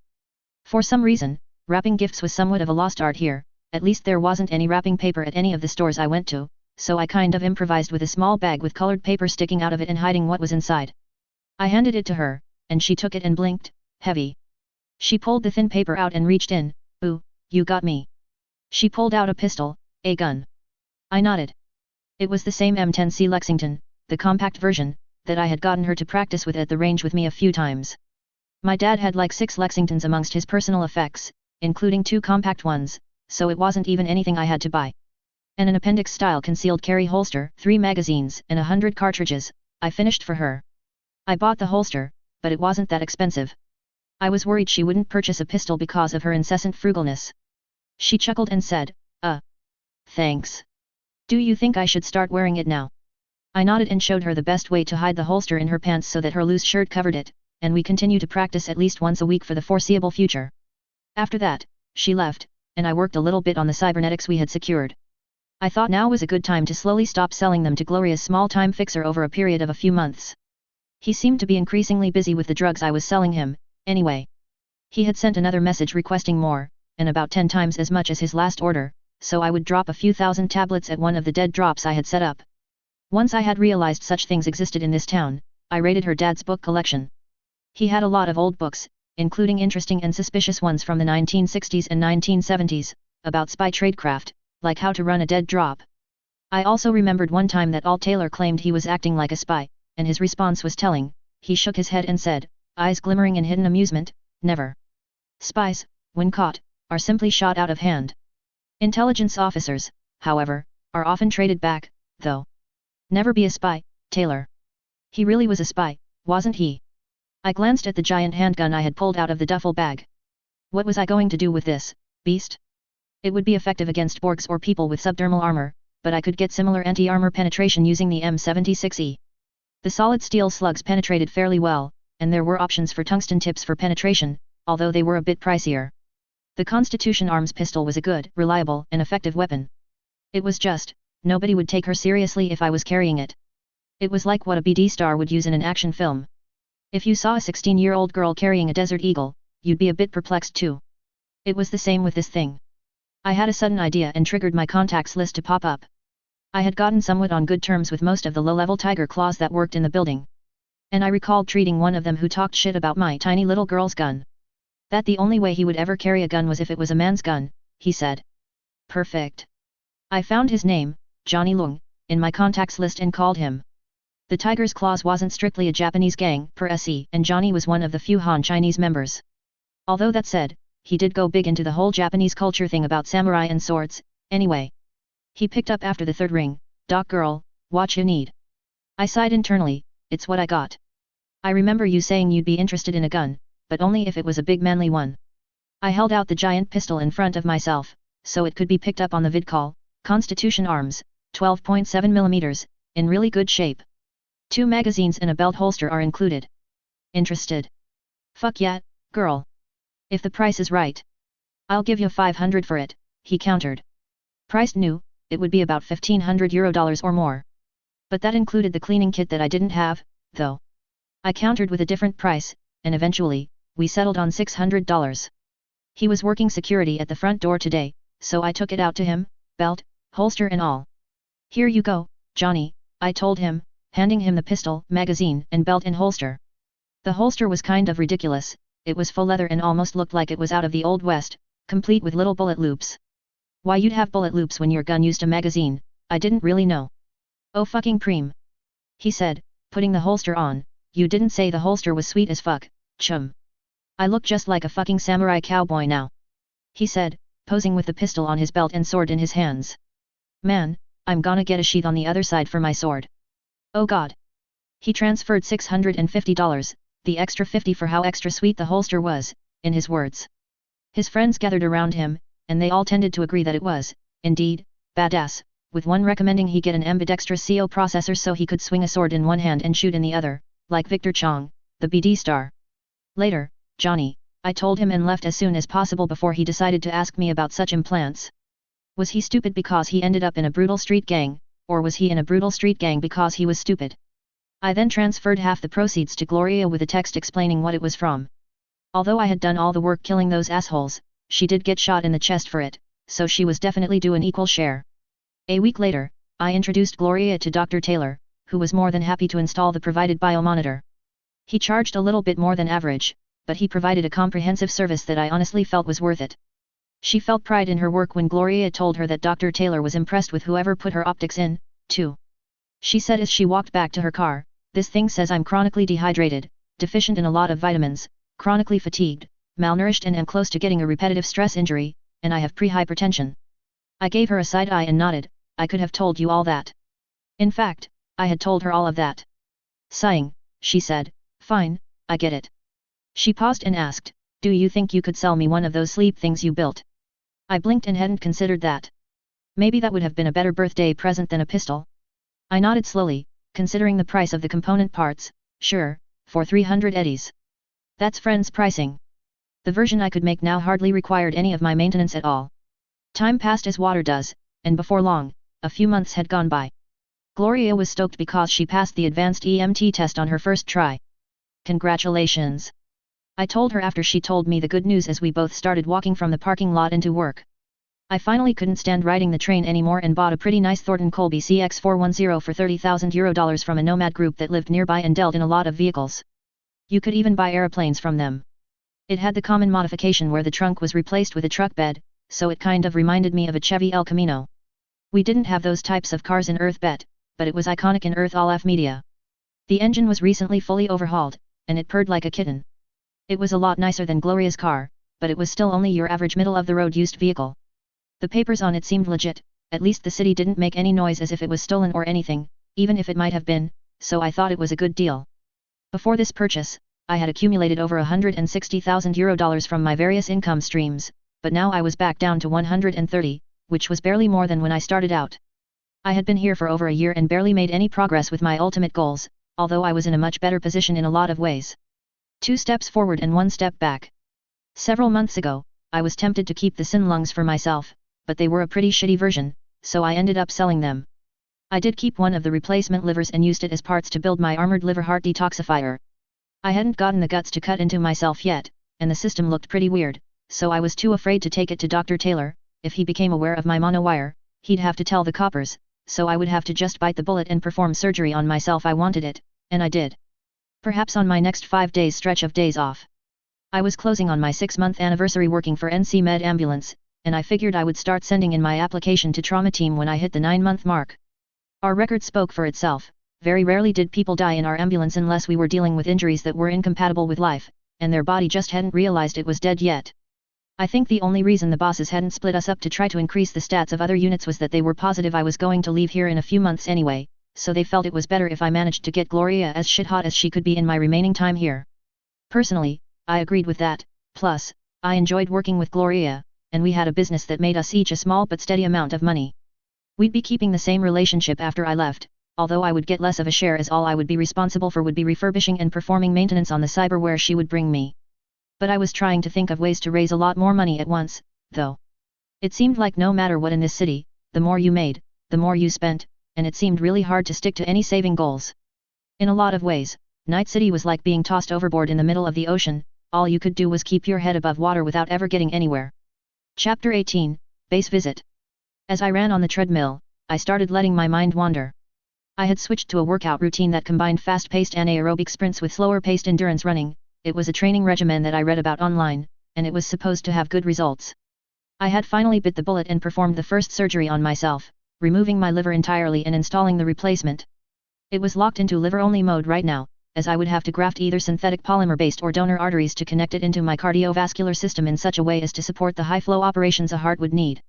I was kind of kicking myself for not ripping some of that Borg's polymer arteries out when I had the chance.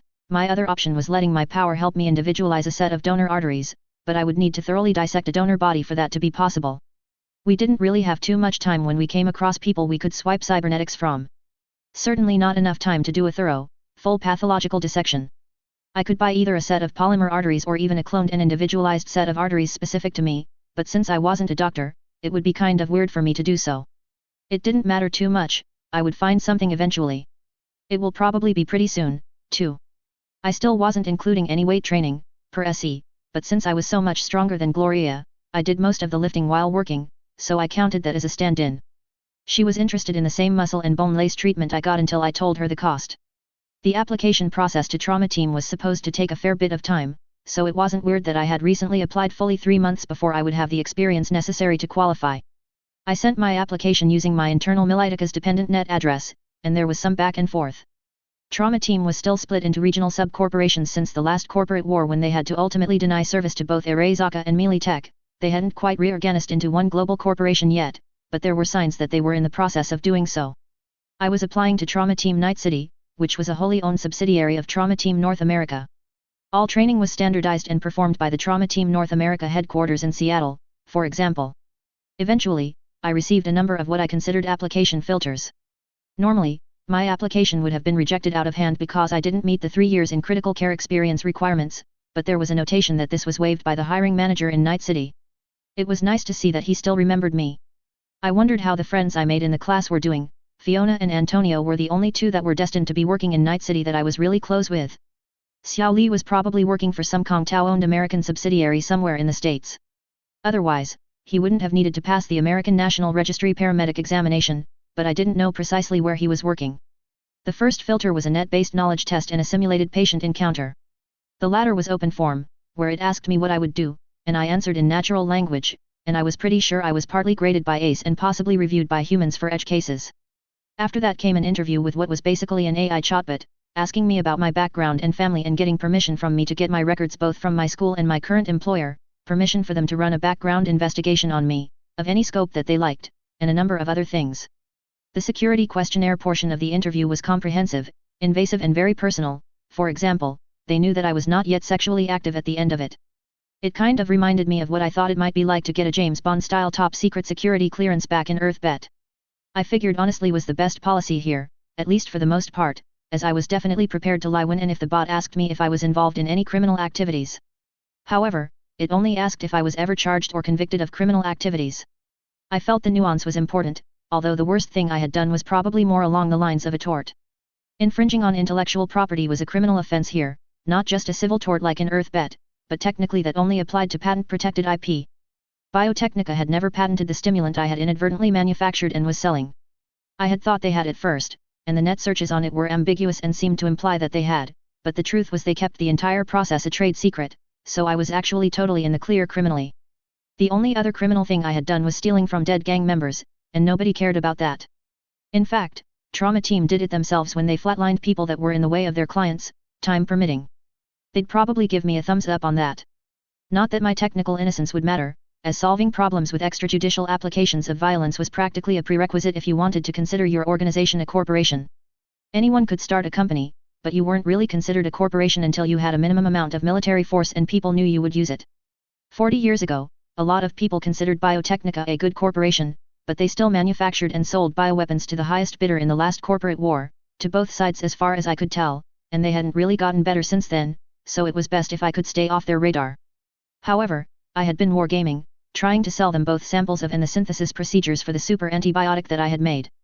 I had a lot of it remaining, stored in a cool, dry place, and I knew 2 ways to synthesize it, one of which would be suitable for industrial production. I had discovered through messages sent through my dead drops to Gloria's fixer, Diego Delgado, that Biotechnica itself had approached him. At first, I was scared shitless. But, apparently, they were approaching him to sell him product directly when I ran out, and he wanted to know how much more I could sell him so he could plan the transition and if I would be willing to sell my pill press machine when it happened. That didn't make sense at all, and I was very confused until I realized that Biotechnica was playing the film shop marketing model. In EarthBet, there was a piece of professional photo manipulation software called Film Shop. It has existed since the early 1990s and was one of the most popular and widely used programs for artistically creative people and companies around. It was also one of the most widely pirated pieces of software in the world, and the company did not really seem to mind too much. I had it explained to me by MRS not in my computer class. By allowing their software to be pirated by people who didn't have enough money to buy it in the first place, they weren't losing any money but were gaining familiarity and market share instead. That familiarity would later then be transmuted into money when those same people, later in their life and career, went to work for an actual company that would, in fact, pay the licensing fees. The employees who had been using pirated copies of Film Shop their entire lives would demand to use this same software that they were familiar with, and therefore they got sales. Market share was almost as significant as profitability. All Taylor's memories told me, and could be more significant for some products. Nobody thought the disgusting company Buck A Slice actually made any money on their Eurodollar slices of pizza, but it was the extras you got when you went in for a slice that made them profitable. Biotechnica was having its flagship stimulant be priced for a certain high-end demographic, complete with numerous anti-counterfeiting measures, and then the same stimulant sends those measures creating market share in the grey market. But it was doing it one better by actually profiting off the grey market sales directly in many cases. I got the impression that they weren't presently interested in me at all, but I bet that would change rapidly if I sold more than the half kilo or so of product that I had left. But this gave me the idea to sell the antibiotic and its synthesis steps to them. I couldn't do it myself, not directly, the risk was too great, but perhaps 6 months or a year or so after our existing business arrangement was concluded, I could approach Diego again, in a new anonymous identity, and offer to sell that through him to Biotechnica. At one point, I thought the antibiotic might exist and just be proprietary and secret, but I didn't think that anymore. It was so potent and had so many side effects that I thought there would definitely be signs, even obvious to everyday pre-hospital clinicians, that such a treatment was available, even if it was only kept for the very wealthy. As such, I could offer it to them for $1 million and have my money problem solved. It was a lot of money, but to them, it wasn't much at all for what they were getting. I'd have to give them samples up front for them to take my claims of the medicine's efficacy seriously. They'd have to test it themselves, and that meant that they'd put them under a mass spectrometer for sure and get the complete chemical composition. That meant that they would eventually be able to reproduce it, probably. They were a pharmaceutical company, after all. However, the synthesis wasn't obvious. It wasn't just a slightly different synthetic antibiotic that they could draw decades of experience in synthesizing similar compounds, and it might take a research laboratory multiple years to get an industrially useful synthesis method for it. So they would be spending $1 million on getting several years early at introducing the product, which I thought they would go for. They would also try to offer me a job I couldn't refuse, too. So I would have to make sure that the trade was conducted anonymously, somehow. And I would have to make sure that they knew I had contingencies in place to release the drug to its competitors if I were to vanish, as killing me to recover the $1 million would be quite tempting too. Probably not to the real executives who would greenlight such a deal who shat larger dollar amounts on a weekly basis, but my memories from Alt Taylor told me it was exactly what a mid-level ops manager in their intel department might do. Possibly so he or she could pocket the money themselves, or if that wasn't feasible, then to look a little better on their quarterly evaluations. It would be extremely risky, and I hadn't settled on dealing with this Diego gentleman again even if I did take up the idea, which I very well might not. It might be better for me to have a clean break with him, and then I could approach one of the better-known fixers in the city to run as a middleman to the deal. There were ones that were famous for sticking to their agreements, and it would be much less likely I would be stabbed in the back by one of them than by a small-time name. I might have to approach these people in person, though, for them to give me the time of day, so there were drawbacks with that as well. I wasn't in a rush, and I would be sure to wait as long as I needed for my brief stint as a drug seller to be completely forgotten, as I didn't want to connect any lines to any people, even if those people were fictional personas I only used to sell drugs for 9 months or so. Selling him the pill press would make sense and be one way to further disconnect me from that business, as I doubt he is crediting some random anonymous person selling him product in the first place.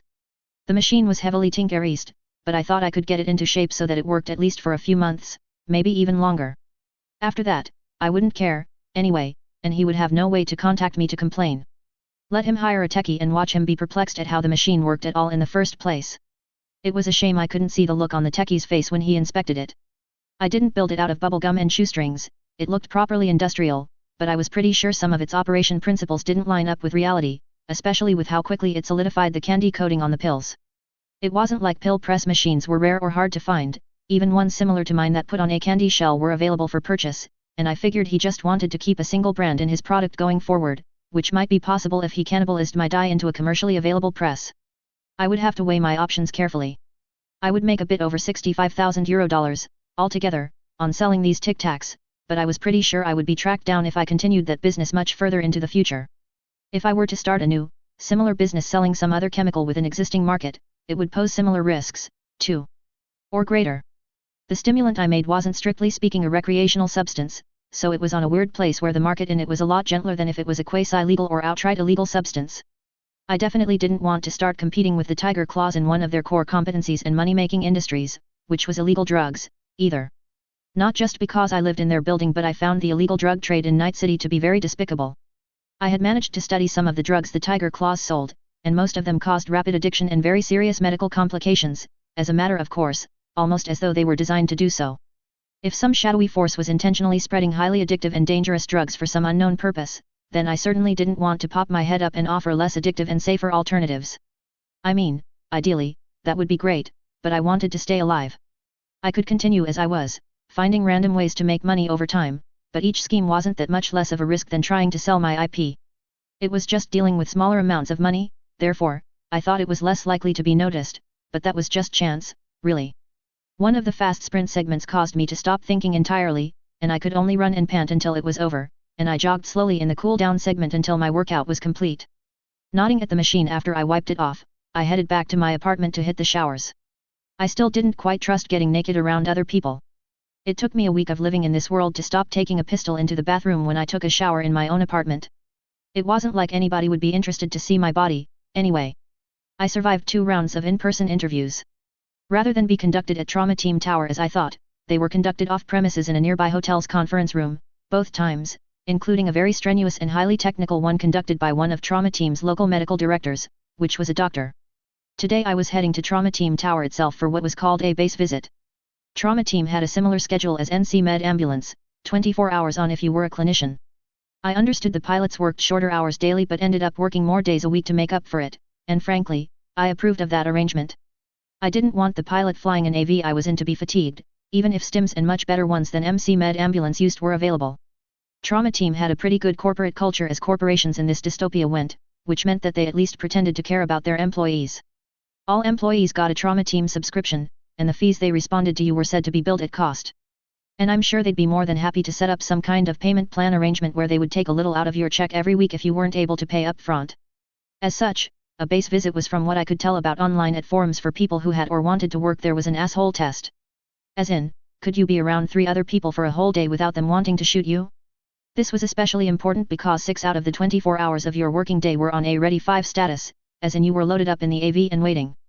Apparently, the Trauma Team's armored helmets included a built-in BD wreath, and Trauma Team would pay a monthly subscription for every pilot and clinician to an interactive BD MMO game of their choice.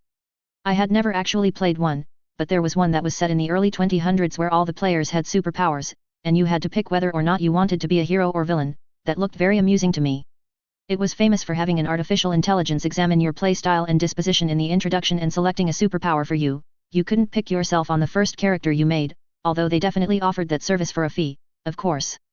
The security for the Trauma Team Tower was the strictest I have ever seen thus far in the world, although a fair bit of it was unobtrusive.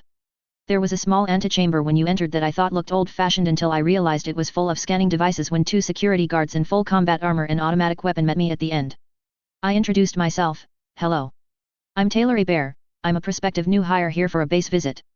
One of the guards looked at the other one, who glanced down at a tablet and said, his voice slightly distorted by his helmet's speakers, E-mag pistol, knife, Kerenzikov, Cyberdeck, and monowire on the left side. The first guard seemed surprised if I was reading his emotions through his armor correctly but nodded and said, "Ma'am, you'll have to leave your pistol and knife with us down here."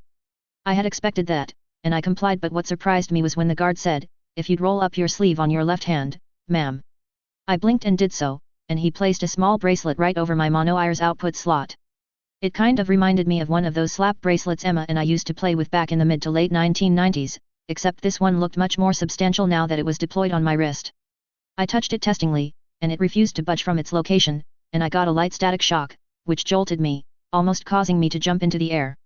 I got the impression the guards were both amused at my antics. Accessing the private subnet on the premises is prohibited. Also, do not attempt to take that bracelet off while in the building, it has countermeasures which range from painful to lethal. I gawked at him, my concern obvious as it had been set off by me barely touching it. A soft, muted chuckle from him, and he continued, "Don't worry, everyone always tries fucking with it, so the first time, it is really easy to set off. It won't shock you again unless you really try to take it off. You could do full contact sparring wearing it." That was unusually specific. Did prospective new hires often do full contact sparring, I wondered? They gave me a visitor's pass and told me that I was only cleared to go up to one place, one of the bases near the middle of the building with an attached helipad, and any divergences would be investigated. I was honestly surprised I wasn't met down here and escorted up, but perhaps that was a sort of a test in itself. I thanked them and started to walk away, overhearing, "Don't often see a girl that young with a monowire, say nothing about the booster, some kind of child ninja program ya think." Followed by a slightly distorted, "Pa, you never know what age someone is these days. She might be a baba, older than both of us." Baba. I knew enough Japanese from living in my building to know that meant old hag or something like that. Whatever it meant, it definitely wasn't complimentary. Eyes narrowing, I ignored what I overheard and continued on the bank of elevators. Entering one, I glanced around, not seeing buttons. I tried the obvious solution, "Floor 32, please." That caused the elevator to start moving, and I nodded, pleased with myself. As it got off, I consulted the floor map next to the bank of elevators and made a soft humming sound, considering which direction I should go. It looked like this floor had mainly 6 quick reaction bases in it, along with some administrative offices. We were about halfway up the side of the building, with the trauma team tower reaching 70 stories, and I did notice on the drive here that there were helipads on the side of the building about halfway up. I was visiting Base Bravo today, and I tested the unfamiliar phonetic on my tongue briefly, Bravo. Although I had a fair number of memories from Alt Taylor, and this phonetic alphabet wasn't completely unfamiliar, especially after working over 10 months in a ground ambulance where it was occasionally used on the radio, I still had to curtail my first reaction to say bet. Glancing around, I found the correct path to take and moseyed my way over to the entrance of the base. The door had a giant B on it, and someone had taped a small piece of paper under the letter that said, "At least we're better than fucking Delta." Amused, I checked the time. I was instructed to get here at the shift change time, but I was quite a bit early. There was a doorbell, but having worked in EMS for close to a year now, I wouldn't particularly want to be woken up if I had managed to get some sleep, so I was cautious about pressing it. They might all still be asleep. When I was working, I would only set the alarm to wake me 15 minutes before shift change, and it was still 45 minutes till right now. I decided to just put my visitor's pass over the electronic locks sensor, testingly. A brief green light and a clunking sound indicated it allowed me entry. Smiling, I stepped in without announcing myself. I had some idea of how the base was going to be set up from what I looked at online, and the first room was set up in a sort of living room style. Each base was set up as a small house with 5 bedrooms, a kitchen, 2 bathrooms, a supply room, an armory, a small conference room and a living room. The living room was sort of big with multiple couches and chairs, and at the far end, I could see a tunnel leading past a glass set of sliding doors to a helipad where an AV was sitting. How cool! I wanted to go inspect it, but I highly doubted my visitor's pass would let me onto what was probably a more highly secured area, namely their air operations area.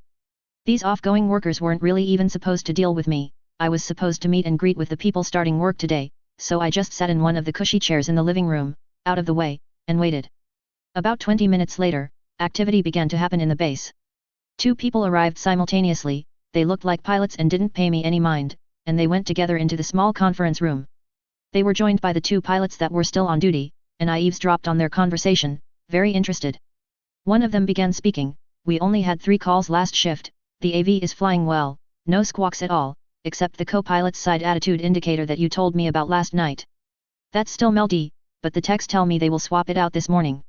"Good, fuel and ammo status?" asked one of the oncoming ones. The second of the offcoming pilots speaks up, "You got 775 kilos on the fuel and 400 each on AP and FMJ on the gaunch. Not sure what the door gunners are at. And, of course, we haven't used an AGM in weeks, sadly, so your heavy ordnance is just how you left it yesterday." The oncoming pilot nodded and said, "Nice. That's the ground pounder's job to keep the saws loaded. But I'll check when they come in, anyway." I was interrupted in my droppings of eaves by a man looking quizzically at me. He was in pajamas of all things. "Wait, who are you?" I popped to my feet and smile, "Hi. I'm Taylor A. Bear. I'm here for a base visit. I got here a little early, so I decided to just sit and wait until the oncoming crew came to relieve you, out of the way here." He gaped, shocked, "You mean, you didn't ring that ghastly doorbell and wake us all up?" "Ha ha ha, Preem, you must be a paramedic." He stepped forward and offered his hand to shake. I shook his hand in a friendly manner and nodded, that I am. How'd you guess? Because every pilot and grunt always rings the bell on their base visits. Only people who have suffered the slings and arrows of emergency medicine know not to disturb the poor fools if they might be asleep. You get my vote just on that basis alone, he said, but then he glanced at me up and down. You look a bit young, though. I'll have been working 911 calls here in lovely Night City for a year now in a couple of months. The hiring manager was impressed with my grades and test scores in the paramedic program at the NCU Health Science Center, I told him, but letting him assume what he wanted about my age. I wasn't even 17 yet. The hiring managers didn't seem to care about my age at all, but it was a bit of a tender spot for me. Was I too young to be doing all this? Maybe, if I didn't have superpowers. He nodded, that's my alma mater, as well. I got my medical degree there. Ah, so he must be one of the senior medtechs. They weren't always full doctors, but it wasn't that uncommon, either. The assistants were universally paramedics. I asked him, curious, did the company pay for your tuition? He nodded, yeah. Worked here for 2 years, and then they offered. Had to sign a 20-year contract, though, but it's not that bad. Definitely worth it. My pay is way more than double, and I can always pick up shifts in any hospital in town as a contractor on my days off, 500 eddies a day doing that, minimum. Sometimes double that if they're really hard up. I wasn't sure why I was so opposed to that, although 20 years was a lot better than Kong Tao's offer of 30. It was an option, though, and probably the safest of all of the options. I would keep it in mind. He motioned to me, come stand by me, when the two come in to relieve us, I'll introduce you. I'll also get your paperwork for the liability waiver and see if there's a spare MCU in your size you can use today. Hey? What? Liability waiver, for what? And what's an MCU? I asked him, curious. It basically says that if you die today it ain't the company's fault, even if it really is the company's fault. Anyone that isn't a patient that flies on one of our AVS has to sign one, he said simply, an MCU is a medical combat uniform. I'm sure you've seen us responding to calls if you worked 911, it's the armored flight suit us medtechs wear. Completely different from the ACU. The last had the feeling of an inside joke. Wait, what? I thought that was just supposed to be a base visit, I told him, using air quotes, it didn't specify anything more than that. He laughed, yeah, that figures. I mean, that's true, but we provide you the opportunity to shadow a crew for a full 24 shift. If you want to. He emphasized that last point, almost blatantly indicating that it would be a good idea to do so. I nodded, not just because it seemed like the correct thing to get hired, but because it sounded fucking Nova. Preem. One of the oncoming pilots will do a quick fam with you on the airframe. You'll be solely an observer, mind you, he warns. That was obvious, they hadn't even hired me yet. I was a bit curious, though, will the company issue me a firearm? I know you guys go to some pretty sketchy places. He scrunched up his face and shook his head, nah. Hide behind the grunts if things get hairy. But they won't issue or allow you to carry weapons until you are both hired and have been qualified. Maybe they'll give you a pocket knife. That was a long shot, so I wasn't really surprised. I nodded. He glanced at me and said, we're not supposed to say this, but they only invite people to base visits they're pretty sure they want to hire, so as long as you're not a total asshole, you pretty much got the job. That made me feel a lot better, and it made sense, but at the same time, I didn't let it make me feel complacent. At that, people rapidly arrived in the room. I could easily tell the security guys from the medics as they looked like soldiers. Well, to be honest, all of the medics had a little bit of that look too, but nothing like the professional hard men that I had become familiar with working for my alt-dad. After introductions, I sat aside as they conducted their morning briefing. They had a similar drug stocking machine as we did in NC Med Ambulance, but they didn't have to share it with 20 trucks. I watched them check in, then check back out their narcotics, do their daily cycle count, and talk a little bit about the patients they had the previous day.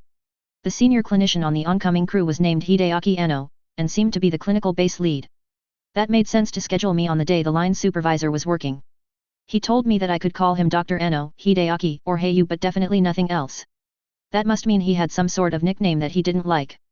He already had an MCU uniform for me, showed me how to get in it and recommended that I partially keep it on at least today whenever the light in the base indicated we were next up for a call because it took some practice to learn how to jump in it quickly, and they wouldn't wait on me if they got a call. When in the base, they were on ready 15, which means they had to be wheels up within 15 minutes, but their target was usually closer to 7. Depending on the service level of the client, either the ready 5 or ready 15 bird would launch, but even on the ready 15 calls, they averaged getting on the scene in 10 minutes or less. If the ready 5 bird was dispatched, the base next up to a call shifted to ready 5 until they got back. I thought the uniform was cool and was curious how they got my measurements until I remembered how many sensors I walked through downstairs. He told me not to worry about getting changed right now, that they were fifth up, so they probably wouldn't get a call for an hour or two. Apparently, there was something of an art to knowing how far away you could be from the AV based on what priority you were, as there were some facilities on our floor, like a workout room, that were available. I sat with the two other med techs in the conference room. Apparently, the first thing in the morning was a briefing from the day pilot, and then we would go check the supplies and equipment in the AV and test everything like I was familiar with from working in a ground ambulance. Yo, Savior. Who's the little girl? Asked one particularly bulky security man. Anno growled, I told you, I don't like that name. Oh, so that was his nickname. That would be a bit of a hard thing to live up to, but he must have done something pretty cool to get up to it. Anno glanced at me. The pilots and security guys often give nicknames to everyone, the grunts especially. This is Mercy. He pointed to the biggest of the security guys, who didn't look like he had a merciful bone in his body. Is that name ironic? I asked Mr. Mercy, which got a huge grin and a nod. I thought so. Mercy, this is Taylor A. Bear. She's a prospective new hire that'll be third riding with us today, Anno told him. He gawked, her? I thought it was take your daughter to work day, but she doesn't look like a Jap, so I was curious. He reached out to. I'm not sure, grab my shoulder or something, but I simply reached up and grabbed his wrist, moving at about half speed. The other security guy laughed, and Mr. Mercy gawked, testing my grip before easily breaking it, and then he stared at my wrist. Hey! Bandbox! She's got a bracelet.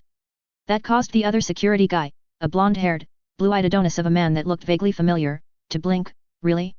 Mantis blades or the big gauge? I bet 5 eddies it's the big gauge. You know what they say, bitches love cannons. Well, that was true, but she looked a little fast just now, you know, too. The huge guy nodded thoughtfully and said, nah, hands strong but Ganic. Has to be a wire. I'll add the debt to your tab, chum. Then he stared down at me, you know how to use that, girlie. I coughed and said, it would be pretty stupid to have it on my wrist if I didn't. I think we've all seen that clip from America's Most Violent Home Videos. I don't want to make anyone a bunch of money by being their next submission. The video in question was perhaps one of the most famous videos from that particular entertainment program, and I had seen the clip online of a supposed street samurai yanking out a monowire, throwing out some cool-looking moves and then decapitating himself instantly. It was set to a laugh track. It was very gross but very illuminating too. I redoubled my training with the wire software after seeing that. He nodded slowly at me and didn't say anything else because the two pilots walked in. The pilots gave a pretty comprehensive briefing, from the AV status, any maintenance that was due today. In this case, a replacement attitude indicator was going to be installed, the weather and how that would impact any flights, ammo status, and then mentioned me. I waved to everyone. After the briefing, the pilot walked me through both where I would be sitting in the AV, all of the emergency features and exits, how to talk on the intercom and radio, and, more importantly, how not to talk when I didn't want to, and then pronounced me good enough. I had to sign a piece of paper confirming I got the initial emergency training on the AV4, another piece of training waiving any liability if I was injured or died pretty much under any circumstances, and a final one which was an NDA about any patient I saw, with pretty stiff-looking penalties. Curiously, I asked him, how much fuel does this thing burn? That got a wide grin and said, it burns a very economical 1 liter per 15 seconds, on average. Holy shit, with the price of CH002, that was astronomical. That must have shown on my face because he laughed and said, that really is quite an economic burn. 40 years ago, this same AV4 model with the older turbofans would burn twice that, at least. He led me back into the base, and after that, we waited. Chapter 19, you mean I'm not getting paid for this? It's the little things that you don't take into account when you're making plans. Like, for example, that you've never actually flown on an airplane before, to say nothing of a helicopter, and to say nothing of an AV. There weren't even any armrests for me to white-knuckle grip, the spare seat was a fold-down jump seat, so I just gripped the 5-point harness that I was strapped into for dear life. Hearing laughing over the intercom, I glanced over to Assistant MedTech, a man named Alex Santos, but they called him Teddy Bear for some reason. I didn't like the cut of his gib, especially now that he was laughing at me, never actually flown before. I gritted my teeth but nodded the armored helmet I was wearing. I had been looking through the heads-up display this armor system offered to try to distract me. No, I haven't. But it should be fine. I told the clinician-only circuit on the intercom. I was just kind of nervous, but I wasn't actually scared. I clicked over to listen to what the pilots were doing out of curiosity and to distract myself. Trauma Tower, Trauma 2, request clearance for departure, destination filed, but it's a 232 heading on the departure. We're going over to Pacifica. One of the pilots said. Very quickly, a bored-sounding woman's voice came back, Trauma 2, Trauma Tower, departure from Pad Bravo at your own risk, IFF check OK, forwarding your squawk to Night City departure at this time, check in with Night City departure on Channel 7, CA. The sound got loud as the ducted turbofans of the Aerodyne spooled up, and then we gently lifted off into the air. The nose of the aircraft dropped a bit as we turned left and headed off into the distance. There were no windows to look out of, but I could switch the HUD on my helmet to show me an exterior view of wherever I looked. I think that was how the security people used the guns that were attached to the side of the aircraft, so I switched to the exterior view and looked down at the city below me. I muted the pilot's net and asked over the clinician one, so we don't know anything? You would think the client would have a recent biome that we could ping from here. Yeah, that is required for platinum coverage, and most gold tier clients have that as well, but it isn't necessary for silver, which is what we're responding to. We just have the complaint, acute chest pain and shortness of breath. We can run an EKG when we get there like it was 100 years ago, back in the Pilgrim times, the man named Teddy Bear said. I didn't think the Pilgrims had paramedics or electrocardiograms, but I decided to remain quiet about that. Nobody likes a smart ass. I pulled up the client's information, which was listed as US 2771212 Richard Gage, an employee of Fuji Westinghouse, and a temporary 3-month silver tier policy in Night City. Not a Night City native, then. We were flying directly to the Playland at the Sea Amusement Park. An employee on a contract with the park, perhaps? I always liked trying to figure out the happenstances of a patient before we got to them. I had pretty good accuracy, but it was fun when I got surprised, too. Anno glanced over at me, do you mind carrying the gurney, Taylor? I shook my head, I didn't mind. It was pretty lightweight. The co-pilot got on the ship-wide net and said, landing in 2 mics. That caused the big security guy named Mercy to get on as well, 2 mics. Cold LZ. Weapon checks. That triggered everyone but the pilots and me to briefly pull out their weapons. The security guys had 2 small bullpup carbines while Anno and Mr. Bear just casually pulled out their pistols, checked to make sure a round was in the chamber and replaced them in their holsters. Considering they already checked them before they got in the aircraft, I was pretty sure they took having your weapon ready and good to go pretty important around here. As we approached the landing zone, the display on my helmet switched automatically to an augmented reality guidance system, with the patient's beacon listed as being 80 meters to the north-northwest, inside a building. That was pretty cool, as even if he didn't have a biomonitor, he had to have something we were tracking. One of the trauma team cards, perhaps? As soon as the skids touched the ground, my 5-point harness automatically popped open and was reeled up and out of my way so I could just jump out of the aircraft, which I did so after Dr. Anno and Mr. Bear.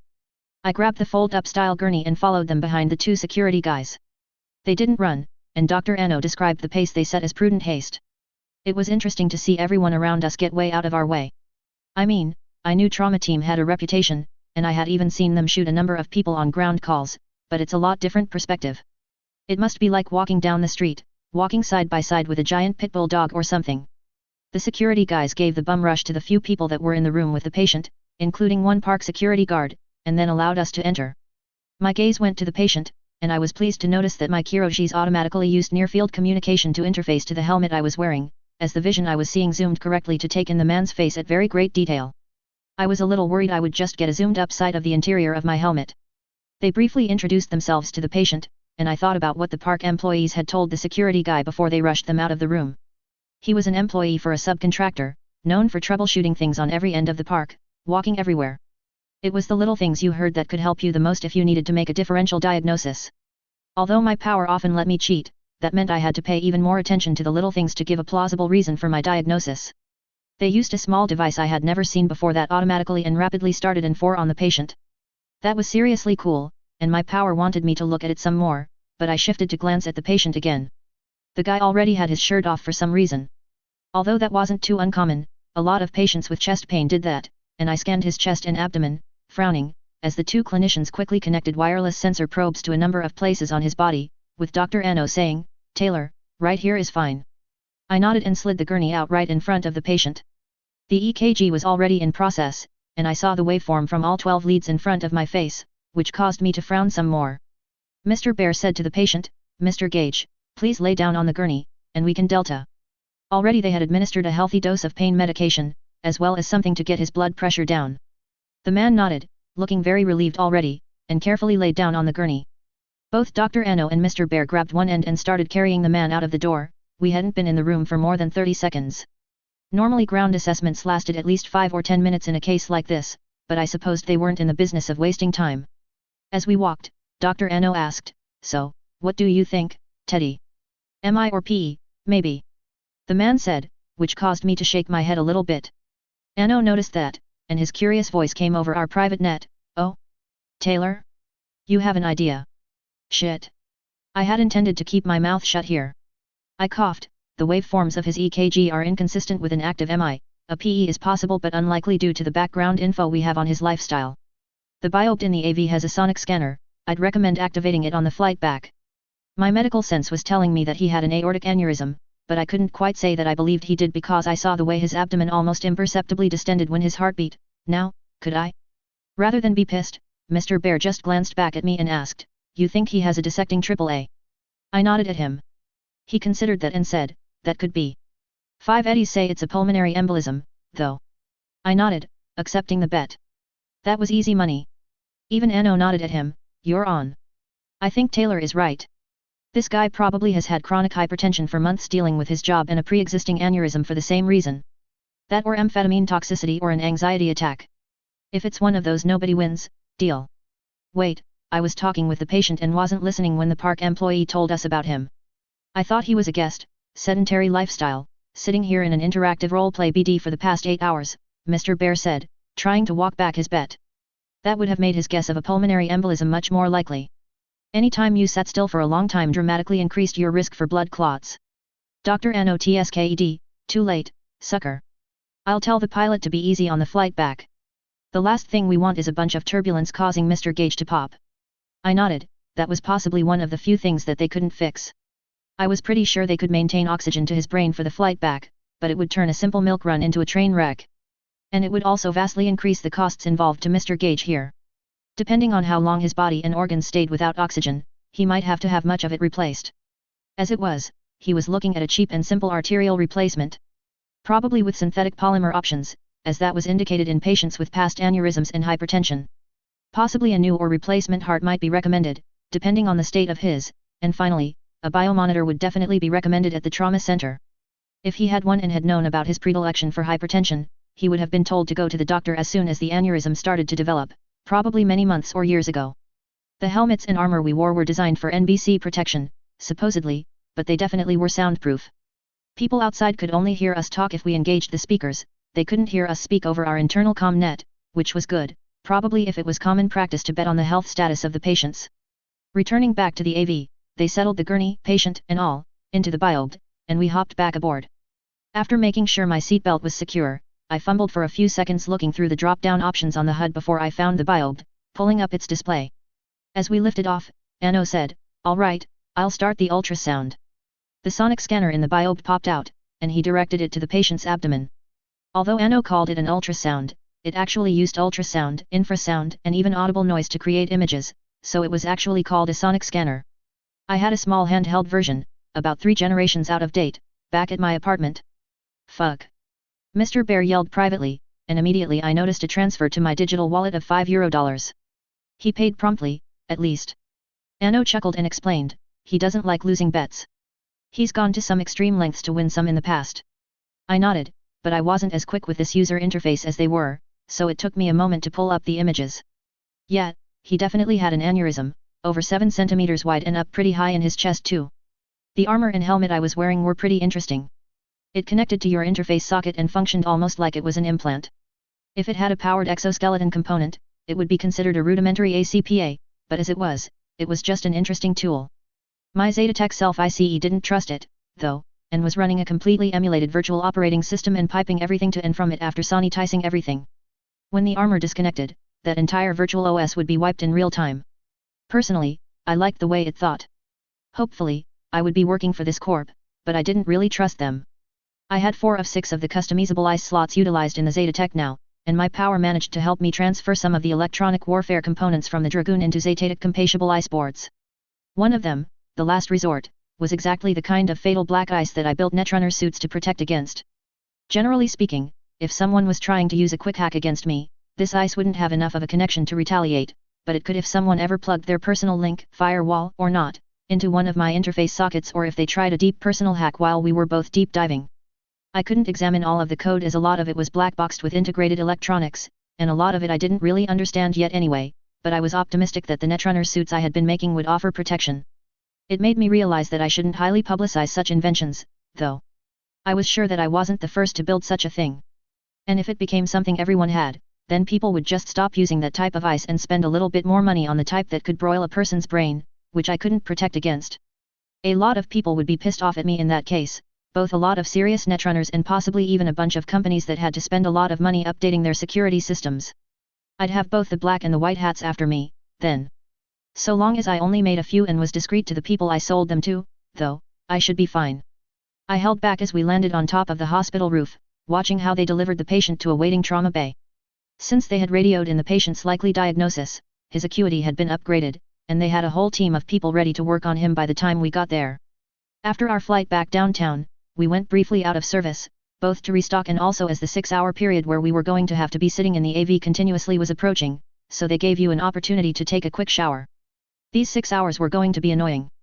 I didn't trust them well enough to use the braindance wreath installed in the helmet, so I would just be working on my Cyberdeck or watching videos the whole time, although I was really interested in that superhero game now that I thought about it. If I got hired and got assigned a permanent uniform, I would be able to discreetly make a couple of modifications to it to ensure the BD playbacks weren't subtly brainwashing me. It had found it pretty common for commercially available BD streams, even some you paid for like films, to do that, mainly just to make you slightly want any of the products that they were advertising, though. But I was pretty sure it would be possible to make a BD that induced a psychotic break or possibly even cardiac arrest, too. Alright, we're up for our 6-hour Ready 5 period. Does anyone need to use the head now, before we start? The pilot asked everyone, probably to be polite, but he was specifically looking at me. I shook my head rapidly. Yo, Taylor. If you get hired, you should play World of Heroes like the rest of us. We have a trauma team guild, and we'll help power level you, the very attractive blonde-haired security guy told me as we got into the AV. That was the game I was planning on playing, too. I looked interested. Oh? Are you a heroic guild? I asked. That caused both of the security guys to laugh. Yeah, fuck that. We're in the top 20 global villain guilds. The guild name is Total Terror, get it, TT? We're a PK guild. All the security guys and most of the medics play. Pilots are hit and miss. I coughed, surprised. Well, maybe not. If you were involved in EMS for longer than a week, you tended to get both a macabre sense of humor and very jaded about humanity as a whole. That was the main reason I didn't have more of an emotional reaction when I had to kill those 4 voodoo boys. Okay, I'll think about it, I told him, although unsure. I intended to play a hero, of course. It made sense that if Trauma Team had an unofficial guild, they would be pretty effective. The game was touted to be very realistic, and with a virtual area larger than North America, complete with millions of interactive NPCs, they called it a virtual world. The physics were somewhat realistic, with superpowers grafted on. As such, there weren't really hard-coded stats and a lot of numbers like a lot of games. As such, a lot of real-life skills did translate into the game, especially if it involved, say, small unit tactics and marksmanship. Superpowers changed a lot of the game, but really a bullet to the face was still a bullet to the face. I settled into a long wait, pulling up the current stream for the local propagandists. An attractive woman said on the video, "Welcome to N54, it's time for your local news." Unexpected political drama today at City Hall as Council member Lucius Rhine fired back on proposed legislation suggesting that birds in the city be culled. The freshman councilman had ammunition to back up his opposition in the form of a peer-reviewed white paper on the likely outcome of such a law that was published 6 months ago, written by one of our own in Night City. "Phil, what's your read on these developments?" She turned to her CO host, a studious-looking fellow, who shook his head. "Sarah, I've read the paper written by Professor Hidalgo of Night City University that was cited by Councilman Rhines, and it's exactly as the councilman says. Deaths by avian flu may be reduced, but only at the cost of trebling the number of deaths from malaria, West Nile, and other mosquito-borne pathogens. To say nothing of the quality of life issues. The historical examination bears out too.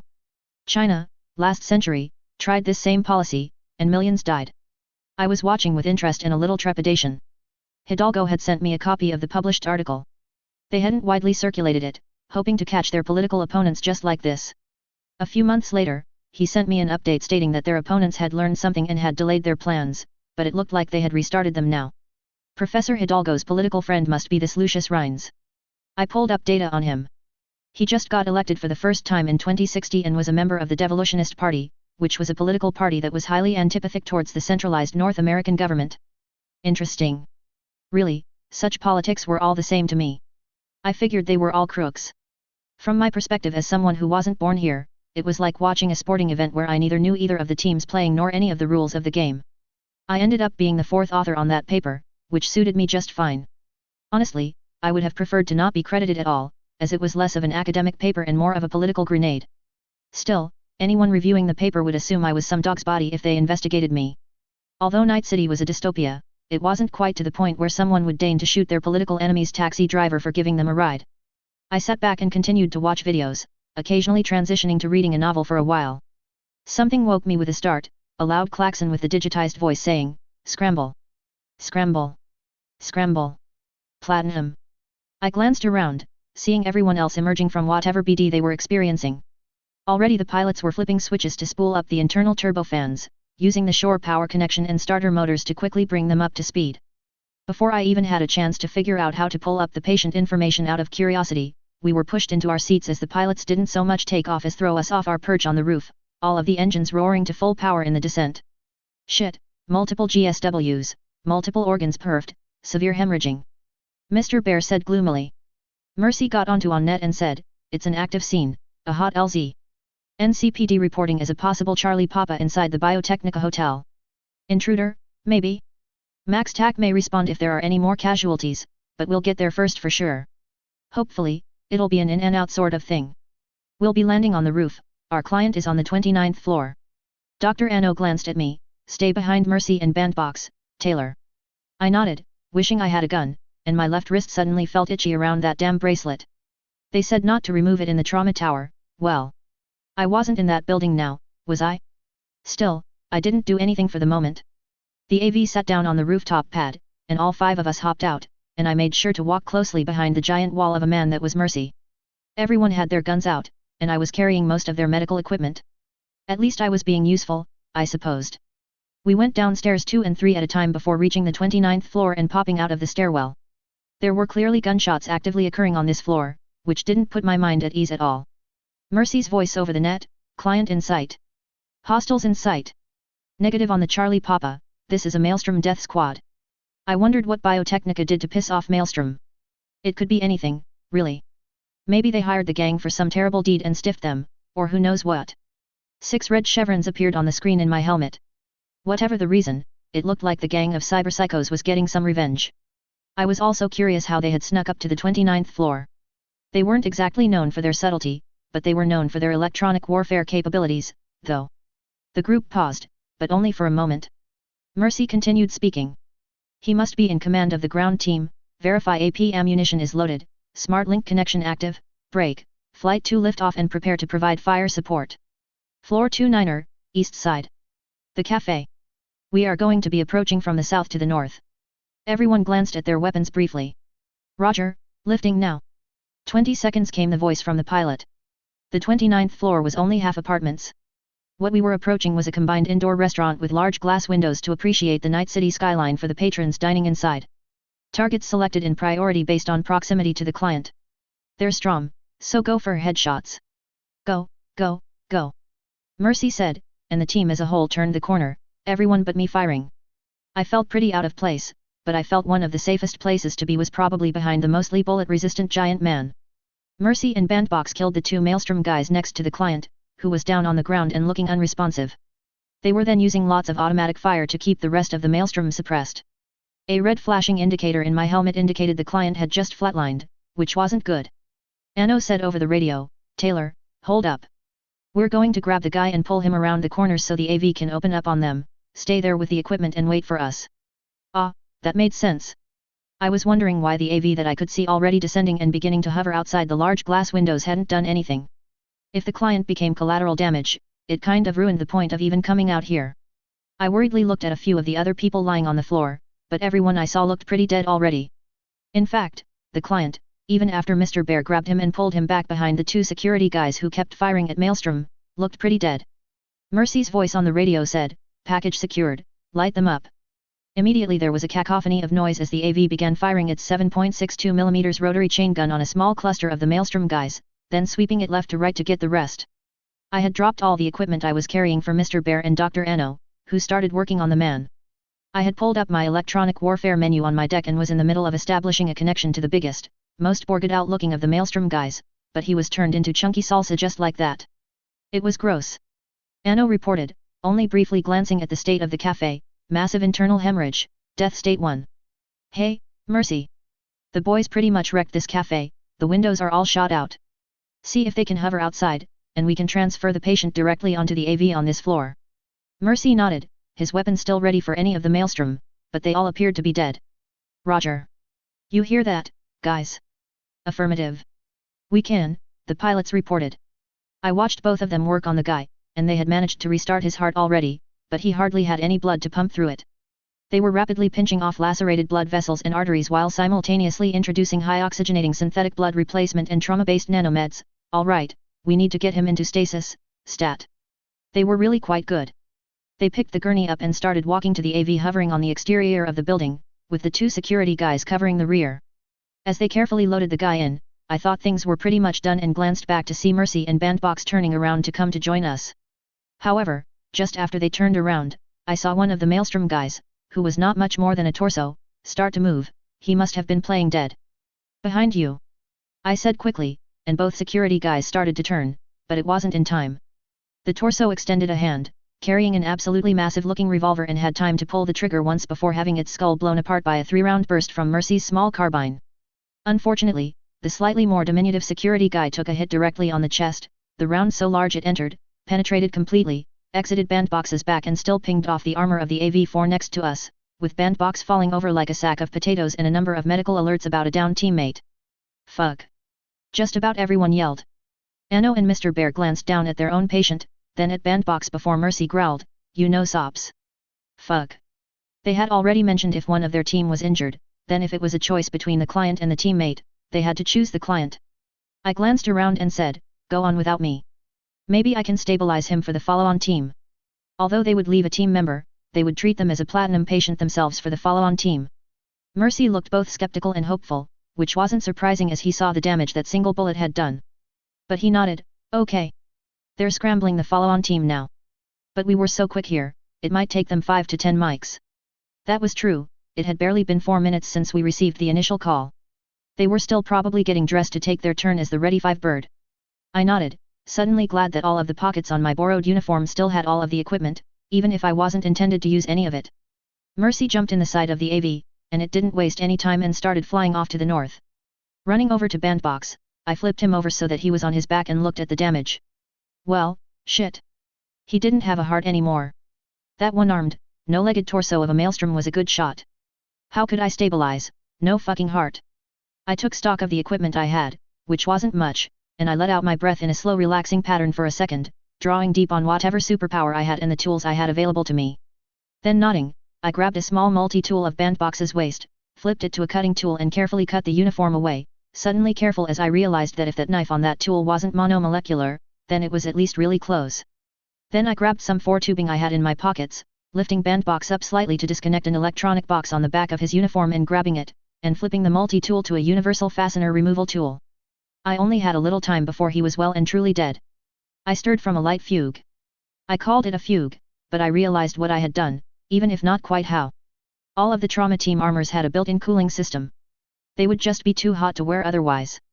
I had ripped out the coolant pump on his suit and then kludged together what was, in effect, a replacement heart with the coolant pump and a bunch of 4 tubing. The 4 tubing was, besides being 4 tubing, much too small in diameter to actually support sufficient blood flow without it being way too fast, so it wasn't really a solution. Still, after bypassing a lot of his arteries, it was enough to keep his brain and his core organs oxygenated. His internal biomonitor reported he was alive again, with acceptable levels of blood oxygenation, at least for now. A second trauma team AV hovered exactly where the first one departed, and 4 people hopped out. One of the clinicians asked, "What's his status?" "His biome is reporting acceptable SpO2 now." How was I going to explain this? I said, "The GSW totally obliterated his heart." I figured he was dead, but it was worth a try, so I pulled the coolant pump out of his MCU and kind of kludged together a bypass heart pump.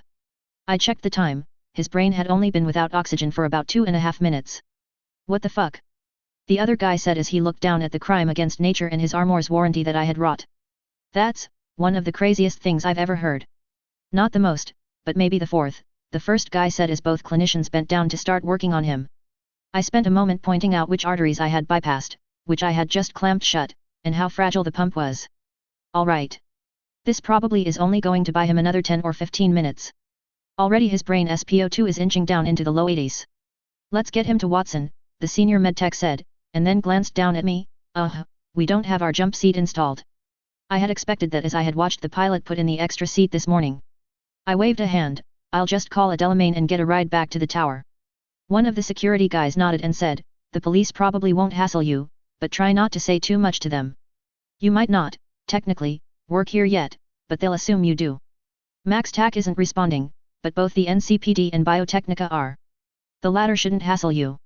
He trailed off, paused, and glanced around at the total devastation of the cafe, which was caused by a minigun attached to a trauma team AV, and then said, but maybe leave, now, before they get here. They don't have ready teams like us in town, so they won't be here for 15 or 30 mics. Just in case. I nodded and watched them leave.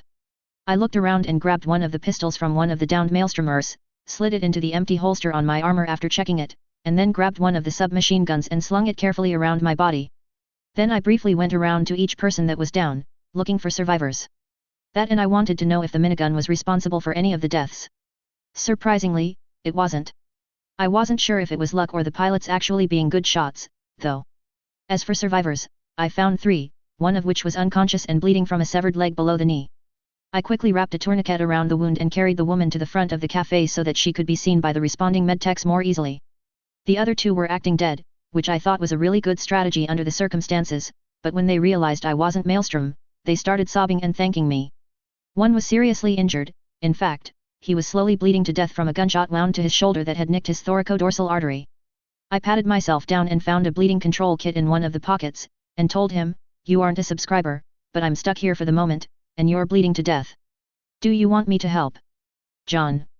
I told you we should have bought the subscription. Replied the woman, who must be his wife or girlfriend. Rather lucky that they both managed to survive the incident, they were in one of the corner booths. He nodded very fast, yes, am I? It doesn't feel that bad. Then he glanced at the woman, okay, you were right. I pulled open the bleeding kit and told him as I carefully cauterized the artery with a semi-disposable electronic ultrasonic wand, getting a WinCE from him as I did so, yes, the artery in your shoulder was nicked. It wasn't gushing out, but you still would have probably lost consciousness before the 911 EMTs could get here. At about that time, the SWAT team threw a flashbang around the corner and rushed in. The grenade went off, but my helmet automatically corrected for it, and I didn't even hardly notice. If they had just exploded that lady who I had saved, I was going to be pissed. Still, I raised my hands in the air and quietly recommended these 2 conscious survivors do the same, and they did so. Trauma team, what the fuck, only one of you? Asked the man in similar, although matte black tactical armor after clearing the room, waving my hands down with a gesture. I wasn't supposed to say much, but I had thought of how to explain this. Our AV took a hit from a giant fucking gun, and it couldn't take both the patient and me back, so I stayed around. That was true, too, after a fashion. He nodded, the cops lowering their weapons, you know what happened. I shook my head, we responded to a platinum client, it was a suspected cyberpsycho, but when we got here, it was 6 maelstromers. Everyone in the cafe, except these 3, was already dead. We put down the maelstrom and evac'd our client, that's all I know. Corporate told me not to say much more than that or provide any speculation or inferences. The head of the SWAT team sighed. That meant he had to intentionally make a sighing noise while indicating her wanted to transmit, which I thought was funny. Yeah, alright. Thanks for flatlining these psychos. You gonna head out downstairs, or is another AV coming for you? Send another AV for me? I'll be lucky if I can get them to pay for the cab fare, I told them, honestly, which caused 3 of them, including the leader, to snicker. I nodded at the man I had helped, stood up, and walked over to the guy who shot Bandbox and grabbed his giant fucking gun. My scanner activated and identified it as a Tektronika RT-46 Beria, a relatively new electromagnetic pistol out of the Russian Soviet Republic. Hey, that's evidence. One of the non-SWAT uniform cops said. The SWAT team leader yelled, fucking let her take it, that's probably what shot their AV. It was, but the reason I was grabbing it was I figured Bandbox could use a souvenir. Thanks. See if you can get the medtechs in here before that lady bleeds to death, okay? She was in a pretty nice dress. An expensive one if the tag from Jinggyuji was to be believed. Yet she didn't have a trauma team membership. That probably meant she was either someone like me who tried to save a lot of money or possibly a call-out type escort whose clothes were a business expense. Either way, she didn't deserve to bleed to death. He nodded. They're on their way up from the elevator now. I waited at the elevator, on the off chance it was Gloria, but it wasn't. Shame. I told them briefly the injuries and then got in the elevator going back down, walked past a group of uniformed police and hopped into a waiting Delamain. Why, if this isn't unusual. It is a pleasure to see you again, Miss Bear. However, I will have to make a notation that we will charge a cleaning fee to trauma team if you get blood all over the back seat, said the genial voice of the AI driver. Hi, Del. Trauma team tower, please, I said to him, a little tired. Not sleepy, but I was coming down from an adrenaline spike. His animated head tilted. Del? A diminutive of Delamain? That isn't actually my name, ma'am, but as I don't actually have a proper name, I think I approve of your appellation. Thank you. Although we weren't actually that far away, traffic was a bitch today. About midway through the drive, I got a call from the trauma team hiring manager that had interviewed me. I picked up. Hello. Hey, Taylor. How are you? I heard what happened, he said, in a sort of feigned sense of empathy. It was polite, though, so I didn't hold it against him. I replied, oh. I'm fine. Headed back to the tower now. I assume we're on a safety stand down for the rest of the shift. There were only like 7 hours left, and they had told me a base would go on safety stand down for at least a half shift if a teammate was seriously injured. Yeah, probably. Are you still interested in the job? He asked. I nodded. Yeah. I mean, shit happens wherever you work. A ground ambulance isn't that safer, at least you have a giant minigun on your side. He smiled, looking a little relieved. That's good. It's a little unusual, but after we heard about how well you did on your base visit today, we'd like to extend you a tentative job offer. I blinked. This was a little unusual. I drew deep on my memories of Alt Taylor and tried to phrase my responses as would be expected for a third-generation corpo. Well, I guess I tentatively accept then, with the caveat that I don't find anything objectionable in the contract after I have my attorneys review it. Although I didn't actually have any attorneys, I hadn't paid that online firm a retainer in order to call them that I was sure that they'd accept my repeat business. It may cost a couple $1,000s or a little more, but it would be worth it. Excellent. I will forward you the job offer and contract now. Do you think you could have it reviewed and signed by Friday? He asked. I nodded, sure. But I'll have to give NC Med Ambulance 2 weeks' notice. Beyond the fact that it is the proper thing to do, much more importantly, it's in my contract with them, and I'm not interested in being held liable for a breach. He chuckled. We really like that you are willing to do the proper thing with your current employer. However, I've already reviewed your contract with them, and we will execute the buyout clause. That only costs us 5 times your salary for 2 weeks. It will let them pay someone overtime to work your shifts, still have some money left over and let us start you in the new class starting Monday. A win-win-win, I'd say. That was unusual. But I nodded. Okay. That's fine. Let's plan on that. I am calling the firm I use now. I may have it approved and signed by tomorrow. Excellent. As soon as you do, I'll send travel arrangements for your in-doc class in Seattle on Monday. That's 1 week long, and then you'll start basic the following week, he said, smiling. Wait, what? Basic what? Well, basic training. All medics without military experience take an abbreviated 8-week course, he said mildly. Fuck. I hadn't realized that. But I should have. But it kind of made sense. Certainly, both Mr. Bear and Dr. Anno were a lot more tactical than, say, Gloria was. I sighed and nodded, all right. I'll call you tomorrow. Then I briefly reviewed the contract and arranged for the online law firm to review it as well. Just what was I getting myself into? Chapter 20, Front-Leaning Rest Position. Meetings were often held these days virtually, but what was even more common than that was conference vid calls. One such call was occurring, despite the fact that it was past 11 p.m. for everyone involved. A slightly tired-looking man said, present for this conference call are International Assistant General Counsel Maxine Myers, Night City Director of Rip Ryan Davis, Night City Medical Director Samantha Kim, and myself, Tyler James. I currently hold the position of Regional Vice President for Communications at International and am the RVP on call tonight. Ms. Kim, you asked for this meeting in accordance with our crisis response protocols. What's up? The woman coughed. 2 reasons. First, we responded to a platinum client at the Biotechnica Hotel. Long story short, a group of Maelstrom assaulted the building and almost killed the client. The client did flatline twice but was resuscitated. Once I saw the client's name, I called you. It's one of the board of directors of Biotechnica, in town for some unknown reason. Without security for some unknown reason. The tired man perked up, and we saved him? Preem. We can definitely use that. Okay. You said 2 reasons. Kim nodded, yes. It's common for potential new hires to shadow our teams in the last phase of the hiring process. In this case, a young woman was shadowing our team. Unfortunately, one of our security specialists was flatlined in the firefight. I'd like to ask everyone to just watch a short 3-minute video, and you'll understand why I think this is important. Everyone groaned, but the man nodded, fine, doctor. A few minutes later, the man chairing the meeting said, I'm not a doctor or a techie, but if I saw that in a film or a BD, I'd call bullshit. Is this for real? I couldn't really see what she was doing. 100%. The surgeon in Watson was just as flummoxed as I was. It shouldn't really have worked, but it did. Plus, she showed an incredible level of knowledge of human anatomy and ingenuity on just the attempt. Even if it had failed, I would have quietly had a word with you. But, I figured since we had to have this meeting anyway, I would bring it up, the medical director said. Can you play back the part where she saves that woman with the fucked up leg? And do you have the footage from where the team arrived and found the VIP? If so, play it side to side, the vice president commanded. Just a moment, we have that, said Kim, and then 2 videos were played back to back. Miss No Leg was sitting at the VIP's table alone. Commented the medical director, and that's an expensive dress. The vice president nodded, indeed. Check to see where she was taken, and get an inter-hospital transfer to our trauma center in Watson. We'll cover the costs for the board member's joy, and we'll make 50 times as much just off his appreciation alone. This does tell me that he wasn't Maelstrom's target, though, just bad luck. Whoever is responsible for security at that building is gonna have to commit seppuku. For a screw-up this big, the Italians will pretend to be Japanese just long enough to make them do it, too, said the canny vice president. Then the man hummed and nodded, all right.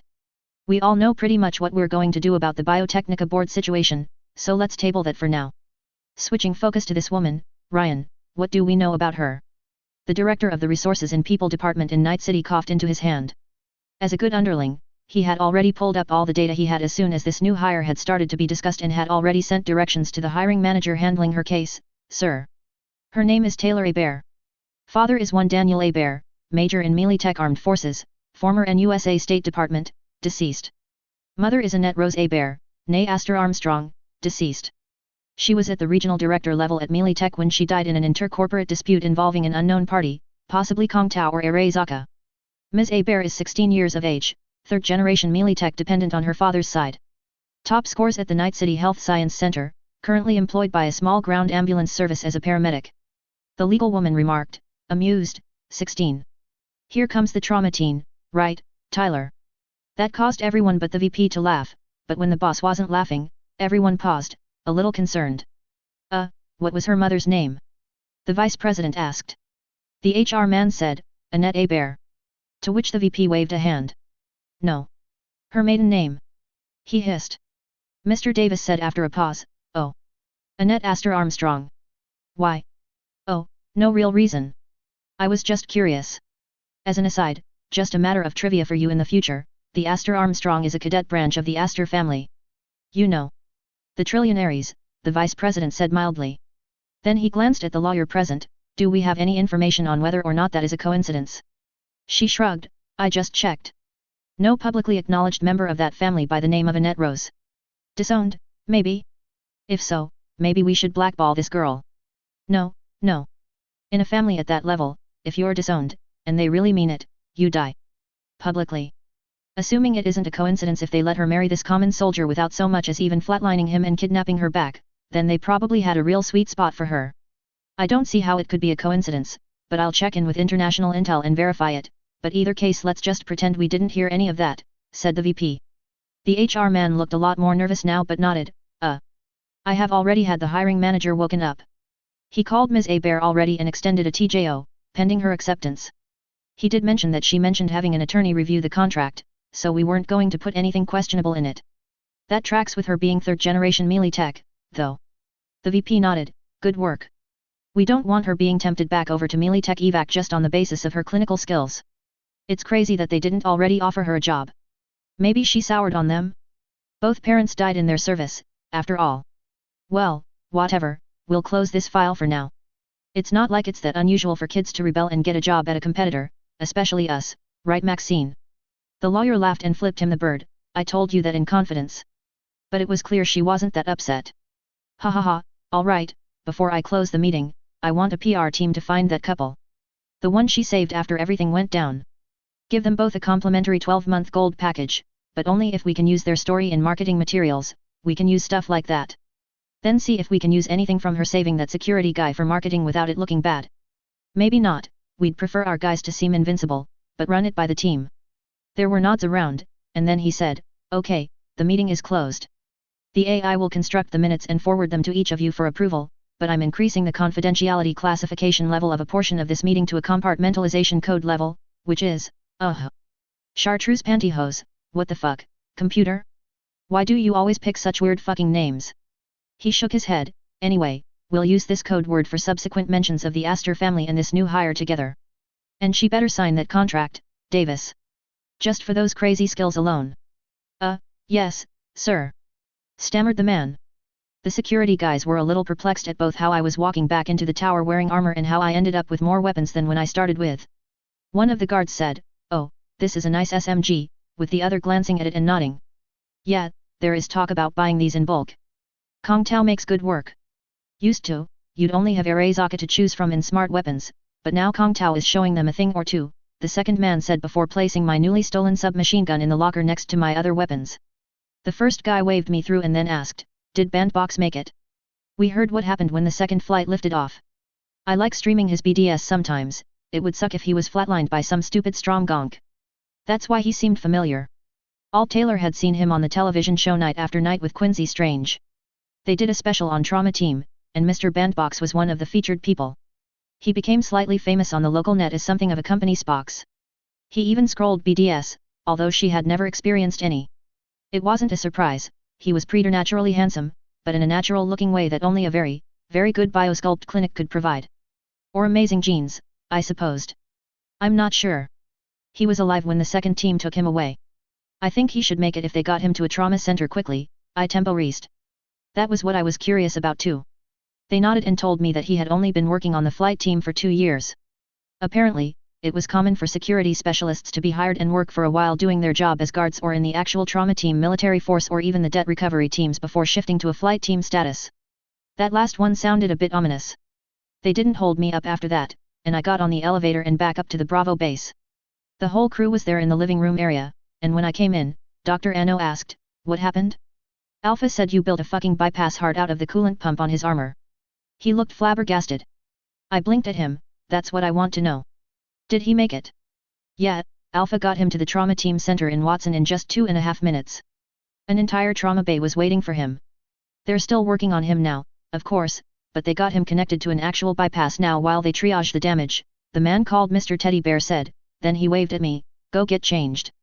Then we're going to download the helmet cam audio visual and watch just what the fuck you did. It's gotta be crazy. Shit. I wondered what that would look like. It wasn't like I could delete the video now. It probably already started downloading into Trauma Team servers as soon as I walked into the tower. Oh well, I would just deal with it. It was good to see it, too, as I only partially remembered building the bypass heart. I nodded and went into the spare bedroom they were lending me and doffed the armor. I wondered if they wanted me to decken it myself, as there was both Strom blood and blonde man blood on it. I'd find out later. I set them aside and got dressed back in my street clothes. Luckily, the cooling system really was very good as I wasn't sweating hardly at all. Otherwise, I'd have hit the showers first. They had the video playing on the large wall screen as I walked out. We're gonna get written up for that, the man named Mercy said, annoyed when they paused and switched to slow motion to watch the mostly dismembered Stromborg aim the giant revolver at Bandbox. Why? I asked curiously. Mercy sighed, didn't death check the Stroms as we passed before we turned our back to them. But they just got chewed up by the minigun, so we figured they were all dead. Death check? Wouldn't that take too long when you had a patient? Plus wouldn't it be hazardous to get close to them anyway? I asked, perplexed. I was picturing them going and placing their fingers on the downed Maelstrom members' necks. Mercy turned to look at me, amused, you check to see if they're dead by shooting them a couple times in the head as you pass. Don't worry, they'll teach you that in basic. Ano and I have already gotten confirmation that they're going to offer you the job. Oh. Well. That sounded less like a check and more like an execution, but I supposed the consequences for when you didn't do it were staring me in the face. I honestly hoped I wouldn't really be expected to randomly apply a coup de grace to injured gang members as a matter of course. Since he had been told about my job offer, I guessed Mercy was the equivalent of the clinical base lead. The security base lead? I nodded. I hope you guys don't get in too much trouble, but, yet. The hiring manager called me when I was in the cab on the ride back. Oh, by the way. I grabbed that giant revolver that shot Mr. Bandbox. I figured he might like it as a souvenir. It's a Soviet Beria, glory to socialist science. I said the last with an exaggeratedly fake Russian accent. Probably not too much. We'll probably get scolded and get remedial training, but at the same time, we saved the client, and he was a real VIP too. Even a few more seconds might have meant his death. Normally it takes multiple attaboys to outweigh one aw shit, but in this case, they'll likely milk the whole thing. So it'll even out. Then he grinned, oh, badass. Those are actually kind of rare and expensive. I don't know if he'll be able to use it, you almost need a full arm replacement to fire those things without breaking something, Mercy said, looking back at the screen. I frowned a little. Mr. Bandbox might be looking at an arm replacement. Here, start the playback, and I'll show you what I mean. They nodded and continued playback, but they replayed the point where Mr. Bandbox got shot several times, in slow motion, whistling. I noticed where Mercy suddenly shifted into a much faster speed when he shot the shooter. It was clear he had a Sandevistan. Mercy suddenly frowned and rewound the video, playing back the time when I turned around several times. Finally, he asked, apparently seeing something similar in the way I had moved, new girl, you have a Sandy? Ah, no. I do have a Kerenzikov, though. A Kongtao model, I said simply. I was pretty sure that getting hired here would result in a total examination of all of my cybernetics, anyway, so it wasn't exactly a secret. My custom liver just looked like a custom liver at the moment, which wasn't too shocking. After I got hired, I'd finish connecting the arteries to it. Mercy looked surprised, but the pilots both turned to look at me and nodded, one of them saying, nice. You want to go to flight training? Hey? I shook my head at him, no. Why would you say that? All combat pilots have to have boost wear, it's mandatory. Corporate generally prefers one pilot to have a Kerenzikov with the other having a Sandy, which means they prefer to hire Kerenzikov people with a long time history of use with little psychological changes. Very few people can handle it. Sometimes it's cheaper to find a solo with a long history of use on the security team and send them through flight school if the pool of former military pilots is shallow. I have a Militech model Kerenzikov that slows the experience of time by about half, doubles reflexes, combined with a custom set of Kiroshi aviator optics that can sample images I see at 1000 Hz. This video looks like a slideshow to me. Makes taking dates to movies a pain in the ass, the senior pilot said, amused. I nodded. I had that problem too. It was why I always played videos using my deck, as I could speed up their playback speed to something that seemed normal. They continued the playback, this time going through the entire thing up until I got into the cab. Then the clinicians rewound and kept replaying the time I was working on Mr. Bandbox. Fuck, I can't see what you're doing. Are you installing this shit by feel? You keep looking up for a moment when you get to an interesting part. Also, you're moving at super speed. What the fuck, said Mr. Teddy Bear. They watched a few times more in slow motion, and I was curious too. Did my power help me with that? Glancing away at times when it was doing something weird? If so, thanks. Anno said, I see what you mean by Bandbox might need some new arms. You cut all the blood flow to his extremities. I'm guessing it was too much to expect some kind of high-flow type of solution when you're mainly using 4 tubing and a coolant pump. I nodded. Depending on how soon they got a real heart or temporary replacement hooked up to him, his arms and legs might have gone a long time without perfusing. I think they could repair the damage with nano treatments, but they might offer him replacement limbs too. Will he be on the hook for any of the cost? I asked, curious. Dr. Anno held a hand out and waffled it slightly, Nat, even though we fucked up, they won't charge him. But that's only for the basic treatment to get him back to where he used to be. If it necessitates a replacement limb, he'll just be offered a basic model. As you said, they might offer him a number of replacement options. They'll charge him the difference if he takes anything but the basics, minus his company discount, and then put him on a payment plan. No interest, though. Well, that wasn't as terrible as I thought. I considered staying around for the rest of the shift, there were still about 6 hours to go. But I had a lot to do and very little time to now accomplish it. I think I'm going to head out early. Assuming there's nothing wrong with the contract they sent me, they want me to travel to Seattle on Monday. I got a lot to get ready for this weekend. Do you want me to deck in the armor before I go? Anno shook his head, don't worry about it. We have a machine that does most of the work, I'll run it through. How often did they get blood on their armor that they had a dedicated deck-in machine? Well, I suppose quite often. These weren't 911 calls, after all, and I often got blood on myself even doing those calls. I nodded, I assume you all can carry pistols around the building since you work here. They nodded. One of you come downstairs, I'll give you that giant revolver, and you can get it to Mr. Bandbox while I'm in training. The giant man hopped up. Oh. Awesome. He followed me downstairs, and I got all of the guns back and the bracelet on my wrist taken off. I rubbed my left wrist for a moment before handing the giant revolver to Mercy. The thing weighed like 5 kilos, easy, and my fingers weren't even large enough to actuate the trigger comfortably, to say nothing of what it would do to my arm. I didn't think I'd suffer fractures with my BioWare, but it wouldn't feel very good. Mercy handled it like it didn't weigh anything and grinned, cool. Not sure if we should put this on a plaque or just hand it to him. He thumped me on the back hard enough that I almost fell forward and said, "You did a good job today." Thanks, I told him, and with that, I left. I probably looked a little weird, as I only had one holster, so I was carrying a small arsenal of 2 additional guns in my arms as I found my car and drove home. I stopped at a number of places on my way back home and called Gloria, asking her if she could come by my apartment. She'd have to bring little David along, but I okayed that. As I got back home, I took a quick shower and then started setting up some of the things I bought at the store. Finding a pet store that would sell me automatic bird feeders without demonstrating that I had a pet license took 3 tries, but eventually, I got one. I leaned precariously outside of my window, using a small electric drill to secure it in place, probably in violation of my rental agreement. I wasn't sure if I should do this, as it would make my window a prime spot and Mr. Pegpig and his wife would have to, in some ways, compete with other pigeons for the food. But I had been testing a number of nanome treatments on him and his wife. I didn't have a nanovat like a real biosculpt clinic, but I had been lacing their water with nanomachines, hoping to achieve a similar effect as my muscle and bone lace. I had to make some modifications to myself, just regular maintenance, really, as I was still growing, including new muscle mass, which needed to be included in my existing muscle and bone lace. If I could do it without going to a clinic myself, it would be all for the better. Mr. Pegpig didn't mind being my guinea pig, not after the first dozen or so times I grabbed him out of the air, using my super speed, anyway. Now he just put up with it, like he was a British pigeon with a stiff upper lip.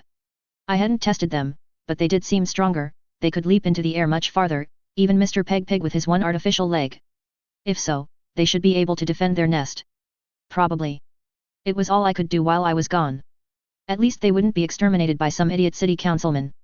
The doorbell rang, and I glanced at the camera real quick before unlocking it, saying over the intercom, "Come in." I'm in the back. Gloria walked in carrying David, who she sat on the floor and who immediately started exploring. She glanced at me. "There's nothing that he can get into around here, is there?" I thought about that and then shook my head.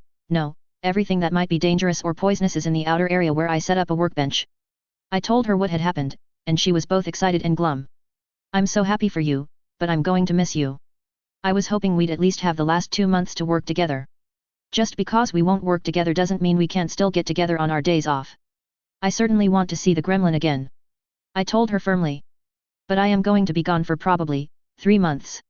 They told me indoc was 1 week long, and basic training was 8, but I figured there were going to be delays or other things I needed to do after that." I asked her, "Do you think you can check on my apartment from time to time?" Gloria paused and said, "Of course. Actually, if you're going to be gone, I think I may have a better idea." I had a curious expression on my face as I said, "Oh? Like what?" "Well, if you don't mind. I could live here while you were gone. There was an issue with the housing authority, and my mom temporarily lost her apartment. She couldn't get another for 6 weeks, and she was going to stay at my place. But if you're not going to be here for 3 months? I could just stay here. I mean, if you don't mind," she hurried to add that at the end. "It's fine if not, I can come to check on your place at least once a week." I thought about that. There was some stuff in my apartment I didn't want anyone to see, but I was going to move all of that stuff to the storage unit before I left anyway. I didn't think, given where I was, that there were going to be any real problems with burglars or vandals, but you never did know. It was almost expected in a lot of places in the city that if you were gone for more than a week, expect your place to be burgled. I finally nodded. "Yes, actually, that sounds pretty good. What about the gremlin? You don't know anybody here?" "On days I'm not working, he'll stay here, and on days I am working, he'll stay with my mom at my place," Gloria said simply. It's the least she can do for giving her a place to stay for weeks on end. I nodded at that.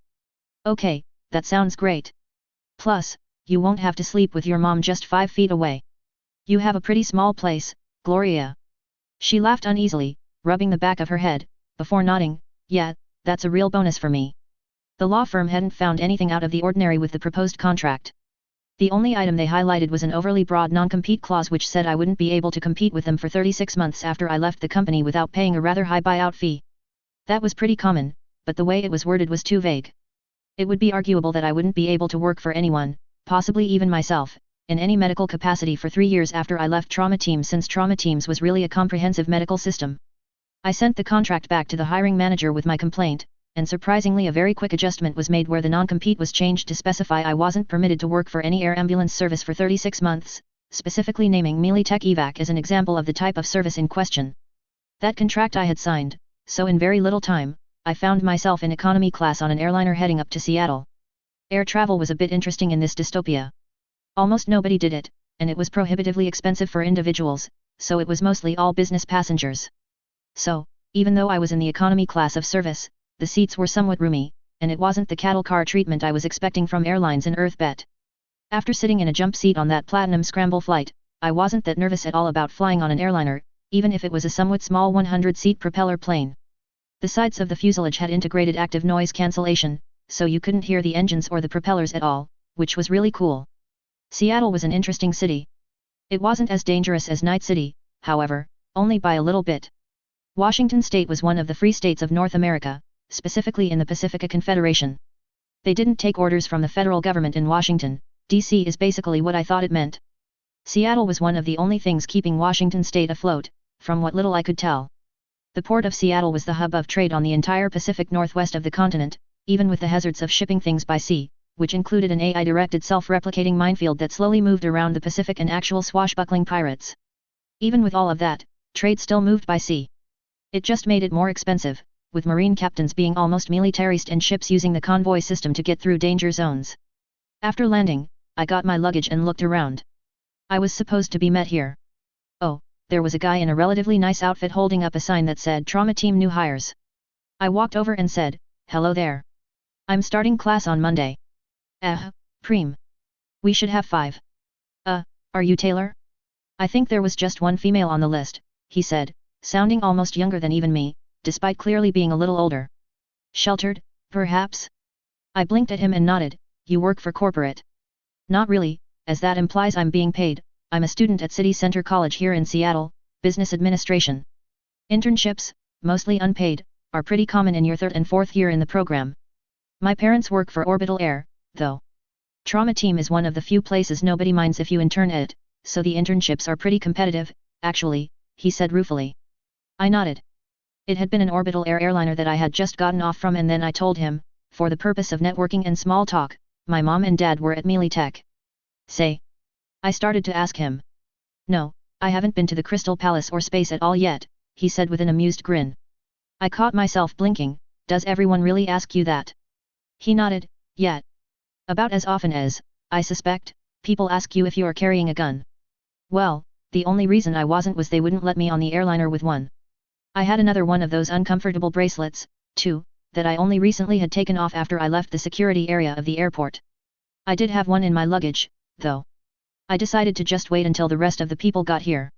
The week-long new hire class wasn't very interesting. It was all paperwork, company policies, and the like. It included a full physical, and I got a little raised eyebrows about all of the cybernetics I had, but they hadn't even mentioned the liver. I did decline a couple of offered company implants, one of which would automatically exercise your muscles whenever you were experiencing a BD. It was a good idea, but it was like a low-tier doll chip, and there was no way I would be putting one of those into my body if I hadn't built it myself. The boot camp was, so far, a lot more interesting. I needed to cut my hair to be within regulations, but thankfully not too short. All of the males were shorn like sheep, almost. It was kind of silly because Trauma Team didn't have any personal grooming standards beyond looking professional, so those men would be free to immediately grow out their hair. I was doing fairly well, although a lot about it annoyed me, but I was in very good shape and had augmented strength on top of that, which most of my 25-member platoon did not.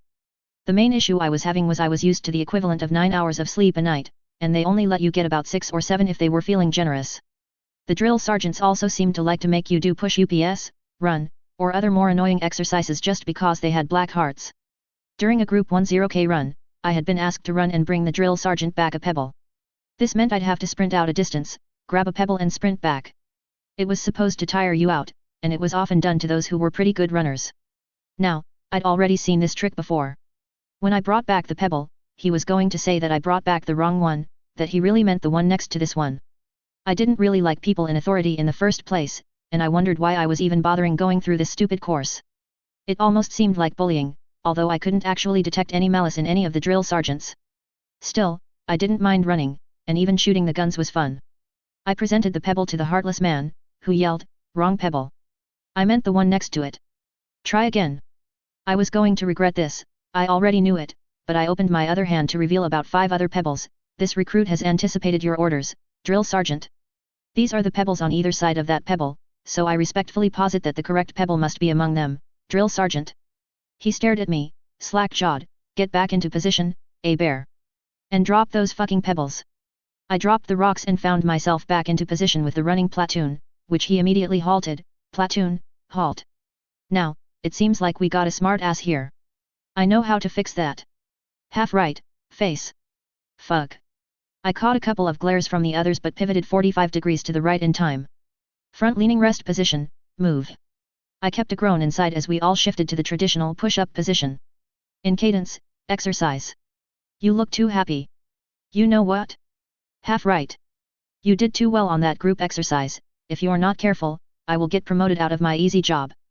But I can fix that, half right." "Okay, that was just stupid. Half right. Am I your friend? Half right. Was that a fart? Which one of you?" "No, never mind, I got this. Half right." Chapter 21, Muffins. As I lay motionless in my bunk, I considered the past several weeks. I didn't entirely keep my head down in training.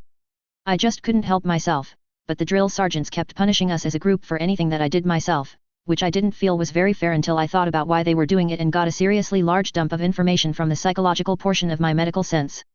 That made everything make sense, finally, and probably would have been obvious, but I had never been involved in anything like this, not even the Girl Scouts. After that, I just sighed and buckled down. It grated on me a little, which I realized meant my mentality had changed quite a bit. I used to be very used to keeping my head down and trying to hide, not just from the trio, but I felt the entire school was either out to get me or just didn't care. Now my first instinct was to push back when I felt someone was being unfair to me. That was different, and the more I thought about it, the more I thought it was not necessarily a change for the better. I didn't think the world I was living in was one where fairness was a really important part of how anyone interacted with anyone else, especially those with authority interacting with those who did not have any. It was depressing to think about, but I might not live to a ripe old age if I let this new instinct go wild in my everyday interactions with people, so I decided to rein myself in and cooperate and graduate. I also felt like it wasn't a great idea to give the corporation I now worked for an accurate idea of my psychological profile, either. As such, my fellows in my platoon were much less pissed off with me once I stopped mouthing off and attempting malicious compliance with the drill sergeants, and I think they just took it as me being a typical teenager. They didn't particularly mind too much because other than that, I was one of the best performing of us 24 or so people in most of the physical parts of the course. I was surprised, thinking that the 2-month course would be full of paramedics, but it turned out that most trauma team employees would take it eventually if they did not have recent past military experience. The actual security and military guys took different and more strenuous courses, but half of the people in my platoon were regular office employees, including a couple of entry-level supervisors. Clearing the course was a prerequisite to reaching middle management, apparently, with the exception of certain staff positions that weren't considered line managers, like attorneys. That was somewhat similar to the way Militech ran things from my memories, where all line managers had a reserve commission in their armed forces and occasionally a duplicate reserve commission in the NUSA armed forces as well. My alt-dad had been an active duty major in the Militech armed forces and held a reserve commission as a captain in the NUSA military as well. It took me forever to fall asleep, which was a real problem. I was so used to just putting a hat on my head and pressing a button that I thought I had developed a mild case of insomnia when I wasn't utilizing my sleep inducer, which I couldn't bring with me. I sighed, rolled over and closed my eyes. If I remained very still, I would fall asleep eventually. I waited at the entryway to the course, double-checking the M10 Lexington pistol and the extra magazines before sliding the weapon back into the holster at my thigh. This was the qualification course for pistol. It was a realistic scenario in a special building that could be set up to any kind of interior design the instructors wanted through a computer. You couldn't just test on the course to know where all the bad guys and good guys would pop up. Bad guys would randomly pop up, and you were scored on not only the position of shots but speed, with speed being more important on this course. Hearing a large buzzer, I grabbed my pistol out of my holster and started walking, using my full speed. The first part of the course usually simulated clearing a building. Nobody did that by themselves, the drill sergeants said, so it was really just testing quick reflex shots and judgment. A humanoid robot with a gun appeared, and my pistol came up, and I squeezed a quick 3-round burst into its center mass. The bullets I was using were real, but they were all frangible rounds, kind of similar to gritty sand once they struck something, so they wouldn't really damage the robots. I continued along the path, shooting each robot 2 or 3 times as they popped up. They had laser guns that would trip a harness I was wearing, causing quite painful but harmless electrical shocks, simulating getting shot. I didn't want that to happen. A robot came out, holding a non-combatant up as a human shield. I was expected to take these shots, and I only got points deducted for obviously lethal hits on the non-combatant. Instead, though, I used my full speed to carefully line up a headshot of the robot terrorist, putting it down. Yelling at the robot non-combatant, I aimed my pistol in its general direction. In one of the training runs, I had seen one of the other women in my platoon be taken by a fake non-combatant that had a simulated suicide bomb. The poor woman was wriggling on the ground as the entire harness she was wearing shocked her silly. I didn't think they would use that trick on an actual qualifying run, but I didn't know for sure. The robot stayed away, and I continued on. Part of the test that was for judgment was that there was usually an insurmountable obstacle, and you were expected to take cover and call in support, which would arrive briefly to help you deal with it. Calling for help would hurt your score, but the idea was to know when to call for help and do it anyway. I was, however, trying to show off. So I turned the corner and saw 3 robots with rifle-style automatic weapon-looking props. Instead of taking cover, I moved with preternatural quickness, zigging and zagging while accurately putting about 5 rounds into each one before the first one even got the first shot off. They were programmed, thankfully, to operate at normal human reaction speeds. I still had a few rounds in my magazine, but I did a quick combat reload as they had drilled us, shoving the mostly empty mag into my belt as I continued on. As I stepped over the finish line, there was another klaxon sound, but I wasn't quite done. The next part of the qualification was a simple accuracy test against non-moving targets at 10, 15, and 20 meters. I was handed fresh magazines and quickly knocked the last part of the test out, including firing a number of times at a kneeling position for the 20-meter targets. I was startled by a slap on my shoulder. It was the drill sergeant. He had an actual smile on his face. Excellent work, recruit. That is your expert badge, for sure, on the pistol. It's not a course record, but it is pretty damn good for a medic. You did a lot better with the pistol than the light assault rifle yesterday. You only got marksman there, but that's still pretty good. Yesterday's rifle qualification was just shooting targets at up to 300 meters on a firing range. The targets would randomly pop up, and you had both a limited amount of time and a limited amount of ammunition. It was weird to see the drill sergeant's rare signs of approval, but most of my platoon didn't have any real experience with firearms, to begin with, so I supposed he was just happy I didn't have to retake the test after remedial training like a number of my cohort already had. The rifle qualification was just an almost superfluous extra event, in any event. They were much more strenuous with this pistol qualification. Honestly, it would be weird if I didn't score well. Not only had I been firing at least 100 rounds a week on that thing for well over a year, but Alt Taylor was no slouch, either. The way the first half of the test leaned heavily on reflexes also made it cake for me. Yes, drill sergeant. I have been firing a Lexington since I was 8, I suppose. Honestly, drill sergeant, I have a lot of experience with those Ronin too, but I never did like them. Trigger always felt a bit off, I told him, taking a little risk by being a bit more verbose than I needed to be. Generally, I learned it was better to be as succinct as possible when speaking to them. Also, it had been Alt Taylor who had experience with rifles, I had none. He didn't give me any shit or smoke me for that. Instead, he just nodded, yeah, they're plenty reliable, but a lot of people have the same opinion. That is a pretty common opinion with bullpup rifles, of course. The rifle course is just on the level of a weapons fam, really. That's why we use such old rifles. You're never going to carry a rifle into duty anyway, y'all medics have too much other shit to hump into action anyway, and the rest are going to be fucking managers and shit. Basically officers. I decided to take a risk again. Drill sergeant, is it true that all security specialists have to have a smart link as mandatory cyberware? Yes, and no. It's mandatory for all security specialists on flight status, and it's optional but highly recommended for all others. The Corp will give you one at 50% off if you're a grunt, even set up an interest-free payment plan. Almost every grunt recruit takes that offer up. It really is quite a good deal, he said, and then he glared, forget that shit, recruit. Make safe that weapon, turn it in and go back in formation, so another one of you worthless pieces of shit gets a chance to qualify. Double time it, recruit. Move, move, move. I moved. There was no real graduation when we were done like I was expecting from all the war movies I'd seen. We simply got a firm handshake from the drill sergeant and were sent on our way. Now that I wasn't in the course anymore, I could access the net again. I probably could have done so while in boot camp, but it was forbidden, and they would have known since we were outside of Seattle and the only cell towers were the ones trauma team installed themselves. I sat in the back of a small van that was ferrying us a few at a time back to Seattle proper while I checked my messages. Blinking at a few, I triggered a phone call to Gloria. She answered right away. Hello. Hey, Taylor. Did you get all of my messages? I thought you were dead. I grinned at her. I told you I would be out of contact for a while. I just finished most of my training, but I still won't be back for a week and a half. Yeah, but there's out of contact and then dropping into a black hole. She complained, and she wasn't entirely wrong. This was a very connected society. It was really old-fashioned that nobody was permitted to use any kind of connectivity for 8 weeks. I chuckled. Did everything work out? I read your messages and was only surprised for a second. I did have something of an established list of clients. Her messages stated that people were asking where I was, people who wanted some medical services. Oh, yeah, I hope you don't mind, but after the third day of them asking, I ended up seeing them myself. I hope you don't mind me using all of your medical equipment or selling them the pharmaceuticals from your giant stash. I found a list with prices, so I had been charging a little bit over that since I wasn't sure if those were the prices you paid or the prices you charged, she told me in a rush. I should have expected that and prepared her. Gloria was a good enough clinician to help with the everyday maladies of the people that came to see me. She was good enough to help with much more than that, really. However, it was a bit different to treat walk-in patients than it was to treat people who called emergency services or were in accidents and similar.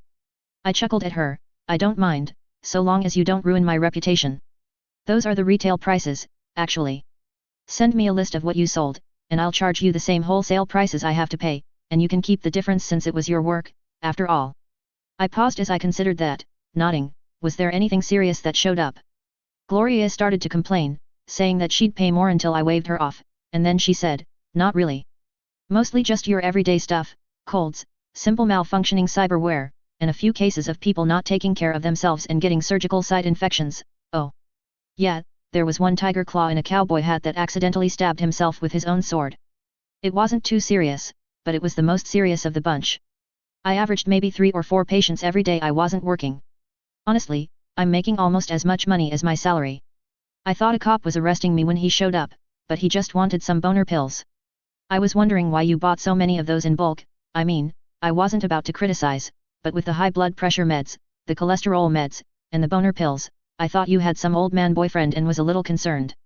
You're a bit too young for much of an age gap in your dates, you know. Ugh. Thanks for that mental image, Gloria.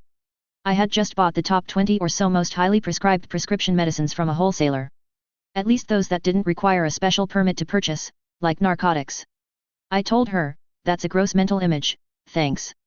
I'm pretty sure I know exactly which tiger claw you're talking about, too. Shortly after buying the gun and gun belt that I sold him, Johnny had gotten a cowboy hat from somewhere and had taken to tipping it at every pretty girl he saw. He was kind of a moron, but he actually was pretty good when it came to weapon safety, so I wondered what happened. He probably tried to show off or something. Haha, sorry. When you come back, I want to talk to you. How did you get set up doing this? You have like 100,000 eddies worth of medical equipment here, but most of it is specialized for cybernetics implantation. The stuff I was using was just your standard equipment like we used in the truck. I was wondering if I could start a similar side business in my mega block, she told me, making me raise an eyebrow. I had just sort of fallen into it, so I hadn't really thought about it, but it was a nice little extra income for me. I didn't average as much as she had made while I was gone, but I often was gone from my apartment on my days off, too, so I had less time where I could see patients. I nodded at her, sure. I never intended to be doing it, really, but I wasn't born a corpo for nothing. I can certainly help you sketch out a business plan. One of the biggest issues is... I paused and glanced at the other people in the van and coughed, well, I'll tell you when I get back to Night City. The single biggest question mark for Gloria was the gang situation in her building. The tiger claws shielded me from a lot of the stuff involved in running a technically illegal venture, like the city or cops trying to shut me down. In exchange, I gave them 10% of my income, gross, not net. Like a sales tax, almost. In fact, that was how I had set it up in the simple accounting software I had downloaded. On the plus side, since it was all illegal income, I didn't pay regular sales tax, so it evened out. The next biggest issue was real estate. The tiger claws were really giving me a deal on the location I was renting. I'd have to help her examine the commercial or dual-use areas in her building. I thought about that. Trauma team's philosophy on side work was laid out pretty simply in the first week of InDoc, namely, Don't do anything with company property, company logos, and, more importantly, the company reputation. That was it.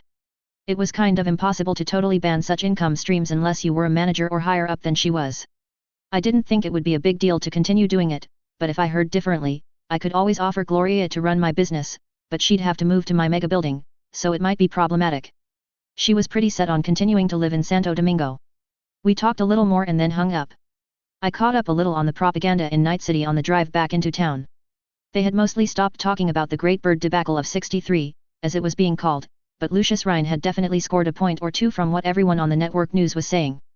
One odd message that I almost didn't notice since it came from a net address I didn't have in my contacts list was an invitation to see one Wakako Akita for tea after returning from Seattle and getting settled in at my new job. That was both interesting and a little unsettling. I wasn't entirely sure if Wakako was one of the leaders of the Tiger Claws or if she was just a fixer associated with them, but I had learned that Mr. Jin's boss, Mr. Inu, was actually one of her sons. And her son, who was a fairly high-ranked Tiger Claw, referred to her as Akita-sama rather than as Mom. She seemed to have some intelligence on me, as well. I had just told Jin I would be out of town for a few months, not specifically why, although it wasn't hard to find out. Well, I doubted she intended me out-and-out violence. I would have preferred to be beneath her notice, though. The van pulled into a transient housing facility operated by the Corp, and we all got out and checked in. It was similar to a hotel, but only trauma team employees could use it. The rooms were quite small, but all I wanted to do was to take a shower and crawl into the cold, clean sheets of the bed for several days. I didn't have anything to do for about half a week, and after that, I just had a brief 3-day course acclimating me to life as a flight team member. When I got to Night City, I'd still have to work under third rider status again, just like when I got hired at NC Med Ambulance, although I expected trauma team's third rider to last a little longer. I rolled my luggage upstairs, got into my room and locked the door. Thank God I could use my sleep inducer again. Normally I just sat in a comfortable chair while using it, but I built a little strap that would keep it on my head no matter what, and honestly, who couldn't resist snuggling into brand new cold sheets when they stayed in a hotel? I was surprised I had missed my own apartment so much, but I was really glad to see it back, but my schedule was a bit weird. I barely had 12 hours off after getting off the airliner before needing to show up for my first shift, which I was driving to now. Apparently, they only had limited people that they would allow precepting for new clinicians. It looked like I would be a part of the same crew that I had seen the other day. I wondered if Mr. Bandbox was back on duty yet. I had checked his social media and was horrified to discover that they had done an entire special BD about his brush with death. You could even download an edited BD of him being flatlined and then another of him waking up in the sterile white hospital. They also had a several-day gap between the releases, so everyone assumed he was dead. There were locally trending hashtags, #RipsExit. Wasn't that too much? Plus, he was discussing me, and commenters wanted to know who I was, but thankfully they hadn't really learned much, except that I was a female due to my voice attempting to warn him. All Mr. Bandbox was saying was he was extremely grateful for a colleague that managed to save him and get him to the trauma team trauma center in Watson, where his heart was replaced. This time I parked in the employee parking garage. There weren't assigned parking spots, but there were assigned areas. As a new clinician, I didn't rate a very good area, so it took me a couple of minutes to walk to the security checkpoint. The employee-only security checkpoint wasn't as high security as the one in the front of the building because I already had my identity checked once driving into the garage. Still, there were a couple of security guys behind a desk watching the entrance that I needed to badge into. They didn't remark at my pistol, knife, or monowire this time, they merely told me to have a nice day and be safe out there. Of course, there were areas in the tower where I would not be allowed to carry a weapon, for example, a lot of the executive floors on the top 10 floors and a few research areas in the basement and first few floors. I had no reason or access to go to any of those locations in the first place, though, so it didn't really matter too much. I badged into the base for the second time and glanced around. I was early again, but not by very much. However, this time I knew which rooms were which, and I went to drop my things in the spare bedroom. I brought some tools with me because I intended to work on the braindance wreath inside whatever helmet they assigned me today during our off hours. I had spent almost 8 hours just tinkering and building things when I got back to my apartment. The urge to do so was becoming stronger and stronger the longer I spent in Seattle. I had managed to calm it somewhat by reading a lot of interesting medical journals in the trauma team tower and drawing diagrams in the notebook I took with me, but that was like being thirsty and only being allowed a couple of ice chips. It didn't really satisfy me. I did come back with very detailed drawings of semi-autonomous surgical assistant spider robots about the size of a chihuahua which incorporated both electronic and biological components, for example, human neural tissue instead of a CPU. I didn't understand electronics enough to actually use any kind of electronic solution for a robot, but I understood the biology of a human brain very well and could repurpose or just grow parts of it that would work as well as or better than any robot currently on the market. However, the drawings put me ill at ease for some reason. Beyond the fact that I didn't have anything to clone human tissue with, I would have to use donor tissue from people who would definitely prefer to keep it. Beyond that, it just looked kind of creepy, even if everything my medical instincts told me that it would be very efficient. Of the things I actually built, I finished a clip-on inline firewall module that should work with most BD systems, and I had a number of new tools, including a bunch of chemistry glassware that I had made somehow in a daze out of beer bottles that Gloria had left in the trash. I wish I had set a camera to watch myself as I did it because I was very curious due to my lack of an actual glass-blowing, heating, or smelting apparatus in my apartment. It seemed like my power wanted me to have and play around with chemicals some more. That was pretty good. My possible plans for selling one of the chemicals I knew how to make, probably the synthetic antibiotic, did require me to synthesize it a number of times on tape or BD to include that with the payoff along with directions. But that was for the future. I barely had enough time to get a couple of hours of sleep on the inducer, get something to eat and take a shower before I needed to show up here. It would have been so very awkward if I had missed my first day at work because I had been in a fugue for hours. I'm not sure if they would fire me, but I think I would have been in pretty deep trouble. By the time I came out of the bedroom, a number of people were in the living, including most of the crew I would be working with and Mr. Bandbox. He was working today. I suppose it had been almost 3 months since he was injured, so it wasn't too surprising that modern medicine had him up and at them much sooner than that. He noticed me and grinned widely, waving the giant hand cannon revolver that almost killed him. Hey! It's Heartbreaker. That can't be my cape name. I mean, my trauma team name. I was aware of how this nickname thing usually went, the more you objected to it, the more it stuck, but still, shouldn't that be Heartmaker? I asked, hopefully. Anno smiled and nodded, but Mr. Mercy and Mr. Bandbox shook their heads, the latter saying, no way, no way. The name has to be ironic, somehow. This one has the double entendre that it is might be because you are the date M and leave M type, which seems like the opposite to your personality. It's great. I shook my head, Dr. Anno's name isn't ironic. I figured out it was because he saved a kid's life by doing internal cardiac massage for the entire trip to the hospital. The kid was only like 8 or 9. That really is a savior. Dr. Anno groaned and shook his head rapidly, but Mr. Mercy chuckled and said, you didn't hear the whole story. It's true he saved that kid's life. He even saw the kid off when they left the hospital with their dad. Was waving as the kid drove away. Mr. Bandbox interrupted by smacking his fist into his open palm, and watched their car get totally smashed by an out-of-control automated semi-truck. Grease spot. Both were DOA instantly. Both Dr. Anno and I groaned, and I said, that's really cruel to make that his name, then. That caused the doctor to nod rapidly at me. That also made me even warier of those automated trucks that I saw on the streets sometimes. The man I called Mr. Teddy Bear shook his head, I know. And he's my boss, so don't think you're getting out of your name, either. Being given a nickname after the most despicable human master in Earthbet was a little troubling. I had been here for a year and a half now, but I still had a visceral disgust reaction just hearing it. Dr. Anno turned to me and said, don't worry, Taylor. I'm on your side. After some more ribbing, Mr. Bandbox came over and privately thanked me profusely for saving his life, which caused me to turn beet red. I'd been thanked a number of times since I got into this world, but honestly, I don't think I've been appreciated on that level since my mom was alive. I always got the impression that I was the most important thing to her. I used to think that about my dad, too. I waved him off, stammering something out, before being saved by Dr. Anno and Mr. Mercy, needing me to go through a number of things on my first day. I had to check out an MCU, a helmet, and a weapon, not to mention I had to do a number of additional training items on the AV4, as well. We were out of service for about an hour and a half while I accomplished all of that. I already had my armor and helmet on, as I was adjusting several things on it when we got an unusual platinum call. For us to get a platinum call when we weren't even on the way to go ready 5 status meant that we had to have like 3 platinum calls more or less simultaneously, which wasn't a good sign. Everyone rapidly got into their suits, and we rushed out to the aircraft and jumped in. I was sitting in the normal paramedic spot while Mr. Teddy was in the jump seat, and he would be pretending he wasn't here unless I fucked something up. I tried to pull up the patient information but must have screwed something up. As the engine spooled up and the pilot shoved us off our perch, I clicked onto the clinician net. I must have got a bad download. It's showing our client is NC88271212C1 Muffins the dog. Dr. Anno's wry voice came back, no, that's correct. This is a coordinated call. The first platinum call was unrelated, but ours and Delta's are related, so we're coordinating. Here, let me show you how to patch into the RaidNet. RaidNet. Did they use MMO terms? I don't know why, but I found that very amusing. I mentally selected the correct options and could suddenly hear Delta's clinicians, "Okay, we are approaching the LZ, our client is NC88918217 Martha Williams, she is apparently the dog walker for Bravo's client, which is NC88272121C1 Muffins, a canine. They're airborne now and en route. Our girl has 2 GSWs to the lower left quadrant, assailants shot her and kidnapped Muffins." I didn't know which was more unbelievable. That our platinum client was a dog, or that their platinum client was the dog's caretaker. Just how much money did these people have if one of the perks of being a dog walker was Trauma Team Platinum coverage? It wasn't cheap, not at all. I shifted back to Arnett. "I'm not a vet.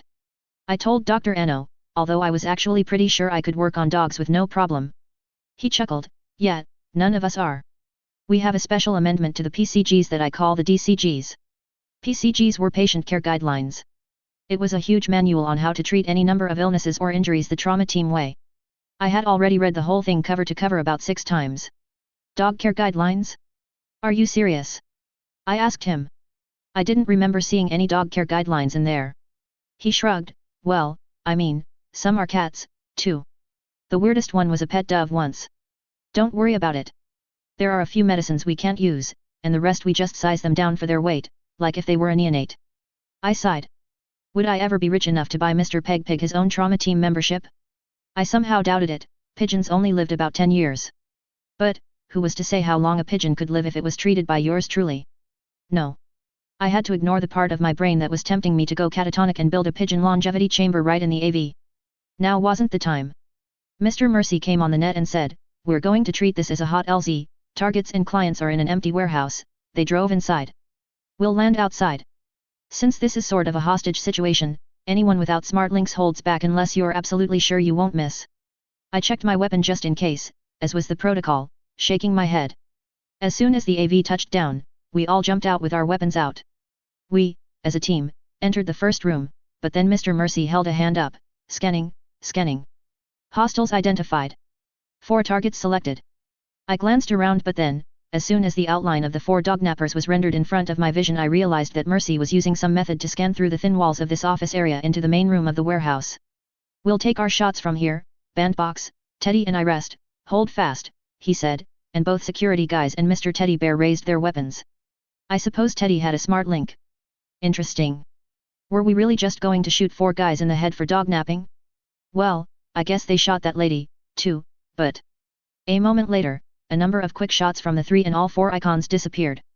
I guess, yes, we were going to shoot these guys for dognapping. Tango's down, move, move, move. We rushed into the warehouse, still on the bounce in case there were additional threats Mr. Mercy wasn't able to scan, but we didn't find anyone. I holstered my pistol and glanced down at a small chihuahua who was growling and worrying at the shoe of a dead dognapper. Well, mission accomplished, I guess. Chapter 22, A Gig to Build a Dream On. I didn't follow up with MRS Akita for about 2 weeks.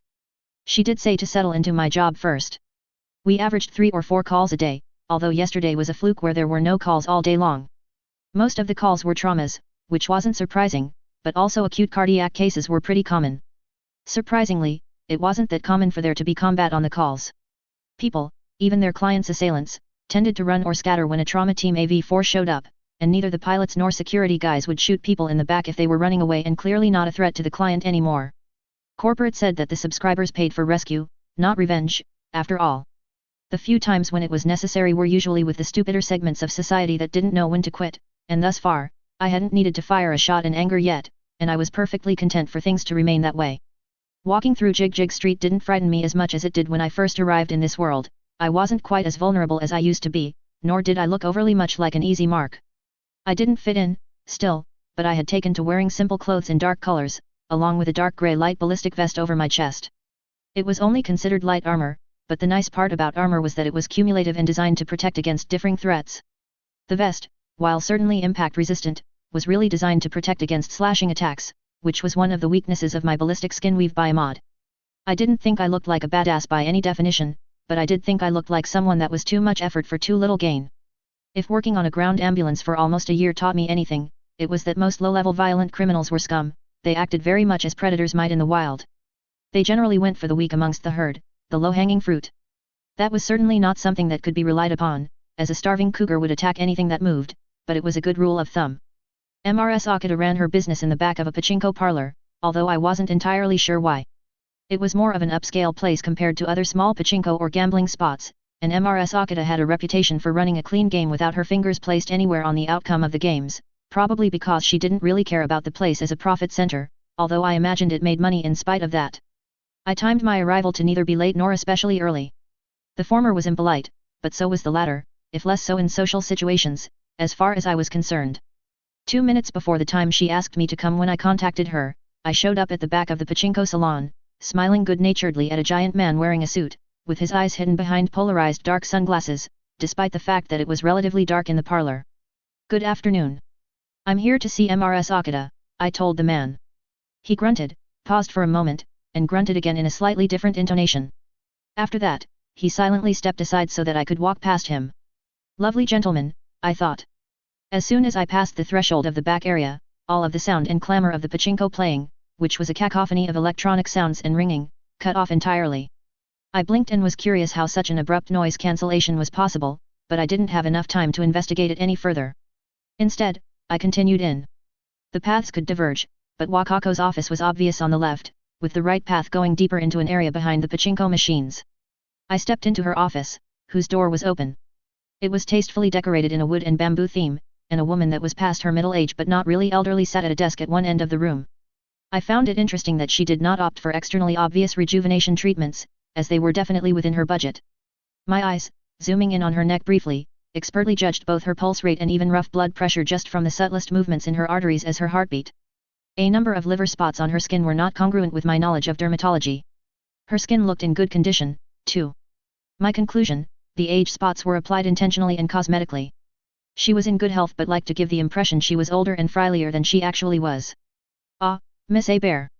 Thank you for your consideration in both accepting my invitation and your timely arrival," the old woman told me, her voice just holding a slight Japanese accent. She held out a hand and indicated a comfortable-looking chair in front of her desk. "Please, have a seat. The tea service should arrive momentarily." I didn't nod so much as incline my head slightly, before walking, very slowly in my subjective experience, to the chair. While not making it obvious, my eyes glanced both at the chair and then the walls to either side of me in the small office. They were wood-paneled and tasteful. I was wondering why she had allowed me to enter her office armed. She certainly relied upon her reputation significantly in business, but I did not believe for a moment that she would rely upon that for her protection. There had to be something that would protect her from or instantly incapacitate a guest. Explosives in the chair? A small shaped charge could turn me into mince while not overly ruffling her expensive kimono. That was my guess. That or an automated heavy machine gun in the walls, hidden behind the tasteful wood and bamboo features. I couldn't really tell from seeing the room from outside if the walls appeared too thick. In either case, if the meeting went south, my best tactic would probably be to leap as quickly as I could, tackling the old woman so that her automated defenses couldn't either blow me up or differentiate between the two of us. "Thank you for the invitation, Mrs. Akita. Although, I find myself a little perplexed at the reason," I told her as I settled my tush onto what might be the most comfortable bomb I had ever sat on. Possibly the only one, too, although one never did know. A young woman walked into the room carrying a European tea service, which surprised me. I was expecting some sort of Japanese tea ceremony, so I reviewed that yesterday. However, when one ended up looking up formal tea ceremonies, one tended to read a lot more than one intended to when one started out. Asian tea ceremonies were ritualist and ceremonial, while the English drank way too much tea to go through such lengthy affairs, even occasionally, when they sat to have tea. As such, it was much more of a casual affair. Still, there were certain proprieties and etiquette in a high society cuppa. It was just chance that I had read a little bit about it yesterday, and of course, my predilection for both reading Jane Austen and similar Victorian period novels and watching a number of Earth OLF programs in the UK, like Downton Abbey, that I wasn't entirely at my wit's end. I hoped I wasn't making a fool out of myself. I hated that more than perhaps anything else. I internally sighed at the thought of missing Downton Abbey. It had recently started its second season before I had been transported here, and it usually took about 6 months for an Earth OLF program to arrive on Earth Bet. I'd never see if Matthew and Lady Mary got back together or if he survived the outbreak of World War I. I took the napkin that was provided and carefully unfolded it, and placed it over my lap. "Care for some sugar?" she asked me as she poured black tea into 2 small china cups using a tea strainer. I nodded and told her, "1 lump, please." After that, I carefully used one of the spoons to agitate the tea, back and forth, without touching the spoon to the side of the teacup and creating an obnoxious racket. As I took my first sip, she said, "It's the chair, dear." I coughed, not quite aspirating the tea, and asked, I beg your pardon. There are two kinds of people who come into my office, dear. The kind that wonders where the bomb is, and then there are the idiots, she said mildly. I couldn't help but notice you glancing between the chair and the wall. That's a good sign, really. I smiled and took another sip of tea before setting the cup delicately back on the saucer to take a polite nibble out of one of the offered miniature sandwiches. To tell me that means that you have almost certainly told other people the same thing. That means it is absolutely both, plus something else is an ace in the hole. My dad always said to have a plan, a backup plan, and then an ace in the hole. Alt Dad had told Alt Taylor that, at least. It seemed like good advice. My eyes took in the overly large desk and started noticing that it didn't actually have any visible drawers, at least that I could see. I couldn't, of course, see everything from this side, but it looked odd for a desk. There wasn't actually any force field technology in this universe, at least as far as I could tell, but there was crazy electromagnetic field and even gravity manipulation technology that was almost as good. Perhaps if I tried to jump over the desk to tackle her, I'd get thrown back straight out of her office with significant force or get squashed into the desk like a bug under the force of 20 gravities. There was no way to know, really. My statement got what I thought was a genuine laugh from her that didn't look forced at all. That's why I wanted to talk with you. My dad? I somehow doubt that, I told her, being slightly and intentionally obtuse. She waved a hand, not at all. Your father's services were already spoken for, and at his level, moonlighting wasn't really an option. You, however, I am always looking for capable individuals with capable skills for odd jobs every now and then. That was one of the possibilities I had considered, but I hadn't thought it very likely. I tried to think of a delicate way to turn her down. Mrs. Akita, I am already gainfully employed, plus there is no way I want to become an edge runner. I want to live more than a couple of years. I wasn't quite sure of the actual life expectancy of an edge runner actually, but it was probably similar to Matthew Crawley's life expectancy on the Western Front. Over a third of trauma team security specialists in Night City moonlight as mercenaries, Miss A. Bear. I don't even think it's against the rules in your employee handbook until you become a supervisor. I employ a number myself. And not every merc is an edge runner. Edge runners are a subset of mercenaries, true, and they're mostly crazy, Mrs. Akita said reasonably. Then she continued, it's mostly a distinction as far as the risk profile that a merc will accept. If they accept virtually any job, then they're almost definitionally an edge runner. She shrugged, there's nothing wrong with that, and I certainly have gigs where that type of thinking is necessary, but over 95% of the clients I take are much less glamorous. For every raid against some hypothetical corporate black site, there are 50 gigs for bodyguard duty for a suit when they go into a bad part of town, to find out if a husband is cheating on their wife, to steal back a car that was jacked by scavs. That sort of thing is actually what keeps my doors open, actually. She sighed, finishing her tea, and said, and you have an excellent reputation as a medic, even when you were working in an ambulance. I often lack those specific skills. Adding you to a gig is a surefire way to reduce the risk profile significantly, even if you were only peripherally involved by staying to provide medical care after the gig was completed. You had the option to attend medical school but declined Kong Tao's offer. Based on the information available, that is your goal, however, so it stands to reason that you may be seeking to finance your own education. That won't be possible by just collecting your salary at Trauma Team. Although I'm sure they'd be happy to pay your way, too, eventually, she finished her pitch. I nodded slowly, understanding what she was saying. I did actually know that a number of Trauma Team employees moonlighted on the side like that. I finally told her, I won't insult your intelligence or your intelligence by acting surprised at the amount of information you collected on me, and your guesses are good ones. I suppose I would be open to certain work like that from time to time, so long as the risk profile was acceptable. I couldn't be involved in any missions against corporate interests, though. I was pretty sure Trauma Team would just disavow I ever actually worked for them if I got caught in such a gig, but I did take the promises I made when I got hired a little seriously. I wasn't a company girl by any means, and neither did I believe that they would reciprocate such loyalty if I was, but I was like an honest politician, namely, if I took a bribe, I would stick to the terms of the bribery, if I could. I had agreed not to do anything to hurt their reputation, so until such a point as they broke faith with me, I would try my best to hold myself to that agreement, too, for my own sake. My actual dad, Danny, told me that you became the type of person you practiced being, so if you had a habit of breaking promises, even if you wouldn't get caught, then you would become someone who broke promises as a matter of course. He should have taken some of his own advice after Mom died, I thought, but it wasn't like I wasn't just as guilty myself. Of course, I have a number of workers who have similar constraints.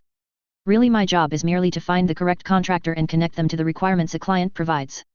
I am just an insulative middleman, providing a service to both sides, she said mildly and set her napkin aside on the table, signaling that the afternoon tea was probably coming to a close. It wasn't surprising, she was a busy woman. The idea that I should keep promises if I made them was a very old-fashioned opinion for the world I found myself in, and perhaps, someday, it would bite me on the tush, and then I would have to change. However, there was no need to rush headlong into perdition, around Night City, that was sure to find me in its own good time. I, of course, had my long-running and tentative plan to potentially sell some of my intellectual property to a biotech or pharmaceutical company, but that was much higher risk than occasionally taking small jobs like this. Plus, networking this way would be one way to mitigate the risk of that big gig in the future. I would definitely need a fixer I could trust. From what I could tell, MRS Akito was on the top tier of fixers in the city, with perhaps only the famous owner of the afterlife having a better reputation, and I didn't like the idea of returning to Mr. Delgado for anything. After he paid me the final payment for the drugs themselves, he offered another couple $1,000 for my pill press. I spent an evening rebuilding it, trying my best to make it less tinker-tech by slowing its operation and giving it time to physically cool the vanilla coating mechanism, which was kind of hard because I didn't really know how it worked. I just replaced weak-looking parts with tougher-looking parts, though, and had the feeling that it might last months, maybe 4 or 5, before totally breaking down. I tried to get him to pay me for it in advance, but he would only agree to half up front. However, after picking up the machine, he did not leave the last half of the money in the location I demanded, claiming there were unstated difficulties and redirected me to a different locker at a location I had never used before. I never picked up the last payment, and as far as I was concerned, that anonymous identity was burned. I wasn't a professional paranoid like Alt Dad was, but I had been an avid hobbyist for years. With the benefit of hindsight, as well as a more natural neurotransmitter balance in my brain and not constantly being bullied, I realized that I had been working up a very large persecution complex in Brockton Bay. I had the feeling that everyone was out to get me, based on my experiences at school. However, thinking about it, I realized I never approached the teachers or even that which principal correctly. I approached them with the assumption that they cared about their students and then used the fact that they didn't help me as evidence that they were out to get me when the truth was much more banal. It was the distinction between the Stasi dragging someone away for interrogation and a person who just watched it happen. They were the latter, although I still couldn't precisely understand their motivations, as they protected the trio a little too thoroughly. My best guess was Emma's dad threatened them with lawsuits or something. In any event, even though I no longer felt that everyone was out to get me, personally, I still thought that most people would stick a knife in if they had the opportunity and something to gain by doing so. So it was best to avoid giving them the opportunity. I felt that if you had a continuing business relationship with someone that you did not trust, you should always be wary of being fucked over if they knew it was coming to a close. To me, it seemed like it was better to let such arrangements fizzle out rather than having a set end to them. That way, the untrusted party wouldn't be tempted to get one over on you when they no longer had a reason not to. You would know that this was the last deal with that person, but they wouldn't know.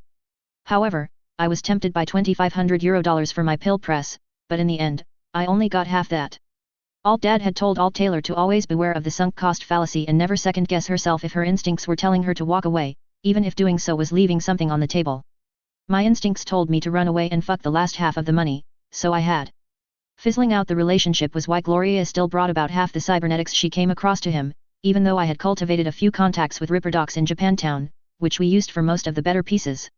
I didn't make as much as I did before from this venture because my only job was to refurbish the cybernetics Gloria brought me, but she was making more than she had in the past, to the point where she was putting a little money away every month to go to the same paramedic school I went to, possibly in a year or two.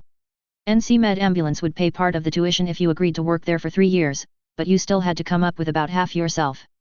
One nice thing about living 3 times as fast as everyone else was that I had a lot of time to think, and it didn't really look out of place even if I went on mental digressions for a while. As such, I carefully and slowly dabbed my mouth with the napkin and set it aside as well.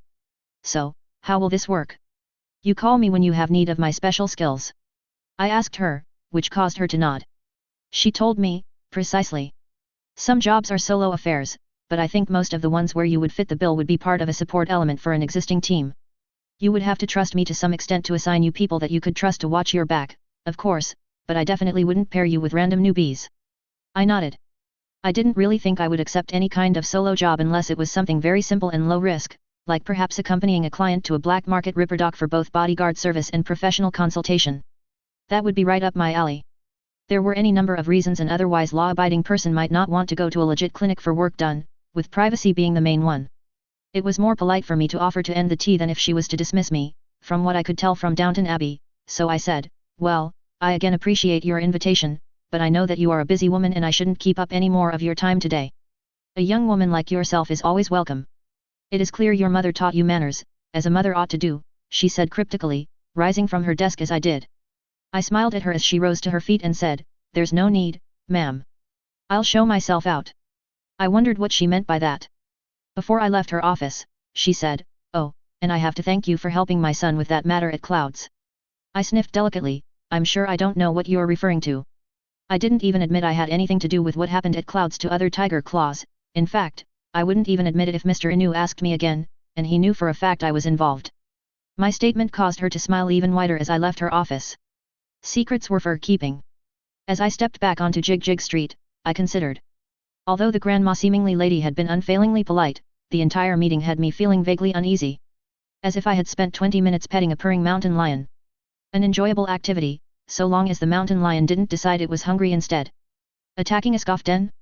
Ma'am, was I perhaps unclear when I told you that I didn't desire to become an edge runner?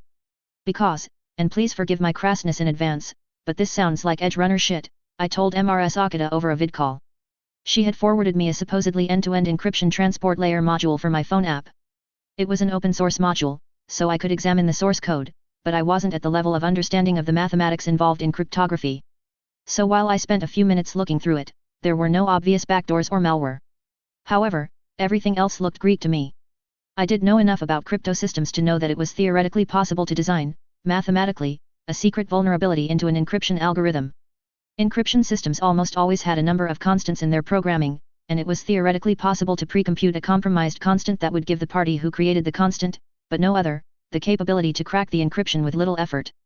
I didn't know and couldn't tell if that had been done, but I verified the source code with the copies on the net from the developer and even asked a number of friends on the Hacker BBS that I had become a frequent reader. The friend who bought my first Netrunner suit replied and told me pretty much the same thing, that I couldn't really tell, but these were open encryption standards and were widely relied upon, even by corporations themselves, so they were probably good. She told me that most corporations and netrunners don't attack crypto systems themselves, anyway, but use malware and similar attacks to read the clear text after it has already been decrypted or by stealing your private encryption key or similar methods. That made sense. As such, I had begun to trust the encryption, at least a little. Well, it is a small scoff den. And your partners on this mission, if you accept, are edge runners. But you don't need to be just because you accept an occasional job with them. Despite their risk profile, they are professionals. They've completed a number of successful jobs for me over the past few months. You are here on this job less because they might be injured and more for the aftermath, she told me. You see, this is a revenge gig. The client's grandson was one of these scoff's donors and did not survive the experience. A previous gig traced those responsible to this location. However, the client is barely offering enough money to make this a worthwhile gig. He's just one man. But it is pretty well known that trauma team med techies, often very rapidly, make off with any cyberware in a downed enemy, time permitting. That was true. It was one of the ways to get bonuses, in fact. Generally, it would only happen in rescue-type calls where the patient's acuity permitted it. We wouldn't delay patient care to do so if they were actually in any danger. However, it wasn't uncommon to give rescued and stable patients a little vitamin A, Ativan, to relax them and then spend 5 minutes or so removing a few choice pieces of cybernetics from any downed enemies if there were any. If the expected haul was large enough and the patient couldn't be delayed getting to the hospital, occasionally trauma team would dispatch a second aircraft to systematically scavenge all the cybernetics from every downed enemy. Other times they would redirect ground teams that only consisted of security specialists in vans to just grab the bodies and bring them back to the tower, where an on-call med techie might be called in to work a few hours of overtime in the building's morgue. You want me along to counterscoff the scavs? I asked, flabbergasted. Then I thought about it for a while and nodded. It did make sense. Especially if they were raiding a scoff den that already had some medical equipment in it, it might not take that long at all. A lot of cybernetics had a perishability period where they had to be extracted in a certain amount of time after their owner flatlined, or they'd be ruined. It was why scoff took down people alive, after all. Finally, I nodded, okay, yeah, that makes sense, I guess. And fuck those guys, really. Everybody hated the scavs. Yet there still seemed to be more every day. Not all of them were Eastern European immigrants, either. It was almost like we were living in a video game where they would just respawn every so often if you stopped looking in their direction. Excellent, I'll set up a meeting with the team you'll be working with this time. As an aside, there is a small bonus for each living scoff they deliver, compared to each one they flatline, and a moderate bonus if they deliver the leader of this den. All of that will be in the debts, she said, seemingly happily. There is a time limit in that nobody really knows when a scoff den will relocate, so I expect you not to drag your feet on this. I don't appreciate it if my contractors make me look bad in front of one of my clients. Yeah, that was the old satin-covered iron fist routine. Mrs. Akita didn't have the bearing of someone you'd want to come back with failure if you had already agreed to do a job for her. That last bit made me raise my eyebrows. Do I want to know why the client wants some of them alive? Probably not. But he is a very traditional old gentleman. Have you heard the word lingqi before? Asked Wakako in a conversational tone, pronouncing the tonal Chinese word differently from the rest of the English words in the sentence. I shook my head at her in the vid call. I definitely don't want to do an image search on that, do I? I asked her, aghast. Again, probably not. Sending you the location now, she agreed. The Golden Duck restaurant was a pretty good Chinese place in Japantown. It was scop, like almost everything else, but they were real artists here. They not only got both the taste and texture somewhat similar to actual Peking duck, but even the appearance looked close to what I remembered from a few of the Chinese places in Brockton Bay. There were only 3 places that my dad and I would regularly order from, and only one of them had Peking duck, so I only had it a handful of times, but I couldn't tell that much of a difference the couple of times I had tried the Golden Duck. As such, the food here was actually on the pricier side, but I supposed a group of 3 edge runners wouldn't care about that. Wakako had sent me details on 3 people, but there were no names attached. Just a portrait and a single paragraph that described their speciality. 2 men and 1 woman. That didn't stop me from running their likenesses through my gumshoe service, pulling up their full names and abbreviated life history, nor would it stop them from doing the same to me, so I suspected it was more along the lines of courtesy. I would allow them to introduce themselves as whatever they liked, and they would reciprocate the courtesy. I found them right away. The 2 men were quite boisterous, laughing and drinking beer from glass bottles, while the blonde woman with the pageboy cut and pink lipstick held to the side, being more laid back. The first was a large man, easily over 190 centimeters and with the dark skin common amongst Caribbean Icelanders. His biography stated he was born in Jamaica, and his accent as he laughed and talked with his friends seemed to bear that out. However, his last known location before arriving in Night City was Port-au-Prince, but there were no further records for the period in between when the entire island of Hispaniola was destroyed in a massive earthquake and tsunami a couple of years ago. Records started again when he arrived in Night City about 6 months ago, with him suspected in a number of crimes, but the NCPD didn't really prioritize crimes committed by mercenaries, so long as they were smart about the targets they chose. His friend was also a bear of a man, and his Eastern European accent also agreed with his biography, although his exact place of birth wasn't listed in the report I had paid for, listing either Belarus or Eastern Ukraine. Everyone paused when I approached their table, and I said, in a friendly manner, Wakako sent me. That caused the 2 men the grin and usher me into a seat. Come, sit, the bear told me, and I slid in next to the much smaller blonde woman. She looked like she was in her mid to late 20s, and from Mrs. Akita's brief précis, she was a netrunner. I also didn't get any matches on the gumshoe site for her, aside from a list of possible aliases. The Jamaican man said, hello, I am Jean. Which correlated with his actual name of Jean Ventura, and this gonk is Ruslan. That definitely wasn't the bear's real name, but it didn't really matter. The antisocial one over there is Kiwi. That definitely didn't sound like her real name, but it was listed as one of her aliases. That caused the woman to narrow her red eyes and say, I'm not antisocial, I'm just not an idiot like you two. She looks pretty young, but Wakako says she is at least as good a med techie as Trauma Team is. Well, that is a very interesting way to describe my skills, I thought. I nodded. You can call me Madison. I am very good, yes. Madison Clements had such a debt to me that merely stealing her identity in a different universe a million times wouldn't come close to repaying, but it was a start. The man calling himself Ruslan nodded. We thought we'd discuss the gig over dinner and set out right afterwards if that's okay with you, Madison. He waved a hand over to Kiwi and said, Kiwi, if you mind. She shook her head and pulled something out of her purse and sat it on the table, and turned it on. I noticed an odd noise briefly, but other than that couldn't figure out what it was doing. She enlightened me, it's a white noise generator, but inside the radius, you can't hear it. But outside, the people in the next booth won't be able to hear us talk. Doesn't stop lip reading, obviously, though. I was impressed. Mainly because it seemed every time I turned around, I found some interesting piece of technology that I hadn't even known was possible. How would this thing even work? Also, wouldn't that thing make more sense if it was incorporated into your body?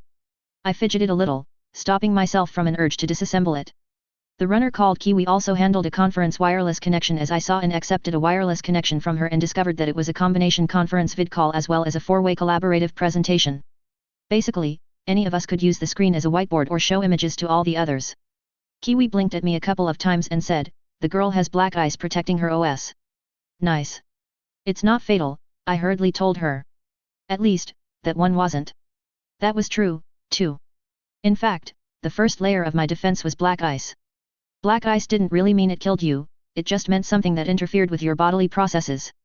It was called black because for the longest time, and still, officially, everyone claimed such a thing was impossible.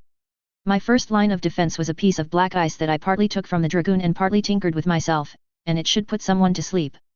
More like a brief coma, really, that might last a few minutes or maybe even longer. This was followed by a series of traditional ice layered after this in slowly elevating danger levels, for example, one that would short-circuit the deck of an attacker, followed, finally, by my last defense, which was the heart-stopping fatal black ice that I also recovered from the dragoon. Whatever you say, chum. I don't recognize it, and that makes me interested, but we can circle back to that later, maybe, the blonde woman told me. Everyone shut up briefly for a moment while a waitress brought over plates of duck for each of us. I didn't even have to order. Nice.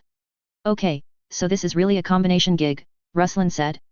I didn't know what that meant, but I was hoping I would learn from context. Our main client wants the scavs dead or alive, and we can keep any loot. That's the main reason you're here, Madison. I nodded, and he continued, however, I just got word from Wakako that she lined up a second client that wants the same thing. This client is the real estate company that owns the building the scavs are held up in.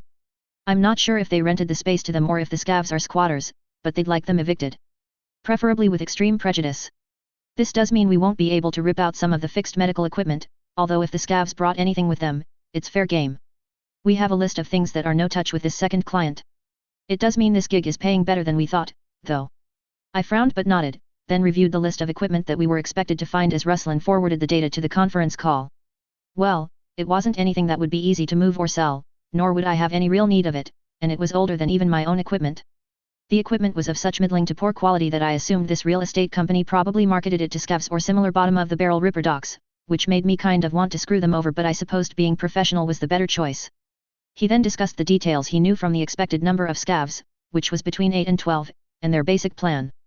He and Jean would clear the building, with the help of Kiwi, who would mostly hang back and provide remote quick hacks and situational awareness from hacking the local subnet, while I would hold back at the back entrance in the event someone tried to run out the back.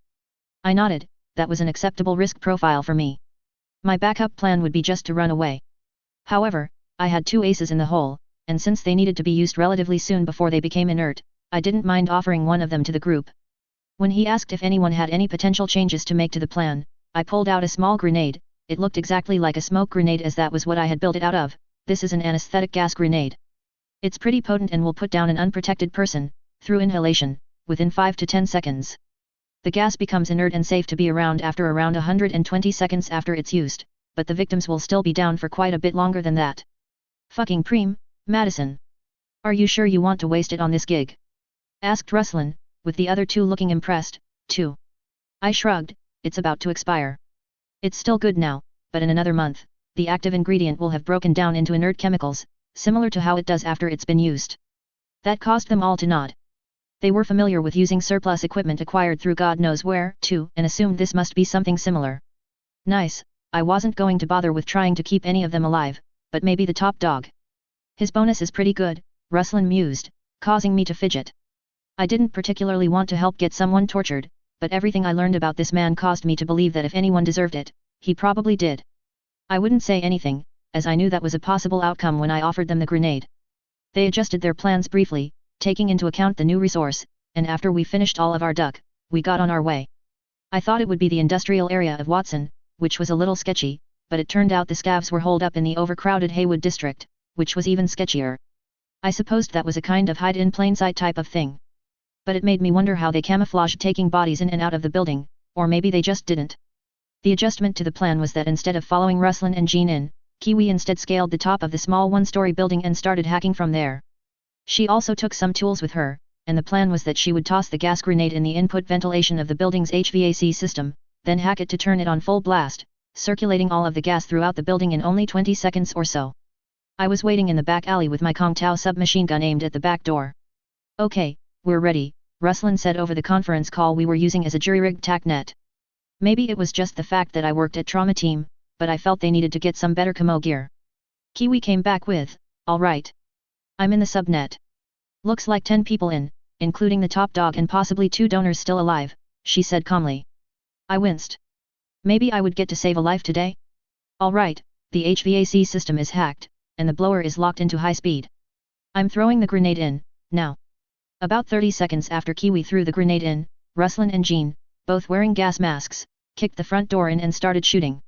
A little bit after that, an urgent voice told me, "Madison, 2 targets headed for the back door, including the big man. Will the big man come through the door first or second?" I asked her, not feeling very anxious but needing additional information. There was a pause before she came back. "Second, it looks like. They'll be at the door in 3, 2, 1. The door burst open as if a man had kicked it, and from my position of cover behind a dumpster, I lined up the reticle on my red dot sight on the mook's abdomen. Using my highest speed, I quickly pulled up the image of the target they wanted alive and nodded before gently squeezing the trigger, unleashing a 6 or 7 round burst that took the random scoff in the chest and neck, the man going down in slow motion in a gurgle and spray of blood that caused me to ick a little bit.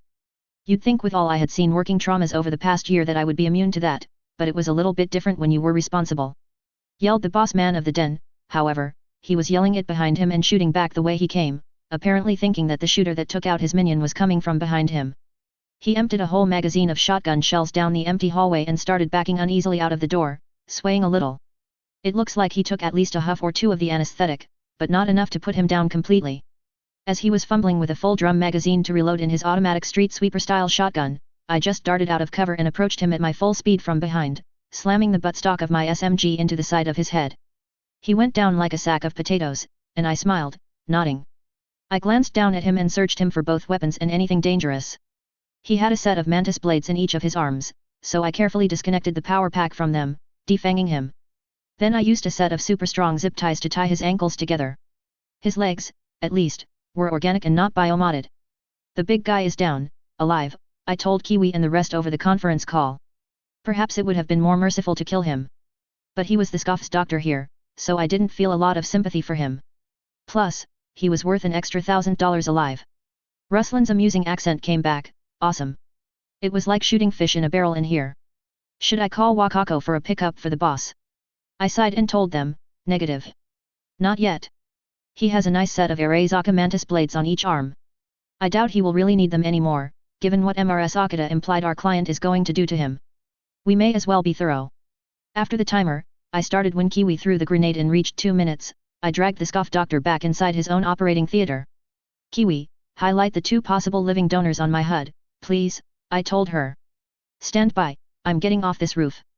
"It's fucking windy," she complained, but after a moment, 2 particular locations were highlighted, right next to each other, and I started walking fast to them. "Ruslan or Jean, one of you, can you grab the backpack I brought with me, please? It's the back seat of your van." "Day," came a happy response back. I found what I was looking for, a large tub full of water and ice and 5 naked bodies. Completely disgusted, I tossed the scoff doctor into a corner, and I wondered at the same time if they had an industrial-sized ice maker like a convenience store if one of them had a chore to go out and buy a half-dozen bags of ice every night. I zeroed in on the 2 living victims easily and fished them out of the tub one at a time, eyes glancing rapidly between the 2 as I mentally triaged their condition. Nodding, I sat down next to the woman. Her skin somehow managed to look both pale and jaundiced. Ruslan came back with my backpack of medical gear and sat it down. "Whoa, this is fucked up, Madison." "Yeah, no shit. Sometimes your countrymen are kind of dicks, you know." I told him as I quickly started in 4 and began administering some trauma nanomeds. The fact that they were almost dying from hypothermia was working in my favor, as it was preventing either of them from dying from the ham-handed way they were chopped up. The man, at least, only lost his eyes, 1 arm, and a leg.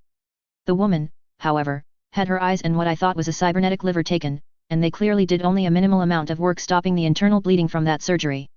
She was slowly internally hemorrhaging to death right now. "Hey!" Ruslan said loudly, offended. "These aren't my countrymen. I am not Russian. I am Belarusian. I was born at least 100 kilometers from this Zasranik," he said, giving the scoff doctor a light kick. "I hate these assholes." I looked at him strangely. I didn't really know the difference between the 2 places, and they sounded basically the same to me, too. Was the difference of 100 kilometers really a big deal? I guessed for some in Eastern Europe, it was. "Sorry. Help me take to carry that guy into the OR, I need to work on this woman first, though," I told him, and he nodded and picked the man up and left the room. "Whoa, this is fucked up, Madison," Kiwi said as she walked in. I had heard that a lot lately. I nodded as I put my firewall around my neck and connected to it. Connecting to the woman's interface socket, I hummed as I picked her up. "Kiwi, can you please grab that backpack and follow me into the OR?" Kiwi nodded and followed me into the OR, and I took a quick look around at the equipment available. There is more than what is on the list, so the scavs had to have brought some of that with them. We'd be making off with that stuff. Oh, sweet. I said aloud, Ruslan, can you place your guy into this chair? And then roll that hemodialysis machine next to him. He laid the guy down but scratched his head. What machine? I sighed and pointed, that one, the green plastic on the wheels. It should just roll, just put it next to him. Kiwi, set that there and get out 1 liter of normal saline. As I sat the woman down on the operating biog, she fished out the large bag of saline. I glanced at it. Nova. Go find a microwave and nuke that bag of saline for about 4 minutes. I didn't know precisely how long it would take to heat up, but I could always let it cool back down if she brought it to me too hot. Glancing down at the woman and judging that I could spare a moment before she started actively attempting to die on me, I darted over to the man in the chair and turned on the dialysis machine. It was actually a combination dialysis and heart bypass machine made by some Chinese company that I couldn't recognize, but it was just a clone of a popular line of Meditech models. I powered it up and frowned at the Cyrillic text. I mashed buttons until I got English again and then rapidly adjusted the settings. This guy didn't need blood dialysis, but he was about to die from hypothermia, and a hemodialysis machine could warm the blood as well as filter it. It took me a minute to start him going, and I watched the machine chug away and nodded, satisfied. All right, everyone, look around for where they keep their looted cyberware. We need to find the pieces they cut out of these 2 people. Especially a transgenic Ltd brand liver. I need that, right away, I told all 3 of them, both Kiwi and Jean arriving to see what I was up to. I sent Kiwi a list of cybernetics that was taken from both the man and the woman, and she nodded. I take it nobody has any complaints if we return the stolen property. Nah, Monday, that's just doing the right thing. But what are you going to do? Asked Jean. I sighed, I'm not a cybernetics implantation specialist, obviously. But it shouldn't be too hard to at least put these specific stolen implants back in. That was a lie. A bald-faced lie. It was, in fact, much harder to do that than put in an implant in the beginning. The scoff doctor hadn't exactly been gentle when he removed anything, so I would have to repair a lot of damage surgically while I did so, especially with the woman and her liver. Ruslan and Jean shrugged, it sounded plausible to them. I glanced at the nuked bag of saline, using my recently added FLIR mode in my eyes to gauge its temperature. Still a bit too warm, so I just placed it next to the woman's body for the moment. I got the liver! Cried Kiwi from the other room. She ran back in, carrying a clear plastic bag that covered the implant. I glanced at it and nodded, good. Get me a pressure infuser from my bag. We don't have many blood products here, but this warm saline will help both her pressure and warm her up. There was some synthetic blood, the type sporks used, and I could use that on her in a pinch, but it really wasn't a good idea to do if it wasn't life or death. We'd see how much blood she lost in the surgery when I put her liver back in. What? Asked Kiwi, perplexed. Fuck. Look for a squeezy pressure ball looking thing. Like an old-fashioned blood pressure cuff, I told her, too busy to get it myself. After a moment, she found the correct thing, bringing it over to me. We're gonna go watch the prisoner until you're ready to disarm him, Ruslan said, snickering at his own pun. Okay. This might be a longer night than I thought, I told them. Chapter 23, In Flagranti Delicto. Moving at my maximum speed, it only took about 10 minutes to get the woman's old liver transplanted back in and her hepatic portal repaired. Then, after her condition was stabilized, I darted over to the scoff doctor, who had awoken and was hurling streams of invectives at me. Luckily Kiwi was already all over that, and she had installed a foreign data shard in his head that had locked down all outgoing wireless transmissions from any of his implants. That was good, I hadn't thought of that. I made a mental note to remember it the next time I was in a similar situation. It wouldn't do if he was able to make a phone call to his friends or, worse, the police. There was a surprising breadth of narcotics in their clinic, including my old favorite, ketamine, even if the total quantity was small. That was a drug I administered more than any other in my year of working on the ground ambulance. Honestly, I would have given it to almost every single patient I saw if I could have gotten away with it. So, rather than listen to the man any further, I drew up a very large dose and dropped the man firmly into the K-hole. At high doses, the dissociative and anesthetic properties of this drug really shined, blocking the neurotransmitter glutamate, which the brain required for, well, everything. Long story short, he shut the fuck up, and rapidly too. Ooh, lucky, I said, as I used some tools to carefully disconnect each of his arms. The interface points at his shoulders were generic, so there was no need to actually conduct any real surgery to remove them. I was sure I would find a number of others around here, plus that was one of the parts that needed to be somewhat customized to each person, too. They were the cheapest parts of a modern arm system, too. It probably wasn't uncommon to show up at a Ripper dock without them. I set his two Arazaka mantis blades to the side and yelled, "You can call MRS Akita now to send someone to take this guy away." At that, Jean and Ruslan walked into the room. Jean glanced at him and then around and nodded, "Cool. That didn't take as long as I thought. Those two going to make it? They should, but I plan to keep them out of it until we're pretty much ready to leave. Then we can just dump them at a hospital, probably. I still need to reinstall the rest of their chrome, too. I'd rather they didn't see us, plus if we called emergency services, that would strictly limit our time here," I told Jean. Jean nodded slowly, and the other man spoke briefly on the phone before turning to us, "All right, a car should be here in 5 minutes." Then he paused as he parsed what I had said while he was on the phone. "How long do you expect to stay here?" "Well, however long it takes. Probably takes a few hours to go through all the dead scavs and loot everything worth an any. We're still going to end up leaving a lot on the table here, but there's no helping it," I told him, as if it was the most obvious thing in the world. "That's basically why MRS Akita invited me for this job, wasn't it?" Ruslan nodded, "Duh, but we thought it would just be like 15 minutes or so at the most. I'm honestly not sure why we thought that, thinking about it now." He hummed and nodded, "Not a problem, I guess. We might have to just get Kiwi to set up some of our sticky cams outside, so we can see if we get any company while we ford up here." The self-same Kiwi walked into the room. "Did I hear my name?" Here, let me tell you what our new plan is," Ruslan told the blonde woman. "I used one half of the clinic as an impromptu ICU, with mainly the woman donor recuperating. She was already looking a lot better, too. The man was already put back together, as I had quickly found the implants that were taken from him amidst the other haul of the scavs. I had done a quick investigation of both people, and neither appeared to be anyone particularly important just on the basis that they lacked trauma team memberships. That obviously didn't mean that they weren't important to all the people who loved and might miss them, though. Before the pickup for the scoff doctor, I had scrounged around and found some benzos and dosed him with them, both to keep him docile for the ride wherever he was going and also because the particular chemical I chose had both a strong retrograde and anterograde amnesiac effects. The man probably wasn't long for this world, but just in case, I didn't want him to remember what I looked like. These were the same medications that were used for light sedation, for example, in dentistry and minor inpatient surgeries. I was keeping the donor man insensate with the same cocktail of drugs, using one of the 4 pumps that I was going to steal out of this place to slowly drip a number of drugs I dissolved into a bag of saline slowly into him. He'd be good for hours. Going through the deceased scavs was pretty quick, and I had already acquired for myself 2 sets of high-quality polymer arteries. I was a little surprised at the quality of them, so I took the time to carefully remove them, which caused a couple of odd looks from the Netrunner Kiwi, who was helping me secure the more perishable cybernetics in specially prepared cryogenic containers, which the scavs had no shortage of. Those I would take too. They were always useful and generic enough that they'd slide right into my stock-keeping system, even if I wasn't really a ripperdoc. A little more than halfway through the stack of scoff corpses I was working on, Kiwi yelled from another room, "A car is pulling up. A POS Cyprin, it looks like." I glanced up and reached a brief stopping point, walking over to where I set my submachine gun on a table. Cyprins were really a terrible car, something akin to a van, but they were built using mostly recycled plastics, with an engine from a lawnmower. But for use by scavs, it was not surprising as they did have a lot of room in the back. Car and Driver magazine called them marginally safer than putting your dick in a blender, which I couldn't believe could actually be printed, plus it actually made me chuckle. Things that were rated PG in Night City would be a hard R in Brockton Bay, at minimum. 2 scavs, pulling an unconscious woman out of the back of the van.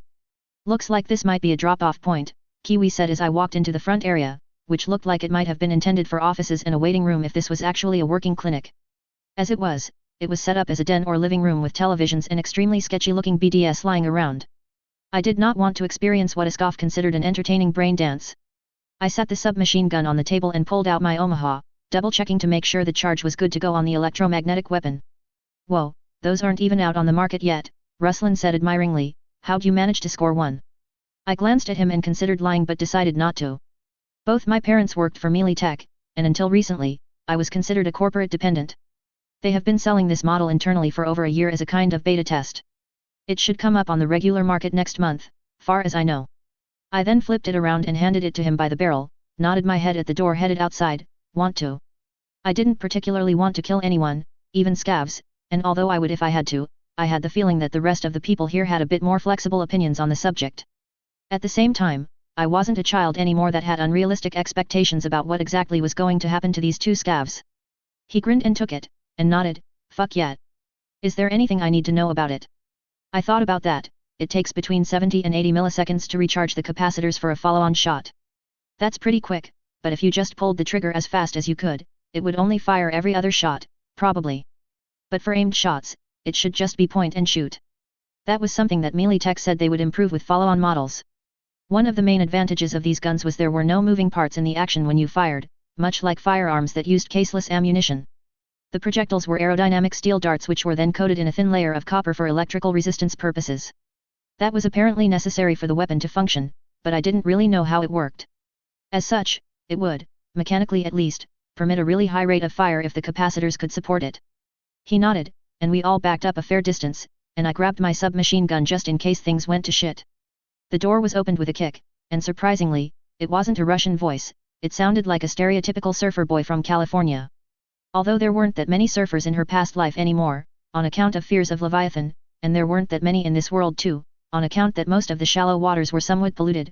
Yo, Vesely, Brew, come help us with this bitch. We had to use one of the scramblers on her. The sound of the Omaha firing was quite unique.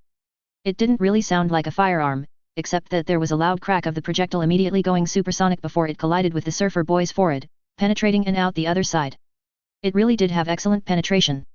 There were only 3 lanes at the shooting range that I could use it in, the rifle lanes, all the rest, and it would overpenetrate the backstops. He was carrying the donor in a princess-style carry, and I winced as she tumbled to the ground with him. There was also a slight high-pitched whine as it charged the capacitors for a second shot, with the second scoff trying to pull out a gun before being shot 3 times in the chest in rapid succession. After the last enemy went down, Jean said, "All right, let's drag them all inside." It wouldn't do for the cops to be called. The last was said with heavy humor. I set my gun down again and dragged both the surfer boy and the donor lady inside while Jean grabbed the other one. Ruslan grinned at me and pointed to the first scoff with the Omaha and said, "You know, Madison, sometimes your countrymen are kind of dicks." Yeah. I get it, you don't have to rub it in, you know, I told him, face blushing red. Besides, it was absolutely true. That caused him to laugh, really laugh, for a good 10 seconds before he flipped the pistol around in his hand and handed it back to me. That's pretty sweet. Normally I'd say it has the problem of overpenetrating, but I'd say it would be a good sidearm in this kind of business. Never know who has dermal armor or armored prosthesis and shit. I separated the donor from the dead scoff, and Ruslan glanced down at her. Looks like a suit. I nodded, she was dressing fairly well.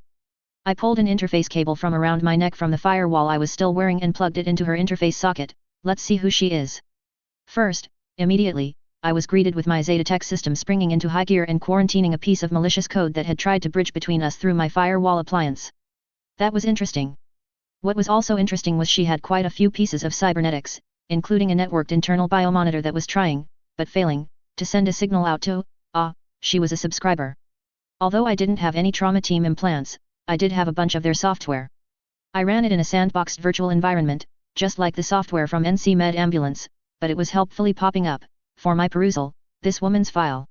Eleanor McKinney, NC 182918666, Night Corp employee of 11 years, Trauma Team Gold, I said out loud, disconnecting the connection. Fuck Monday. Why wasn't Trauma sweeping in on these gonks? Are they fucking on the way here? Jean exclaimed, looking out the window for any potential sweeping that might be happening right now. As her eyes scrolled through text rapidly, Kiwi said, they never got the alert. These gonks weren't as stupid as they looked, there was something in her system blocking it. I guess this scrambler that guy mentioned before Russ shot him. I nodded and enlightened them, yes, there was a virus in her system when I connected, it got through my firewall even, but it was stopped by my ice. I turned her around and saw a data shard in her shard port. Considering her system readout said the shard port was empty, I was guessing that was the culprit and managed to hide from her diagnostics like many malevolent pieces of software could, this shard, I think. Oh, thank God, Jean said, and everyone looked a lot more relaxed except me. It was corporate policy that if I encountered a subscriber in distress on my off time that I was to offer reasonable assistance. I wasn't expected to solo a Strom death squad or anything, but I definitely was expected to eject a shard from her head.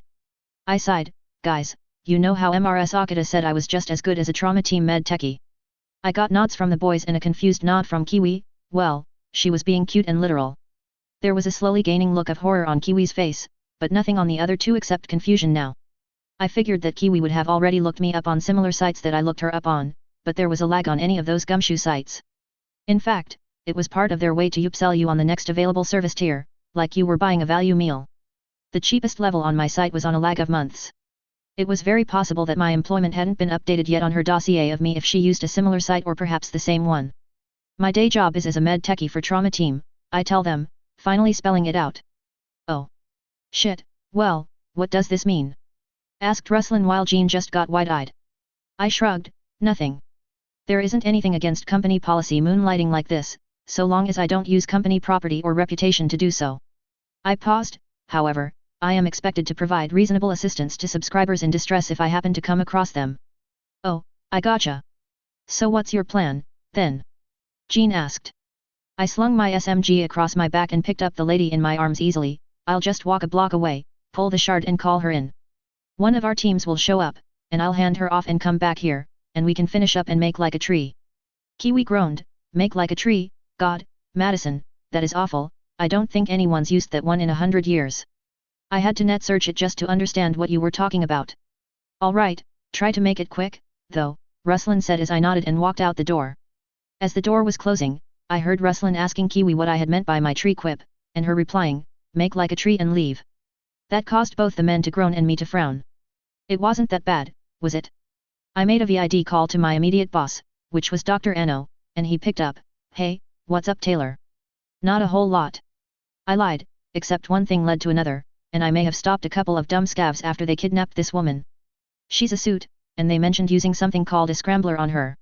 I checked her OS, and she's a subscriber, gold, and has some kind of virus preventing her system from sending out the distress signal. There was silence for a moment before he came back, amused, one thing led to another? What the fuck do you do for fun on your days off? I take it you have the lady. What's her status? I'm working an extra shift on Alpha today. I'm triggering a gold alert internally now, will respond. Give me her deets, too. I kept walking and glanced around and nodded, heading towards a basketball court that had a few youths playing ball. Not really a game, just taking random shots. Nothing really, I usually read a couple of books, maybe have a hot bath, you know. Normal girl stuff. And she has a concussion and a very minor brain bleed, but according to her biomonitor, it has already stopped. I bet they coshed her in the head. There's a pretty hot virus on her OS, my system stopped it, but I have a pretty sophisticated set of countermeasures. It went straight through a standard firewall. She is Eleanor McKinney, NC 18291866. Interesting to all. Especially this virus, do you think that is what hijacked her biome? It must be pretty new if it didn't set off the heuristics on a firewall, although who knows with a store-bought model. Corporate will be pretty interested, we have had a number of clients just disappear lately. Are the scavs able to be questioned? Not unless you're a necromancer, I said embarrassedly. And yes, I think so. They slotted a shard in her data port, I'm going to pull it now and see if that gets her transmitting again. I'll put the shard in her pocket, in any case, and you can give it to the intel boys. 4 boys stopped playing to glance at me as I showed up, the youngest one said, whoa, chica. Did you flatline that suit? I shifted Eleanor's body to reach around so I could push the ejection button next to her data shard, yanking it free. I didn't really know if that worked, though, since I wasn't connected to her anymore. I tried my best to glare at the boys and said, no, I did not. And you boys better Delta. Trauma's coming. One of the other boys, the oldest, scoffed, she talks like a suit herself. Suit on suit violence. Oh, the humanity. What a little shit. He was Hispanic and built like a brick shit house. If you didn't look at his face could easily pass for 19 or older, but I figured he was younger than me. We got her transmitting now, we're already pulling off the pad. You're pretty close, in Haywood, so expect us in 90 or less, came back Ano. Roger, and shut up, you little shits. I stupidly tried talking to both Dr. Ano and the boys at the same time. Pardon. Ano replied, causing me to blush furiously. Not you, sir. There's a number of street boys at the LZ, I replied, which caused all 4 of the street boys to start laughing at me. Dr. Ano chuckled himself and affected the exaggerated accent of a 1920s prohibition mobster. We had been watching old gangster movies the other day, you wants me to ventilate boss? They'll be sleeping with the fishes.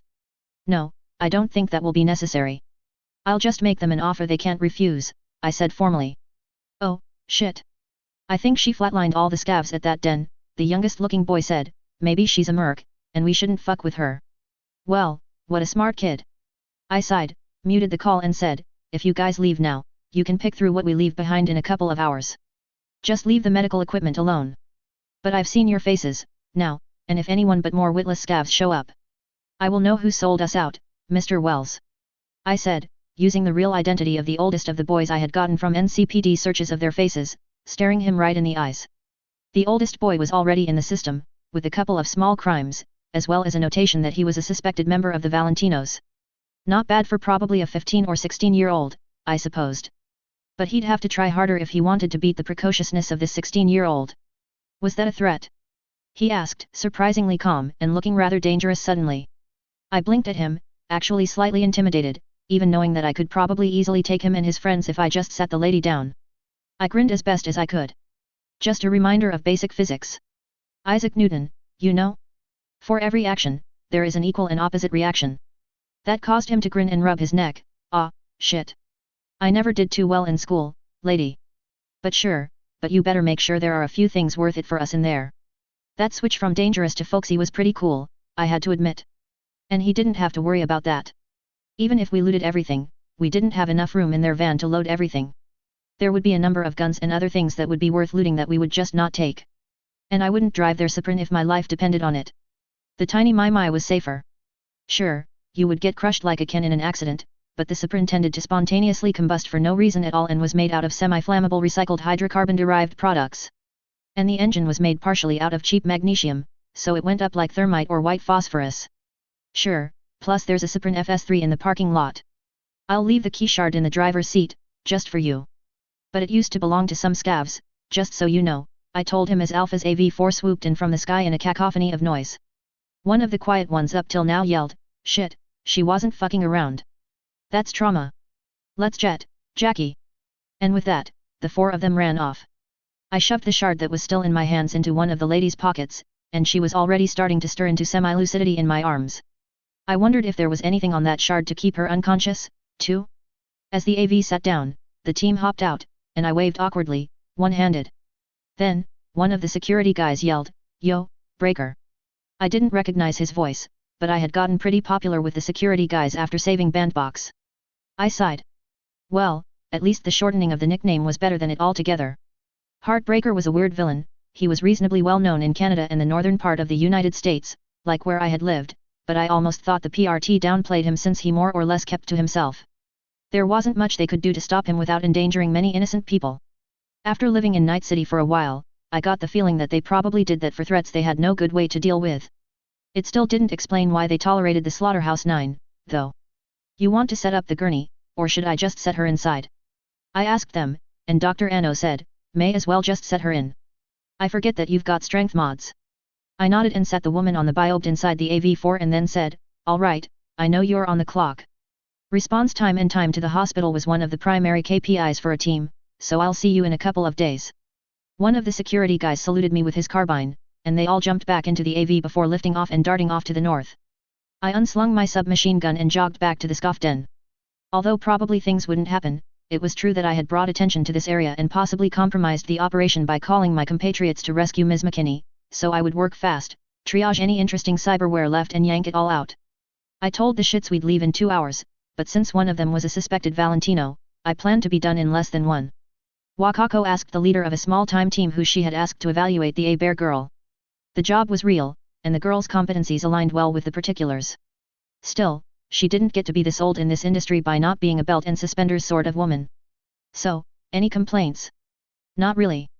She did save 2 scoff donors on premises, which theoretically cut into our profit margins as she put their implants back in, and then we had to drive them to the hospital after we were done, but... He shrugged and said, honestly, it felt kind of good to feel totally good about a job, for once. We didn't miss out on too much money anyway, and she made the job simple and easy, too. Wakako raised an eyebrow and asked, put their implants back in? Yeah, she said it was no big deal, as they came out of them in the first place, right? He said and shrugged. Wakako was silent for a moment. She was almost certain that wasn't how it worked. She made a note of that. How did she assist with the actual gig? I was under the impression she wasn't to be involved in the actual combat. She wasn't, not really, although she was watching the back door and did shoot one scoff and bashed the other over the head when they were running out the back door. But she gave us this anesthetic gas grenade and said it was expiring soon anyway, so it might as well be used. Kiwi tossed it in the ventilation system, and almost everyone was falling unconscious by the time we kicked the door in, he said and gave a thumbs up. Easy money. Wakako hummed in thought. There was no telling the number of things that she might have received from her father, so that wasn't really unusual. She was more concerned about anything left behind by her mother. She shrugged and made a couple of mental notes and then dismissed the man. All right. Thank you for coming in. I may pair her with your team if there are suitable gigs in the future. With everything we had looted, we had easily cleared over €15,000 for a single evening's work.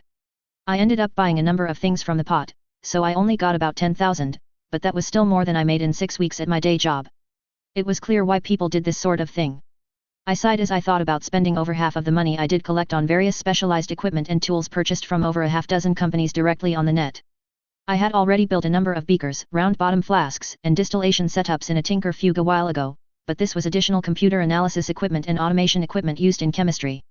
I was probably putting my name on some kind of list by buying it all, but none of it was really too out there. Right now, though, I was waking up from another fugue as I had an idea for a special bioactive compound, which it looked like I built and incorporated into an implant that I installed on my fingers while I was out. I could tell my fingernails weren't normal, as they were just slightly longer, much thicker, made of some kind of metal and painted pink, a bright color that I hated, especially because this shade of pink was Emma's favorite color. I frowned and tried to recall what exactly I had built. I hope I hadn't peeled off my fingernails to build homegrown scratchers. I didn't like those types of implants, they were really quite dangerous and hazardous to be around. I carefully tested the sharpness of the fingers on a few things and sighed in relief when no matter how I slid them across test surfaces, they didn't cut anything to ribbons. Scratchers were made from specially produced glassy metallic compounds, sharper than razors but only in one specific direction. You generally had to slide them sideways to cut with them. Still, they were quite sturdy. I took a medical sonic imager from my bench and used them to get an internal image of my fingers, finding the nails were carefully fused to the distal phalanges.